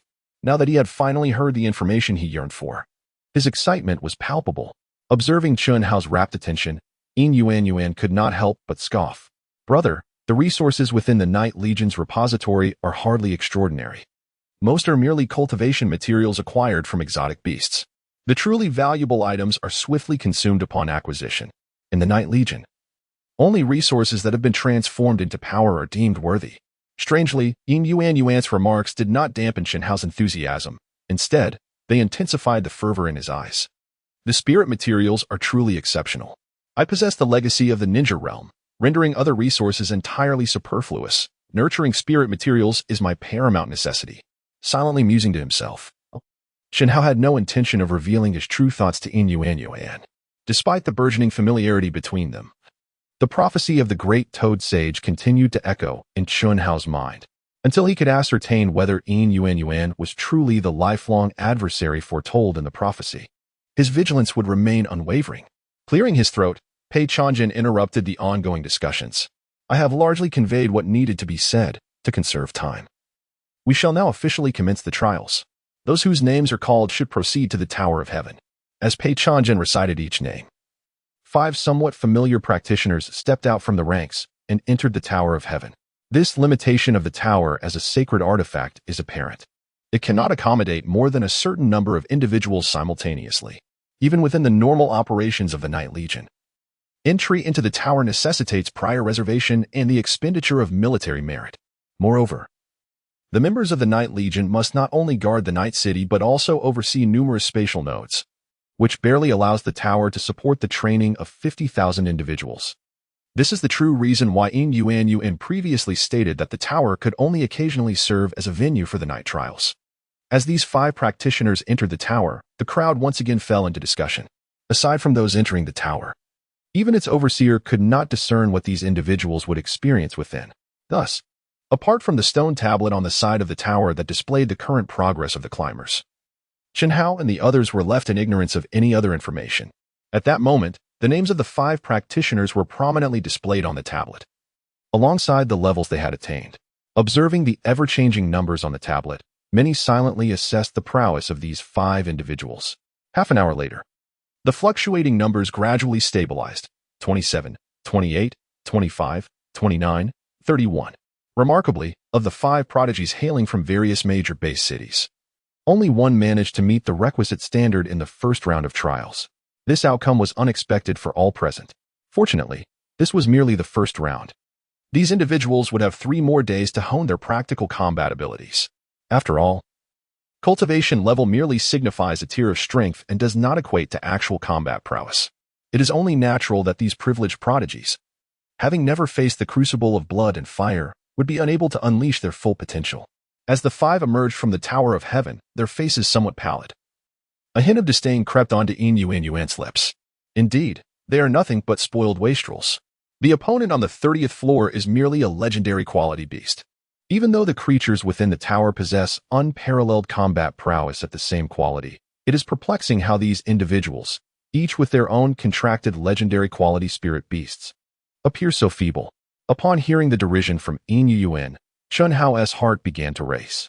If, as Yuan suggested, the adversary on the 30th floor is indeed a legendary quality beast, it remains uncertain whether only the Lord-level Toad could triumph over it.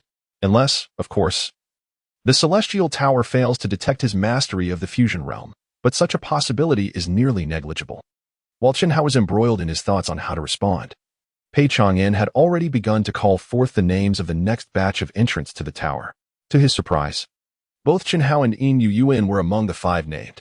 As the 2 prepared to enter the Celestial Tower, within a dense forest outside Dark Night City, several cloaked figures were intently watching the direction of the city, whispering amongst themselves.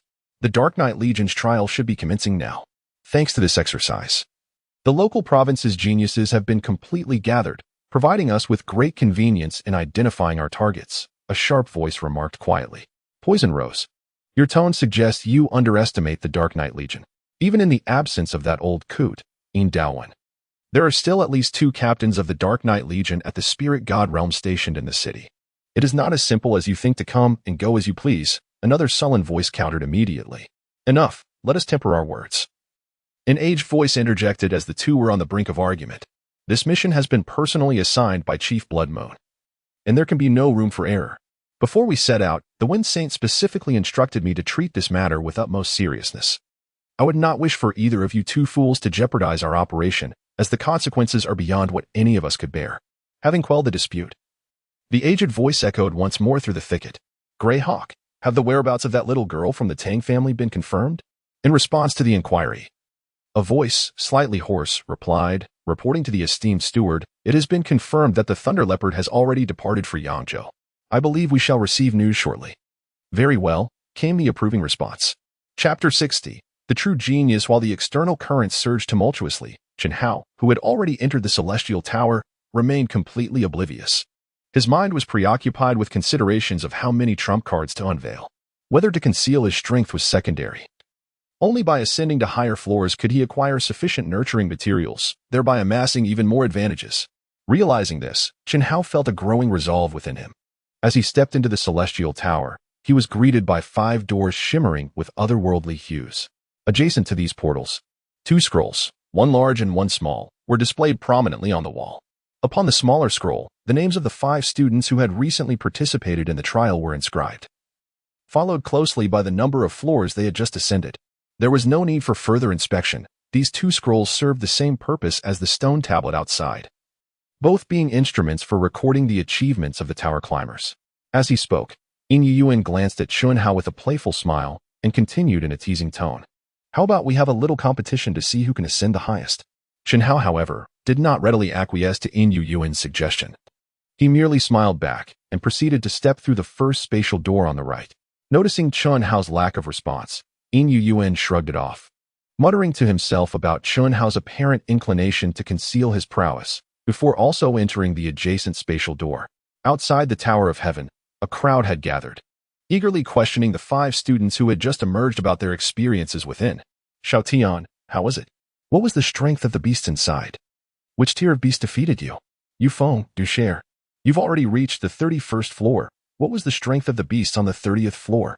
Despite the barrage of inquiries, the 5 students, feeling mentally fatigued, found themselves too drained to respond adequately. The exhaustion induced by their experiences left them yearning for rest. Observing their condition, Pei Chang'an spoke up decisively, "Please do not disturb them. They have just faced the beasts within the Tower of Heaven, and their current mental state is quite poor. They require some time to recuperate." Hearing Pei Chang'an's words, and noting that the students were indeed unable to provide any useful information, the eager onlookers reluctantly retreated. At that moment, a voice broke through the crowd, filled with astonishment. "Look, the second group of 5 has begun their ascent. Wait, what is this incredible speed?" With this exclamation, all eyes turned once more to the stone tablet that displayed the progress within the tower. There, the number beside Yin Yuan's name had changed to 7 and was rapidly increasing. Nearly 2 minutes later, what had initially been a single digit had astonishingly transformed into a double-digit figure, indicating that Yin Yuan had swiftly breached over 10 floors shortly after entering the Tower of Heaven. "Haha, Captain Pei, our young major remains as flamboyant as ever. How high do you think he can climb this time?" asked Ji Biao with a grin. Pei Chang'an, with a slight smirk, replied, "I cannot say for certain. The last time the young major entered the Tower of Heaven, he was at the soul expansion stage. Now that he has broken through to the spirit fusion stage, he possesses a certain level of combat prowess. Under these circumstances, he should be able to surpass at least 40 floors." Following Pei Chang'an's remarks, Shou Yu, standing beside them, interjected, "It should be even more than that. With the assistance of an epic-level spirit beast, 40 floors is certainly not the limit. I wonder if he can surpass 50 floors." Upon hearing their discussion, Ji Biao was taken aback, exclaiming, "No way, 50 floors? It is well known that even the most proficient beast masters in the general realm may find it challenging to surpass the 50th level. The young commander, being only at the spirit fusion realm, has contracted merely 1 spirit beast. Is it feasible for him to attain such heights? You underestimate the might of an epic-grade spirit beast. As the quality tier of spirit beasts escalates, so too does the disparity in their strength. The chasm between epic-grade and legendary-grade spirit beasts is nearly equivalent to that between ordinary-grade and legendary-grade spirit beasts." Upon hearing such an explanation, Ji Biao fell into contemplation.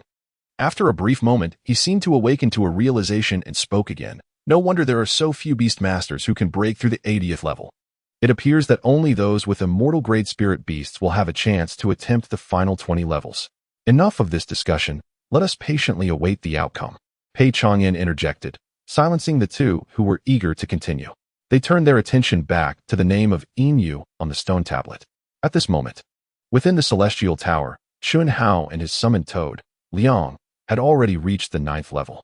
Observing the numerous beast corpses sprawled across the expansive plaza, Chen Hao silently calculated, On this 9th level, the number of beasts had escalated from an initial solitary ordinary grade beast to 9.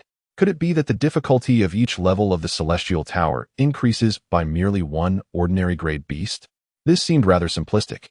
Summoning Liang back to the nurturing space for a brief recovery, Chen Hao proceeded towards the exit of the plaza, through which he would ascend to the next level of the Celestial Tower. Just moments ago, upon stepping through the spatial door, he had found himself in the very plaza he now occupied. After selecting to initiate the challenge of the first level, it was no surprise that an ordinary grade beast of level 1 appeared before him. Without a moment's hesitation, Chen Hao summoned Liang, still within the nurturing space.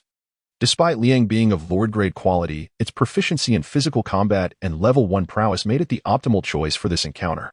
After vanquishing the solitary ordinary grade beast, Chen Hao followed the prompt from the Celestial Tower and located the so-called exit. Upon entering the next level, he found himself once again in the same plaza. Remarkably, the plaza remained unchanged, save for the complete eradication of the previous battle's traces and a slight increase in both the quantity and strength of the newly emerged beasts. As his consciousness momentarily blurred, Chen Hao once again manifested in the plaza. However, this time, at the 10th level, he faced 3 elite-grade beasts. Has the quality finally risen? It seems that at least up to the 110th level, the incremental difficulty is not overly steep. Whispering to himself, Chen Hao felt a slight sense of reassurance. Although the quality of the beasts had elevated from ordinary to elite, their numbers had diminished to 3, rendering the overall challenge comparable to that of prior levels. As he gazed upon the 3 monstrous beasts poised to launch an attack, Chen Hao summoned the spirit of the toad, Liang, and promptly issued his command. Utilize the vacuum blade, and be swift. We lack both the time and energy to engage in a protracted struggle with these low-tier creatures. Responding to Chen Hao's directive, Liang's form conjured a whirlwind upon the plaza, with a razor-sharp blade imbued with wind chakra swiftly slicing through the necks of the 3 elite-tier beasts. Within mere seconds, 3 more beastly corpses lay strewn across the square. Before Liang, a being of lordly caliber adept in formidable ninjutsu and taijutsu, these unremarkable creatures posed no challenge whatsoever. Chapter 61. Unleashing full power. 10 minutes later, on the 20th floor of the Celestial Tower, Chen Hao stood in a corner of the plaza, his gaze fixed intently upon Liang, who was now engaged in a fierce tussle with 3 Lord-tier beasts. Drawing from his recent combat experiences, Chen Hao discerned that within these 120 layers, each ascent resulted in the emergence of an additional elite-tier beast. By the time he reached the 20th floor, the plaza was now graced with 3 Lord-tier beasts. Such formidable power rendered even Liang, at the peak of his abilities in ninjutsu and swordsmanship, slightly fatigued in his defense. Fortunately, thus far, none of the adversaries Chen Hao had encountered had employed particularly troublesome spiritual techniques. These beasts, merely at the first segment of their rank, wielded only rudimentary elemental attacks. Such basic techniques were utterly inconsequential against Liang, who was well versed in wind ninjutsu. And this was the reason he could contend against 3 Lord-tier summoned beasts without succumbing to defeat. However, given the current state of affairs, it was evident that Liang could only manage so much. While the situation on the 20th floor was manageable, should Chen Hao wish to continue the battle, relying solely on Liang would likely prove insufficient. Realizing this, he acted without hesitation, swiftly forming hand seals, causing 2 toads, 1 yellow and 1 orange, to materialize abruptly in the plaza.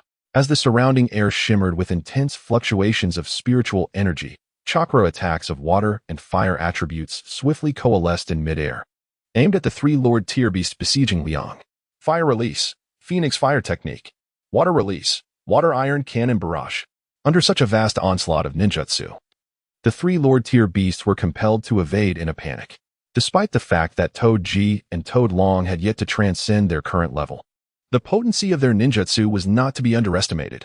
A moment of carelessness could lead to serious injury, diminishing their combat prowess. As the attention of the 3 beasts was diverted by the sudden barrage of ninjutsu, Liang, now a mere shadow on the battlefield, flickered with speed, wielding his blade, which was charged with sharp wind chakra, to strike against the trio of beasts. Soon, with the coordinated efforts of the 3 toads, the 3 Lord-tier beasts vanished once more from the plaza, signifying that Chen Hao had successfully passed the trial of the 20th floor of the Celestial Tower. However, this time, Chen Hao did not proceed to the next level as he had done in the past.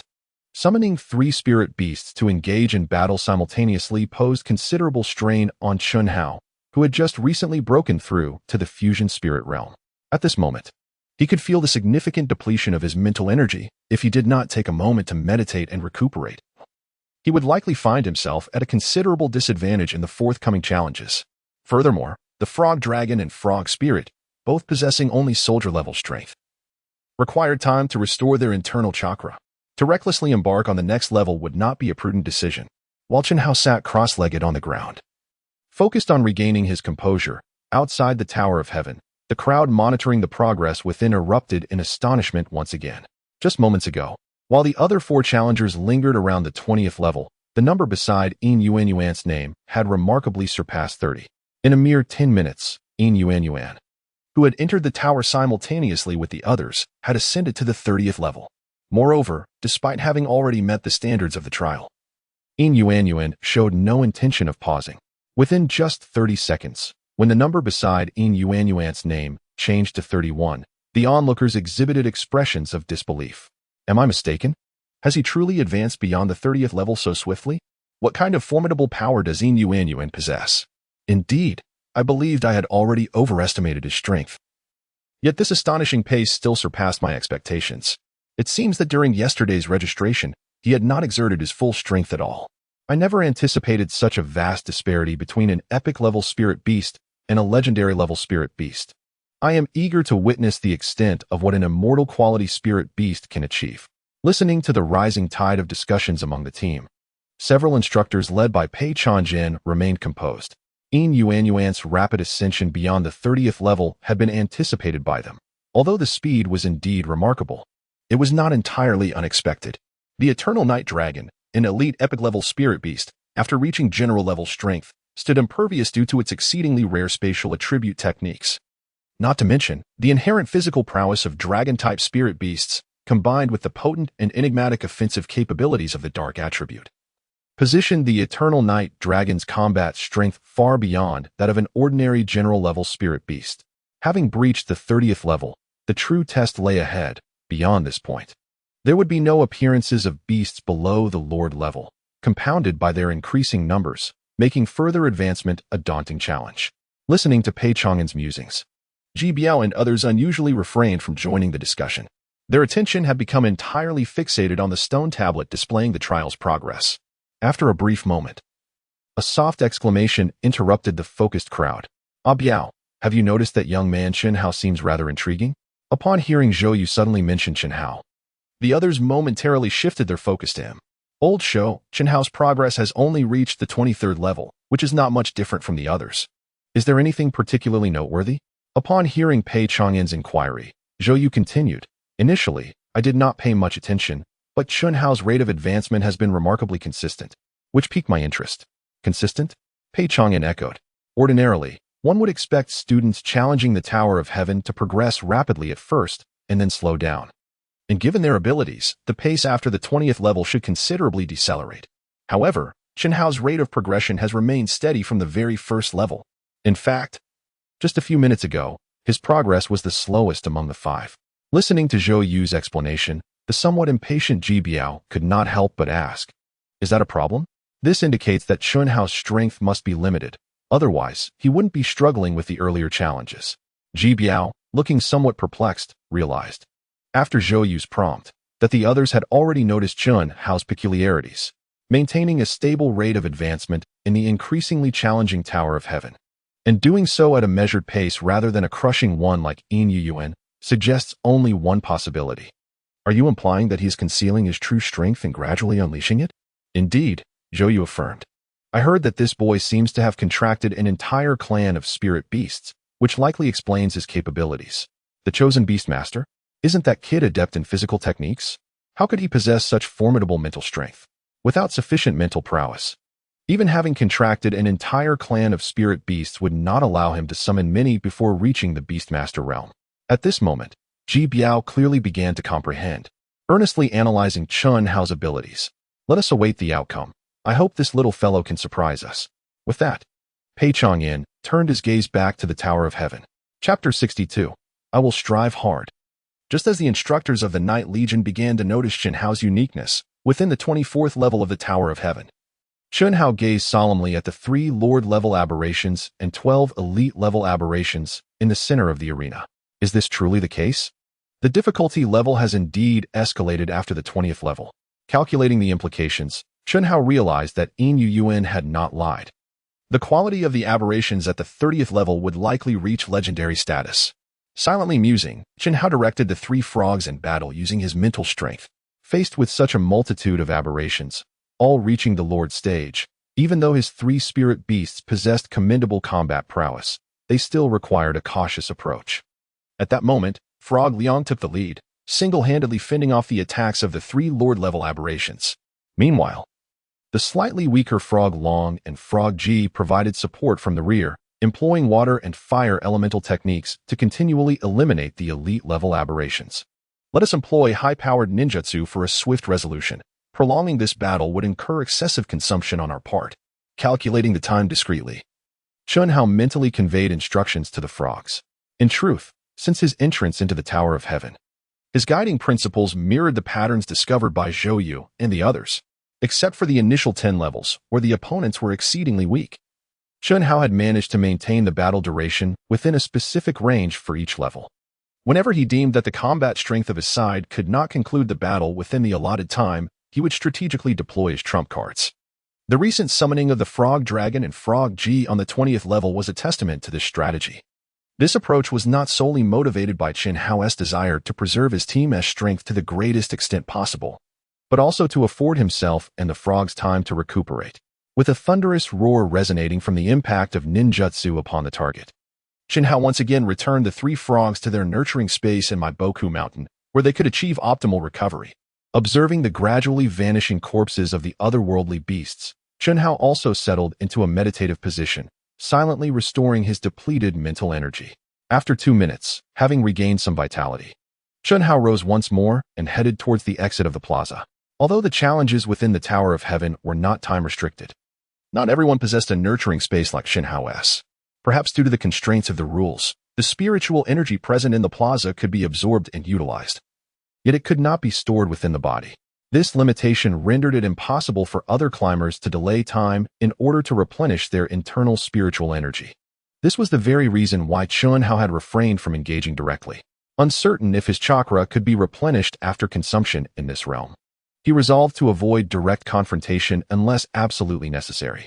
Levels 25, 26, 27. As time progressed, Chun Hao swiftly ascended to the 30th level. At this juncture, the other 3 students participating in the trial had gradually exited the Tower of Heaven. Inside, only Chun Hao and Yin Yuen remained. Astonishingly, at this moment, Yin Yuen had surpassed the 40th level, continually advancing towards the 50th. The onlookers had become somewhat desensitized to Yin Yuen's achievements. No longer astonished as they had been previously, their true curiosity lay in just how far this young commander of the Night Legion could ascend today. Conversely, Chun Hao's performance had completely won over those students who had previously looked down upon his humble origins. The 30th level represented his current achievement, an outcome both unexpected yet reasonable to all. Observing his battle against Zhang Jie the previous day, it was evident that Chun Hao ranked among the top contenders of this cohort of practitioners, and no one was surprised by his capability to complete the trials within the Tower of Heaven. However, what truly astonished everyone was that even after reaching the 30th level, Chun Hao's rate of advancement remained remarkably steady. Evidently, the 30th level is by no means his ultimate destination, and certainly not by a long shot. At this moment within the Tower of Babel, the adversary confronting Chun Hao has transformed into a legendary-grade flame python. The dark crimson sparks swirling around the serpent, coupled with its formidable length of 30 meters, heralds the terrifying nature of this extraordinary beast. Frog Dragon, Frog G, you should return to Myobokusan Mountain. The forthcoming battle is likely beyond your capabilities. After assessing the power dynamics, Chun Hao resolutely decided against letting the 2 frog-grade beings partake in the conflict. In the face of a legendary-grade beast that has already transcended to the general level, even with their advanced ninjutsu, the frogs could pose a certain threat to their opponent. However, a moment's carelessness could result in them suffering devastating blows from the enemy's onslaught. At this juncture, the presence of Frog Dragon and Frog G on the battlefield has diminished in significance, and their involvement would only exacerbate Chun Hao's mental energy depletion. Understood, boss. Chun Hao, take care of yourself. If things go awry, summon my father. With your current strength, it should be no trouble to bring him forth in a short span. Upon hearing the words of the two frogs, Chenhao smiled and nodded, then formed hand seals to send them back to Myomu Mountain. With two puffs of white smoke, the figures of Frog Dragon and Frog G vanished completely from the square. However, Chenhao did not cease his actions after dispelling the summoning technique. He quickly formed several hand seals in front of his chest.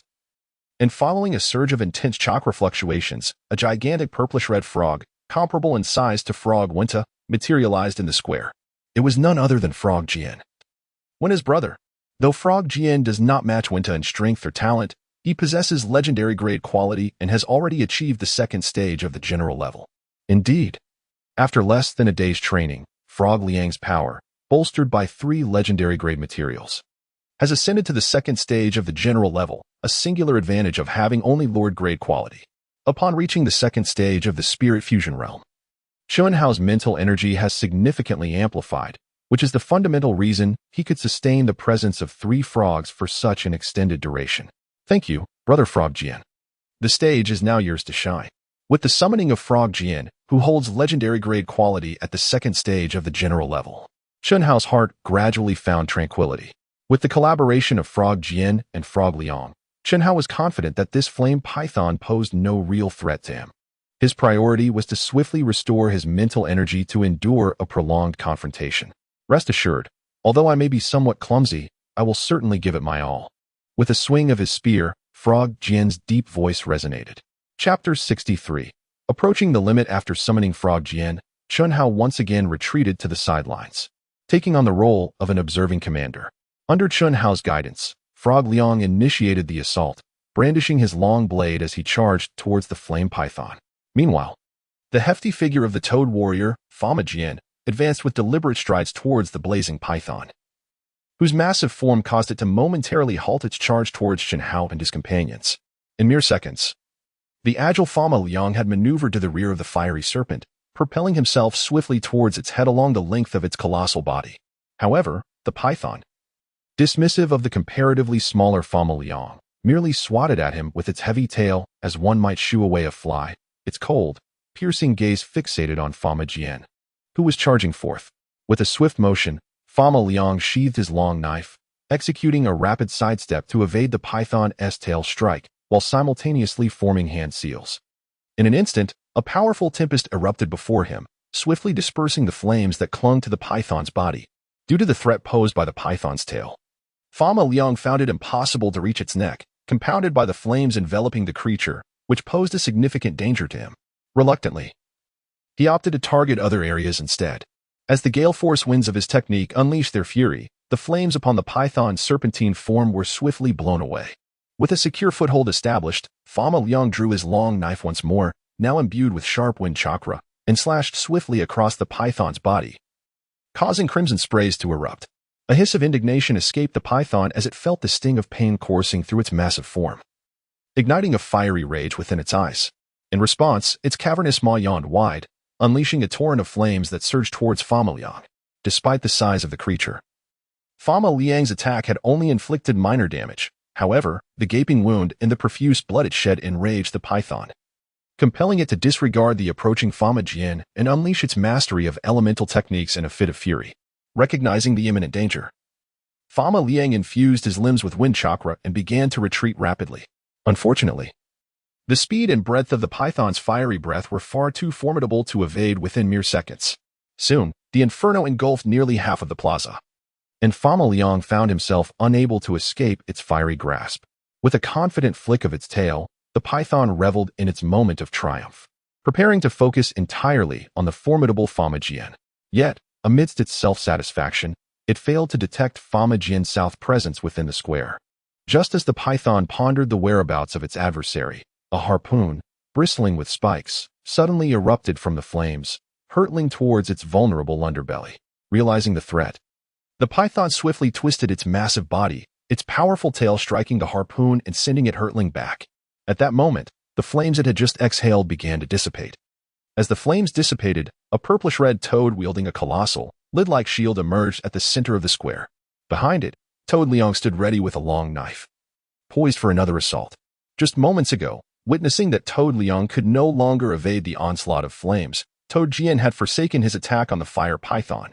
Instead, he leaped forward, positioning himself before Toad Liang just as the flames were about to engulf the square. The massive shield on his back was raised to shield them from the fiery barrage. At that moment, as the flames receded, Toad Jian let out a fierce roar and, propelling himself off the ground, soared into the air. After deftly catching the retracted harpoon, he utilized its momentum to crash down upon the nearby fire python. Possessing legendary qualities, Toad Jian was characterized by his formidable defense. Confronted with the fire attack, which was merely a level of ninjutsu, he was able to withstand it entirely with the shield in his grasp. Of course, one could not entirely blame the fire python. As a serpent, its strength was not solely reliant on its fiery assaults. Its massive form, powerful constricting force, and venomous fangs were all integral aspects of its prowess. However, at this moment, faced with the even larger Toad Jian, the fire python's advantages were rendered ineffectual.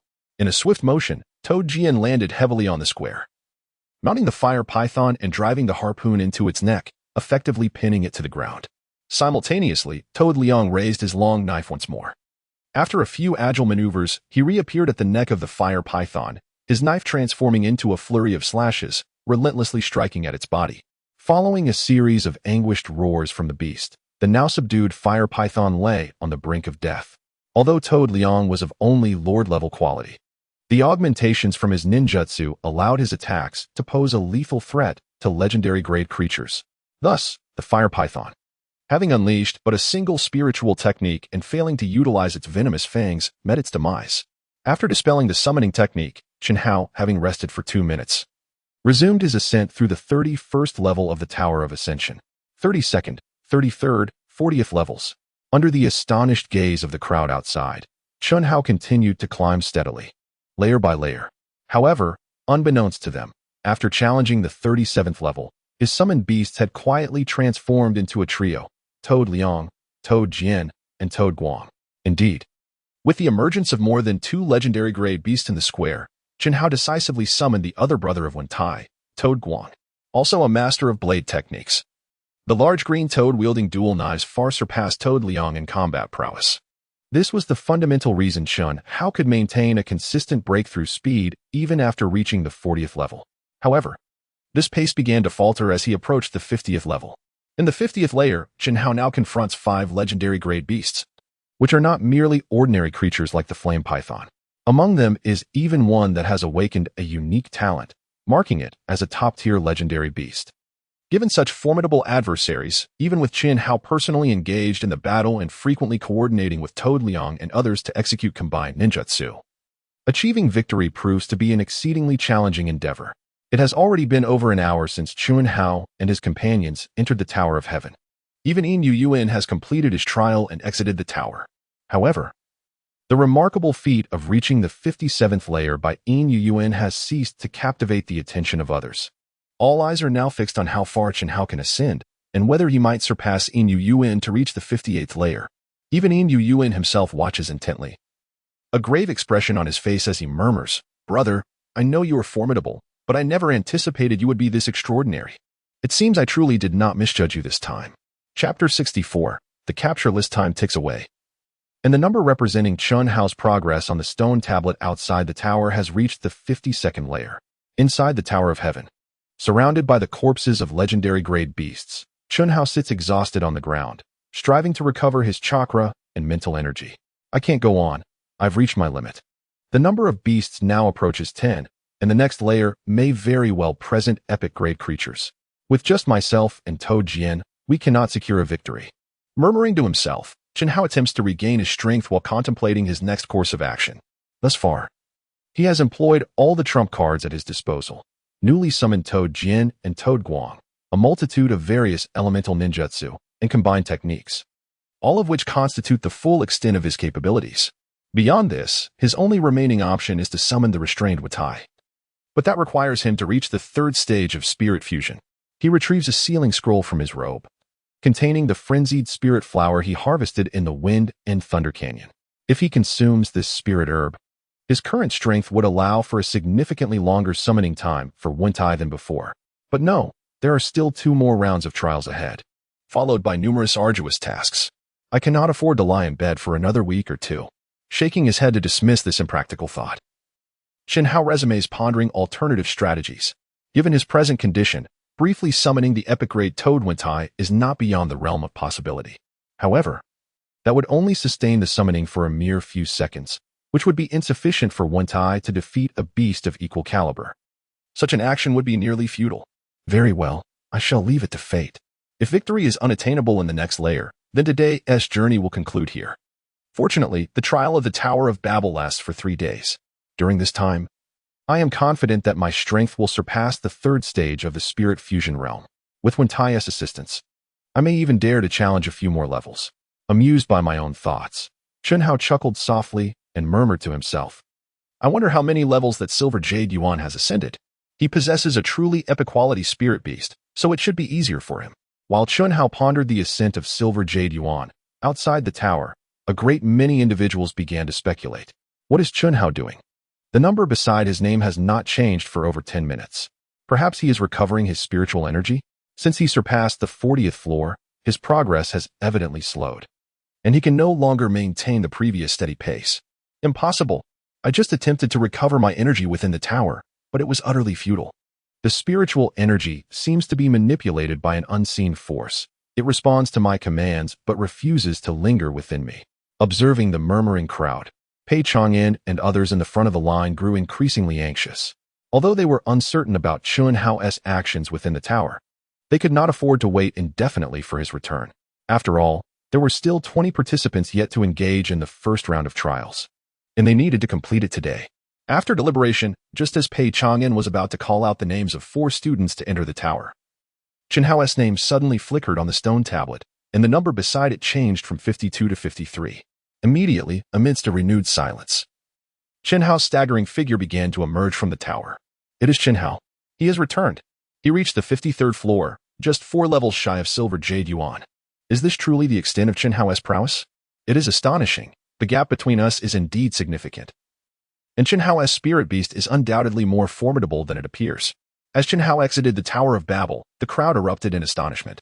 However, at that moment, utterly fatigued, Chen Hao had no inclination to acknowledge the members of the family who had previously looked down on him. Although they would surely reassess their views after this display, Chen Hao remained indifferent to them, slowly returning to his designated spot in the line. He sat cross-legged on the ground, closing his eyes to enter a state of rest and recovery. The others, witnessing Chen Hao's demeanor, refrained from disturbing him. His performance instilled a sense of caution in them. A contender so close in capability to Silver Jade Yuan was not someone they could provoke or interrupt lightly. Thus, the trial resumed its usual order following Chen Hao's emergence. The 5 students whose names were called by Pei Chang'an proceeded into the tower, embarking on their own trials. Meanwhile, observing Chen Hao's breathing stabilize, occasionally marred by a fleeting expression of pain, Silver Jade Yuan's lips curled slightly, and a barely audible sound escaped his mouth. To have reached the impressive height of the 53rd level, coupled with your penchant for modesty, it seems this may not be your ultimate limit. I find myself increasingly eager for our future interactions. As noon approached, all students participating in the trial had successfully completed the first round of the Tower of Ascendance.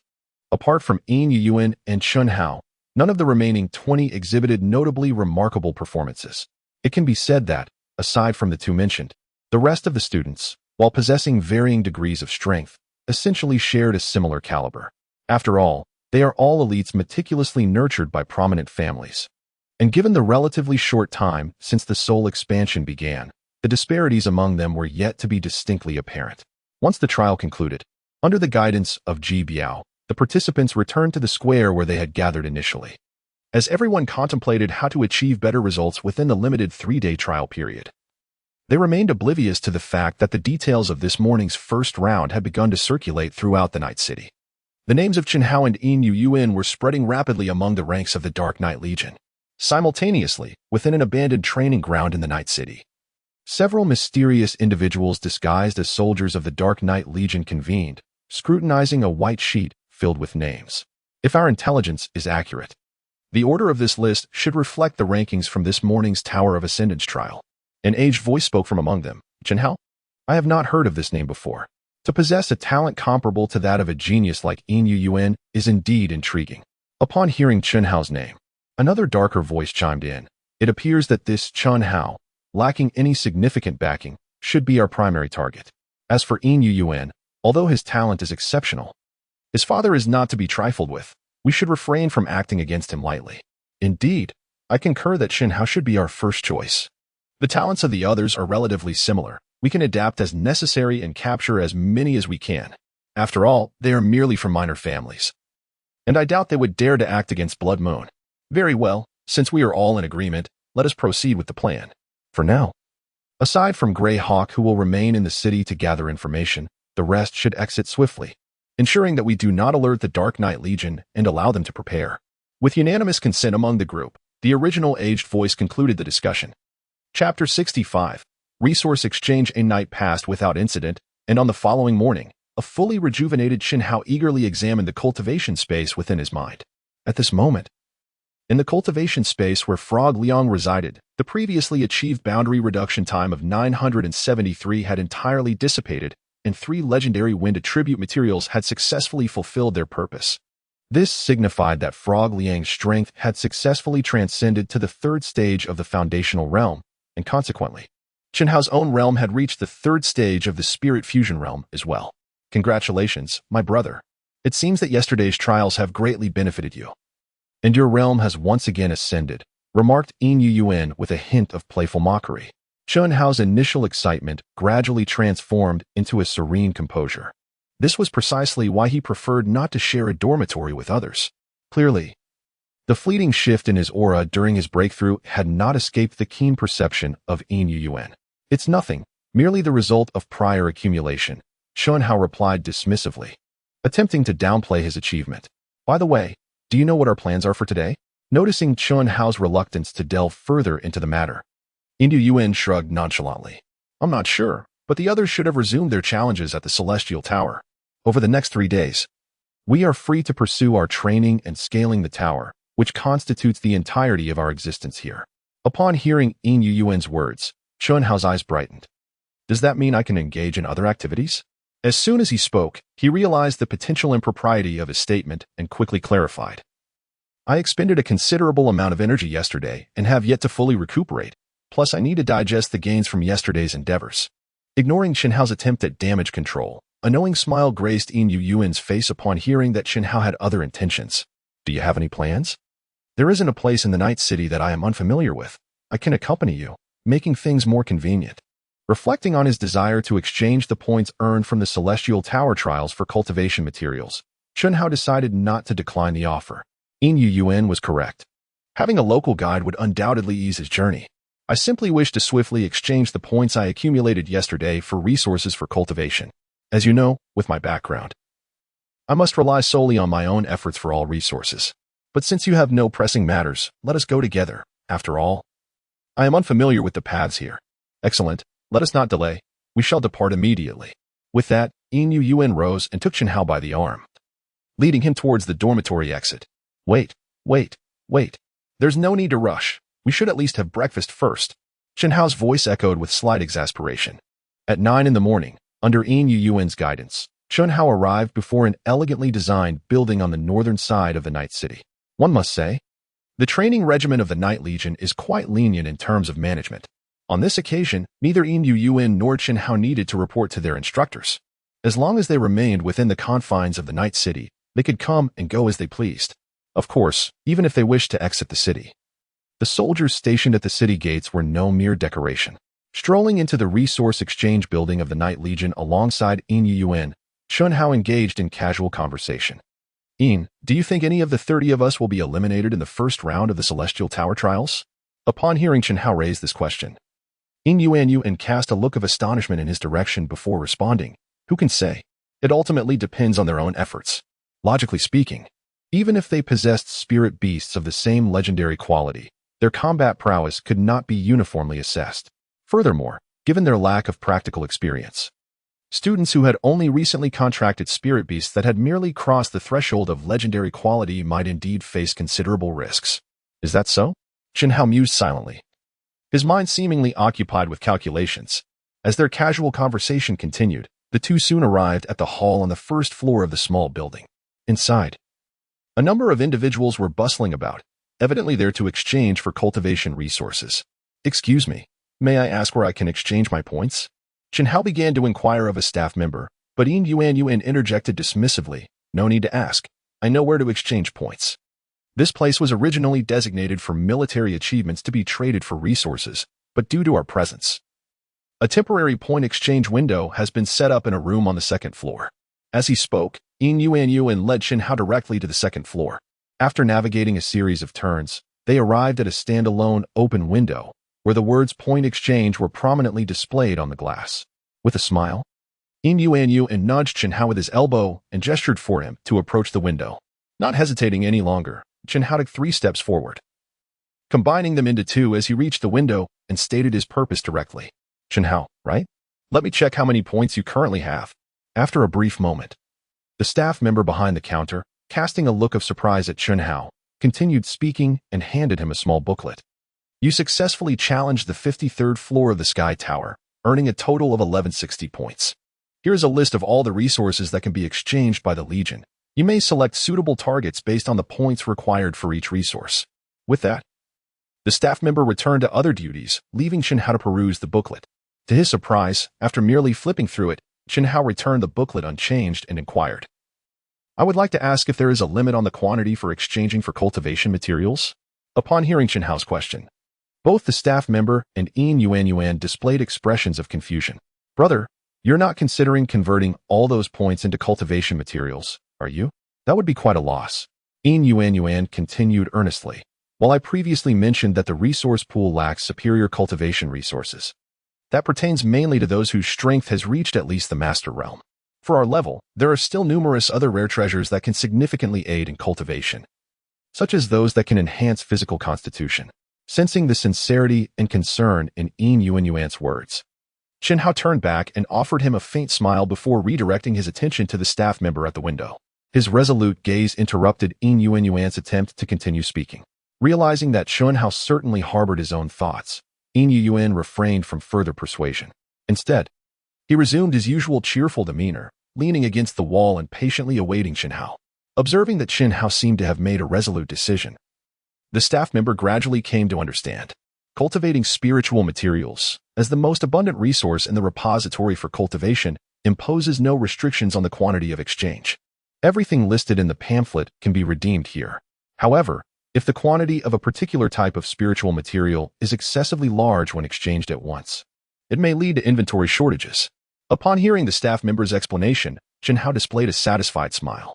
All right. Please assist me in converting all my points into cultivating spiritual materials. Chapter 66, The Second Trial, the heavy domain platform in accordance with the requirements Chen Hao had proposed regarding the attributes and ranks of the cultivating spiritual materials.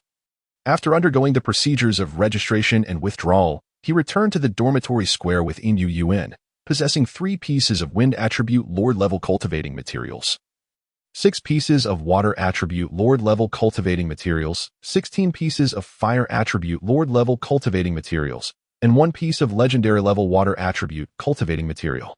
As for the ranks of these cultivating materials, aside from the 10 pieces of fire attribute materials for the Frog G to break through to the 10th tier of soldier class, and the 1 water attribute material at the 10th tier suitable for both Frog Long and Wentai, Chen Hao opted for all materials to be at the 10th tier. This decision was made to ensure a smoother cultivation process for Chen Hao at the spirit fusion stage. Naturally, this choice resulted in a reduction in the quantity of materials Chen Hao could redeem, as higher-ranked cultivating materials consume more points. After exchanging for these materials, Chen Hao found that he had only 10 points remaining, rendering him unable to exchange for additional cultivating materials. In truth, considering the current lineup of summoned spirit beasts that Chen Hao could call forth, focusing on nurturing Frog Liang, Frog Jian, and Frog Guang appeared to be the most expedient method for enhancing his strength. However, the decision to exchange for wind attribute materials had already revealed the existence of another spirit beast in his possession. Should he proceed to redeem the earth attribute materials belonging to Frog Jian and the thunder attribute materials belonging to Frog Guang, his total number of spirit beasts would be nearly discernible to others, inevitably inviting unnecessary complications. Thus, after careful contemplation, Chen Hao resolved to continue nurturing Frog Ji and Frog Long, the 2 spirit beasts he had previously summoned, as this would also help to obscure his true level to some extent. The next 2 days were spent by Chun Hao in relentless cultivation and climbing the tower. However, upon re-entering the celestial tower for the trial, he did not summon any spirit beasts for battle. The frogs of Myomu Mountain could be considered battle-hardened veterans, rendering such meaningless combat unnecessary. After all, even with another challenge, without summoning Wentai, Chen Hao would not be able to earn additional points as rewards. However, Chen Hao was different. Throughout his relentless practice of celestial techniques, he found himself in dire need of continuous combat to hone his mastery over ninjutsu and celestial arts, while simultaneously deepening his understanding of warfare. Although he had previously reached the impressive level of the 53rd tier, seemingly setting him apart from other practitioners, this was predicated upon his ability to summon multiple formidable spirit beasts. If Chen Hao were to rely solely on a single spirit beast, be it the Frog Liang or the Frog Jian, he might not excel much beyond his peers. Fortunately, fortune favors the diligent, and after 2 days of unwavering training, Chen Hao had fundamentally grasped the application of celestial arts, enabling him to channel the world's spiritual energy to execute various levels of ninjutsu. No, it should now be referred to as celestial arts. This advancement significantly enhanced Chen Hao's offensive capabilities, bringing him perilously close to rivaling the strength of a master-level practitioner. Moreover, during this 2-day period, due to the breakthrough of the Frog Liang, Chen Hao successfully ascended to the 3rd stage of the Spirit Fusion realm. Following the summoning of the restrained Frog Wentai, and with the harmonious cooperation of the 3 brothers, Chen Hao achieved a breakthrough to the 60th level of the Celestial Tower, reaching parity with Yin Yuan. Consequently, he earned an additional 700 points.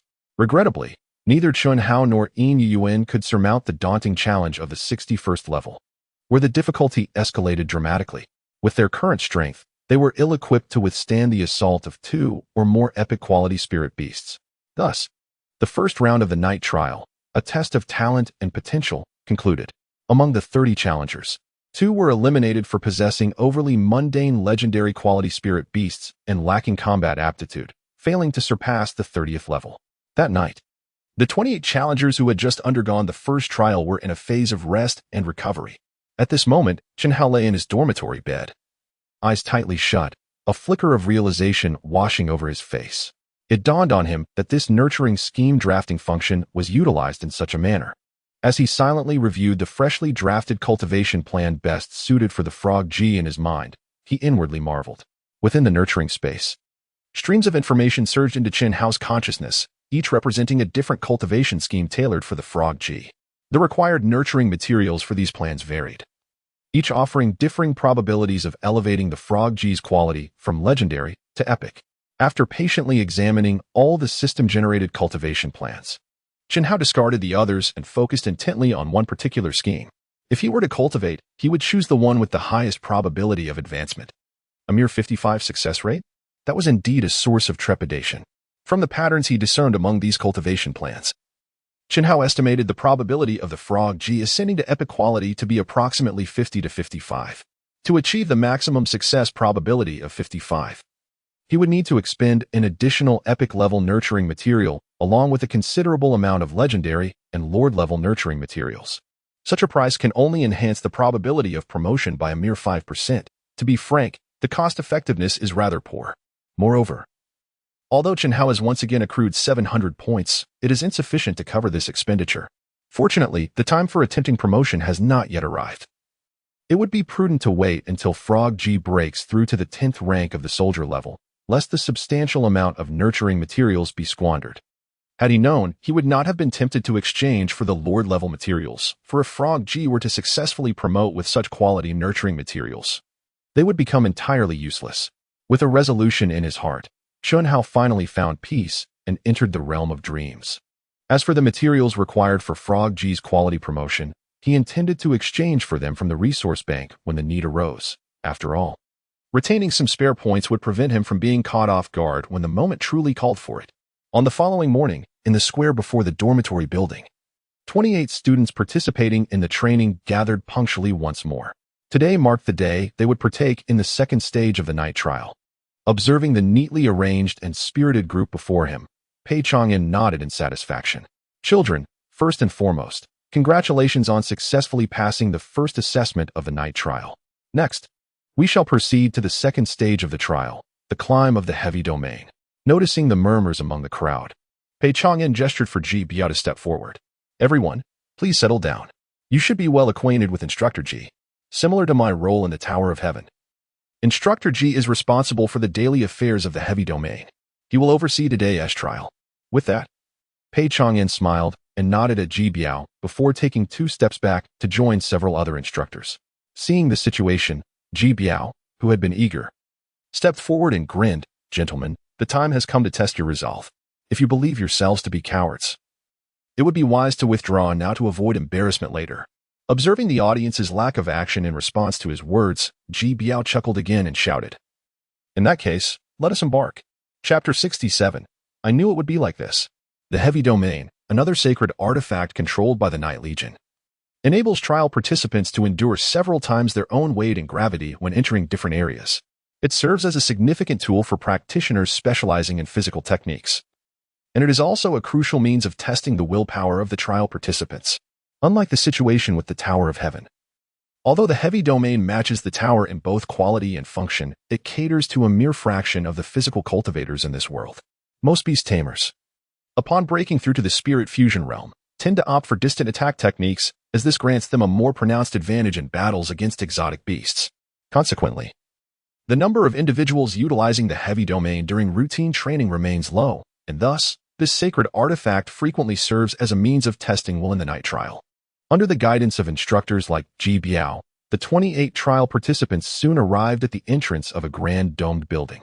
Stepping through the doorway, they were greeted by an expansive hall of impressive dimensions. In the center of the hall, a striking and magnificent stepped structure resembling a pyramid towers prominently. Is this the renowned gravity platform? I had imagined it would take the form of an arena. Listening to the casual inquiry that slipped from Chen Hao's lips, Yin Yuan, standing nearby, interjected with an explanation. The so-called gravity platform is actually composed of steps imbued with the laws of gravity. Each level corresponds to a different multiplicative enhancement of gravity, increasing as one ascends. Thus, it is far more complex than merely a flat surface. After hearing Yin Yuan's elucidation, Chen Hao nodded noncommittally. At that moment, doubts began to creep into his mind. Could the powerful sage who left behind this sacred artifact also be a time traveler? Otherwise, how could such a treasure, so akin to a pyramid, have come into existence? Setting aside Chen Hao's internal musings, the group approached the pyramid, and Ji Biao's resonant voice rang out once more. What lies before you is the gravity platform, comprised of 99 levels. As you ascend each step, the gravity exerted upon you will double. By the time you reach the 99th level, you will experience a gravity force 100 times greater. What? 100-fold gravity? How could anyone possibly reach the top? Gasped one student. Indeed, doubling gravity is already a significant challenge. Reaching 100-fold would surely reduce one's flesh and bones to mere fragments in an instant, another added, as the students around him expressed their astonishment. Chen Hao internally scoffed once more. Is 100-fold really that daunting? If one's weight is considered to be 100 kilograms, then 100-fold would amount to merely 10 tons. I recall in the anime Naruto that even Li's weights during the Chunin exam were likely measured in tons, otherwise he could not have caused such ground-shattering effects. Enough discussion. We shall commence the trial immediately.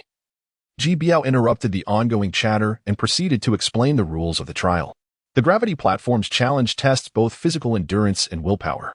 You may now freely approach the gravity platform. Those who successfully ascend beyond the 10th level, bearing 10-fold gravity, will be deemed to have passed the assessment. As soon as Ji Biao's words fell, a robust figure emerged from the crowd. After casting a glance at Chen Hao's position, the individual strode forth without hesitation, heading straight toward the first step of the gravity platform. This person was none other than Zhang Jie, the one whom Chen Hao had effortlessly defeated in the realm of physical prowess on the day of registration. Zhang Jie harbored a deep-seated resentment over his defeat and firmly believed that Chen Hao could not possibly compare to him in physical capability. In his view, Chen Hao's victory was solely due to some enhancement technique that bolstered physical attributes. Once he himself broke through to the fusion realm and could wield a similar technique, he was certain he would surpass Chen Hao in physical combat. This was precisely why he was the first to initiate the trial today. He was determined to demonstrate that his physical prowess indeed exceeded that of Chen Hao. Indeed, it is not solely Zhang Jie who harbors such sentiments. Many other practitioners share a similar mindset. Upon breaking through to the spirit fusion realm, beast masters gradually adapt to the integration with their spirit beasts. Naturally, The types of spirit beasts they possess lead to a diverse array of spiritual techniques. Some spirit beasts, which rely purely on physical strength in combat, are endowed with innate abilities that enhance various physical attributes. Consequently, beast masters who bond with such spirit beasts tend to comprehend spiritual techniques of a similar nature. Thus, upon learning that Chun Hao could wield spiritual techniques even in the soul expansion realm, many believed his superiority in physical prowess over Zhang Jie was largely attributable to his spiritual techniques. As Zhang Jie took the lead in commencing the trial, numerous practitioners, confident in their robust physiques, also made their way towards the dominance platform. Observing this, Yuan, with a smile, turned to Chen Hao and said, "Let us ascend and give it a try as well. We drew in the last round. This time, I shall certainly surpass you."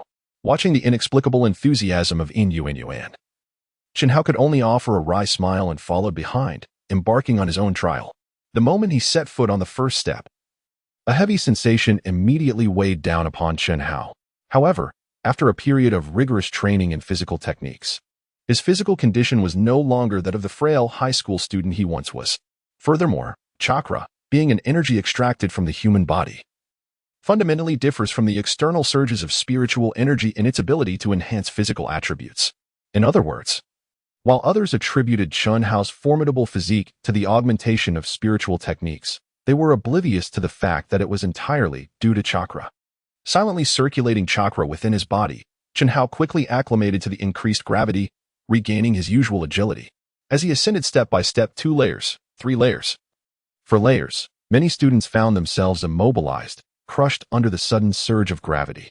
Soon, as time passed, Chen Hao was on the verge of catching up to the already ascending Zhang Jie, who, at the 8th step, was panting heavily, his legs feeling as though they were laden with lead, making it arduous to take another step forward. "Have I reached my limit?" Zhang Jie mused inwardly. Glancing back at the approaching Chen Hao, a look of unwillingness crossing his face. How was this possible? With Chen Hao's physique, how could he catch up so swiftly? Yet, regardless of Zhang Jie's reluctance, Chen Hao's figure showed no signs of slowing. In the next moment, upon surpassing the 8th step, Chen Hao's feet landed on the 9th step, completely eclipsing Zhang Jie. However, the spectacle did not end there. In a state of astonishment among the onlookers, a surge of inexplicable energy erupted within Chen Hao. Following this, before the gaze of all, he swiftly adapted to the sudden increase in gravity, propelling himself towards the 10th step and beyond. I knew it would be thus. Witnessing the astonishing scene before him, many were moved to heartfelt reflections. Chapter 68. The Conspiracy of the Qi Family. Just moments ago, Chen Hao could distinctly feel the overwhelming weight he bore becoming increasingly difficult to support. To prevent excessive consumption of his internal chakra, he began to absorb the spiritual energy from the air, entering sage mode. With the formidable support of his sage technique chakra, Chen Hao effortlessly traversed 10 levels, racing ahead with unmatched speed towards even higher realms. Meanwhile, observing Chen Hao's lead, Yuan was equally determined. As the shadow of a black dragon slowly emerged, it seemed as though an inexhaustible power surged within him. Thus, amidst their exhilarating chase, the initial trial on the gravity stage concluded swiftly, with the assistance of Sage Technique Chakra and the epic Eternal Night Dragon. Both Chun Hao and Yuan stood triumphantly on the 25th level, concluding their unsanctioned competition in a draw. As for the others, their circumstances mirrored those of the previous Tower of Heaven trial. Due to their struggle to adapt to the sudden increase in gravity, the majority failed to surpass the 10th level on their first attempt. Only a select few, including Zhang Jie, who possessed significant physical advantages, managed to barely reach the 10th step at the last moment. Soon, 3 days passed once more, following the elimination of 3 more participants. The remaining 25 competitors successfully advanced to the 3rd round, where they would face the illusion trial of the Refinement Heart Pavilion. 3 days is neither long nor short. Yet Chen Hao's growth during this period was remarkable. Not only did the gravity stage trial yield a substantial number of points for him, but the intensified gravity also provided significant benefits to his physical training. At this moment, Chen Hao not only experienced an increase in chakra due to the pressure of gravity, but also mastered the control of his Sage Technique chakra with remarkable ease. At least when entering Sage mode, he no longer required the cooperation of 2 sages or to remain completely still, as was the case with Jiraiya and Naruto in the original narrative. While he still had a way to go before achieving instantaneous entry into Sage mode like Shinja Hashirama, He now only needed a minute to adjust the balance of chakra and spiritual energy within him to complete the transformation and engage in battle using sage techniques. In addition to the enhancement of his combat prowess, the resources exchanged for points had allowed his summoned creature, Toad-ji, to advance to the 10th stage of soldier rank. However, due to insufficient points to exchange for the corresponding epic spiritual materials, Toad-ji had yet to commence the process of quality elevation. Utilizing the plan provided by the nurturing space, Toad-ji's quality elevation required the same duration as previously outlined, necessitating a full 4 days. During this time, as Toad-ji needed to enter a deep slumber, Chunhao was unable to summon him for battle, and the nurturing space could not accommodate other summoned beasts for training temporarily. Thus, Chunhao was compelled to temporarily relocate the Toad-ji from the nurturing space, opting instead to place the Toad Dragon within this cultivation environment. To outsiders, if the Toad Dragon's strength were to stagnate, it would arouse suspicion, leading them to speculate about the existence of a more advanced spirit beast that he might be concealing. At this juncture, the Toad Dragon had less than a day remaining until its breakthrough to the general level. Once the trials at the Heart Refining Pavilion concluded, Chunhao could openly proclaim his advancement to the Spirit Fusion realm during his participation in the training tasks, which would also help to somewhat mitigate concerns regarding the excessive power of the celestial techniques he employed.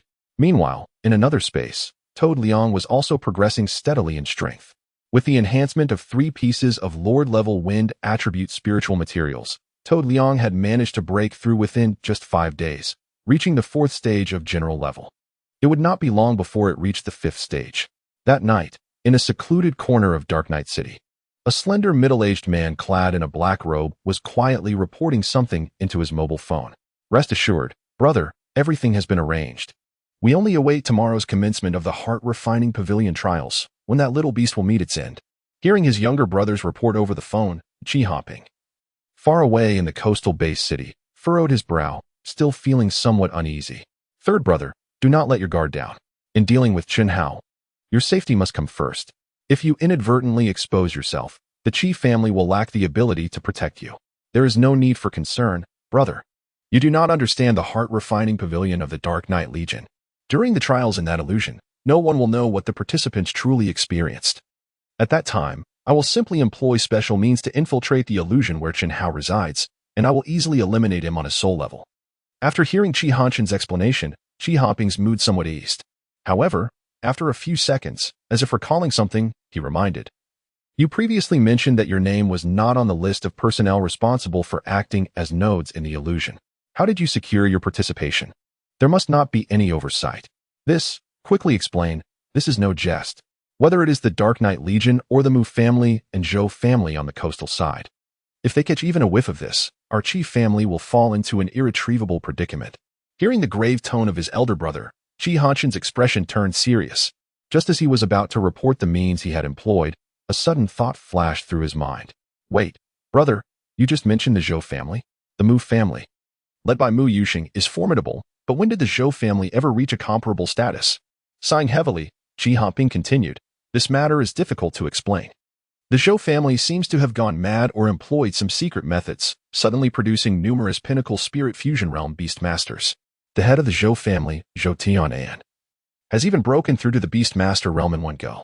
What is most terrifying is that Zhou Tianan's realm continues to ascend, seemingly transforming day by day. From this, one can surmise that the peak beast masters of the Zhou family may soon break through, becoming formidable sovereign masters. How can this be possible? Unable to believe his own ears, Chi Hanshin stood there in a daze. Do not dwell on this. Although the Zhou family has experienced a sudden surge in strength, they appear to be entangled in some troubles that temporarily divert their attention from us. You should first address the issue we mentioned earlier. With his elder brother steering the conversation back on track, Chi Hanshin steadied his thoughts and continued, I bribed an officer from the Night Legion, under the pretense of wanting to impress my superiors, to have him transfer the spot to me. Is this individual trustworthy? Just a nodding acquaintance. Upon hearing Chi Hanshin's words, Chi-hopping on the other end of the line fell into a long silence before finally uttering, look for an opportunity to eliminate him. We cannot afford the risk of exposure. Chapter 69, Trial of Character. The following morning, within an elegant loft in the southern district of Night City, the remaining 25 practitioners stood in 2 rows, their faces marked with curiosity as they gazed at the soldiers clad in standard military attire behind Zhou Yu. Not far from them, On the upper floor of the loft, several instructors, including Pei Chang'in, keenly observed the group below, quietly awaiting the commencement of the illusion trial. In the 4 districts of Night City, Northeast, Southeast, Southwest, and Northwest, there stands a prominent structure in each, representing the 4 sacred artifacts held by the Night Legion, the foundation of their long-standing presence along the borders. The area where Chen Hao and the others currently resided is one of these sacred artifacts, the Heart Refinement Pavilion. Ladies and gentlemen, the individuals behind me are warriors of the Night Legion, and their presence here today is primarily to assist me in completing the 3rd stage of the night trial, the Heart Refinement Illusion. After a brief pause, as Zhou Yu noted that all eyes had shifted from their surroundings to himself, he continued to speak. You should have observed that this pavilion is divided into 5 levels, each containing numerous rooms of varying sizes. These rooms represent different challenges within the Heart Refinement Pavilion, each focusing on distinct aspects of testing, with varying degrees of difficulty. As for today's undertaking, we will be utilizing the room marked with the character for prison that lies before you. Pointing to the seemingly ordinary room to the right front of the group, Zhou Yu's voice resonated in their ears once more. Unlike the previous 2 trials, the trials in the Heart Refinement Pavilion are confined to a single day, and each participant is granted only one opportunity to undertake the trial. There is no room for regret, regardless of whether one passes or fails. Now, without further ado, this trial will proceed on an individual basis. I kindly ask that the students whose names are called step directly into the room. With that, Zhou Yu turned to the soldiers of the Night Legion behind him, signaling them with a glance before producing a list from his pocket. Responding to Zhou Yu's signal, the soldiers collectively turned and retreated, making their way toward the designated trial room. Within that realm, an illusion had long been meticulously orchestrated, awaiting the appointed individuals to activate it effortlessly. Among the soldiers present, Qi Hansheng cast a fleeting glance at Chen Hao, his eyes gleaming with a sinister light, revealing a barely perceptible grin at the corners of his mouth. 10 minutes later, the first student summoned into the chamber emerged, visibly trembling. His pallor indicated that the experiences within the illusion had profoundly impacted him. Congratulations, you have successfully passed the trial. Please take a moment to rest over there, Zhou Yu remarked with a smile to the young man who had just exited the room. He then called out another name. Zhang Kai, it is now your turn. At this moment, all eyes, save for Zhang Kai's, were fixated on the recently emerged student. Even Chen Hao and Yin Yuan regarded him with curiosity, eager to glean insights from the encounter. What was it like inside? What did you experience to pass? A familiar student eagerly inquired as the young man rejoined the group, casting a conflicted glance at Zhou Yu, who showed no intent to intervene. The student who had completed the trial began to recount his experience in fragmented sentences. I'm not entirely sure how I managed to pass. I only remember that upon entering, I seemed to be partaking in a border defense battle, subsequently becoming a captive of another federation. What followed was an unending torment and interrogation. After enduring for what felt like an eternity, my consciousness returned to the room. Upon hearing his brief account, contemplative expressions spread across the faces of those present. Chen Hao, having also listened intently, wore a skeptical look. Based on this individual's description, it appeared to be a test of loyalty. As long as one could endure a certain duration without exhibiting betrayal, they would presumably pass. Intrigued by Chen Hao's composed analysis, Yin Yuan interjected, if you have disowned this, why do you still wear such a countenance? What perplexes me, Chen Hao replied, is if the illusion were indeed so straightforward, why did the instructors not prevent him from sharing his experience? Now that everyone is aware of the details, it seems the test would lose its efficacy. In response to Chen Hao's remarks, Yin Yuan chuckled softly and glanced at the composed Zhou Yu before elucidating. Do you believe this Heart Refinement Pavilion is merely a place? The reason illusions are termed as such is that they signify a complete departure from one's original circumstances, immersing individuals in a fabricated reality. Are you suggesting that even if someone knows the content of the illusion beforehand, they would forget it upon entry and thus believe the occurrences within? Precisely. Otherwise, why would the instructors remain indifferent? Although I am uncertain whether the content of the illusion varies from person to person, the information we have just received will undoubtedly not influence the subsequent trials. Upon hearing this, Chen Hao displayed a look of realization. And just as he intended to converse further with Yin Yuan, Zhang Kai, who had just been called out, emerged from the room with a grim expression. So soon. Observing Zhang Kai, who had barely entered the room, a thought inevitably crossed everyone's mind. Humph, you have been eliminated. Hurry and pack your belongings to leave. Rarely. The usually impassive Zhou Yu exhibited a flicker of frustration at the lack of effort. as he gazed at the silent crowd and the dejected Zhang Kai departing from the refinement pavilion. Zhou Yu gradually calmed his emotions and read aloud another name from the list. Chen Hao, it is now your turn. Upon hearing this, Chen Hao momentarily paused, but quickly regained his composure. After glancing at Yin Yu Yuan beside him, he stepped towards the room where the illusion was set, feeling an unexpected sense of trepidation. Unlike the previous two trials, Chen Hao had a certain level of confidence in his combat abilities. However, this time, facing an unprecedented experience, he felt somewhat uncertain. Slowly entering the room, Chen Hao's gaze was immediately drawn to the four shadowy soldiers positioned in the corners. Each held what appeared to be a tool for creating the illusion, their expressions grave as they regarded Chen Hao's entrance. All right, do not be anxious. Simply stand in the center of the room, close your eyes, and do not resist, one of the older soldiers said in a soothing tone. Seemingly sensing Chen Hao's inner turmoil, nodding slightly in response, Chen Hao moved to the center of the room as instructed, just as he closed his eyes.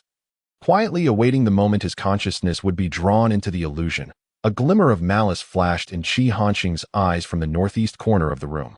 At last, it is your turn. Chapter 70, Counterattack of the Illusion. Chen Hao, with his eyes tightly shut, remained completely oblivious to Qi Hanqing's ill intentions. At that moment, his consciousness plunged into a cacophony of battle cries. Kill. We must not allow the scavengers of the Hawk Eagle Federation to step even an inch onto our territory. Kill. Accompanied by the roars of beasts and the clamor of combat, Chen Hao gradually regained his awareness. Where am I? Have I traversed again? At this moment, Chen Hao could not recall anything related to the trials, not even how he arrived at this battlefield strewn with corpses. Chen Hao, why are you still dazed? The left wing of the army, where the esteemed Mu is, has fallen into an ambush. We must hurry to rescue her. Hearing the urgent call beside him, Chen Hao turned to see a burly soldier clad in armor bellowing at him. It was none other than his high school roommate, Zhou Hao. Without the luxury of deep thought, Chen Hao was swiftly pulled along by Zhou Hao as they raced towards the left flank of the battlefield. Behind the two individuals, numerous beast tamers, adept at wielding spirit beasts, were likewise sprinting at an alarming speed, evidently responding to orders to provide support on the left flank. During this brief journey, Chen Hao gradually began to recollect his circumstances. While en route to the Night Legion, he had received news of an assault on the border by the Hawk Eagle Federation. Subsequently, under the recommendation of Yin Qianxue, he had directly joined the Night Legion, immersing himself in the battlefield at the border. However, the progression of the war was far from smooth. Soon, the border was in a state of emergency, prompting many volunteers to enlist, including his classmates Mu Zihua and Zhou Hao. Unbeknownst to Chen Hao, the experiences he was recalling had been implanted in his mind after entering the illusion, designed to bolster his conviction that his current environment was indeed real. Before long, as a multitude of beast tamers rushed to the left flank for support, Chen Hao finally reached the front lines of the battlefield. Here, an array of bizarre spirit beasts engaged in fierce combat, while numerous beast tamers of the fusion realm also plunged into the fray. Even those with merely soul expansion realm abilities found themselves at the rear, tirelessly tending to injured comrades and directing spirit beasts into battle. However, the situation on the battlefield was grim. As Zhou Hao had previously indicated, the left flank's forces were already encircled by the enemy, with various offensive and supportive spiritual techniques flashing across the battlefield. Behind these brilliant lights lay countless vibrant lives. As he gradually halted his advance, influenced by the atmosphere of the battlefield, Chen Hao unwittingly found himself at close quarters with the enemy. It was only at this moment that he realized his primary objective for this support mission was to rescue Mu Zihua. Unfortunately, he was now perilously close to the main body of the enemy forces. Before he could survey his surroundings, an adversary controlling a spirit beast lunged toward him. In light of this imminent threat, Chen Hao hesitated not for a moment. With a swift gesture, the formidable figure of Wentai descended upon the battlefield, sending several low-tier spirit beasts flying and clearing a 100-meter radius of foes. However, the enemy who had charged at Chen Hao was evidently no weakling. Even before the suppressed power of Wentai, which was at the 4th stage of the sovereign level, this adversary managed to regain his footing after merely 3 steps. Yet, from the terror and astonishment reflected in his eyes, it was evident that a sense of unease lingered deep within him. It was inconceivable. Your spirit beast should only be of the legendary level, right? According to my brother, even if you concealed part of your strength, there should be no appearance of an epic-level spirit beast. Realizing that this person seemed unervingly familiar, Chen Hao experienced a moment of disorientation. He could not fathom why an enemy from the Hawk Eagle Federation would possess such intimate knowledge of him, even accurately identifying his spirit beast as having legendary quality. Just as Chun Hao was engulfed in confusion, a wave of excruciating pain surged through him, accompanied by an influx of information that momentarily blanketed his mind. It turned out that the individual masquerading as a soldier of the Hawk Eagle Federation was none other than Qi Hansheng, who harbored a meticulous scheme to bring about Chen Hao's demise. Originally, according to the standard procedures of the illusory trial, Chen Hao would have faced enemy attacks upon being guided to the front lines by Zhou Hao, leading to his capture and subsequent confinement in the enemy's camp. There, he would endure various forms of severe interrogation until he either betrayed his stance or persevered until the trial's conclusion.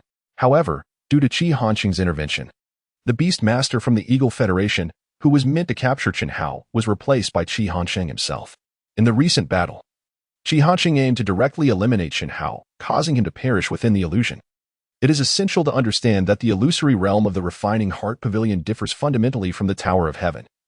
Death within it results in the collapse of one's spiritual world, leading to a state akin to brain death. This was the primary reason for Qi Hansheng's manipulations within the illusion. Nevertheless, the unexpected arrival of Wen Tai disrupted Qi Hansheng's plans entirely. In a state of utter astonishment, Qi Hansheng inadvertently revealed information that should not have been disclosed, allowing Chen Hao's spiritual essence within the illusion to sense the anomaly and gradually synchronize the actual events occurring outside into Chen Hao's consciousness. In simpler terms, Chen Hao has discerned the existence of the illusion, and his thoughts have reverted to their original state. Who are you? How do you know me so well? And why do you appear in this illusory trial? Gradually gaining clarity about his current predicament, Chen Hao inquired of Qi Hansheng. Upon hearing Chen Hao's words, Qi Hansheng quickly regained composure. However, with matters having escalated to this point, he had no further options and could only stubbornly proceed with his plan. As long as he could eliminate Chen Hao within this illusion, these unforeseen events could be dismissed as though they had never occurred. Yet, he underestimated Wen Tai's strength. Although Wen Tai's prowess was restrained to the same level as Chen Hao's rank increased, Wen Tai's duration of combat capability also lengthened significantly. Currently, sustaining such a battle posed no issues at all. Gradually, as the conflict unfolded, Qi Hansheng was horrified to discover that, despite having achieved the pinnacle of the fusion spirit realm, he was utterly unable to contend with the enormous toad before him, even with the assistance of his spirit beast. Instead, he found himself perilously vulnerable to its relentless array of spiritual techniques and its heavy, enigmatic blade skills. After all, the Lord-level spirit beast possesses limited strength. Even at the peak of the 10th tier, it remained inferior to the epic toad, Wen Tai. Observing that his opponent was nearing exhaustion, Chen Hao was reluctant to let the ambush conclude without clarity. Thus, he immediately probed, "Was it the Qi family that sent you to attack me?" Without the need for Qi Hansheng to utter another word, the slight pause in his movements and the fleeting panic upon his face provided Chen Hao with a definitive answer. With the enemy's identity confirmed, Chen Hao sought to sever any further entanglement. After forming a series of hand seals, the recently condensed chakra of the celestial arts surged violently within Chen Hao's body. Water release, Water Dragon Bullet Technique. Chapter 71. Sanctions. The art of Senjutsu transcends the mere realm of powerful ninjutsu that can only be unleashed with the utilization of Senjutsu chakra, even ordinary ninjutsu. When infused with Senjutsu chakra, experiences a remarkable augmentation in potency. Due to his early development alongside the Toad Dragon, Chen Hao's mastery of water techniques is significantly superior, boasting the greatest repertoire of water ninjutsu among all elemental styles. At this moment, on the battlefield, as the terrifying water-blue dragon surged forward with an overwhelming presence, Qi Hansheng was momentarily struck by an illusion akin to facing a formidable master of the Yuzhu realm. However, being a seasoned veteran of battle, Qi Hansheng swiftly assessed the situation, recognizing that his strength was insufficient to achieve his goal of defeating Chen Hao. Prolonging the encounter would only lead to his own demise. Realizing this, he made the decisive choice to retreat. Unfortunately, having entered the illusion through special means, disentangling his spiritual form from the illusion proved to be a formidable challenge. Just as he began to invoke the secret technique to exit the illusion, the water dragon, forged from Senjutsu chakra, approached him at an alarming speed, poised to strike. At that critical moment, a colossal summoning beast suddenly materialized between the water dragon and Qi Hansheng, absorbing the dragon's impact with its massive form. Moments before, the summoning beast, which had been struggling to fend off Wen Tai's assault, appeared to have lost its sanity, forsaking its defense and launching itself towards Qi Hansheng. Propelled by the force of Wen Tai's strike, In Qi Hanshin's strategy, this beast had evidently become a sacrificial pawn to buy him time for escape. He understood all too well that in this dire scenario, achieving a complete withdrawal without incurring any cost was utterly impossible. Thus, he prepared himself for the worst outcome. Under the dual onslaught of Qin Hao and Wentai, the summoning beast of mere lord-level quality was inevitably overwhelmed. After less than 2 seconds of futile struggle, it met its demise on the spot. However, this moment afforded Qi Hanshin the opportunity to complete the preliminary steps of his secret technique. Casting a resentful glance at Qin Hao, he did not have the time to utter a final threat before he completely vanished from the illusion. Witnessing this, Qin Hao's expression grew somewhat grim. Though Qi Hanshin's sudden escape was anticipated, the urgency of the situation left Qin Hao little time to contemplate how to pursue him. After all, he had just attempted to disrupt his own chakra to dispel the illusion, which seemed ineffective within this realm. Just as Qin Hao grappled with how to extricate himself from the illusion, Qi Hanshin slowly opened his eyes in the prison chamber of the Lianxin Pavilion, spitting a mouthful of blood against the adjacent wall. Though he had successfully escaped the illusion, the death of the summoning beast had inflicted considerable backlash upon him. Now, he is gravely injured and no longer able to maintain the illusionary node. However, this fact does not concern Qi Hanshin at present. His sole focus is on how to escape from the City of Darkness. As for the idea of taking advantage of Qin Hao's unconsciousness to eliminate him, Qi Hanshin dares not entertain such a notion. To slay those students who came to participate in the trial under the watchful eyes of many would ensure that he could never escape from the Refining Heart Pavilion. The onlookers, including Pei Chanjin, are not mere decorations. In an instant, having grasped the gravity of his situation, Qi Hanshin regained his composure and walked calmly towards the door as if nothing had transpired. Unbeknownst to him, the fluctuations in his and Qin Hao's auras had already been detected by Pei Chanjin and others above in the loft. Filled with suspicion, they approached the entrance to investigate what had transpired within. Thus, as Qi Hanshin stepped out of the room, he froze in place. Upon sensing the turmoil within his aura and observing his visibly injured form, Pei Chanjin immediately inquired, "What has happened? Why have you come out alone? And how did you sustain such injuries?" At that moment, Qi Hanshin's heart raced with panic upon hearing Pei Chanjin's probing questions. Just as he contemplated what excuse to concoct, an anxious voice echoed from within the room. "Instructors, please stop the person at the door. He just attacked me in the illusion." Upon recognizing that familiar voice, cold sweat broke out on Qi Hanshin's forehead. There was no time to ponder why Qin Hao had exited the illusion so swiftly. He summoned the remnants of his spiritual energy and fled towards the outside of the Refining Heart Pavilion. Seeing this, Pei Chanjin and the others quickly understood that something had gone awry during the trial. Before Pei Chanjin could utter a word, Ji Biao's eyes widened, and an ominous aura enveloped him. "You audacious boy, daring to stir trouble in the City of Darkness, it seems you have a death wish." With that, Ji Biao's figure vanished from sight, transforming into a blur as he rapidly pursued the fleeing Qi Hanshin. Sensing the wind rushing behind him, Qi Hanshin dared not look back, fixated solely on escaping to the outside of the loft. Yet, the harsh reality shattered the last remnants of his hopes. In a mere second, Ji Biao had caught up to him. The sound of a fist colliding with flesh echoed, and Qi Hanshin was sent crashing through the doors of the Refining Heart Pavilion. Propelled outside. Moments later, as Ji Biao returned with Qi Hanshin in tow, much like a chick in his grasp, Qin Hao and the remaining 3 soldiers of the Night Legion appeared outside the room, quietly awaiting the outcome. "Now speak. What on earth transpired?" Pei Chanjin asked, unhurried and composed, as the group assembled. Upon hearing Pei Changin's inquiry, Qin Hao promptly recounted the events that had unfolded within the illusion in meticulous detail. However, he omitted the fact that he possessed an epic summoning beast, merely stating that he had managed to fend off Qi Hanshin's attack with several spirit beasts, and that the latter had chosen to withdraw upon realizing his objectives could not be met. Fortunately, after listening to Qin Hao's account, Pei Chanjin did not delve into the intricacies of the matter, but instead directed his inquiring gaze towards the 3 soldiers from the Night Legion on the other side. Reporting to Captain Pei, "If it weren't for this incident, we might not have discovered the anomaly at all. Upon entering the illusion, we did sense a slight mental disturbance, but we did not pay it much heed. It was only when Qi Hanshin detached from his node that we noticed a decline in our control over the illusion, prompting us to recognize the irregularity. At that moment, we voluntarily dispelled the illusion, allowing Qin Hao to exit. However, what transpired within the illusion remains unknown to us." Upon hearing the soldiers' unanimous accounts, Pei Chanjin nodded gently. In truth, even before Qi Hanshin had inexplicably abandoned his post and was later found injured, Pei Changjin and the others had already suspected something was amiss. Yet, they had not anticipated that Qi Hanqing would dare to brazenly attack a fellow student during the night trial. Truly outrageous, Brother Pei. This fellow has flouted military rules and regulations, taking action against a comrade. According to military law, he could be executed on the spot. Chapter 72. Team formation. Listening to Ji Biao's words, Pei Changjin refrained from immediately responding. However, the now conscious Qi Hanqing felt a chill run down his spine upon hearing this statement. No, you cannot do this to me.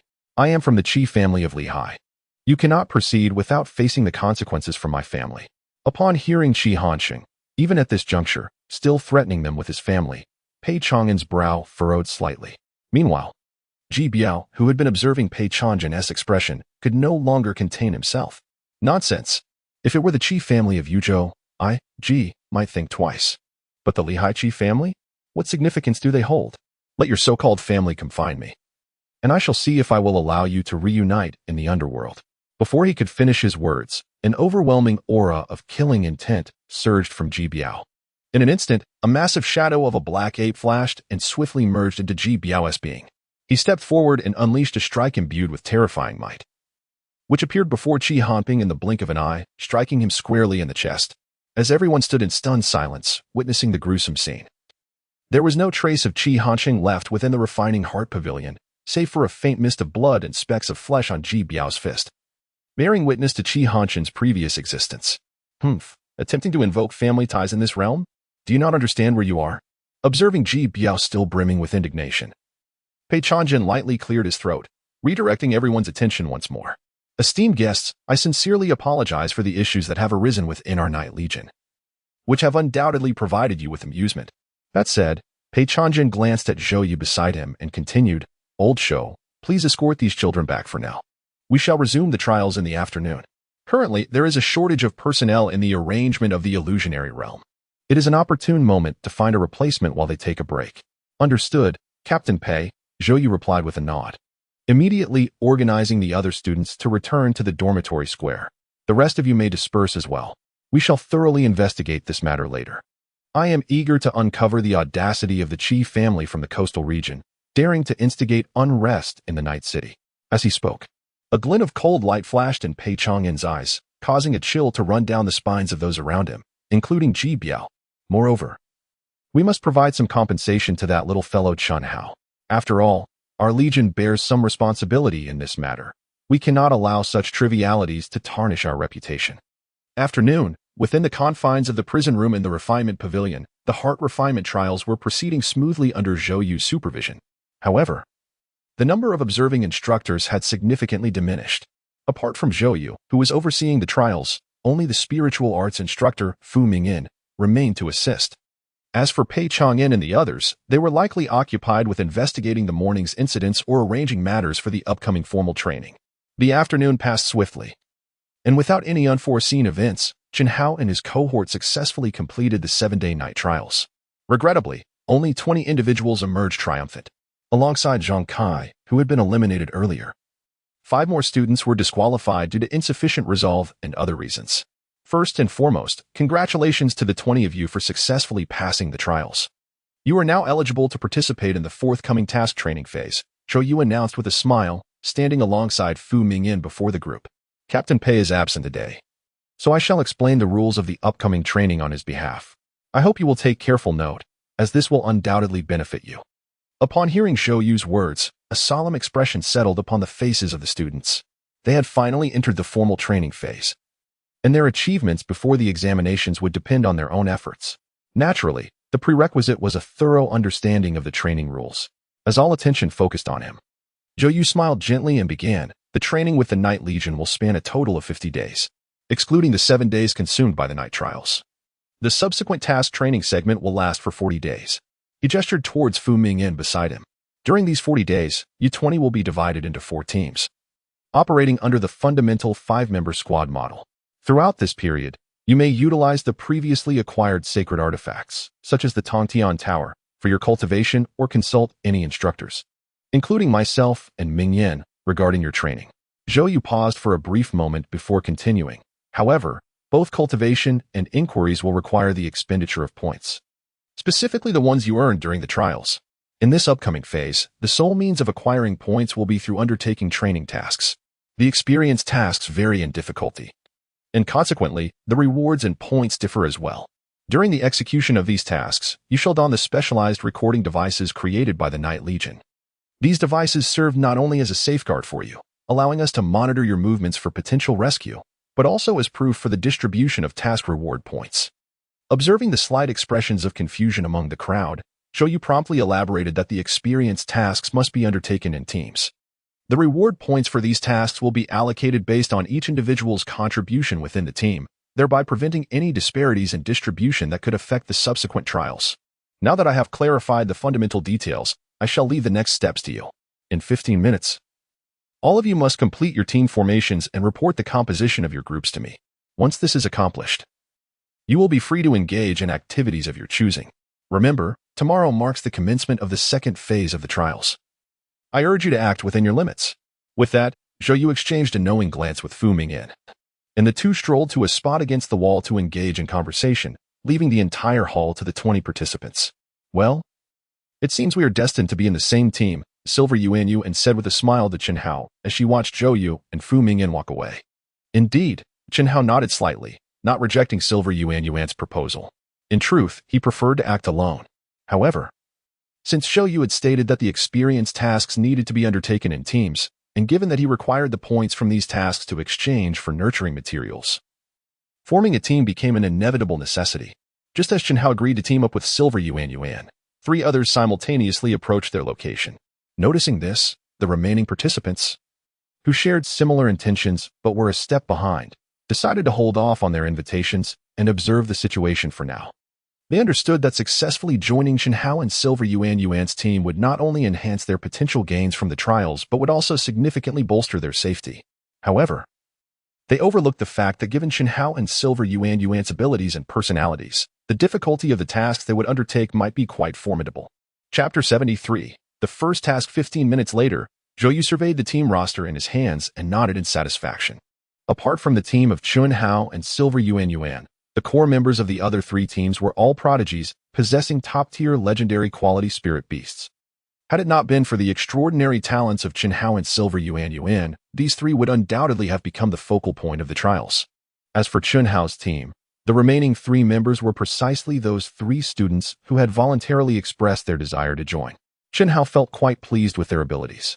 While they were not exceptionally strong, they were sufficiently competent to ensure that his efficiency in scoring points would remain unaffected and they would not hinder him during critical moments. In fact, the smoothness of the team formation was not without its reasons. Among the 20 practitioners, those students who possessed confidence in their abilities aspired to lead their teams independently, while those lacking such confidence hesitated to approach Chen Hao and his companion for collaboration. Consequently, it was only those with middling abilities, neither core figures nor willing to leave empty-handed, who promptly extended invitations to Chen Hao and his partner.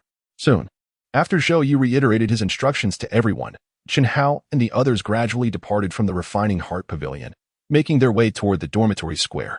Chen Hao, do we have any plans for our team's next actions? A seemingly refined young man inquired during their return.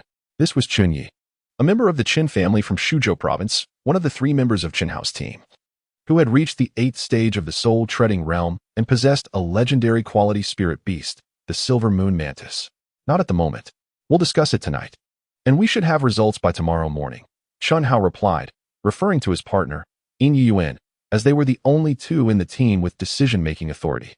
Noticing that Chen Hao seemed somewhat preoccupied, he did not engage further with Chen Yi, and the other 2 team members, Luo Xiaojin and Tong Yulan, also restrained their desire to strike up a conversation.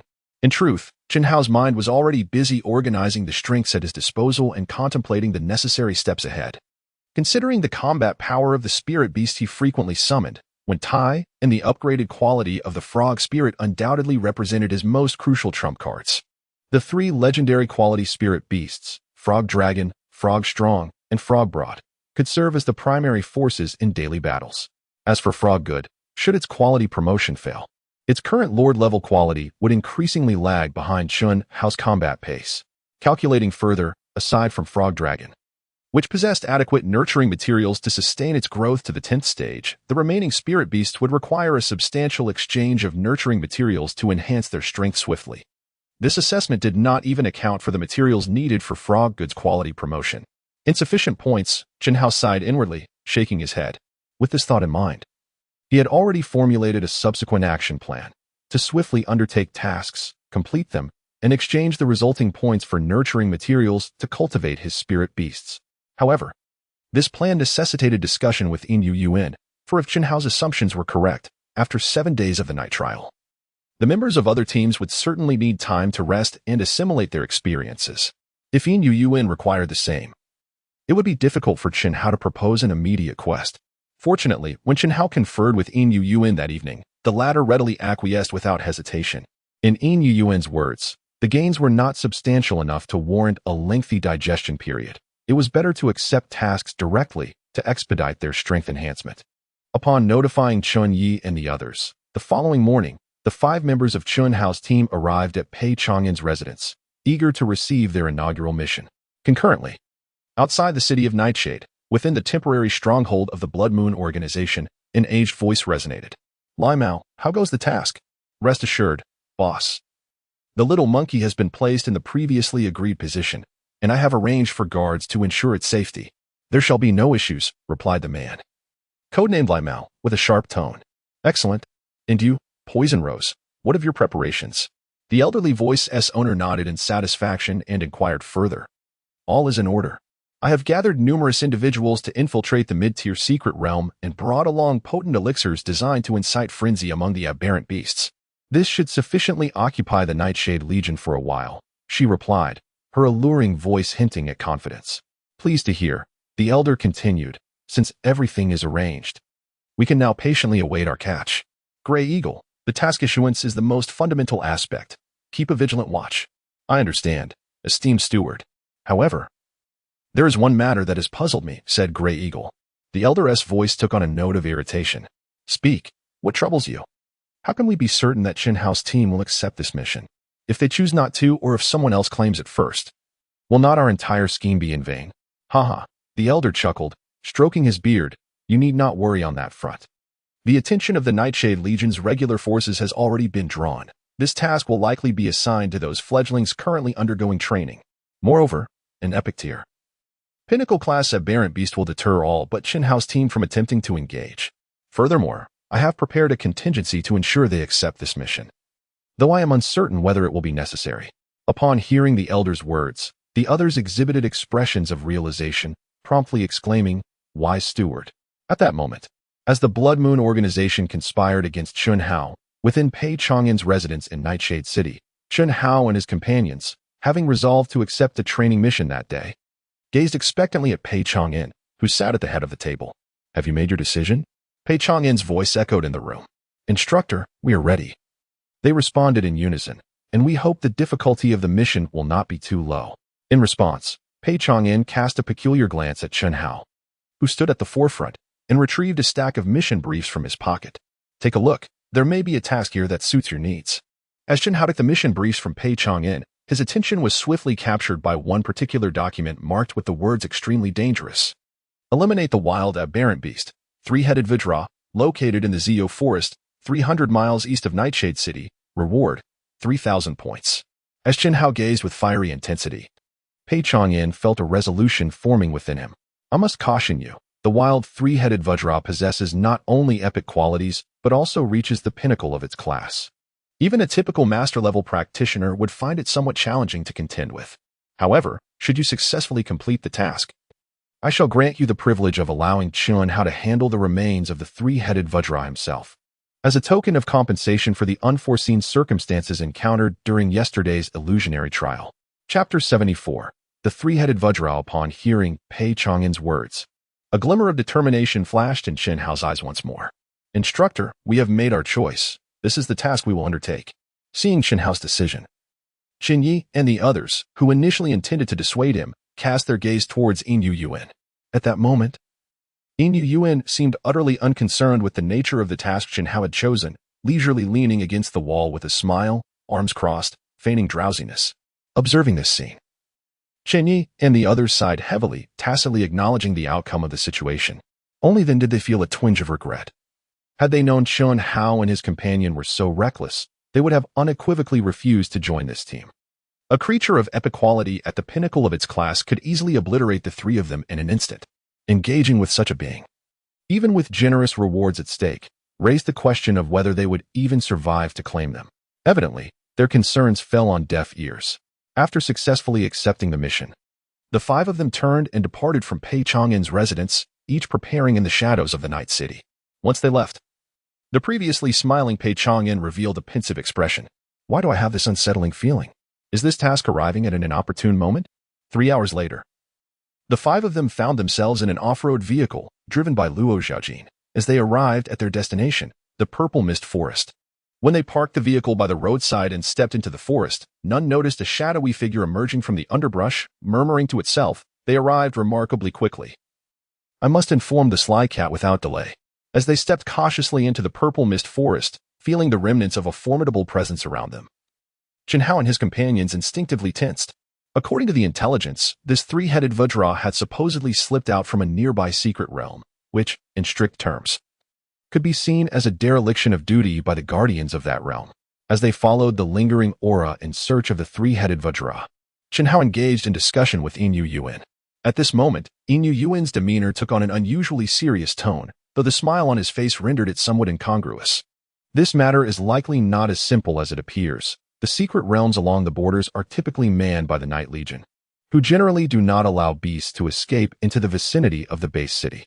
Not to mention, this three-headed Vajra possesses epic-level qualities. Listening to Yin Yuan, Luo Xiaojin and the others trailing behind them were somewhat perplexed. Is there an issue with this? The Night Legion is limited in personnel, and given the multitude of secret realms that require attention along the border, it is quite normal to occasionally encounter 1 or 2 wild beasts. Back when I was at home, I often heard of people deliberately forming teams to hunt such elusive creatures outside the base city. Upon hearing Chen Ye's words, Yin Yuan and did not refute him. The situation at the border differs from that within the base cities of the Yinhuang Federation, so it is understandable for Chen Yi, who is unfamiliar with the Night Legion's modus operandi, to have such thoughts.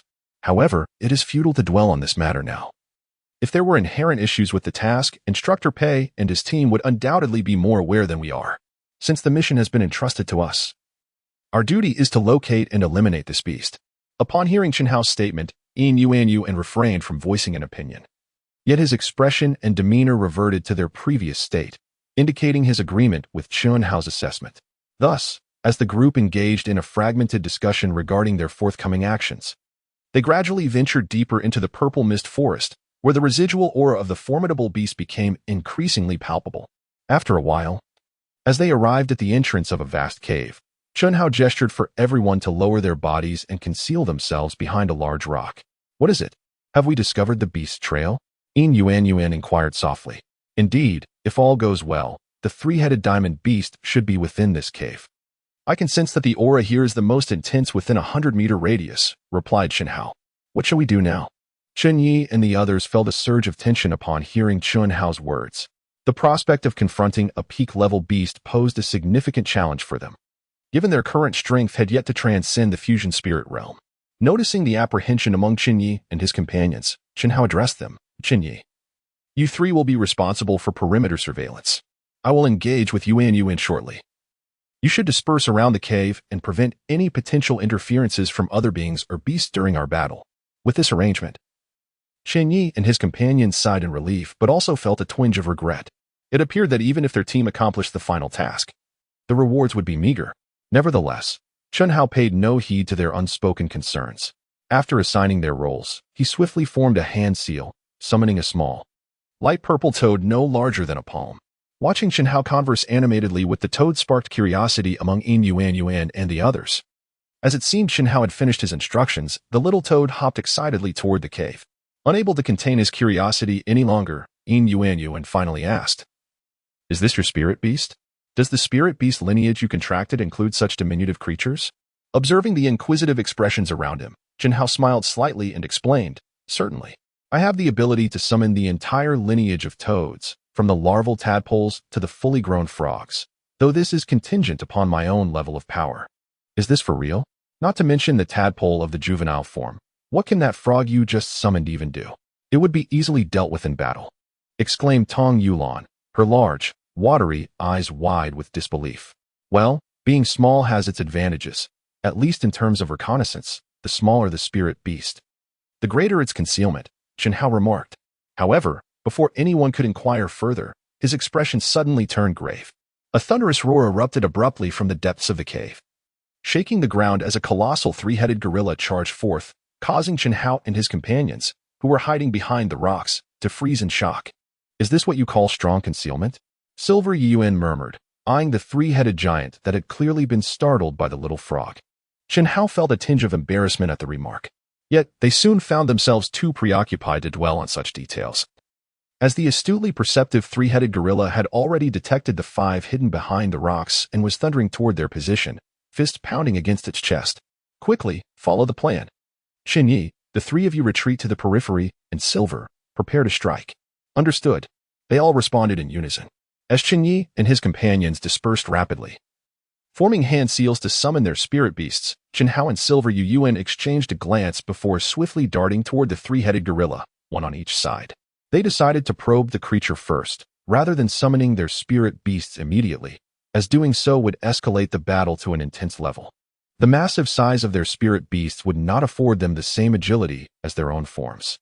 The three-headed gorilla, enraged by the audacity of the two diminutive humans daring to provoke it, let out a furious roar. With a growl, the left and right heads gathered energy into powerful attacks, akin to artillery. In the blink of an eye, fiery red and icy blue energy blasts surged forth from the mouths of the two heads, targeting Chen Hao and Silver Yuan. Water escape, water barrier, dark devour. They swiftly executed their techniques to counter the gorilla's violent strikes, their faces reflecting the gravity of the situation. Silver, this three-headed gorilla seems formidable. The left and right heads can unleash fire and water attribute techniques, so the middle head must possess some other function. How is it that we, mere mortals, are tasked with slaying such a rare epic beast? Shouldn't a powerful figure above the master realm come to capture and forcibly contract it as a spirit beast? Chen Hao inquired, dodging the gorilla's onslaught while voicing his concerns to Silver Yuan. Upon hearing Chen Hao's words, surprise flickered across Silver Yuan's expression as he had just managed to deflect the enemy's attack. Do not presume that I am unaware. While a beast master above the master realm can forcibly contract with those extraordinary beasts lacking the ability to resist, legendary grade beasts have gradually awakened their intelligence and will not tolerate being reduced to mere spiritual companions of humans. The consequences of a forced contract can only lead to the beast's self-detonation. Apart from a rare few beastmasters who have fortuitously succeeded in such contracts, the success rate of forcibly capturing high-quality beasts for contracts is appallingly low. Upon hearing Yuan's explanation, Chen Hao felt a flush creep onto his face, and his steps faltered as he narrowly avoided being struck by the palm of the three-headed Vajra. Although Chen Hao is an academic prodigy at school, the knowledge pertaining to the cultivation realm above the master realm is far beyond the reach of students like him. To prevent them from being overly ambitious, the school refrains from elaborating on such topics, resulting in Chen Hao's limited understanding and his earlier display of ignorance. Ignoring the teasing glint in Yuan's eyes, Chen Hao continued to run, forming hand seals with both hands. After gauging the general strength of the three-headed Vajra, he resolved to summon Wentai for battle. In this scenario, even legendary-grade spiritual beasts like Frog Jian were proving insufficient, let alone the fact that the three-headed Vajra had already reached the pinnacle of the king level. Far surpassing beings like Frog Jian. Time is of the essence. We must summon the spiritual beast and conclude this swiftly, Chen Hao urged, noticing Yuan's calm demeanor. All right. I truly cannot endure your impatience, Yuan replied, shedding his jesting attitude. With a single gesture, a massive phantom of a divine dragon began to coalesce in the air, swiftly transforming into a spiraling black dragon. Shadow Dragon Strike. Water Escape. Iron Cannon Jewel.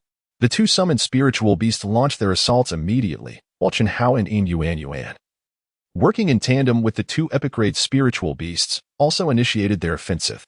Thus, the three beasts and their masters engaged in a fierce battle outside the cave. Meanwhile, within the thicket behind the cave, two shadowy figures lurked, silently observing the unfolding conflict. Li Cat, given our current lineup, is it prudent to wait for them to exhaust each other? Would it not be more fitting to strike directly, considering this is not our territory? One figure inquired. their voice sharp. "It is wiser to exercise caution. We are currently outnumbered, with the boss and the poison rose occupied with other tasks. These two youngsters do not appear to be easily subdued, and epic-grade spiritual beasts are no trivial matter, even for us with our master realm capabilities. Moreover, intelligence indicates that the boy is a chosen master who has contracted an entire tribe of spiritual beasts. Who knows what other trump cards he may possess? Let that little monkey test the waters first," the other figure replied. Upon hearing this, the first speaker fell silent, and the thicket was once again enveloped in silence. On the other side of the battlefield, Chunhao remained blissfully unaware that a life-and-death crisis was lurking around him. 10 minutes later, outside a cave deep within the purple mist forest, the once serene battleground was now in utter disarray. The fierce battle between three colossal beasts had nearly obliterated the surrounding flora, compelling Chen Yi and his companions to retreat thrice in order to evade the aftershocks of the conflict. This beast is truly a formidable adversary. Fortunately, it is not a three-headed, six-armed creature, or this battle could take an unpredictable turn. Chunhao sighed, observing the three-headed Golden King as it gradually fell into a disadvantaged position. "What do you mean by three-headed, six-armed?"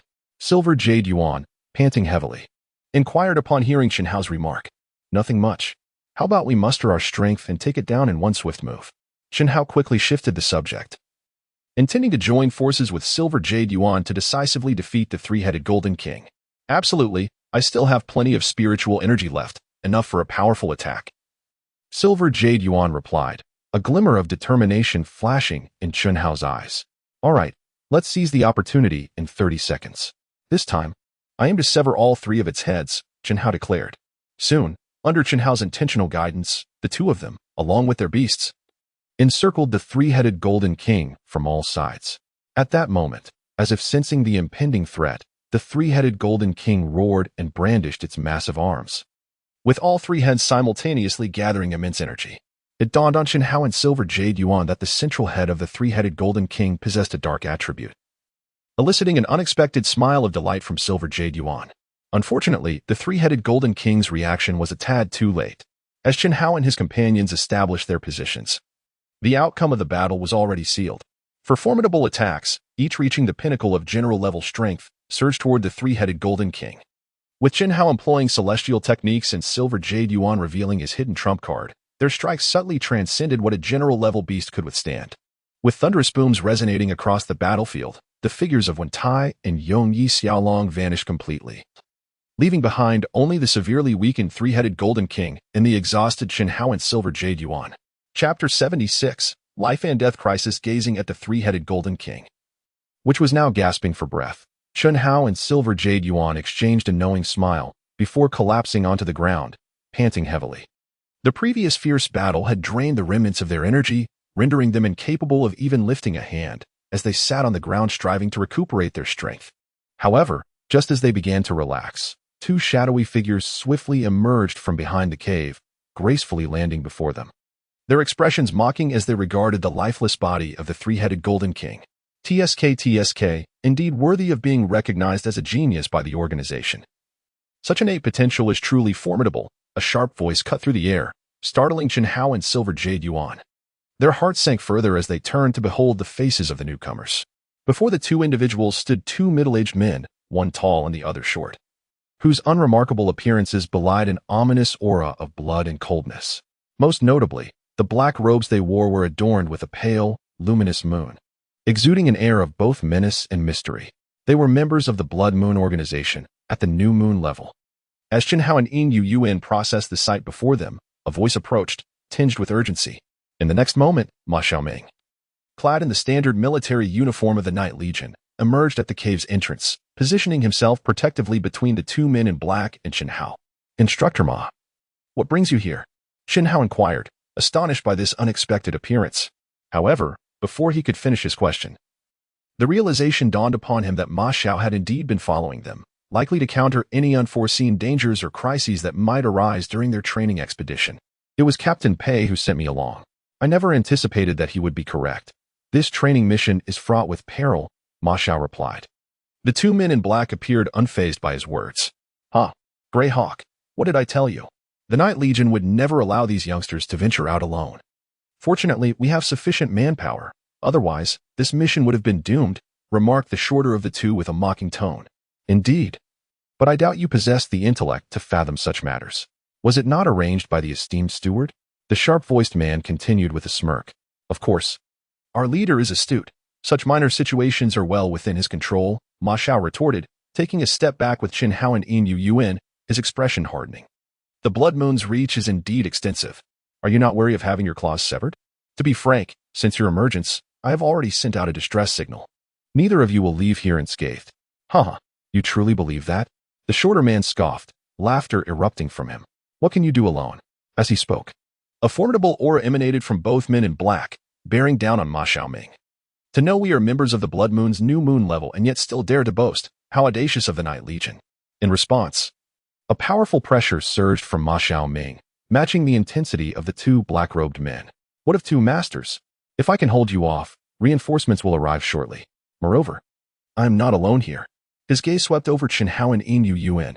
He was confident that these two cunning individuals possessed more than mere potential. Their earlier performance within the Tower of Heaven indicated that their endurance far exceeded what they had demonstrated thus far. How naive, the taller man in black sneered, dismissing Ma Xiao's confidence. As he snapped his fingers, the surrounding dense forest began to resonate with the rustling sounds of movement. Now, I am quite eager to witness how you intend to detain us. As the man's words echoed, numerous enigmatic beings, part human and part beast, emerged from all directions of the cave. Judging by their aura, each possessed at least the strength of a waning moon-level member of the Blood Moon organization, and their numbers were astonishingly large. Hearing the weighty tone of Yin Yuan beside him, Qin Hao could no longer contain his curiosity and inquired, what exactly is the Blood Moon organization? What do the new moon and waning moon levels signify? Seeing that Qin Hao was unaware of the adversaries before them, Yin Yuan displayed no sign of surprise. The existence of such a malevolent organization beyond the borders was beyond the comprehension of someone like Qin Hao, who had merely stepped out of the confines of academia. The Blood Moon organization is a formidable and nefarious entity, perpetually active within various federations. With its headquarters shrouded in mystery, undoubtedly located beyond the borders of the Yinwang Federation, the organization operates with a ruthless and meticulous style.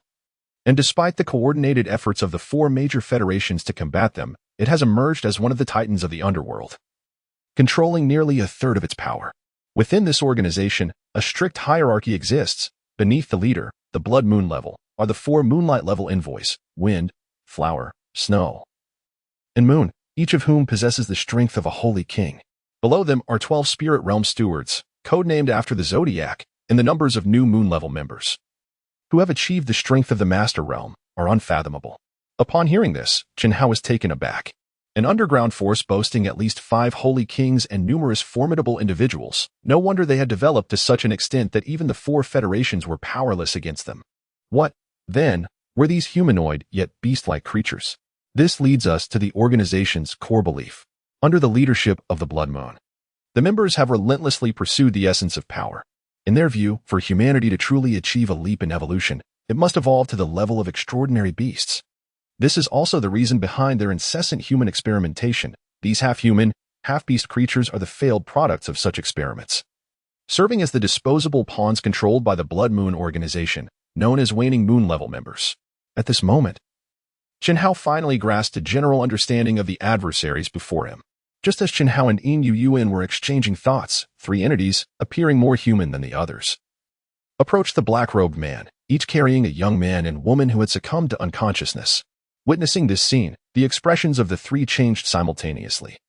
For the individuals in the grasp of these humanoid beings were none other than Chen Yi and his companions, who had been stationed for perimeter surveillance. Clearly, the 3, possessing only the strength of the soul-tethering realm, had been effortlessly captured by the enemy, their fates now uncertain. My lord, 3 new experimental subjects have been captured. Please give your instructions. Chapter 77. Reinforcements blocked as he gazed at the 3 who had fallen into enemy hands. A pang of guilt flickered within Qin Hao's heart. Had it not been for his decision to send these 3 individuals to the perimeter for vigilance, they would not have found themselves isolated and captured. Sensing Qin Hao's emotions, Yin Yuan softly reassured him, do not dwell on it. This is not your fault. Even if they were with us, considering the current circumstances, the outcome would not have been any better. Let us focus on our own well-being for now. Upon hearing Yin Yuan's words, Qin Hao gradually regained his composure. After nodding at her, he approached Ma Xiaoming and whispered, "Instructor, let us make a bold move. I believe I can endure for a while longer." In response, Ma Xiaoming imperceptibly nodded. Chen Hao's assertion was within his expectations. The reason for not having acted thus far was merely to allow Chen Hao and the others to recover a bit more.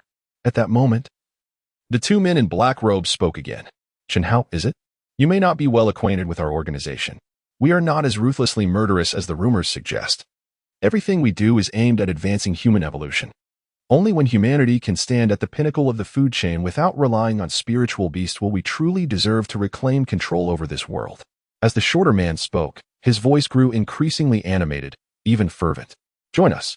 With your talents, you could rise to a high position within our organization. And together we would witness a glorious future. Is that not enticing?" From the man's words, Chen Hao detected a hint of sincerity. However, regardless of the allure, he could never join a globally wanted organization.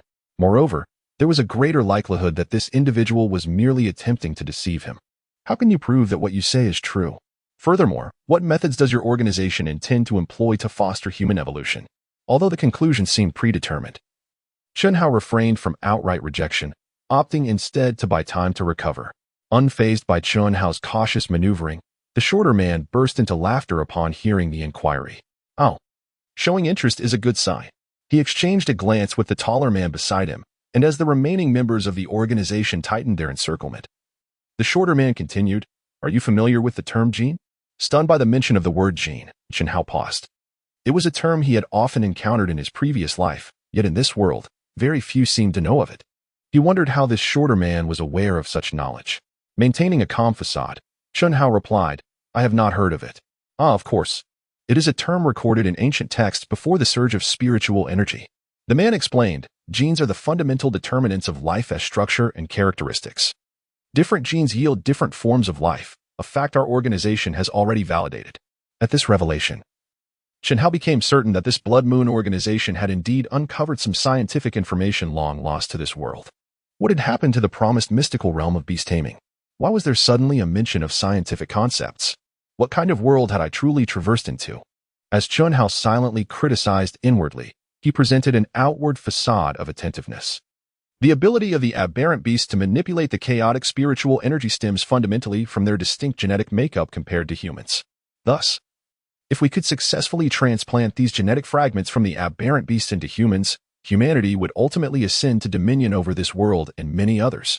Observing the short man once again engulfed in fervor, Chen Hao fell into a contemplative silence. "Are you referring to these grotesque entities?" he inquired, gesturing towards the failed experimental products surrounding them, his words deliberately measured. "Certainly not. They are merely defective byproducts of failed evolution, on the path to a new world. Sacrifices are inevitable, are they not? Well, I believe we have expressed ourselves adequately. I am aware of your ulterior motives, but it is with regret that I inform you that the reinforcements you anticipate will never arrive. Chen Hao, our regard for you surpasses your imagination. It would be prudent for you to return with us." Upon hearing such declarations from their adversaries, Chen Hao and his companions understood that the time for action had come. Although the meaning behind the enemy's assertion regarding the unattainable reinforcements eluded them, surrender was not an option. As the battle within the Purple Mist Forest was on the verge of erupting, the Night Legion, who had received a distress signal from Ma Xiaoming and were preparing to assist, found themselves in unexpected turmoil. At that moment, 20 miles outside the eastern gate of Night City, Pei Chang'an and Ji Biao, en route to the Purple Mist Forest, halted their rapid advance. Before them stood two enigmatic figures cloaked in black robes, adorned with the same milky white crescent moon emblem as the adversaries Chen Hao faced. Have the Blood Moon sent their forces? I should have anticipated this. How could they possibly overlook those coming to participate in the trials? Pei Chang'an remarked gravely, fixating on the two cloaked figures. Thunder Leopard and White Bear were the code names of these two members of the Blood Moon organization, akin to the Gray Eagle and Lazy Cat, who were tasked with capturing Chen Hao. They, too, were newly initiated members of the Blood Moon organization, possessing the strength of the Master Realm. Simultaneously, in the skies above Night City, two formidable figures stood in silent confrontation. At last, one of them, draped in a great cloak and bearing a stern countenance, broke the silence. Black-robed Silver Moon. May I inquire which Blood Moon steward has come to Night City and for what purpose? Given the timing and location of the black-robed elder's appearance, this commanding officer stationed in Night City possessing the strength of the spirit realm, had swiftly pieced together the crux of the situation. Clearly, the sudden distress signal from outside the city was linked to a mission undertaken by the Blood Moon organization, and this Blood Moon steward, equally of the spirit realm, had evidently come to obstruct his reinforcements. Reflecting on the recent disturbance caused by an eruption in a mid-tier secret realm that another commander of the Night Legion had rushed to address, the station commander could not help but feel astonished. What objective could warrant such a considerable deployment of Blood Moon forces? Only a single Zodiac steward has been dispatched to intercept, so one must ponder the true strength of those who were actively engaged in this operation. It is vital to recognize that the Blood Moon organization comprises merely 12 Zodiac stewards, tasked with commanding all forces of Blood Moon across the 4 federations. The fact that at least 2 of such individuals have mobilized simultaneously clearly indicates the paramount importance of this mission to Blood Moon. Upon hearing the inquiry from the commander of the Night Legion, the old man cloaked in black smiled calmly and responded, "I am known by the codename Rooster. This intrusion is regrettably necessary, as our leader has taken an interest in a practitioner from the Night Legion and has sent me to invite him to pay a visit to Blood Moon." Upon hearing this, the commander of the Night Legion immediately thought of the young lieutenant who had participated in the training, and a surge of anger welled up within him. "You indeed possess audacity. Do you not fear being unable to leave this night city?" The old man chuckled. "There is no need for you to concern yourself with that. Perhaps you should reflect more on the lives of the thousands beneath your feet. Should we engage in conflict here, I cannot guarantee the safety of Night City." Chapter 78. Toad Oil Fireball. The Night Legion commander's expression darkened further at the old man's words. At that moment, only he remained as a powerful spirit realm guardian in Night City. If he were drawn into battle here, he would be utterly unable to safeguard the lives of the Night Legion soldiers within the city. Moreover, it remained uncertain how many members of Blood Moon were currently lurking within the confines of Night City. Thus, the steward codenamed Rooster skillfully utilized the available forces to obstruct any potential reinforcements for Chen Hao and his companions. In light of the apprehension surrounding Blood Moon, no one could fathom that the actual operation to capture them involved merely 2 beast masters of the Domain Master realm, along with several peripheral members at the Spirit Integration realm.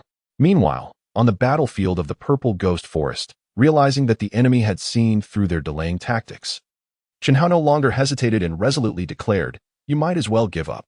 I shall never return with you unless it is in the form of my corpse." Upon hearing Chen Hao's words, Ma Xiaoming and Yin Yuan also prepared themselves for battle. Having waited so long without any sign of reinforcements, they understood that it was undoubtedly the work of other members of the Blood Moon organization. Thus, it appeared that their only remaining path was to fight desperately. With a sinister laugh, the short man codenamed Stray Cat was not surprised by Chen Hao's response. Rather, he maintained a glimmer of hope as he said, "It matters not. Once you truly join us at Blood Moon, you will comprehend the greatness of our research. Had it not been for a traitor among the founding members of Blood Moon, who forcibly sealed the nearly perfected bloodline fusion secret technique, we would not have had to start anew. However, we are close. We have already located the bloodline left behind by that traitor, and with your addition, we shall soon realize our dreams." Upon hearing Stray Cat's words, a horrifying thought flashed through Chen Hao's mind. Before he could ponder deeply, a horde of humanoid creatures, possessing the prowess of the spirit fusion realm, surged forward, charging toward Chen Hao and his companions. Faced with this alarming situation, Chen Hao and his allies dared not hesitate. With swift gestures, several spirit beasts materialized upon the battlefield. Truly, as the chosen targets of their leader, they exhibited formidable strength even at this stage. Fixating on the 3 enormous frogs that appeared at Chen Hao's feet, a fervent glimmer of obsession ignited in Lai Mao's eyes. In the midst of such fervor, Lai Mao's figure swiftly vanished from sight, propelling himself toward Chen Hao with astonishing speed. Concurrently, a variety of feline spirit beasts emerged, trailing behind Lai Mao as they too charged toward Chen Hao. Observing this, Ma Xiaoming's expression hardened. Just as he intended to rush to Chen Hao's aid, a member of the Blood Moon organization, codenamed Grey Eagle, swiftly confronted him.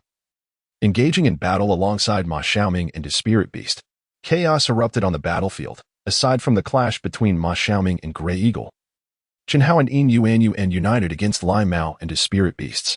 Furthermore, the numerous outer members, albeit only possessing the spirit fusion realm strength, posed considerable pressure on the trio. Fortunately, the limited talents of these remnant moon-level outer members, compounded by their inability to summon spirit beasts due to experimental modifications, allowed the battlefield situation to remain precariously balanced. Yu Yuan, this cannot continue. We cannot match them in terms of endurance. Not to mention, these expendable beings will merely drain our spiritual energy. As he directed the Wentai trio in their combat, Chen Hao leaned closer to Yin Yuan and whispered, "What do you propose? The enemy's numbers are overwhelming, and with that master-level powerhouse lurking, we are at a severe disadvantage." Furrowing her brow, Yin Yuan's complexion had turned somewhat pale. In truth, although Lai Mao initiated the attack, his initial intent was to capture Chen Hao by surprise. Upon realizing this objective was unattainable, he stood aside, orchestrating his spirit beast assault while refraining from direct engagement. His strategy was clear: to exhaust Chen Hao as much as possible, facilitating an eventual capture. After briefly conferring with Yin Yuan and receiving her nod of understanding, Chen Hao swiftly leaped atop Wentai and began to communicate mentally with it. As Chen Hao conversed with Wentai, Yin Yuan coordinated with the Eternal Night Dragon, rampaging through the battlefield. With the dragon's formidable physique and its enigmatic attributes of darkness and space, both Yin Yuan and the Eternal Night Dragon navigated the onslaught of attacks with remarkable ease. Before long, under Yin Yuan's guidance, a significant portion of the enemy forces had congregated, their sights set on the encircled Yin Yuan and the Eternal Night Dragon. However, at that moment, a smile gradually graced Yin Yuan's face. Subsequently, amidst a surge of spatial energy, the figures of both the girl and the dragon vanished from sight. This is bad. Observing the scene before him, Lai Mao immediately grasped the situation. However, when he sought to disperse the half-human, half-beast experimental subjects, it was already too late. Fire technique, Toad Oil Flame Bomb. A low voice resonated across the battlefield, and a searing heat began to envelop the entire area. In an instant, Chen Hao, standing atop Wentai, began to spew flames from his mouth. Simultaneously, Wentai opened his large mouth, releasing a torrent of yellowish-brown toad oil, which, combined with the flames from Chen Hao, ignited the entire battlefield. Damn it, how could this brat wield such formidable spiritual techniques? Lai Mao thought as he sprinted frantically towards the edge of the battlefield, utterly unconcerned for the lives of the cannon fodder around him. The intensity of the attack posed a lethal threat to his own life. If he delayed even a moment longer, he might find himself engulfed in flames. Meanwhile, on another part of the battlefield, Ma Xiaoming found himself at a loss for words as he gazed at the crimson sky illuminated by the inferno. At that moment, no words could adequately convey the shock he felt within. Despite having repeatedly overestimated Chen Hao's combat capabilities, this scene exceeded all his expectations. Could even the Master Realm not withstand this boy? Engaging in battle across such a vast disparity in realms was a rarity in the history of Blue Star. And murmuring softly to himself, Ma Xiaoming chose not to elaborate further, as he still had a member of the Blood Moon organization to contend with. After this strike, it was likely that Chen Hao would be left with little fighting strength. Ma Xiaoming's thoughts mirrored those of Grey Eagle and Lai Mao at that moment. Thus, even as the flames subsided, leaving behind only charred corpses on the battlefield, the two men did not retreat immediately. However, upon seeing Chen Hao standing atop Wentai, clutching the wild spirit flower, a chill crept up their spines. Withdraw. This boy has lost his mind. Chapter 79, The Vanishing Silver Jade Yuan that night. Within the Dark Knight Legion's hospital, Chen Hao gradually opened his eyes, his consciousness slowly returning. Sensing his movement, a look of joy instantly appeared on Ma Xiaoming's face, who had been quietly waiting nearby. Chen Hao, you're awake? Hearing that familiar voice, Chen Hao shook his still painful head and turned to the source of the sound. Instructor Ma, is that you? Ha, who else could it be? Thanks to your sudden surge of power, you disrupted the Blood Moon organization's plans. Otherwise, our Dark Knight Legion would have faced a tremendous disgrace this time. Ma Xiaoming's words left Chen Hao somewhat puzzled upon regaining consciousness. Noticing the confusion on Chen Hao's face, Ma Xiaoming patiently recounted the events that transpired after Chen Hao had lost consciousness. It turned out that after Chen Hao had frightened off Grey Eagle and Lai Mao with the wild spirit flower during the day, he had collapsed from excessive exertion.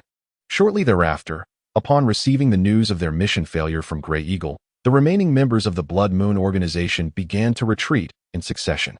Thus, Pei Chang'an, accompanied by Ji Biao and several other formidable members of the Dark Knight Legion, finally arrived at the Purple Mist Forest, bringing back the unconscious Chen Hao and the injured Ma Xiaoming and Yin Yuan to Dark Knight City. As for Qin Yi and his companions, during the retreat of the Grey Eagle and the Lazy Cat, Ma Xiaoming chose not to intervene in their departure. recognizing that the remaining strength of the two still posed a potential threat. Ultimately, Ma Xiaoming deemed the value of Qin Yi and his companions to be a mere fraction of that of Chen Hao and Yin Yuan. Although his decision may seem pragmatic, one might argue that under similar circumstances, others would likely make the same choice. Little did they know that upon learning that the Blood Moon organization had dispatched only one Spirit Realm steward and 5 Master Realm members for this operation, the commanding officer stationed at Dark Knight City nearly fainted from disbelief. This time, we have undoubtedly been led into a trap.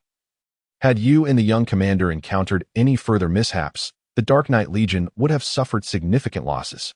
Upon hearing Ma Xiaoming's account, Chen Hao began to comprehend the events that transpired during his unconsciousness.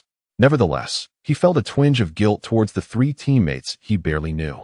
It was rather ironic that the tragic fates of characters surrounding protagonists in the novels he had read in his past life were now manifesting in his own experience. With a self-deprecating smile, Chen Hao pushed this thought aside and continued to speak to Ma Xiaoming. Instructor Ma, since I have awakened, there is nothing more to attend to here. You should return to rest. I am grateful for your previous assistance. Haha, it's nothing. It was all arranged by Captain Pei. You are our focal point, and this time, even the commanding officer was alarmed on your behalf. What am I, a mere minor character in comparison? Hearing Ma Xiaoming's words, Chen Hao felt a surge of emotion. Regardless of Pei Chang'an's underlying motives, such genuine concern and protection were undeniable. After expressing his gratitude once more, Chen Hao watched Ma Xiaoming leave the room and began to reflect on the experiences of this mission. Through the battle against the 3-headed Vidra and later encounters with the Lazy Cat and the Spirit Realm cannon fodder, Chen Hao realized that the combat prowess of high-quality spirit beasts exceeded his expectations. This revelation compelled him to reconsider his future training strategies. Initially, Chen Hao aimed to primarily cultivate Lord-level spirit beasts to expedite his realm advancement. However, after today's battles, he understood that no matter how high his realm might be, Lord-level spirit beasts were insignificant compared to epic-level spirit beasts. Even when there was a substantial disparity in realm, Lord-level spirit beasts might not hold an advantage against their epic counterparts, let alone the fact that the maximum strength achievable by Lord-level spirit beasts was merely the pinnacle of the Master Realm. With this realization, Chen Hao began to strategize internally. The remains of the 3-headed Vidra would undoubtedly yield an epic-level cultivation material, and the task reward of 3,000 points, when allocated along with the previous surplus, could be exchanged for yet another epic-level cultivation material. In this context, the elevation of the quality of Frog G seems to have found its resolution. Once the quality ascends successfully, it can undoubtedly be nurtured as my personal spirit beast. As for Frog Liang, if its quality can be elevated to the legendary tier, it can be cultivated alongside Frog Jian and Frog Guang as part of the secondary echelon of targets. Moreover, there is Frog Long, whose somewhat gluttonous and lazy demeanor cannot overshadow the fact that it has accompanied me from the beginning. Thus, it cannot be forsaken. Additionally, when Tai, based on previous insights, possesses a strength at the 5th tier of the handsome level, such prowess requires no cultivation prior to my breakthrough into the Master Realm, as it will naturally manifest its full combat potential alongside my own growth. As for the 2 immortals, Shinzhua and Jima, they are not considerations for my current situation.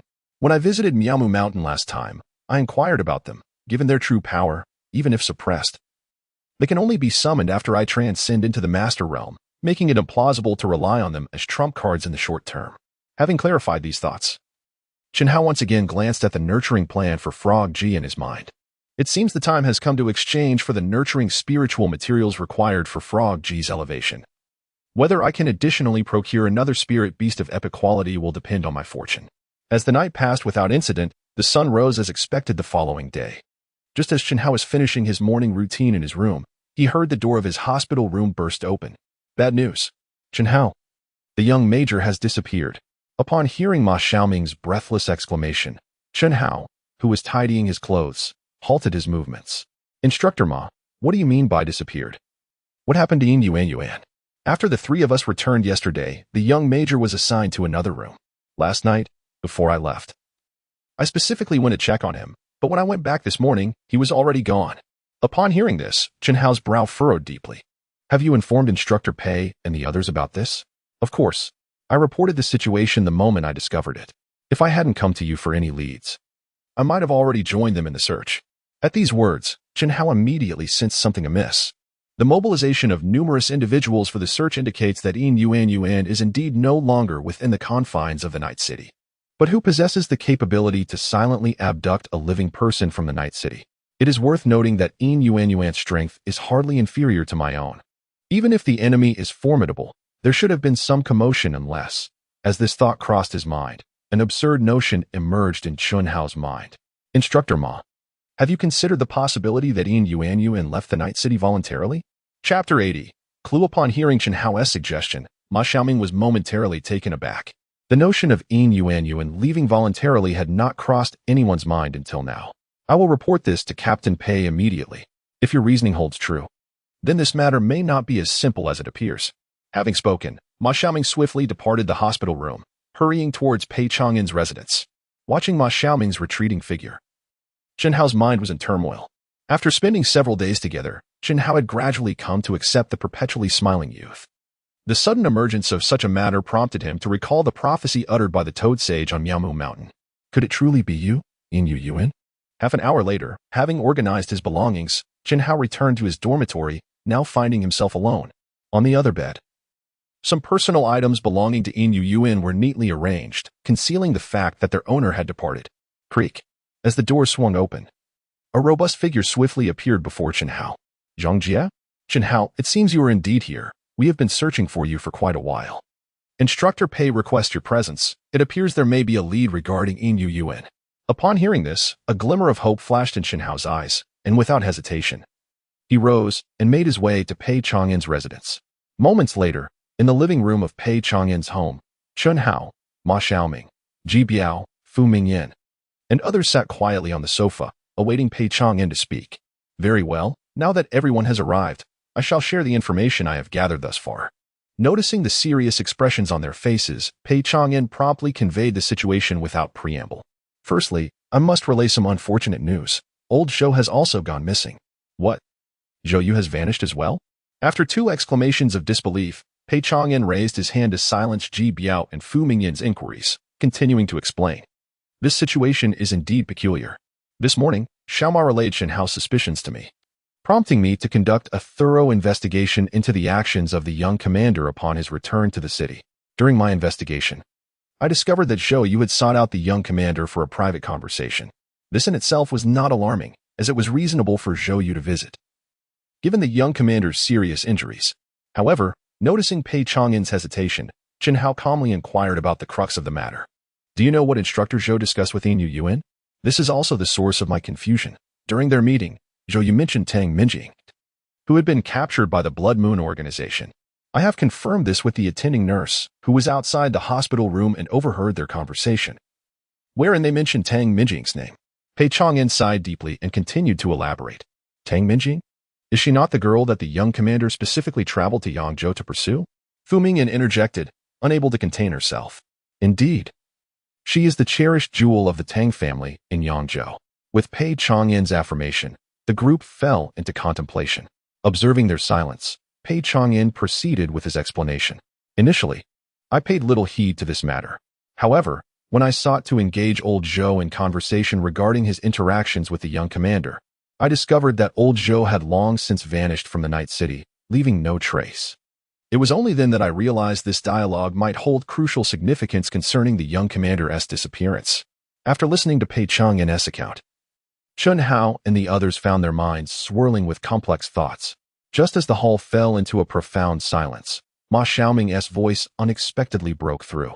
Is it conceivable that the young commander, upon hearing that his beloved had fallen into the clutches of the Blood Moon organization, resolved to mount a rescue?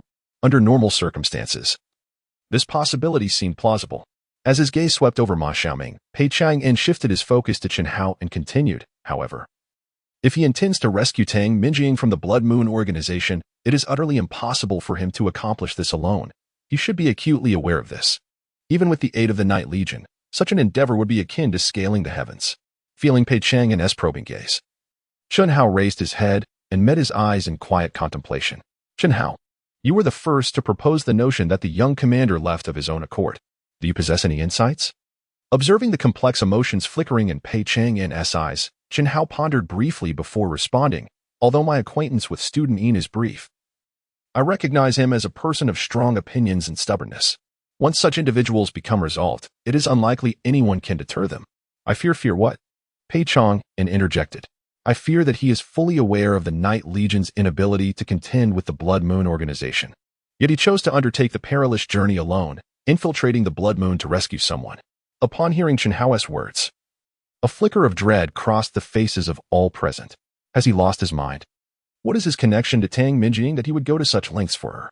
Ji Biao questioned directly. I have already stated that student Yin is a person of strong opinions and obstinacy. Perhaps, in his view, Tang Minjing is worth such a sacrifice, Chen Hao replied calmly. Regardless, these are merely our conjectures. Our immediate task is to continue investigating the potential locations the young commander may have ventured to, and in this regard, the Blood Moon organization is undoubtedly of paramount importance. Preventing further discussion, Pei Chong decisively outlined the course of action. Everyone else may return to their duties. Chen Hao, please remain. I have matters to discuss with you. As the crowd dispersed, Pei Chang led Chen Hao into the study behind the living room. Here. This is your reward for this mission. Handing Chen Hao a finely crafted wooden box, Pei Chang elaborated, you are fortunate. The three-headed Vajra, as a rare epic-grade beast, possesses within each of its three heads an energy crystal core of water, fire, and darkness attributes respectively. Each of these energy crystal cores can be regarded as an epic-grade nurturing material. As per our previous agreement, these three crystal cores are now yours. With a face full of astonishment, I received the wooden box from Pei Chang'in's hands. Before Chen Hao could utter a word, Pei Chang'in's voice resonated once more. Furthermore, there is a reward of 3,000 points associated with this mission, which has already been credited to your account. Given the current situation of your 5-member team, with the fates of Qin Yi and the other 3 unknown, and the young commander missing, the distribution of these rewards falls solely upon you. Whether you choose to utilize them independently or reserve their shares for the others is entirely at your discretion. And there is one more thing I forgot to mention. Due to your team being reduced to just you, the forthcoming 40 days of trials will be completed solely by you, so you must prepare adequately for this. Chapter 81. Solo Trials. As night descended, the myriad stars twinkled brilliantly against the backdrop of the luminous moon. At this moment, within a desolate village outside Dark Night City, Yin Yuan gazed with a smile at several mysterious figures clad in black robes, a hint of playful mockery glimmering in his eyes. How did you find us? A voice, aged and deliberate, emerged from among the cloaked figures. Hee, that is of no concern to you. I have come with the intention of joining the Blood Moon. I hope the Rooster Steward can assist in conveying my request. Upon hearing this, the elder's gaze faltered, his face displaying an expression of incredulity. Young man, do not presume that because you are the young commander of the Dark Night Legion, we are too intimidated to act against you. At worst, we can retreat beyond the border for a while. Your Saint King Father cannot possibly chase us beyond the frontier. Observing Yin Yuan's nonchalant demeanor, Lai Mao could hardly contain his fury. Indeed, the individuals standing before Yin Yuan were members of the Blood Moon organization, who had been lurking around Dark Night City. Having previously orchestrated the capture of Chen Hao, Yin Yuan had meticulously tracked them for an entire day, thanks to the exceptionally keen senses of the Evernight Dragon. Finally locating their temporary hideout, ignoring Lai Mao's threats, Yin Yuan continued to smile at the elder at the forefront, the Zodiac Steward Rooster. Very well. I can convey your message, but I need to understand why you wish to join the Blood Moon and what conditions you are willing to accept. After a moment of calm contemplation, the elder chose to temporarily set aside his doubts and listen to Yin Yuan's propositions. Delightful, Yin Yuan remarked, putting away his smile. My conditions are quite simple. First, I require sufficient status and authority within the Blood Moon organization. Second, I am willing to cooperate with your experiments, provided you do not manipulate me in any way. Third, I demand the immediate release of Tang Minjing. Upon hearing Yin Yuan's 3 conditions, the Poison Rose, standing to the side, could not help but smirk. I did not realize you were such a romantic. I suspect that the last condition is your true motive. Think what you will, Yin Yuan replied, casting a fleeting glance at the Poison Rose before redirecting his attention to the Rooster Steward. In exchange, I can take responsibility for capturing Chen Hao. It is only by standing on equal footing with a genius like him that I will have the opportunity to seize him. With this, Yin Yuan cast a disdainful look towards Lai Mao and the other Crescent-level members. You, feeling the disdain emanating from Yin Yuan. Lai Miao was about to erupt in anger, but was restrained by Yu Ji's outstretched hand. You may continue speaking, setting aside whether you can apprehend Chen Hao. This alone is insufficient to engender our trust. Yuji's aged voice reverberated once more. Moreover, I possess the capability to assist Blood Moon in breaching the Dark Knight City. A fact you should find credible. Even after the conquest of Dark Knight City, I am willing to assume your position, overseeing all affairs within the surrounding provincial regions. Of course, this is contingent upon Blood Moon possessing the audacity to act. Upon hearing Yin Yuan's proclamation, everyone, including the steward Yuji, was momentarily rendered speechless. They had not anticipated that this young commander of the Dark Knight Legion would go to such lengths to join Blood Moon. Very well, please hold for a moment. I shall report this immediately. With that, the elder vanished in a flash before Yin Yuan, leaving no trace of his whereabouts. Yin Yuan understood the elder's perspective. The absence of fundamental trust between the parties rendered it impossible to arrange a time for a response, lest they fall prey to an ambush. On the other hand, the prospect of enlisting a prodigy like Yin Yuan, one of the foremost talents in the Yin Wang Federation, into their ranks was itself a monumental achievement. Regardless of whether Yin Yuan might later recall this favor upon ascending to Blood Moon's upper echelons. The rewards that Yuji could obtain in the meantime were sufficient to elevate his own power significantly. This was the primary reason for his eagerness to report upward. Approximately 15 minutes later, the elder reappeared before the assembly, though his demeanor was markedly transformed. I apologize for the delay, he intoned with a hint of reverence, then continued. I have conferred with the leader, who has consented to your terms and is prepared to cultivate you as a priority. However, all of this will only come to fruition once you fulfill your promises and genuinely integrate into the organization.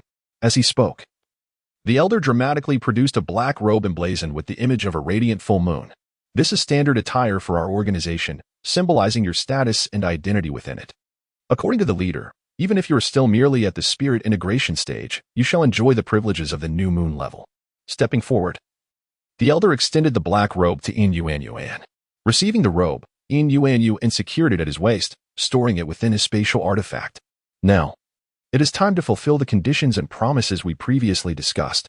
A month later, in the underground black market of Ningyang Bay City, Yin Tianlin, the overseer of the Ningyang Blood Arena, sat across from a robust middle-aged man, while behind them, a guide named Xiao Dai stood attentively, awaiting their commands. It has been over a month since we last met. Were it not for the prince's return to the Blood Arena today, I might have thought I had been deceived. Yin Tianlin remarked with a chuckle, his tone tinged with a hint of lingering resentment. I sincerely apologize for the delays I encountered last month. I hope it will not adversely affect our collaboration. Upon hearing Yin Tianlin's words, the middle-aged man spoke in a deep voice, without needing to inquire further. It was evident that this middle-aged man was Chun Hao, who had once again employed the transformation technique to enter the blood duel arena. Ever since Pei Chang'an informed him that he would be participating in the upcoming trials alone, Chun Hao had plunged into a frenzy of task acquisition. His motivations were twofold. Firstly, to swiftly amass points for the purpose of exchanging them for sufficient nurturing materials to elevate his strength expeditiously. Secondly, to avoid lingering too long in the Night City, thereby preventing others from noticing the anomalous pace of his ascension in realms. However, as time progressed, Chun Hao discerned that these tasks yielded minimal enhancement to his prowess. After all, epic quality beasts were a rarity, and with his squad reduced to a solitary member, the points accrued from each mission were meager. Nevertheless, over the course of a month, his strength had surged significantly. Not only had he successfully reached the pinnacle of the 10th stage of the spirit fusion realm, but even his summoned beasts had experienced rapid breakthroughs in their levels. Among them, the frog spirit had achieved an upgrade to epic quality, elevating its power to level 5. The legendary frog dragon, frog champion, and frog guardian had also enhanced their capabilities to level 10. As for frog goodness, despite attaining level 10 as well, it had undergone 2 significant advancements before ascending to legendary quality. Chapter 82. Dominance. The remarkable speed at which these summoned beasts transcended to such realms was largely due to Chun Hao's unrestrained expenditure of points on nurturing materials absorbed into the cultivation space. Through meticulous calculations, he had optimized the cost-effectiveness of equipping each summoned beast with a substantial amount of lower-tier nurturing materials, significantly reducing their breakthrough time to an astonishing degree. However, from this extensive absorption of nurturing materials, Chun Hao had discerned a limitation regarding the cultivation space. A single summoned beast could absorb a maximum of 20 nurturing materials at once. This restriction somewhat tempered his inclination to utilize vast quantities of lower-quality nurturing materials. As the time required for breakthroughs increased, Maintaining rapid progression necessitated a continuous enhancement of the breakthrough time reduction ratio. Undoubtedly, in the face of this limitation on stacking quantities, higher quality nurturing materials yielded superior effects. Ultimately, the scarcity of high-grade nurturing materials remained a pressing concern. Despite the dramatic transformations in both Chun Hao and his summoned beasts over the past month of relentless nurturing, he had exhausted all his nurturing materials and points entirely. Otherwise, he would not have contemplated returning to the blood duel arena to procure more nurturing resources. Upon hearing Chen Hao's apology, Yin Tianlin's lingering displeasure dissipated completely, leaving him curious about what the young prince intended to accomplish during his visit to the blood duel arena. Upon hearing Yin Tianlin's inquiry, Chen Hao pondered briefly before raising his head to ask whether it was possible to procure epic-quality nurturing spiritual materials here at the blood duel arena. The moment Chen Hao posed such a question, Yin Tianlin's pupils constricted sharply. For an ordinary beast master, it is customary to select nurturing spiritual materials that correspond to the quality of the summoned spirit beast, as this maximizes the absorption efficiency and mitigates the risks associated with transcending quality tiers. However, Chen Hao's nonchalant tone suggested that this enigmatic youth must possess an epic-quality spirit beast. It seemed Yin Tianlin had underestimated this prince. He mused silently. Yet, despite his astonishment, Yin Tianlin's expression remained inscrutable. Indeed, we have some, he replied, but our Niyang blood duel arena is relatively small, and our stock of epic-quality nurturing materials is scarce, let alone the lower-tier epic nurturing materials. May I inquire what attributes and tier of materials you are seeking? Detecting the probing nature of Yin Tianlin's words, Chen Hao had no intention of concealing his desires. He understood that should he choose to acquire nurturing materials from the blood duel arena, his approximate strength and the condition of his spirit beast would inevitably be surmised, a circumstance that was entirely unavoidable. Hence, he was prepared to reveal some of his cards during this visit. This would serve to intimidate Yin Tianlin, ensuring a smoother collaboration, while also facilitating the swift collection of materials necessary for his advancement to the Beastmaster realm. With the end of the Night Legion's training approaching, it would coincide with the commencement of the college entrance examinations. If all went well, Chen Hao would undoubtedly achieve a breakthrough during this crucial period. At that time, not only would the changes within the system post-breakthrough be noteworthy, but the second soul expansion would significantly enhance his power. Moreover, upon reaching the Beastmaster realm, he would be capable of summoning the immortally ranked Shinzhua and Jima, whose synergy would maximize the advantages of his celestial arts. It would grant him the fundamental ability to safeguard himself. I require wind attribute nurturing materials, either legendary or epic, ideally at tier 10, Chen Hao stated. Upon hearing Chen Hao's response, waves of shock surged within Yin Tianlin once more. The need for wind attribute nurturing materials was not unexpected, as the spirit beast Chen Hao had previously summoned was indeed the wind attribute frog. However, the request for tier 10 was beyond Yin Tianlin's comprehension. If Chen Hao's claims were true, it would signify that he had either broken through to the Beastmaster realm or was on the verge of doing so. Nevertheless, to achieve such a significant breakthrough in a short span of time, especially considering that merely a month prior he had been at the pinnacle of the soul expansion realm, was an extraordinary talent that Yin Tianlin had never encountered before. Realizing this, a glimmer of brilliance flickered in Yin Tianlin's eyes as he silently made a decision. There is no issue. We indeed possess the epic-grade cultivation materials of the 10th tier in our warehouse, albeit not of the wind attribute. However, rest assured, my dear prince, I shall swiftly arrange for their exchange to acquire wind attributes, though the process may not be expeditious. Upon hearing this, Chen Hao initially felt a surge of joy, only to furrow his brow in contemplation. In truth, he yearned to express that fire attributes were preferable. He had resorted to mentioning wind attributes solely due to his inability to reveal the existence of multiple summoned beasts. Nevertheless, the matter was settled, and he chose not to contest it further. Fortunately, he had prepared for this eventuality beforehand. Should there truly be wind attribute epic-grade cultivation materials, they would serve perfectly to elevate the quality of his toad companion, thus indirectly enhancing his own combat prowess. Subsequently, after securing a substantial amount of wind attribute cultivation materials from Supervisor Yen, Chen Hao once again proposed the initiation of a consecutive victory challenge. To this, Yin Tianlin wholeheartedly acquiesced. It was imperative for Chen Hao to establish his reputation within the blood duel arena, as it would facilitate the implementation of his plans. Over the following 3 days, the Ningyang blood duel arena welcomed its king. In the spirit melding stage, Chen Hao, alongside his toad companion, swept through all challengers with overwhelming dominance. even achieving a remarkable 10 consecutive victories, thereby solidifying the reputation of the Ningyang Blood Duel Arena within the organization. It is noteworthy that as the number of consecutive victories increased, the opponents assigned to the Blood Duelists grew increasingly formidable. By the time Chun Hao embarked on his 10-match winning streak, his final opponent was a peak beastmaster of the Spirit Melding Realm, possessing a legendary grade summoned beast, representing the pinnacle of strength that the Ningyang Arena could muster. Yet, despite this opponent's extensive combat experience, they could not gain an advantage against Chun Hao. With both realms and summoned beast qualities being equivalent, and with Chun Hao wielding celestial techniques capable of delivering attacks with the potency of a Master Realm practitioner, his superiority was unmistakable. Were it not for the Blood Duel Arena's restriction that permits each duelist to complete only one 10-match winning streak at their level, Chun Hao could have effortlessly achieved such victories daily. After 3 days of relentless combat, Chun Hao reaped significant rewards. Not only did his practical experience and combat ability see further enhancement, but he also exchanged blood duel points for an extensive array of cultivation materials of various qualities. Even his blood duel token ascended from bronze to diamond. However, 3 days marked the limit of Chun Hao's stay. Although the Dark Knight Legion's trial tasks provided him with a degree of cover, prolonged absence would inevitably arouse suspicion. Thus, on the morning following the 3rd day, Chun Hao departed from the Ningyang base city, embarking on his journey back to the Dark Knight City. Chapter 83. Encounter with Yin Yuan the next morning. On the highway leading from Ningyang base city to Dark Knight City, Chun Hao reflected on his conversation with Yin Tianlin before his departure. Prince, I have clearly elucidated the rules regarding the consecutive victory challenge in the Blood Arena.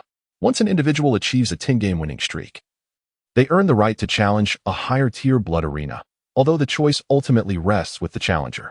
However, as a collaborator, I hope you will undertake this challenge, for it not only pertains to your personal interests but also significantly influences my future. After reflecting on Yin Tianlin's words, Chun Hao inquired, what does the challenge entail?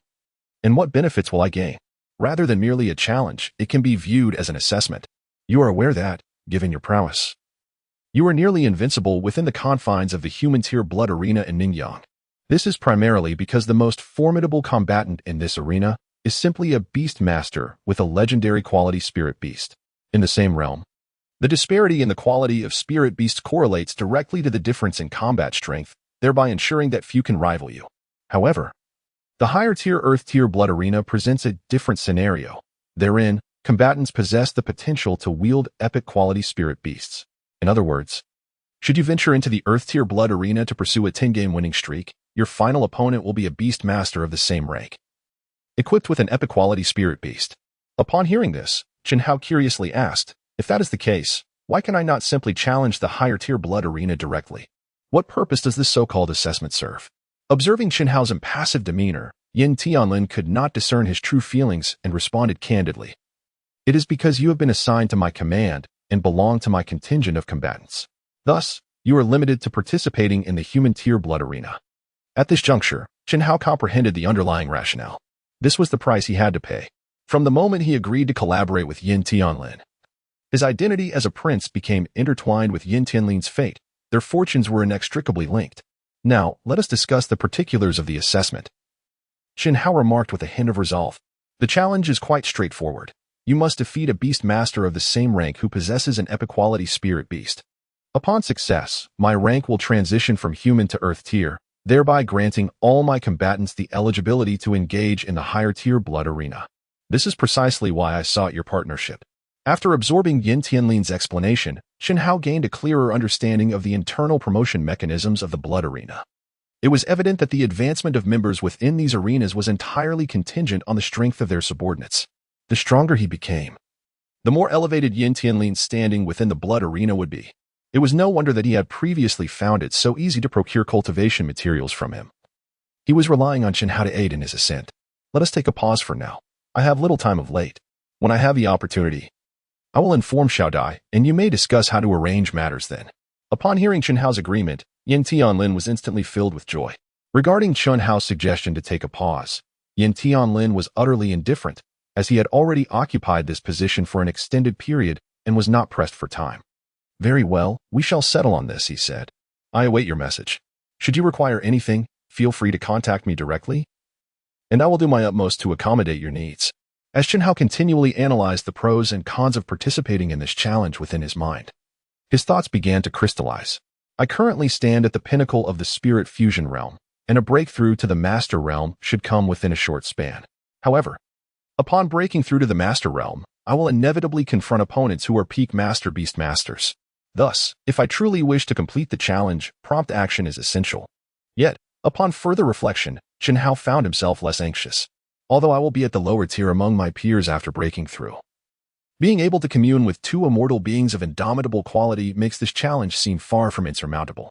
However, achieving this would expose my identity entirely, rendering the effort somewhat futile. Just as Chen Hao grappled with the timing of fulfilling his agreement with Yin Tianlin, a mocking voice suddenly echoed from the roadside. Chen Hao, my brother, it has been quite some time. I never imagined your prowess would reach such heights. Startled by the oddly familiar voice, Chen Hao's heart raced.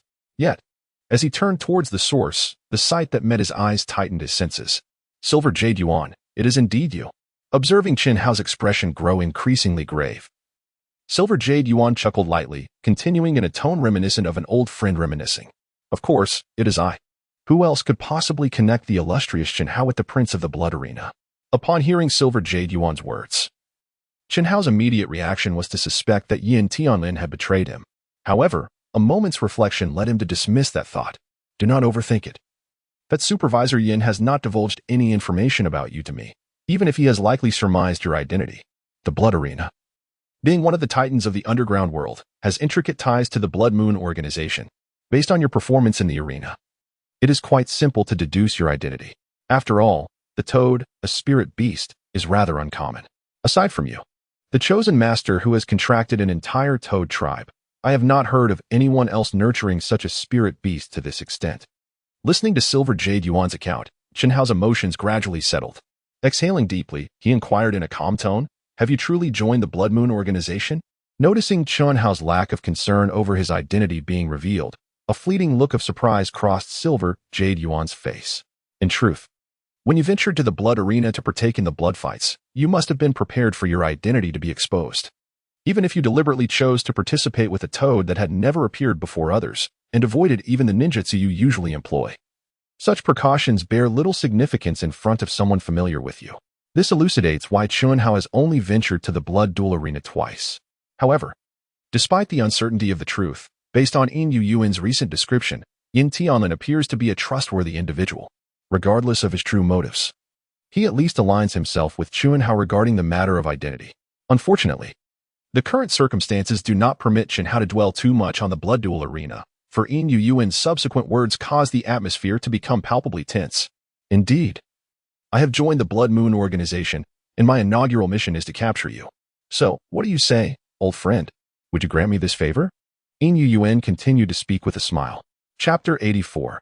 A battle of equal strength. Does Tang Minjing truly hold such significance for you, or do you harbor other grievances? Ignoring Yin Yuan's jests, Chen Hao voiced his deepest confusion. Upon hearing this, the smile on Yin Yuan's face gradually faded, only to re-emerge moments later. Who knows? However, this matter bears no relevance to what I intend to accomplish today. As he spoke, Yin Yuan's aura began to surge dramatically. Speaking of which, we have yet to truly engage in combat, and I suspect you would be reluctant to assist me, your old friend. Thus, let us see the truth of our abilities on the battlefield. No sooner had he finished speaking than Yin Yuan traced an enigmatic arc with his hands, summoning the formidable and imposing form of the Evernight Dragon once again before Chen Hao. Observing this, Chen Hao did not hesitate, swiftly forming hand seals as the massive figure of Wentai materialized beneath him. Chen Hao himself had already bent forward, poised for battle. Water Release, Iron Cannonball, Dark Dragon Strike. In unison, Wentai and the Evernight Dragon unleashed their spiritual techniques. After a brief exchange of probing attacks, they swiftly closed the distance and engaged one another. At the moment the two summoned beasts initiated their assaults, as if responding to an unseen cue, Chen Hao leaped from Wentai's head. His hands moved rapidly, and a torrent of high-pressure water erupted from his mouth, surging directly toward Yin Yuan's position. Water Release, Water Chaos Wave. In the face of Chen Hao's onslaught, Yin Yuan merely pressed his lips together. Such tentative attacks bore no consequence for him. With a mere gesture, a sphere of black light materialized, meeting the incoming water stream with force. Chen Hao was not surprised that Yin Yuan effortlessly deflected his attack. The purpose of his water release technique was primarily to compel Yin Yuan to move and retaliate, thereby allowing Chen Hao to prepare for subsequent ninjutsu based on Yin Yuan's actions. What he did not anticipate was that as the water chaos wave was thwarted and he began forming seals for his next strike, Yin Yuan's figure abruptly vanished from sight. When he reappeared, he was positioned less than 2 meters away from Chen Hao. Chen Hao, do not underestimate me. During this past month, you were not the only one to make progress. As the conversation unfolded, a dark longsword materialized silently in Yin Yuan's hand, swiftly slashing towards Chen Hao in the direction he charged. Is this a spatial ability? Quite troublesome indeed. Silently lamenting, Chen Hao summoned all his focus in the face of the suddenly appearing Yin Yuan, hastily retrieving a kunai forged from a special metal from his sleeve. Immediately, torrents of wind-attributed chakra surged from within Chen Hao, infusing the kunai and forming a transparent longsword. Wind release, vacuum blade, with a piercing hum. The two energy-formed swords clashed solidly before swiftly separating. You never fail to surprise me, water, fire, wind, as far as I know. You possess at least these 3 elemental techniques. What a formidable talent you have, he remarked with a smile, casting a wary glance at Chen Hao. Tightening his grip on the kunai crafted from the rewards of a training mission, Chen Hao's mind raced as he pondered how to break the deadlock. Judging by the earlier exchange, Yin Yuan, who had mastered spatial abilities, would not allow him to easily form seals for ninjutsu, relying solely on physical attacks. Chen Hao lacked the confidence to overpower Yin Yuan. It is worth noting that Yin Yuan's summoning beast was a dragon-like creature, which inherently granted a significant boost to beast tamers, far exceeding that of other summoned beasts. Even though Chen Hao was not lacking in physical prowess, he realized that defeating Yin Yuan in a short span was unfeasible. Had I known, I would have practiced the 8 gates of Duanjia or other physical techniques. At the very least, mastering a few illusion techniques would have proven crucial at this moment. Regretting inwardly, Chen Hao resolved to address his shortcomings in future training. Recognizing that relying solely on ninjutsu might not suffice in an increasingly complex combat environment, he chuckled. What are you dawdling for? If you don't unleash some genuine power, your big toad won't be able to hold up much longer. Just as Chen Hao contemplated, Yin Yuan's voice resonated once more. Concurrently with the sound, a dark energy sword imbued with a chilling aura surged towards Chen Hao. Once again, he used the kunai infused with wind chakra to deflect Yin Yuan's energy sword, casting a glance at another battlefield where 2 summoned beasts were locked in fierce combat. From the current situation, Wen Tai and the Eternal Night Dragon were embroiled in a stalemate. However, the keen-eyed Chen Hao observed that Wen Tai's attacks inflicted minimal damage on the Eternal Night Dragon. The dragon's naturally robust physique, combined with its peculiar dark and spatial dual attributes, rendered most of Wen Tai's assaults ineffective. Furthermore, due to its massive size, Wen Tai struggled to cope with the elusive attacks of the Eternal Night Dragon. Coupled with the debilitation from dark attribute techniques, Wen Tai was finding it increasingly arduous to manage the confrontation. Although both were of epic quality, it was evident that the Eternal Night Dragon surpassed Wen Tai in caliber. At least in terms of capabilities, a clear counterbalance existed between the two. Realizing this, Chen Hao understood that he could no longer hesitate if he continued to procrastinate. And if Wen Tai were to fall, he would be left without any other spirit beasts capable of contending with the formidable Evernight Xianglong. With a decisive snap, he wielded his kunai to fiercely deflect the energy sword of Yin Yuan, rapidly retreating. Meanwhile, swiftly retracting the kunai into his sleeve, Chen Hao began to form hand seals with great urgency. Observing this, a faint smile crept across Yin Yuan's face as he hastened his steps, intent on interrupting Chen Hao's seals before they could be completed. With a resounding bang, a thick plume of white smoke enveloped the battlefield, revealing the form of the toad Gina, barely smaller than Wen Tai. Due to the familiarity with his summoning technique, Chen Hao managed to summon Gina just before Yin Yuan's attack could reach him.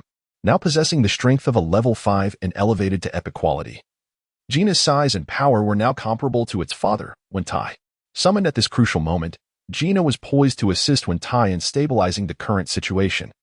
After a brief assessment of the battlefield, without needing further instructions from Chen Hao, Gina charged towards the Evernight Xianglong while simultaneously forming seals with its webbed hands.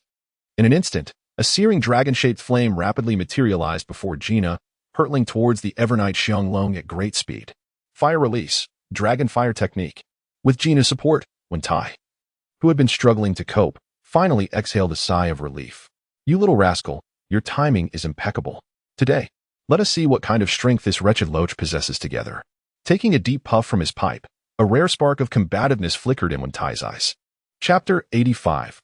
Unmastered Ninja Techniques. Moments later, bursts of red, blue, and black light erupted across the battlefield. The shockwaves from the battle of the three epic spirit beasts forcing both Chen Hao and Yin Yuan to retreat. Chen Hao, you've been quite secretive. Having two epic-quality spirit beasts at your disposal. It seems you didn't take the previous trials seriously, Yin Yuan remarked, maintaining a cheerful demeanor. Yet his eyes betrayed a hint of astonishment, without clarifying that Gina had only recently ascended to epic quality. Chen Hao's mind was solely occupied with one thought. Dragon-type spirit beasts are indeed powerful. Indeed, the battle of the three spirit beasts left Chen Hao utterly astounded. Despite Yin Yuan's claims of Chen Hao's hidden depths, he himself had also concealed his true strength. It was not until this moment, facing two epic spirit beasts, that the Evernight Xianglong revealed the true ferocity of dragon-type spirit beasts. As the high-level ninjutsu unleashed by Gina and Wentai struck the massive form of the Evernight Xianglong, it merely left shallow imprints on the hardened dragon scales, proving ineffective in making any substantial impact on the Xianglong's combat prowess.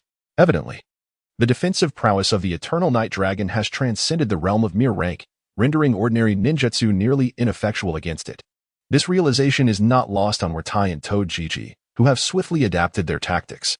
They now primarily rely on their sharp blades, complemented by lower-tier ninjutsu to create diversions, in hopes of discovering an opportunity to unleash a powerful jutsu that could decisively turn the tide in their favor.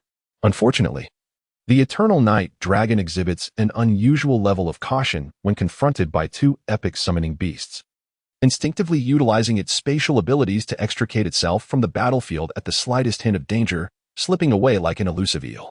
Thus, even though Wentai and Toad Gigi have managed to seize a degree of initiative in the battle, they remain unable to subdue the Eternal Night Dragon in the short term. Realizing this, Chen Hao understands that the only viable point of engagement for a successful escape lies with Yin Yuan. With this thought in mind, he turns back without hesitation, grasping his kunai once more and charging towards Yin Yuan, who has been observing him intently. As Chen Hao approaches, Yin Yuan greets him with a slight smile, wielding a dark energy sword, and they engage in combat. Chen Hao, I advise you not to waste your efforts, Yin Yuan remarks, parrying Chen Hao's strikes. I am well aware of your weaknesses. Without a summoning beast or other assistance to shield you, you lack the time to gather the energy necessary for your powerful techniques. I will not grant you that opportunity.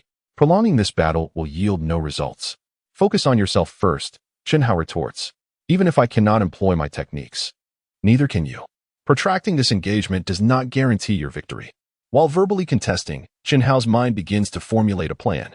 Since he is unable to condense his mystical arts at the moment, his only path to gaining the upper hand in this battle is to rely on that particular technique.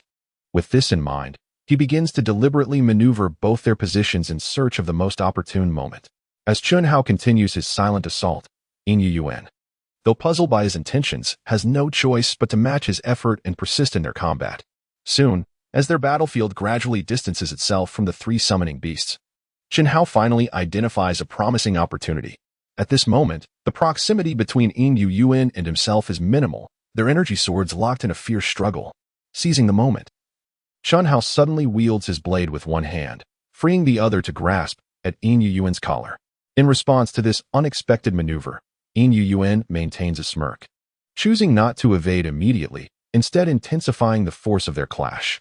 In an instant, Chen Hao, wielding his blade with one hand, finds himself unable to withstand Yin Yuan's overwhelming strength, causing his kunai to be sent flying. Fortunately, capitalizing on this brief moment of close combat, Chen Hao successfully seizes Yin Yuan, narrowly evading the dark sword in her grasp as he pivots his body. With a missed strike, Yin Yuan remained unperturbed, instead chuckling as he said, "Haha, Chen Hao, what kind of tactic is this? Do you intend to engage in hand-to-hand combat with me? I doubt you'd fare well in a wrestling match." Before Yin Yuan could finish his teasing remarks, a violent wave of energy surged beside him, instantly heightening his alertness. At that moment, Chen Hao's right hand was liberated from the kunai that had been deflected, and though it should have been empty, it now grasped a rapidly spinning energy sphere. S-Class Ninjutsu, Spiral Sphere. As Chen Hao approached the pinnacle of the fusion spirit realm and had nearly mastered all practical ninjutsu below the S-Class, he began to cultivate the Spiral Sphere technique. This signature ninjutsu, integral to the original narrative, is distinguished by its requirement of no hand seals and its remarkable versatility, which allows for the development of even more powerful techniques. Chen Hao is acutely aware of the shortcomings of both ninjutsu and sage arts. Thus, when preparing to delve into higher-tier ninjutsu, his first choice was the spiral sphere, aiming to compensate for his weaknesses as much as possible. Unfortunately, whether due to a lack of talent or an inability to break through the master realm, his training with the spiral sphere had not progressed smoothly. Even now, he could not fully master this technique. Each use not only fell short of its maximum potential, but also inflicted some damage upon his own palm. However, facing Yin Yuan today, he had no choice but to deploy this incomplete technique, hoping to secure victory through an element of surprise. Chen Hao's plan was indeed flawless. Yin Yuan, ensnared by Chen Hao's left hand, had no time to escape and could only watch helplessly as the ferocious energy sphere struck his body. Yet, just as Chen Hao pressed the spiral sphere against Yin Yuan, his pupils constricted, an unsettling sensation flooding his mind. Suddenly, to his astonishment, Yin Yuan, who should have been severely injured by the spiral sphere, vanished from sight, leaving only a pool of blood where he had stood. Once again, the ability to manipulate space. Damn it! Chen Hao swiftly retracted the spiral sphere, his senses heightened as he began to search for Yin Yuan's presence. Moments later, in a nearby clearing, Yin Yuan reappeared. Though now a charred mark marred his abdomen, and blood trickled from the corner of his mouth, clearly indicating that Chen Hao's earlier attack had inflicted significant damage. Such instantaneous spiritual techniques you possess, Chen Hao. You truly have quite a few trump cards, Yin Yuan remarked, his earlier smile replaced with a look of palpable wariness. Seeing Yin Yuan re-emerge, Chen Hao, driven by the momentum of his assault, immediately began forming hand seals, eager to conclude the battle. However, at that moment, Yin Yuan suddenly spoke. All right, let's call it a day. You may leave now. Chapter 86. Return to the City of Darkness upon hearing the words of Yin Yuan. Chen Hao's hand seals faltered, and he regarded Yin Yuan with a wary gaze from a distance. Enough of that look. I concede that I underestimated your strength. Given your current combat prowess, I am unable to capture you, and thus I surrender. Observing Yin Yuan's nonchalant demeanor, Chen Hao found himself perplexed. In his memory, Yin Yuan was not someone who would abandon pursuits halfway. Previously, he had resolutely vowed to take Chen Hao to the Blood Moon organization, yet now, before the battle had reached a conclusion, he so readily relinquished his intentions. This left Chen Hao bewildered about what truly occupied Yin Yuan's thoughts. As for the notion that Yin Yuan feared defeat at Chen Hao's hands, Chen Hao dismissed it, despite having gained a slight advantage through his spiral sphere technique. He did not believe that Yin Yuan lacked other hidden cards. Noticing Chen Hao's lingering skepticism, Yin Yuan raised his hands in a gesture of defeat and sincerely explained. I genuinely have no choice. Although it appears I wield spatial power, the ability to teleport is something I can hardly employ more than a few times in quick succession. I trust you understand. Upon hearing this, a look of realization swept across Chen Hao's face. While he believed that Yin Yuan was truthful in this matter, he had no intention of further entangling himself in the situation. Since Yin Yuan did not plan to trouble him any longer, he welcomed the respite. Regarding the matter of bringing Yin Yuan back to the City of Darkness and extracting him from the Blood Moon organization, Chen Hao felt it was not his concern. His sole responsibility was to relay Yin Yuan's information back to the Night Legion. What measures the Legion would take thereafter was beyond his contemplation. With this thought, Chen Hao formed hand seals to dispel the summoning of the toads, Gigi, and Werntai. Though I do not understand your choice, I hope you do not come to regret it. With that, he turned swiftly and dashed towards the direction of the City of Darkness, leaving Yin Yuan standing alone. I shall not regret it, and I have faith in you and your father. You will undoubtedly succeed in stopping him. Yin Yuan murmured softly as he retracted the smile from his face, watching Chen Hao's retreating silhouette. Just as Chen Hao's figure faded from Yin Yuan's sight, three youths clad in black robes gradually approached him from a distance. Lord Saint, why did you not allow us to join in the fray? In the recent stalemate, with our combined efforts, capturing Chen Hao should have been a straightforward task. Were Chen Hao present, he would undoubtedly be astonished. For the three youths conversing with Yin Yuan were none other than his former teammates, Qin Yi, Luo Xiaojin, and Tong Yulan. However, the trio was now markedly different from their earlier selves in the City of Darkness, though their appearances had not significantly changed. The frenzied and bloodthirsty aura surrounding them rendered them almost unrecognizable. Are you instructing me on how to act? The gentle demeanor that typically adorned Yin Yuan's face was nowhere to be seen. Instead, It was clouded with frost, and his tone radiated both authority and arrogance. What can you three useless individuals accomplish in battle? Surely, you haven't forgotten that Chen Hao possesses far more than just these two spirit beasts? The reason he refrains from summoning the other legendary spirit beasts is that he understands the futility of such actions in our conflict against you. It is unnecessary for Chen Hao to intervene. Merely a few of his legendary spirit beasts suffice. At these condescending words from Yin Yuan, Qin Yi and his companions could not help but lower their heads. In that moment, their yearning for power intensified. With a lingering glance at the three former comrades, Yin Yuan felt a twinge of regret. The allies with whom he once fought side by side had vanished, leaving only three individuals transformed into beasts utterly lost in their pursuit of strength. In truth, Yin Yuan, much like Chen Hao, harbored a semblance of guilt towards his former teammates. Had it not been for their insistence on undertaking that perilous mission, coupled with the attention drawn from the Blood Moon organization, these three would not have met such a tragic fate. Thus, upon joining the Blood Moon organization, Yin Yuan promptly requested that the three be placed under his command, a move that could be seen as a means to salvage their lives.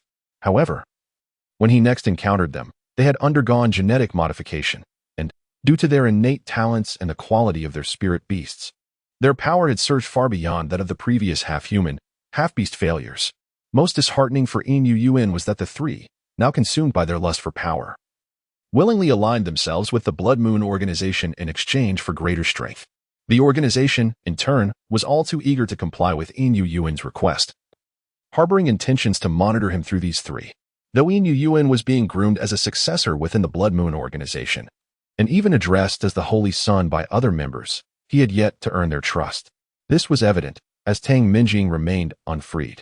According to their accord, Tang Minjing would only be released upon the fulfillment of two promises by Yin Yuan. Until then, the Blood Moon had assured no harm would befall her. Casting aside the tumult of thoughts swirling in his mind, Yin Yuan glanced once more in the direction Chen Hao had departed, and remarked coolly, "Let us proceed. Our mission has failed. Upon his return, the Night Legion will undoubtedly take action, and we must temporarily evade scrutiny." With that, he disregarded the three behind him and set forth towards the border. That night, within the residence of Pei Chang'an in Night City, Chen Hao, freshly returned, sought out Pei Chang'an immediately, recounting in detail his encounter with Yin Yuan. After listening to Chen Hao's account, Pei Chang'an fell into a prolonged silence. Until more than 10 minutes later, when Pei Chang'an noticed Chen Hao silently sitting on the sofa awaiting his return, he finally reacted. With a hint of apology, he said, "I'm sorry, I'm still struggling to accept this reality. Nevertheless, since the situation has unfolded, we must find a way to resolve it." Pausing for a brief moment, Pei Chang'an then picked up a token from the desk behind him and handed it to Chen Hao. "Here, I need to report the situation you just described to my superiors. As for whether we will require your assistance in the future, we will consult with you then. For now, you may take this token to the task hall to register the completion of your task and claim your reward." After speaking, Pei Chang'an fell into deep contemplation once again, ignoring Chen Hao, who had accepted the token. Chapter 87, The Final Assessment. An hour later, within the confines of Chen Hao's room in the dormitory square, he gazed at the several rolls of sealing scrolls placed beside his bed, continually reflecting on the harvest from his recent outing. Among the scrolls before him were various attributes and qualities of nurturing materials, most of which had been exchanged from the blood arena, with some being rewards from this mission. Although the outing yielded significant rewards, it also exposed numerous issues. At least a visit to the blood arena was currently out of the question. Shaking his head slightly, Chen Hao pondered silently. Given that Yin Yuan was able to uncover his identity, it was likely that his participation in the blood arena could no longer remain concealed. Without a viable means to hide his identity, the risks of returning to the blood arena were too great. The best solution would be to break through to the Master Realm. With the assistance of a second soul contract beast and transformation techniques, concealing his identity in a short span should not pose a problem. However, this hinged on the trustworthiness of Supervisor Yen. As he continued to deliberate, Chen Hao analyzed Yin Tianlin's reliability. Relying on others always carries the potential for error. It would be wiser for him to possess a safeguard of his own, enabling him to respond effectively in the face of danger. In this train of thought, Chen Hao recalled the spatial attribute ability that Yin Yuan had utilized to evade his attack. It is noteworthy that within the realm of Naruto, various ninjutsu also encompass spatial attributes, the most iconic being the fourth Hokage's Flying Thunder God technique and Uchiha Obito's Kamui, linked to his Mangeki Sharingan. While Chen Hao had no opportunity to acquire the ninjutsu associated with the Mangekyo Sharingan, he might have a chance at learning the Flying Thunder God technique. Although whether he could master it remained a significant question. With this in mind, Chen Hao resolved that during his next visit to Myobokusan, he would certainly inquire with Sage Shinzaku about the existence of a legacy for the Konoha Flying Thunder God technique. Thus, my foremost priority now is to break through to the Master Realm, followed closely by attempting to learn the Flying Thunder God technique, ensuring my position remains unassailable. Whispering softly, Chen Hao simultaneously grasped the sealing scroll before him, extracting a multitude of nurturing materials to absorb into the cultivation space. The first to be utilized were fire attribute nurturing materials, due to the dual elemental nature of the frog spirit, which possessed both water and fire attributes. The two epic-grade nurturing materials previously obtained from the three-headed King Kong had been entirely devoted to the cultivation of the frog spirit. This dedication had enabled it to achieve the remarkable feat of breaking through to the 5th stage of the general level in such a short span of time. With a further investment of several legendary-grade fire attribute nurturing materials, the ratio of the frog spirit's breakthrough was once again enhanced, bringing the day of its ascension to the 10th stage of the general level within reach. In addition, Chen Hao also infused a significant amount of Lord-level wind attribute nurturing materials into the cultivation space of the frog spirit. Previously, in the blood combat arena, to conceal the existence of his other summoned beasts, Chen Hao had exchanged for a substantial quantity of wind attribute nurturing materials. As for nurturing materials of other attributes, he had only exchanged for a minimal amount under the pretense of preparing for a breakthrough to the master level. Consequently, continuing the cultivation of the frog spirit emerged as the most expedient choice for swiftly transcending to the master level. Soon, after investing 20 Lord-level nurturing materials into the frog spirit's cultivation space, Chen Hao retracted the remaining materials back into the sealing scroll. At present, he possessed only 2 cultivation spaces. However, upon breaking through to the master level, barring any unforeseen circumstances, the system would likely enhance the number of available cultivation spaces, rendering those other attribute nurturing materials invaluable.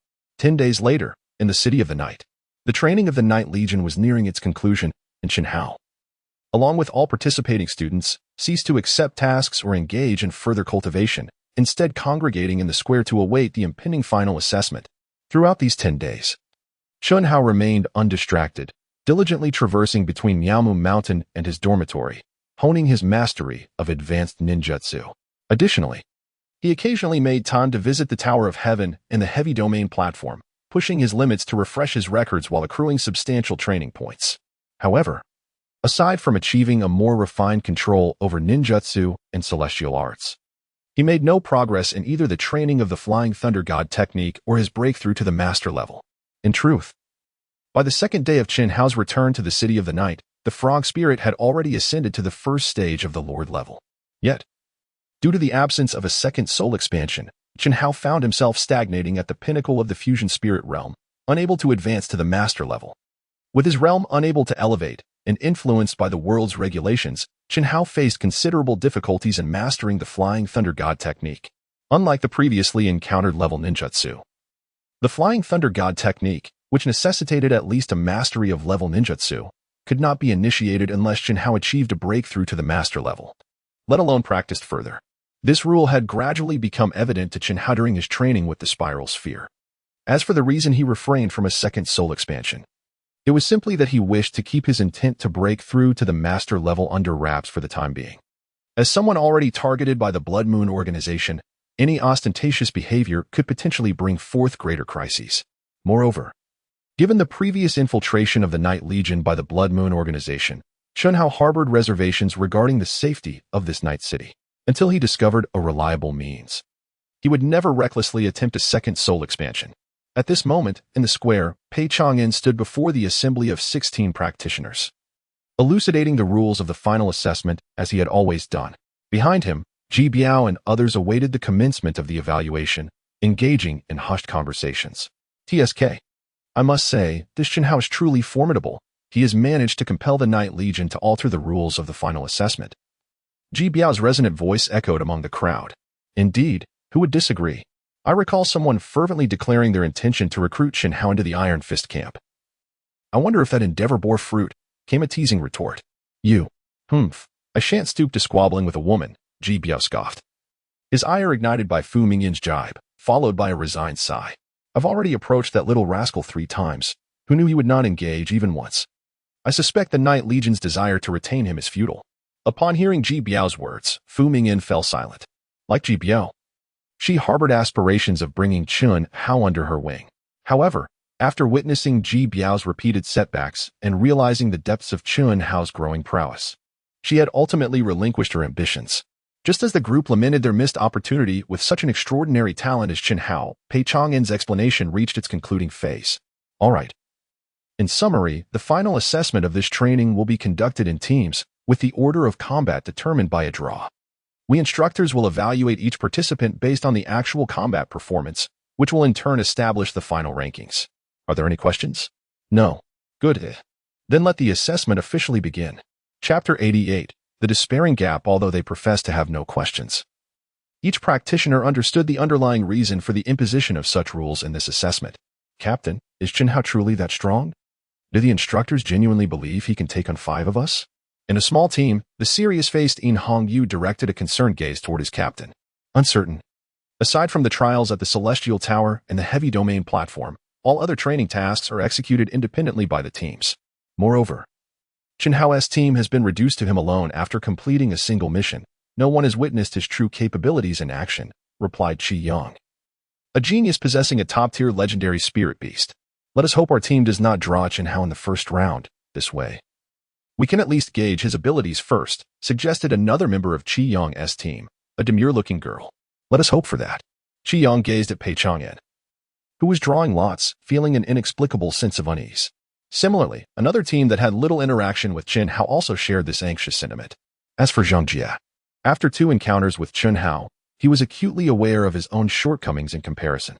However, due to Chun Hao's failure to summon his spirit beast, Zhang Jie felt a newfound confidence in his team's chances of victory. Thus, amidst the varied thoughts of the 3 teams, Pei Chang'an finally determined the order of participation for this team battle. The draw concluded with Chun Hao's team matched against Qi Yang's team in the first round, while Zhang Jie's team would face off against Shen Jian's.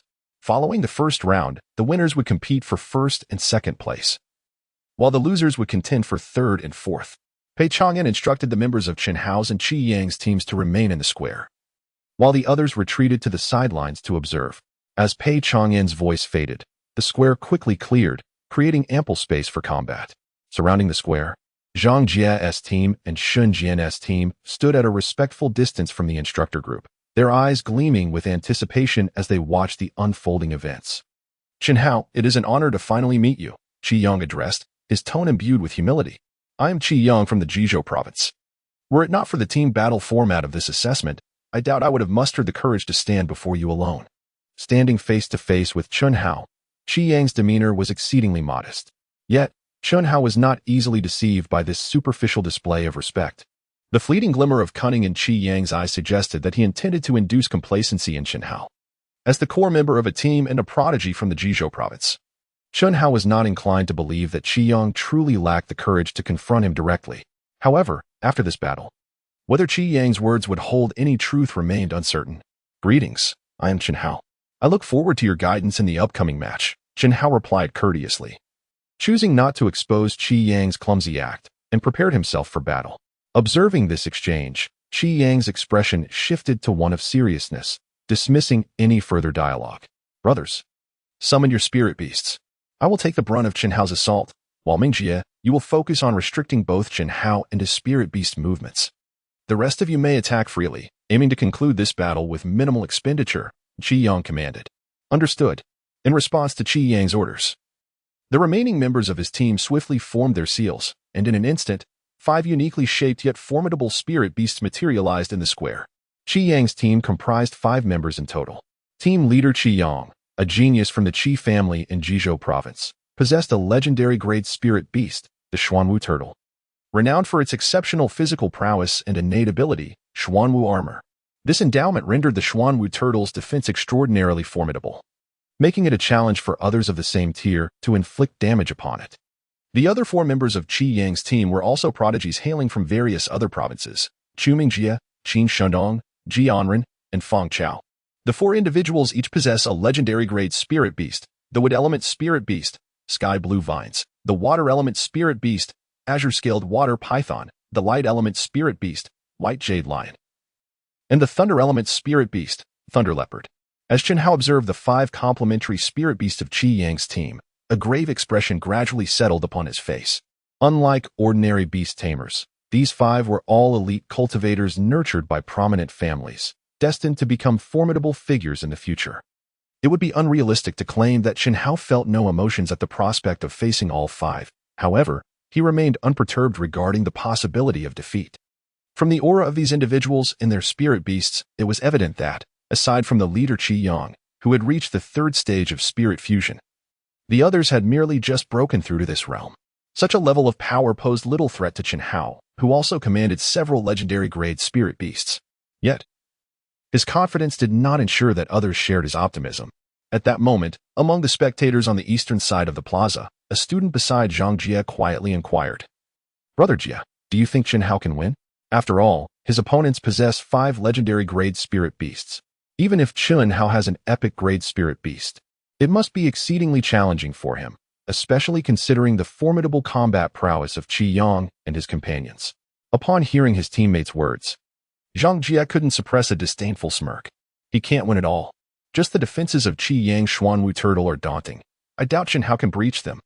Not to mention the other members are equally formidable: Sky Blue Vine's control, White Jade Lion's healing, alongside Thunder Leopard's speed and Azure-scaled Water Python's strength.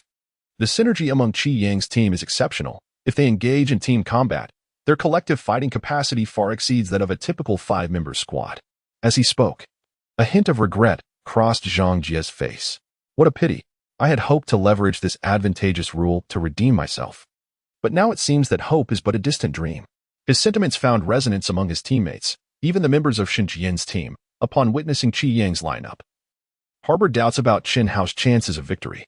Despite being a genius, how could Chen Hao possibly outpace them by such a margin? However, the ensuing scene left everyone present acutely aware of the stark disparity between the two sides. In the face of the impending assault from Qi Yang's team, Chen Hao hesitated no longer. With swift hand seals, a billowing cloud of white smoke enveloped the entire plaza. Moments later, as the smoke dissipated, a colossal orange frog emerged at the center of the square, atop which a serene young man could be discerned. Indeed, it was Chen Hao alongside the frog, Ji. Moreover, behind the duo, for additional legendary-grade spirit beasts Frog Liang, Frog Long, Frog Jian, and Frog Guang materialized, leaving all present momentarily entranced. An epic tale for legends. At least in terms of quality, Chen Hao triumphs over the Qi Yang team. Chapter 89. Dividing the battlefield. The sky was clear and the sun blazed high. On the training square of Dark Knight City, all eyes were riveted on the fierce combat unfolding before them. So much so that even the glaring sunlight failed to make them blink. At this moment, the Qi Yang team, fully prepared for battle, felt a jolt of surprise upon witnessing Chen Hao summon 5 spirit beasts in one breath. They could surmise that the quality of Chen Hao's spirit beast was undoubtedly high, yet they were astonished by their sheer number. It is known that the simultaneous summoning of multiple spirit beasts is the privilege of those above the master realm. Even the chosen masters, constrained by the limitations of their mental strength, cannot control several spirit beasts in combat prior to reaching the master realm. What sort of enigma is Chen Hao? Everyone be cautious. This lad is proving to be more formidable than we anticipated. Let us coordinate diligently and ensure he does not have the opportunity to defeat us one by one, Qi Yang advised solemnly after a brief moment of shock. Rest assured, Captain. We are well aware, the team members replied, providing Qi Yang with a measure of comfort. However, the concerns he harbored were not lost on Chen Hao. Confronted by 5 spirit beasts with complementary abilities, Chen Hao had already devised a battle plan long before summoning the toads. Following a series of intricate hand seals, the ground of the square began to tremble violently. Subsequently, the earth surrounding the 5 spirit beasts began to crack, intertwining in an up and down motion to form relatively independent zones. Earth Escape, Groundquake Core. As a form of Earth Escape ninjutsu, the primary function of the Groundquake Core was to divide the battlefield, allowing the elevation and depression of the ground to segment the surrounding environment into distinct areas. Seeing his companions isolated by thick stone walls, Qi Yang quickly grasped Chen Hao's intentions. Quick! Everyone, leap out of the pits immediately. We must not act alone. Unfortunately, his warning came too late. The stone walls formed merely from the soil could not completely hinder the legendary quality spirit beasts that had already reached the pinnacle of their power. Earth Escape, Yellow Spring Marsh. With a low exclamation from Chun Hao, the spirit beasts isolated in different zones suddenly found their footing impeded, as the once firm ground transformed into a muddy swamp, momentarily restricting their movement. Green Skyvine, Entangle. In the face of unfavorable circumstances, the first to act was Chu Mingjie from the Qiang team. As a rare beast master who had contracted with plant-type spirit beasts, her greatest contribution on the battlefield was her ability to control the situation. As the verdant green sky vine rapidly grew and spread across the square, its resilient tendrils swiftly coiled around the waist of the other 4 spirit beasts, attempting to pull them out of the mire and regroup them once more. Well done. Observing Chu Mingjie's swift adaptation, the members of the Qiyang team could not help but exclaim in admiration. However, before they could relish their moment of joy, 5 colossal toad figures swiftly entered the battlefield, charging towards the 5 summoned beasts ensnared in the mire. Crack! Crack! A dazzling flash of blades illuminated the scene as the azure vines that had ensnared the other summoned beasts were severed in an instant. Despite Chu Mingjie's composed attempt to rescue the situation, it ultimately failed to achieve the desired effect. With the 5 summoned beasts seizing the fleeting opportunity to engage, the battle fell entirely under Chun Hao's control. Toad Ji wielded his long blade, leveraging his epic-grade prowess to confront the mightiest member of Qi Yang's team, the Xuanwu tortoise. Simultaneously, Toad Liang, endowed with wind-based chakra, faced off against the thunder leopard, its natural adversary. Toad Jian, possessing earth-based chakra and formidable defenses, stood opposite the water-affiliated azure-scaled python. As for the remaining 2 battlefields, Toad Guang, utilizing his dual-wielding technique, firmly suppressed the azure vine, while Toad Longs, benefiting from a significant advantage in cultivation level, held back the white jade lion. In that moment, orchestrated by Chun Hao's meticulous strategy, all 5 battlefields erupted into fierce clashes, effectively dismantling the cooperative advantage of Qi Yang's team. Meanwhile, on the sidelines, the spectators gradually regained their focus. Observing the grim expressions on the faces of Zhang Jie and Shen Jian's teams, Ma Xiaoming, familiar with Chen Hao's prowess, jovially remarked to Ji Biao, "Brother, what do you think? I told you this lad would certainly surprise them." If you ask me, Pei Laoda was overly cautious, given the current situation. It seems unlikely that even a full team could compel Chun Hao to reveal his true strength, let alone defeat him. Hearing Ma Xiaoming's somewhat boastful words, Fu Mingyan shot him a glare before countering. "Stop playing the armchair strategist here. You only mentioned that this kid has several summoned beasts of legendary quality or above, but you never said he could summon 5 at once. Moreover, it's evident that these 5 summoned beasts have all reached the pinnacle of the spirit integration realm. How could Chun Hao have progressed so rapidly?" Upon hearing this, Ma Xiaoming appeared to have just grasped the implications. He gasped in astonishment, quickly calculating, and exclaimed, "How is this possible? Just over a month ago, he was only at the 4th stage of the spirit integration realm. To break through to the pinnacle in such a short span, what kind of speed is this?" While Ji Biao and the others were still processing the information provided by Ma Xiaoming, Pei Chang'an's serious voice resonated nearby. "It may be even more than that. The summoned beast with wind-based spiritual energy exhibits an unusual aura. It's quite possible that this lad will soon break through to the mastery realm." "What?" Upon hearing Pei Chang'an's statement, Ji Biao and the others could no longer contain their astonishment, exclaiming loudly. This outburst drew the attention of Zhang Jie and Shen Jian's entire team, who, although unable to discern the precise words of the instructors, could clearly see that Chun Hao's current state was decidedly abnormal, leaving even the seasoned instructors in a state of astonishment. Without delving into the opinions of others regarding Chun Hao's prowess, it is evident that Qi Yang and his companions, presently embroiled in a fierce struggle, are becoming increasingly restless. We can no longer continue in this manner. And Rin, coordinate with Bayushir to enhance the states of the other spirit beasts. The rest of you, join me in an attempt to subdue Chun Hao. Remaining passive any longer is not an option." With these words, before others could react, Qi Yang was enveloped in swirling dark brown spiritual energy, and in an instant, his figure vanished, charging towards Chun Hao, who stood observing with hands clasped behind his back. Seeing the unfolding situation, Chu Mingjie, Feng Chao, and the others wasted no time. Leaving Ji Anren to assist Bayushir, they swiftly followed Qi Yang's lead.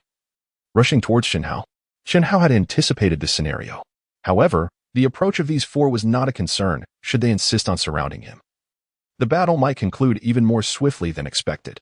As this thought crossed his mind, A subtle smile graced Chenhao's lips. He then began to move his hands with great speed, and amidst the surging chakra, his figure abruptly vanished, only to reappear as 5 identical silhouettes rapidly advancing towards Qi Yang and the others. Even Ji Anren was not spared. Shadow Clone Technique. Chapter 90. The Final Struggle in Truth. Given Chenhao's current strength, he possessed numerous alternative means to swiftly conclude the battle, such as employing the still imperfect Rasengan. Such a move, executed while the opponent remained unprepared, could result in severe injury, if not death.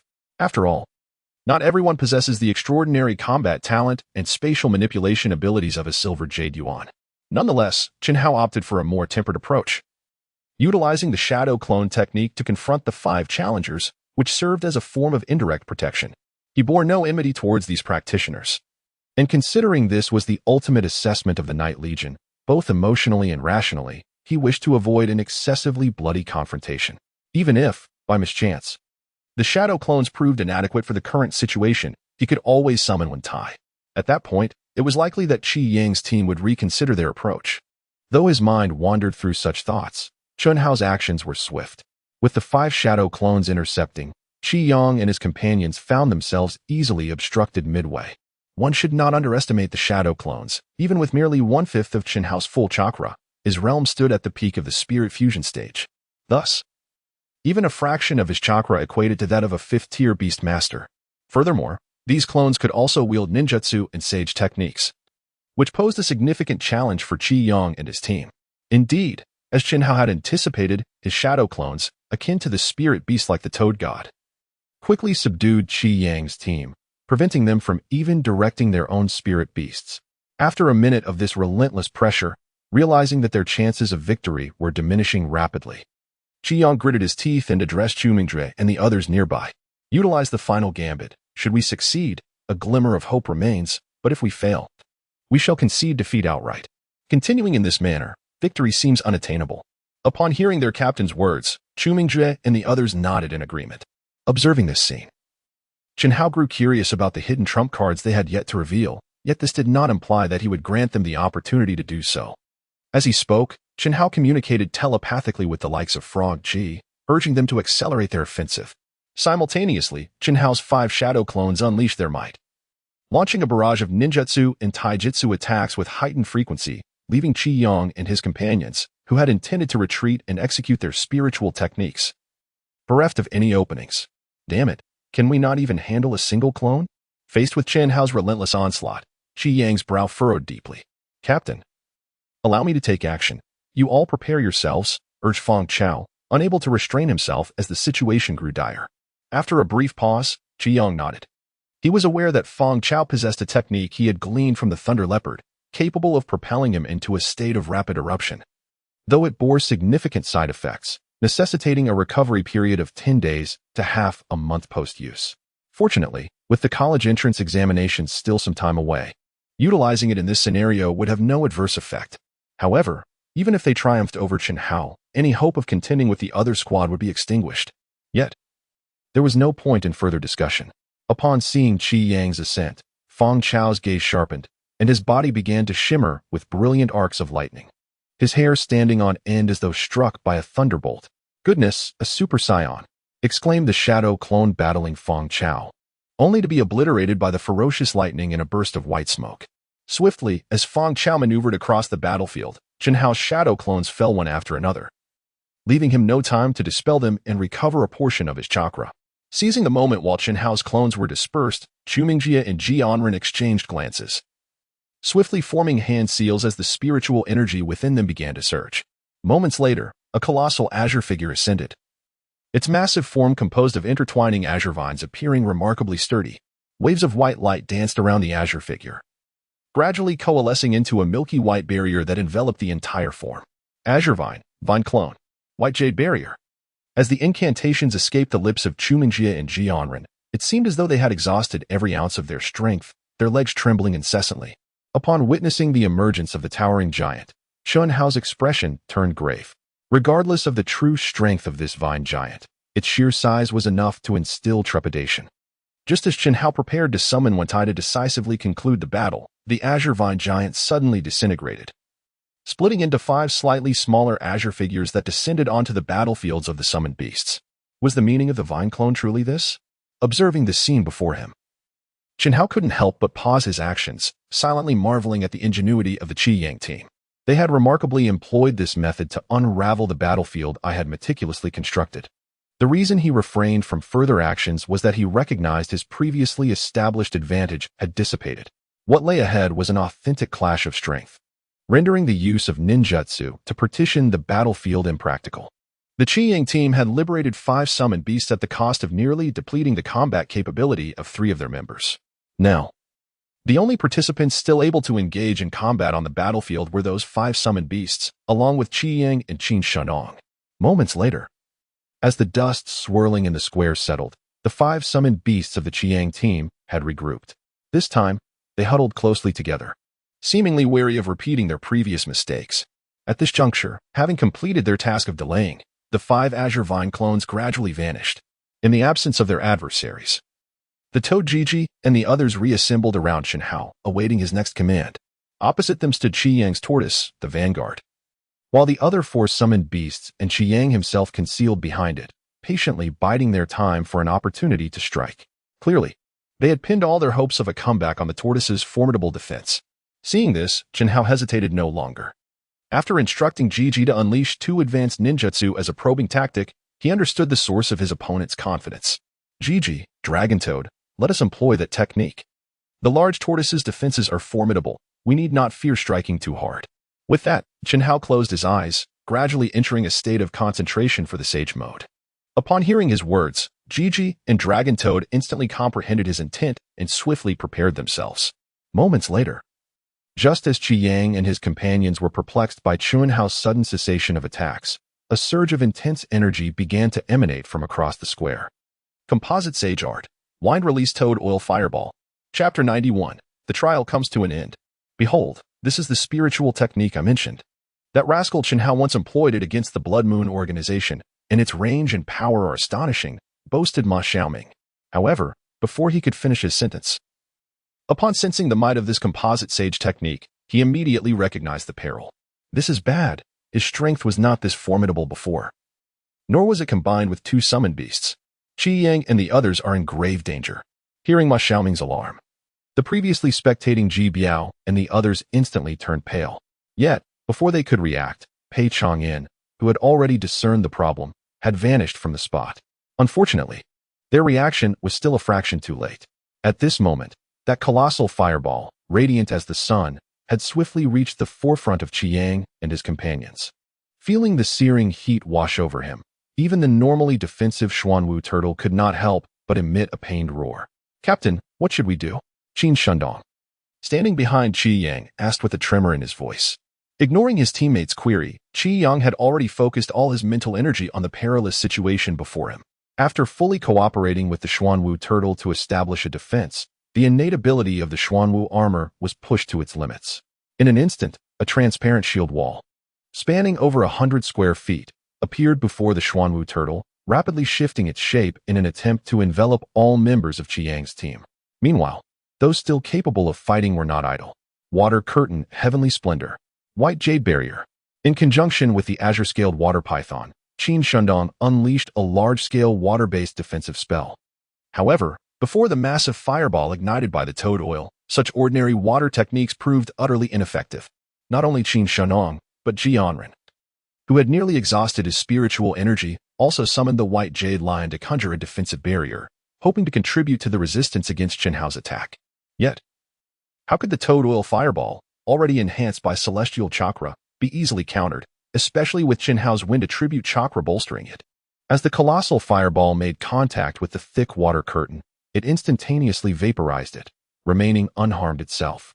Then, to the astonishment of all, the fireball shattered the milky white barrier and struck the Xuanwu turtle's armor directly.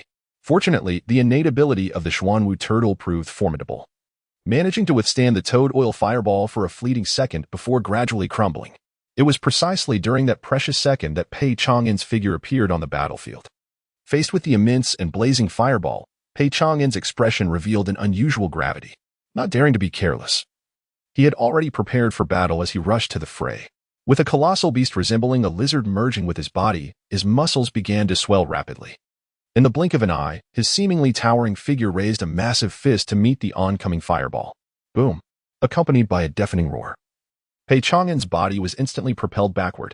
Upon closer inspection, his fists, now restored to their original state, were charred black. Thankfully, under Pei Chang'an's defiance, the enormous fireball was dispersed, leaving only scattered embers around the square, rendering the area akin to a fiery hell. Captain Pei, boss, with exclamations of concern. Ji Biao and others emerged in the center of the square, their faces etched with worry as they glanced at Pei Chang'an, who had been pushed back several meters. I'm fine. Taking a slow, deep breath, Pei Chang'an concealed his injured fists behind him, casting a cautious glance toward Chun Hao's direction before proclaiming loudly to those present. The team competition has concluded, with the victorious team being led by Chun Hao. Following this, we shall tidy up the arena before swiftly proceeding to the next match. With that, Pei Chang'an signaled to Ma Xiaoming to arrange for the cleanup of the remnants on the square, and then hastily exited, his destination unknown. It was only after Pei Chang'an's departure that the 10 practitioners from the other 2 teams began to comprehend the events that had just unfolded. Was that truly what I just witnessed? How could Chun Hao possess such formidable offensive power, capable of effortlessly breaching even the defenses of the Xuanwu turtle? Such combat prowess must surely be unrivaled even in the spirit fusion realm. It could even rival the abilities of an average beast master at the master realm. Unless one of those rare geniuses from the central continent, who possess immortal-grade spirit beasts, were to challenge him. It seems implausible for anyone else at the same level to contend with Chun Hao. Not to mention, Chun Hao himself possesses an epic-quality spirit beast. Can anyone truly assert that this is his ultimate limit? The chosen beastmasters are indeed a remarkable breed. Amidst the murmurs of speculation, a student who had just been discussing the battle with Zhang Jie timidly inquired, Brother Jie, didn't you say that Chun Hao couldn't break through the defenses of the Xuanwu turtle? However, before he could finish, he wisely chose to fall silent upon witnessing Zhang Jie's increasingly darkening expression. Half an hour later, as the square was restored to its original state, Pei Chang'an returned, having tended to his injuries, to preside over the final assessment once more. Yet, in the subsequent team competition, both Zhang Jie's team and Shen Jian's team performed rather mediocrely. The 2 teams battled for over an hour. Yet the match lacked any highlights and concluded without a victor. Even more disheartening was that the second round of the team battle never truly commenced. Aware of their own limitations, Shen Jian's team, though fortunate to have won the previous match, chose to forfeit upon facing Chun Hao. Meanwhile, in the contest for 3rd and 4th places, Qi Yang's team withdrew from the battle due to severe injuries among their members.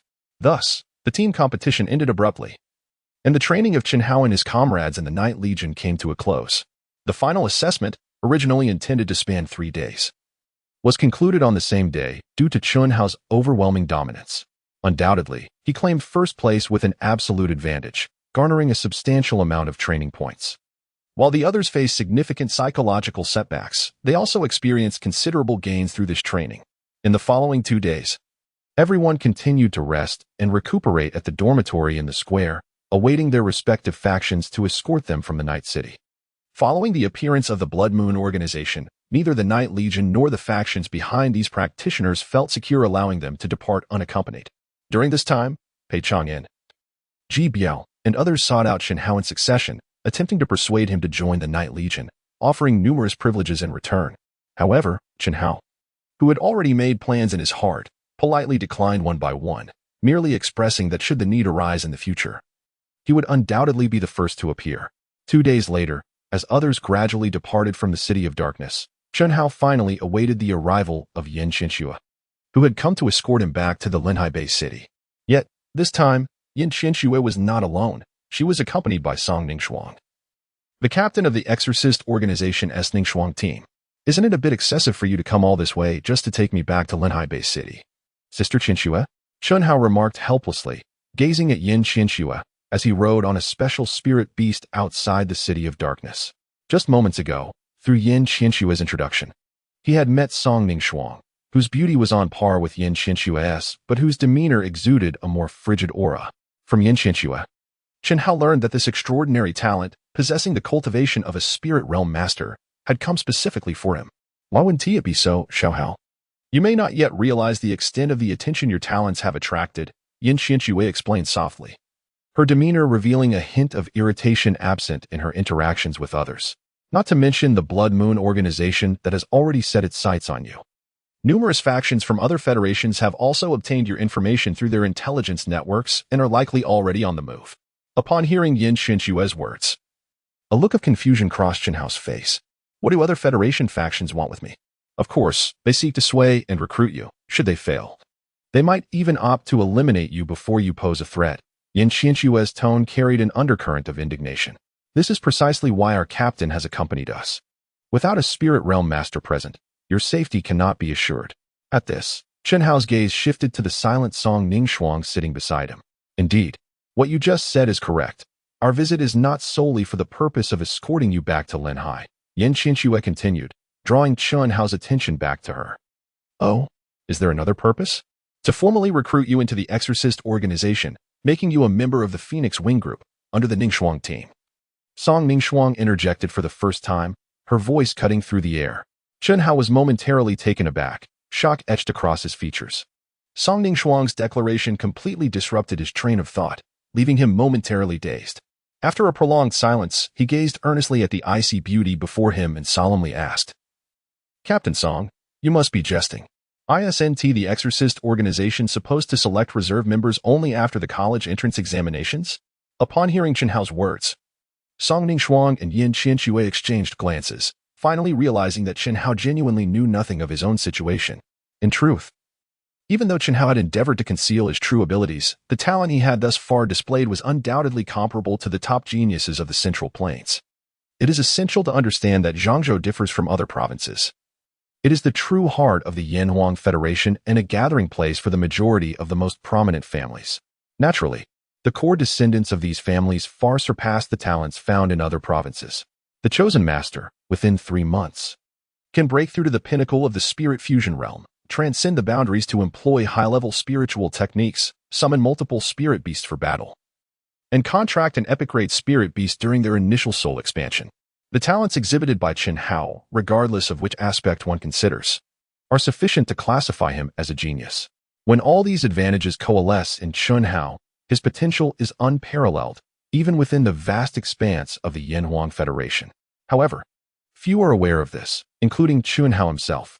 Upon hearing Yin Xinshui recount this information, Chenhao comprehended why the exorcism organization would make an exception for him. He also sensed the organization's esteem and expectations for him. After sharing this with Chenhao, Yin Xinshui observed his contemplative demeanor and couldn't help but inquire further. Little Hao, please tell me honestly, to what extent has your cultivation reached? Will you be able to break through to the master realm before the college entrance examination? At this question, Song Ningxuang, who had been silent, turned her gaze towards him as well. After a prolonged silence, Chenhao seemed to have made a resolution. I can break through at any moment. What? You can break through at any moment? Upon hearing this, even the usually stoic Song Ningxuang displayed a moment of astonishment. Chenhao's talent, manifesting this capability to break through to the master realm within 3 months, undoubtedly astonished these two women, who were also regarded as geniuses. Then why haven't you broken through yet? Do you have any reservations? After a brief moment of shock, Yin Xinshui quickly regained her composure and analyzed the reasons for Chenhao's delay in breaking through. Realizing the conversation had reached this point, Chenhao decided to no longer conceal his thoughts and briefly outlined his considerations. In truth, after sensing the sincerity of the exorcism organization, he had resolved to genuinely join their ranks. Facing these two individuals who might become his teammates and superiors in the future, Chenhao felt there was little to hide. As long as it did not pertain to the core secret of the system within his mind, he was willing to place his trust in them, for it was highly probable that he would need to rely on them in the battles to come. Upon hearing Chenhao's reasoning, a hint of admiration surfaced on the faces of Yin Xinshui and Song Ningxuang. His ability to contemplate such matters thoroughly demonstrated that he was not merely a brute with talent devoid of intellect. However, he did lack a bit of insight, which could only be rectified with time. Recognizing this, the once cold Song Ningxuang spoke again. Classmate Chenhao, since you have chosen to share this with us, may I assume you have a certain level of trust in us? Certainly, there is no doubt about that, Chenhao replied affirmatively. Well, I possess a method exquisitely suited for your needs, one that can assist you in achieving the second soul expansion breakthrough while maintaining a low profile. Upon hearing this, Chenhao's eyes instantly sparkled with curiosity, and he blurted out, what method? Observing her captain's playful banter with Chenhao, Yin Qianxue could not contain herself and burst into laughter. Haha, Chen Hao, you are simply adorable. Have you not heard of the Boundary Stone token? It is a portable tool that connects to the Spirit Boundary Stone, allowing one to perform soul expansion anywhere. Upon witnessing Yin Qianxue's reaction, Chen Hao seemed to realize that his inquiry was somewhat foolish. However, lacking familial legacy and formal education on such matters, he genuinely had no knowledge of the existence of this Boundary Stone token. Alright, Xiaoxue, please refrain from laughing.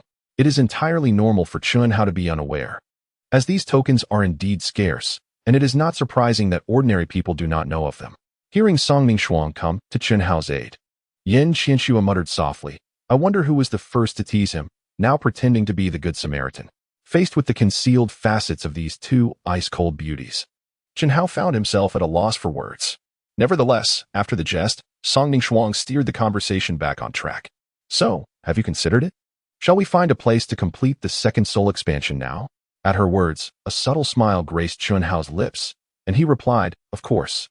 Chapter 93, Second Soul Expansion. A day later, in a deserted village not far from the coastal bay city of Lingzhou Province, Songming Shuang, observing Chen Hao's eager expression, spoke with a serious demeanor. Let us choose this location. Xiaoxue and I will provide you with protection. As she spoke, Songming Shuang gently brushed her fingers over a necklace around her neck, and instantly, a dark, ancient-looking token appeared in her hand. Here, this is the Boundary Stone token. You simply need to stand in the center of the spiritual array and, just as during your first soul expansion, communicate with the token using your spirit. Handing the token to Chen Hao while pointing to the freshly arranged spiritual array, Songming Shuang's voice resonated once more. As Chen Hao curiously examined the token, Yin Qianxue interjected, urging, Hao, hurry up. Although this place is quite remote, we cannot guarantee absolute safety. Let us expedite the process. Yes, understood, Chen Hao replied, nodding in acknowledgement.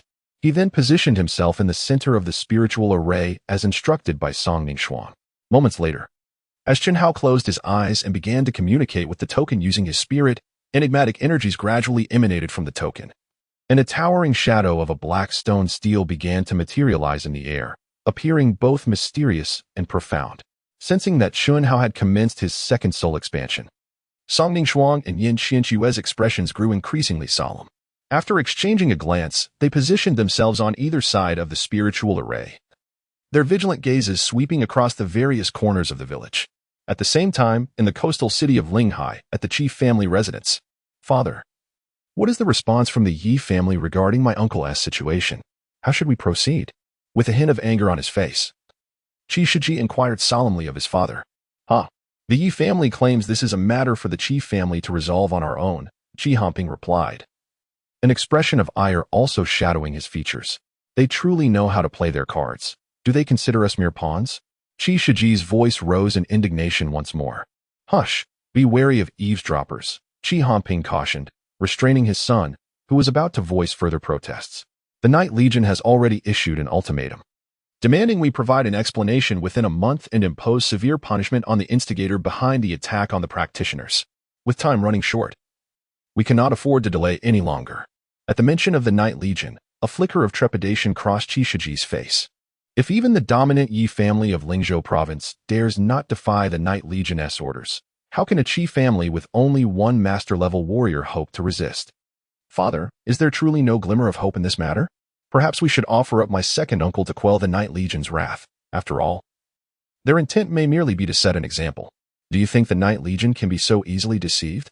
Qi Hamping scrutinized his son, whose words were both ruthless and naive, before continuing. However, to suggest a turning point is not entirely out of the question. It depends on whether we can muster the resolve. Upon hearing this, Qi Shiji's face brightened with hope. Father, please elaborate. At this critical juncture, what does our family have to lose? Blood Moon, Qi Hamping slowly uttered, observing the anticipation on his son's face. Yet, those two words doused Qi Shiji's budding excitement like a bucket of cold water, leaving him momentarily stunned. After a prolonged silence, he finally spoke, his voice trembling. Father, that would be tantamount to treason. Such a crime is beyond our family's capacity to bear. What does it matter? We have been cornered to this extent. We must seize any shred of opportunity. Otherwise, not only will we have to contend with Chen Hao's vengeance once he matures, but the Night Legion itself will become our immediate threat. As he spoke, a cunning glint appeared in Qi Hanping's eyes. Moreover, when the heavens fall, there are tall figures to bear the burden. We are not the only ones who could act in this manner. Qi Shiji's expression turned to one of shock. Father, are you suggesting the Yi family? Seeing his son grasp the implication so swiftly, Qi Hanping felt a sense of satisfaction. Indeed, the intelligence and connections of Blood Moon were provided by the Yi family. It seems they wish to drag us into this quagmire as well. Regrettably, we are left with no alternatives. But I have heard that the Blood Moon organization seldom ventures into the territory of the Flame Emperor Federation. Why such a significant mobilization this time? Qi Shiji inquired, still puzzled. That is beyond our scope of inquiry. However, based on my analysis, they are likely targeting Chen Hao. Let us not forget their habitual modus operandi. Currently, Chen Hao is making quite a stir in the Night Legion, inevitably drawing their attention. I have also heard that they seem to have already taken action. Upon hearing this, Qi Shiji appeared to have finally made a resolute decision. Casting a fierce glance at his father. Father, what should we do? Observe the situation and act in due course, came the response. As the corridor lights flickered, the voices of the Qi father and son grew increasingly faint. Meanwhile, as the tides of change swirled within the coastal base city, Chen Hao's second soul expansion reached a critical juncture in an abandoned village outside the city. Captain, what kind of spirit beast do you think Chen Hao will contract during his second soul expansion? As the soul expansion ceremony approached its climax, Yin Qianque and Song Ningxuang found themselves standing together.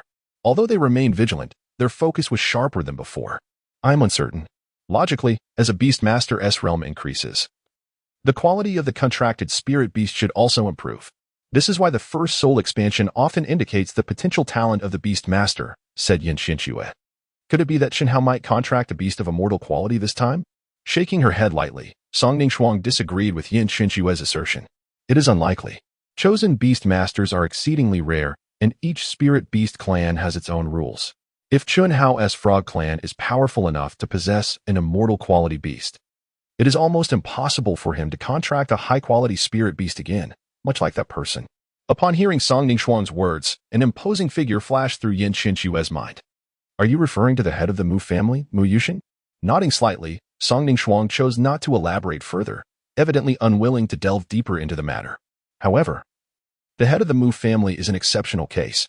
Historically, a clan possessing only a single spirit beast, such as the Hellhound, which is extremely exclusive and forbids beast masters from contracting other spirit beasts, has occurred only once. That is why I said if. It ultimately depends on the strength and characteristics of that frog clan. All right, these are matters beyond our prediction. We still, before Song Ningxuang could finish her thought. A sudden change occurred with Chen Hao. The already overcast sky erupted with thunder and lightning. From the heavens, a golden lightning bolt streaked through the clouds, and a scroll, akin to the one from Chen Hao's first soul expansion, floated down from the rifts in the clouds, slowly moving towards him. How is this possible? Another spirit contract scroll. Chapter 94. System upgrade. At Song Ningxuang's exclamation, Yin Qianque noticed Chen Hao's unusual state. Yet, before she could utter a word, Chen Hao began to act once more. With his eyes tightly shut, he seemed to sense something beyond the realm. After placing his left thumb in his mouth and biting down, runes drawn from his blood appeared on the scroll unfurled before him. After a brief moment, Chen Hao, having completed the contract, gradually regained his composure, and the scroll seemed to vanish as if it had never existed, disappearing before the eyes of the two women in the blink of an eye. It was indeed a successful contract. In the several hundred years since the inception of the spirit summoning cultivation system, no one had ever managed to contract two spirit beast clans simultaneously. Murmuring to herself, Yin Qianque's jaw dropped wide enough to accommodate a light bulb. This was impossible. Spirit beast clans were notoriously proud and exclusionary. How could they permit their contract holder to form a bond with other spirit beast clans? Soaring ahead of Yin Qianque in realization, Song Ningxuang began to analyze calmly. Could it be that these two spirit beast clans had an exceptionally close connection themselves? Truly, a genius who had reached the spirit master realm at such a young age, Song Ningxuang's mind was sufficiently expansive and agile, her conjecture drawing her closer to the truth. However, setting aside what the two women were contemplating at this moment, Chen Hao, having just completed the contract, naturally sat cross-legged, beginning to sort through the changes he experienced after breaking through to the master realm. As he had anticipated, the spirit beast clan he had contracted for the second time was indeed one of the three sacred lands, specifically the Dragon Cave, which primarily focused on spiritual power. Yet, considering the proximity of this place to the coastal base city, where passers-by might be present, Chen Hao refrained from summoning any serpents from the Dragon Cave, wishing to avoid drawing attention. Beyond the spirit beast he had contracted, Chen Hao was primarily concerned with the changes in the system within his mind. Thus, the first thing he did after completing the soul contract was to immerse his consciousness in his mind, observing the alterations within the cultivation space. Ding! Congratulations, host, on successfully breaking through to the Master Realm. The number of automatic cultivation spaces is now 1, and the ninjutsu training synchronization function has been activated. The increase in the number of cultivation spaces was not surprising to Chen Hao. However, the so-called ninjutsu training synchronization function piqued his interest. As if anticipating his confusion, the system provided an explanation without him needing to ask.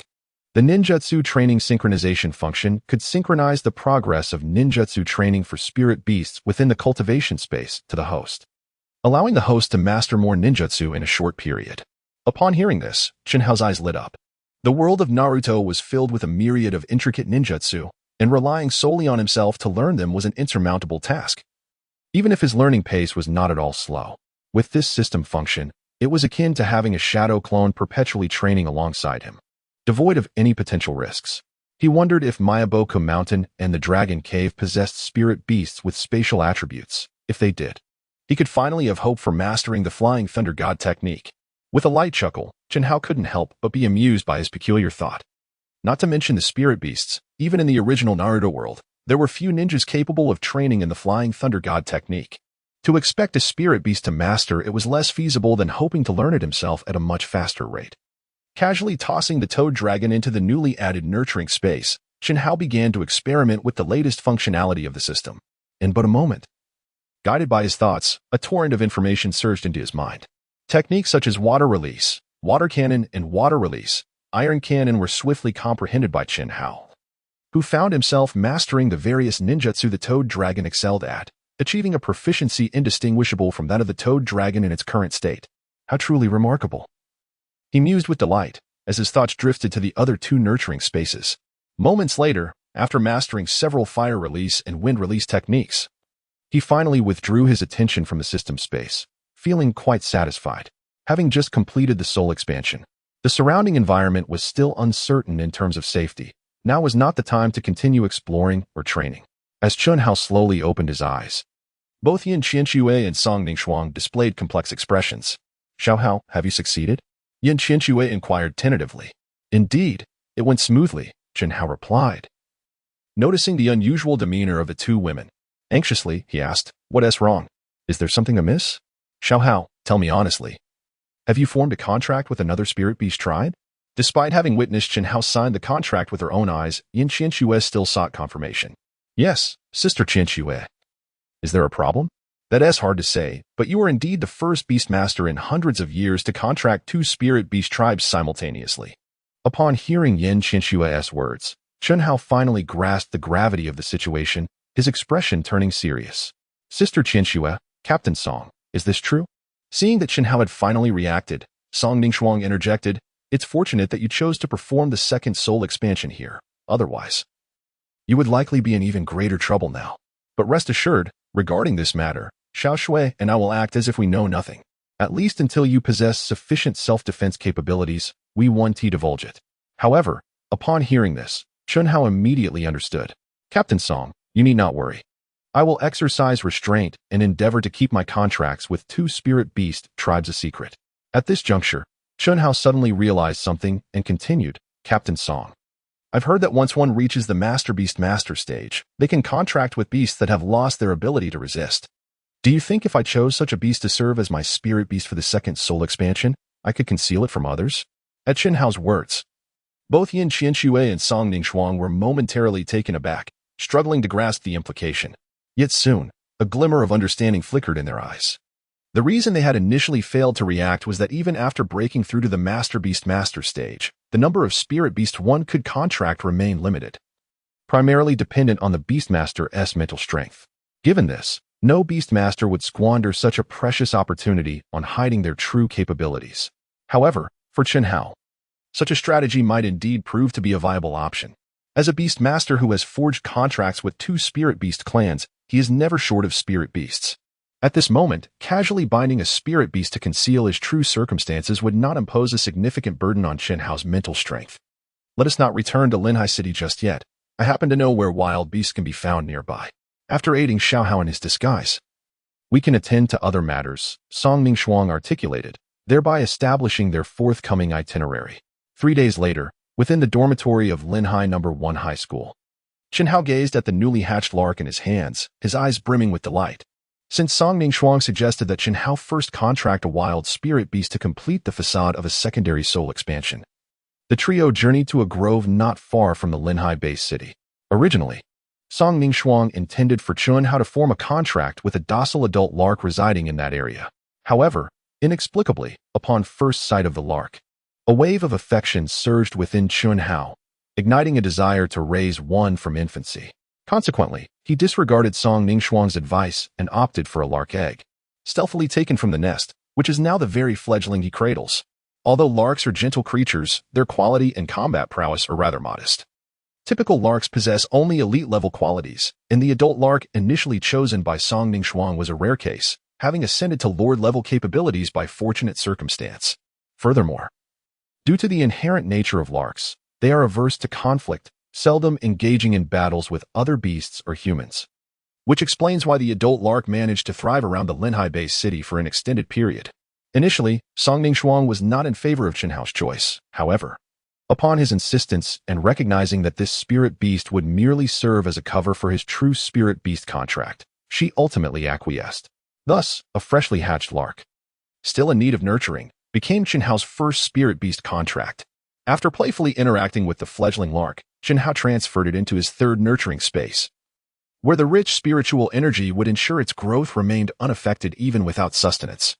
It was only after completing the absorption of nurturing materials and arranging for the continued development of his spirit beast that Chen Hao became aware of an unusual atmosphere surrounding him. In truth, Chen Hao had returned to the Linhai No. 1 dormitory the previous evening. With the impending college entrance examinations, all students were engrossed in their studies, making his return unremarkable. Additionally, since Yan Qianxue and Song Mingshuang had already informed their peers, no one interrupted Chen Hao. Yet, despite the passage of an entire night, he had still not encountered Zhou Hao. Where has that fellow gone? I return only to find no one to welcome me. Has he dropped out to return home and inherit family business, has he? While voicing his complaints, a subtle unease began to rise within Chen Hao. At this moment, in the dormitory, the now vacant bed belonging to Zhou Hao and the completely vanished personal belongings seemed to affirm the worries that plagued Chen Hao's mind. Perhaps I should pay a visit to the Zhou family. Otherwise, I might lose the motivation to cultivate altogether. Contemplating this, Chen Hao stepped out of the dormitory and headed in the direction of the Zhou residence. Ever since Chen Hao left the orphanage and entered junior high, Zhou Hao had been his closest brother. Now sensing that something might have changed at the Zhou family, Chen Hao could hardly remain still, especially since he had uncovered several secrets about the Zhou family. 15 minutes later, at the Zhou family villa not far from Linhai First High School, Chen Hao stood nervously at the front gate and pressed the doorbell. Ding ding. Who is it? What brings you here? Upon hearing the deep voice of a middle-aged man, the weight in Chen Hao's heart eased slightly. Hello, I am Chen Hao, a student from Linhai First High School and a classmate of Zhou Hao. I am here to see him. Ah, it's you, classmate Chen Hao. Please wait a moment. As he spoke, the large gate of the Zhou residence slowly swung open, revealing a smiling middle-aged man dressed as a steward. Please come in. The young master is not at home right now, but the master is in his study. He informed us of your visit and instructed us to take you to him upon your arrival. Slightly bowing, the steward respectfully ushered Chen Hao into the villa. Thank you very much. I shall visit Uncle Zhou now. You are too kind. 5 minutes later, under the steward's guidance, Chen Hao entered a room in the villa's backyard. As soon as he stepped inside, a hearty laugh resonated from within. Haha, no wonder you are the young friend Chen Hao. Have you truly broken through to the master realm so swiftly? What astonishing talent! Noticing that Zhou Tianan had immediately discerned his true level, Chen Hao felt a slight shock, then extended his spiritual energy towards Zhou Tianan. In Chen Hao's view, having attained the master realm, Zhou Tianan must possess capabilities far beyond the previous pinnacle of the spirit fusion realm. However, after just a brief perception, a look of astonishment flickered in Chen Hao's eyes. What? The pinnacle of the master realm? Uncle Zhou, have you lifted the seal? Zhou Tianen showed no surprise at Chunhao's deduction. With a smile, he gestured for Chunhao to take a seat and settled down across from him, reflecting on the unpredictability of life. It's remarkable how much can happen in just 2 months. You were away, yet I wonder what transpired during that time. Hearing the hint of helplessness in Zhou Tianan's tone intensified Chunhao's unease. Uncle Zhou, where is Zhou Hao? Why have I not seen him? All his belongings have been taken from the school. Alas, let us not dwell on him for now. I have a question I wish to confirm with you. With a sigh, Zhou Tianan did not directly respond to Chunhao's inquiry, but instead continued to ask. I have heard that you have been targeted by the Blood Moon organization at the border, and that they have initiated capture operations. Is there any truth to this? Upon hearing Zhou Tianan mention the Blood Moon organization so directly, Chunhao was momentarily taken aback. And a flash of recollection surged through his mind regarding the information he had received during his confrontation with Lai Miao. Indeed, the Blood Moon organization had attempted a capture during my training mission. However, owing to the assistance of the Night Legion, they were ultimately unsuccessful. After briefly recounting the events, Chunhao refrained from elaborating on the inherent dangers. Yet, upon receiving Chunhao's affirmative response, a trace of melancholy appeared on Zhou Tianan's face. It seems that evasion is no longer an option. Since you two have drawn the attention of the Blood Moon, I shall disclose certain matters in greater detail. At this, Chunhao immediately noted the implication of the word two in Zhou Tianan's statement. Two. Are you suggesting that the Blood Moon organization has also set its sights on the Zhou family? As Zhou Tianan heard Chunhao's question, he gradually regained his composure and nodded gently. With this confirmation, Chunhao pressed further. Is it true that the ancestors of the Zhou family were indeed among the original founders of the Blood Moon organization and branded as traitors? Chapter 96. The Secret of Bloodlines. It seems you are already aware of this? Zhou Tianan momentarily paused upon hearing Chunhao's mention of the matter, then smiled wryly and continued. So, within the Blood Moon, our ancestor is considered a traitor? What a lamentable designation. Noticing Zhou Tianan's somewhat forlorn expression, Chunhao realized that there must be a convoluted tale behind this. Uncle Zhou, could you elaborate on the matters regarding the Blood Moon? Upon hearing this, Zhou Tianan gradually regained his emotional steadiness, looked up at Chunhao, and began to recount the origins. It turns out that the Blood Moon organization was initially founded by the ancestor of the Zhou family and another like-minded expert of the Saint King realm. This individual could be regarded as the first generation of Blood Moon. The organization was originally established with the noble intention of exploring the true essence of power, aiming to assist humanity in overcoming the threat posed by monstrous beasts. As the research of the Blood Moon organization deepened, the two Saint King experts, leveraging their formidable abilities and ancient texts, gradually uncovered the existence of genes within human beings. However, this discovery led to a divergence of opinions. The ancestor of the Zhou family sought to stimulate mutations in the genetic sequences through the consumption of the talents of monstrous beasts, thereby acquiring immense power. Conversely, the other Saint King expert advocated for the use of external forces to forcibly implant fragments of monstrous beast genes, fundamentally altering the human species. In the absence of any ability to persuade one another, they each commenced their independent research endeavors. Years later, the ancestral figure of the Zhou family ultimately achieved a groundbreaking breakthrough, devising a secret method that could integrate the talent of devouring exotic beasts into their bloodline inheritance. However, it was not long before the Zhou ancestor discovered a fatal flaw in this method. Beast tamers who employed this secret technique would gradually lose their sanity and devolve into frenzied beings due to the interference of the exotic beast's consciousness and emotions. Consequently, the Zhou ancestor chose to seal this bloodline secret, forbidding future generations of the Zhou family from utilizing it. Unexpectedly, upon learning of this revelation, another founder of the Blood Moon organization became intrigued and sought to persuade the Zhou ancestor to share this secret, hoping to gain inspiration for his own research. Yet, fully aware of the inherent dangers of the method, the Zhou ancestor declined his friend's request and elucidated the potential hazards in detail. Nevertheless, this powerful figure, a Saint King, believed the Zhou ancestor was fabricating excuses to withhold the secret. Thus, their friendship soured completely. Disheartened, the Zhou ancestor chose to withdraw from the Blood Moon organization and retreated to the Lingo province. Upon hearing Zhou Tianan's account, Chunhao finally understood. Uncle Zhou. So the Blood Moon organization approached the Zhou family to seize the bloodline secret? Indeed, Zhou Tianan replied with a grave expression. Over a month ago, members of the Blood Moon organization approached the Zhou family, attempting to persuade us to rejoin and to surrender the bloodline secret. After I clearly refused, they revealed their relentless intent and planned to use force to capture the Zhou family members for coercion. Left with no choice, I had to unseal the method on the spot, leveraging years of accumulation and the cost of devouring the spirit beast talent to forcibly break through, repelling the invading members of the Blood Moon organization. At this point, astonishment flickered in Chun Hao's eyes. Uncle Zhou, is this bloodline secret truly that powerful? Just unsealing it allows for a forced breakthrough? With a chuckle, Zhou Tianan continued, the Zhou family's bloodline secret, while described as devouring the talent of spirit beasts, fundamentally stimulates the genes within oneself to mutate by utilizing the bloodline of the spirit beasts, thereby partially merging with their bloodline to enhance one's physique. Under the stimulation of the bloodline and the surge of physical strength, forcing a breakthrough is not an arduous task.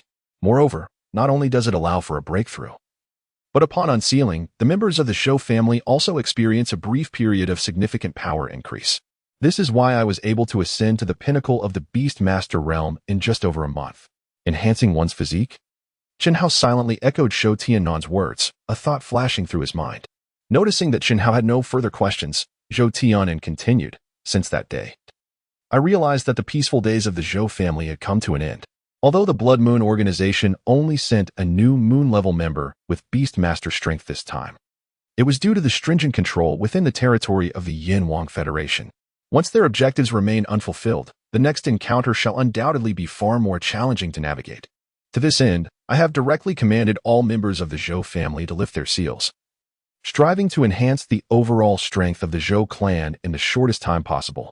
It is only through this means that we may stand a chance against the impending assault of the Blood Moon organization. Upon hearing this, Chen Hao's brow furrowed slightly. Uncle Zhou, but if every member of the Zhou family lifts their seals, how will we manage the side effects of the bloodline's secret technique? Let fate take its course. The Zhou family can no longer afford to ponder the future. We must first overcome the immediate crisis to have any hope for what lies ahead. And what of Zhou Hao? Chen Hao suddenly recalled his dear brother. Rest assured, Zhou Hao is hidden in an exceedingly secretive location. No one but myself knows of his whereabouts. A flicker of surprise crossed Chun Hao's eyes as he questioned, why conceal Zhou Hao? Is there something wrong? Indeed, every single member of the Zhou family has had their internal seals lifted, except for Zhou Hao. He is the sole hope of the Zhou clan and must not be discovered by the Blood Moon organization. Furthermore, to unravel the Zhou family's bloodline secret technique, the Blood Moon organization must capture both those who have lifted their seals and those who have not. Only by comparing the genetic sequences before and after the seals are lifted can they potentially deduce the Zhou family's secret. Upon hearing this, a look of realization washed over Chen Hao's face. So as long as the Blood Moon members do not discover Zhou Hao, they will never be able to obtain this secret? Precisely. At this moment, Chen Hao fully understood why Zhou Hao had been elusive and grasped the gravity of what the Zhou family had endured during his absence over the past 2 months. Uncle Zhou, do you recall what you said to me before I departed? At Chen Hao's sudden mention of this, Zhou Tianan was momentarily taken aback. But then a piercing brilliance gradually emerged in his eyes. Are you implying? Indeed, I am now able to preliminarily utilize the sealing technique. I wonder, Uncle Zhou, would you dare to let me attempt it? Perhaps I can resolve the issues plaguing the Zhou family right now. Upon hearing this, Zhou Tianan could no longer contain his excitement, gripping Chen Hao's shoulders firmly and declaring resolutely, haha, what a turn of fortune. Xiao Hao, you need not have any reservations. Feel free to experiment on your Uncle Zhou. If you succeed, you shall be the greatest benefactor of the Zhou family. Chapter 97, The Evil Sealing Technique. An hour later, within the subterranean chamber of the Zhou family villa, Zhou Tianan sat cross-legged on a mat, bare-chested. Behind him, Chen Hao slowly formed intricate hand seals, his face a mask of solemnity. This marked Chen Hao's first true application of the sealing technique, particularly the complex and seldom used evil sealing technique. However, considering the side effects of the Zhou family's bloodline secret, Chen Hao ultimately chose the sealing method, which appeared most suitable for the situation at hand. Certainly, this occurred in the absence of Chen Hao's mastery over the 4-symbol sealing technique or the Bagua sealing technique. Otherwise, with the application of either of these powerful seals capable of binding even-tailed beasts, the interference from a mere alien consciousness would have posed no challenge. Time elapsed in the stillness, each second stretching into eternity. Moments later, with beads of sweat beginning to form on his brow, Chen Hao finally completed the incantation for the evil sealing technique. At that moment, he raised his right hand, and as he pressed it against Zhou Tiannan's nape, countless bizarre runes began to spread across Zhou Tiannan's body. Within a mere 3 to 4 seconds, these runes, which had enveloped Zhou Tiannan's upper body, receded like the retreating tide, swiftly converging at the location of Chen Hao's right hand, slowly coalescing into the character for seal. Uncle Zhou, it's done. How do you feel? Hearing Chen Hao's somewhat weakened voice, Zhou Tiannan stood and looked at him with concern. Xiao Hao, are you all right? Rest assured, Uncle Zhou. I merely experienced some exhaustion. A brief respite will suffice. You should assess your physical condition promptly to ensure there are no lingering issues. Observing that Chen Hao did not appear to be deceiving him, Zhou Tiannan felt a sense of relief. With eyes closed, Zhou Tiannan began to sense his physical state, and a smile gradually emerged on his face. Xiao Hao, you truly are a genius. This seal is undoubtedly effective. I can already feel my mind clearing. That previous haze has dissipated. Watching Zhou Tiannan's elation, Chen Hao sighed and explained, Uncle Zhou, in truth, my current level of sealing technique is insufficient to completely eliminate the side effects of the Zhou family's bloodline secret method.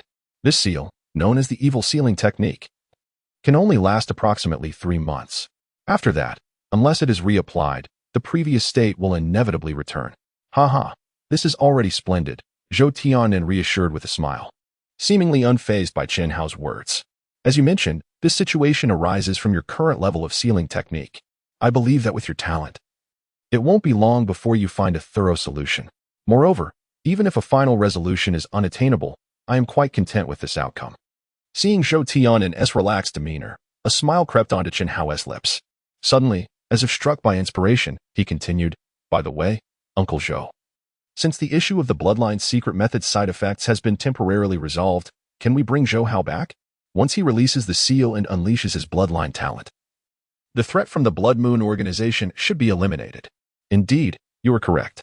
Tomorrow I will discuss this with the clan members, and we will retrieve that rascal. Zhou Tiannan replied. By the way, Xiao Hao, I fear I may need your assistance with the other members of the Zhou family. However, we are not in haste. I will have them approach you as per your availability. Not a problem, I will do my utmost. Chen Hao responded with a smile as he and Zhou Tiannan walked side by side towards the exit of the secret chamber. Meanwhile, at the chief family estate in Lehigh City, Father, I have just received word that Chen Hao, upon returning to Linhai, spent a night at school before hastening to the Zhou family's residence, where he should still be within the confines of their villa. Upon hearing his son's words, Qi Hoping narrowed his eyes slightly, an involuntary smirk playing upon his lips. It appears that Chen Hao shares quite a favorable relationship with the Zhou family. It seems our plan holds a significant chance of success. However, Father, we have yet to uncover Zhou Hao's whereabouts, Qi Shiji remarked with a hint of concern. Do not fret. The matters concerning the Zhou family require no consideration from us. Our focus should solely be on dealing with Chen Hao. As for the Zhou family, the Mu family, and those 2 from the exorcism organization, they will be handled by others, Qi Hoping interjected calmly. In that case, I am reassured. With the strength of our chief family, dealing with a mere high school student should be effortlessly within our grasp.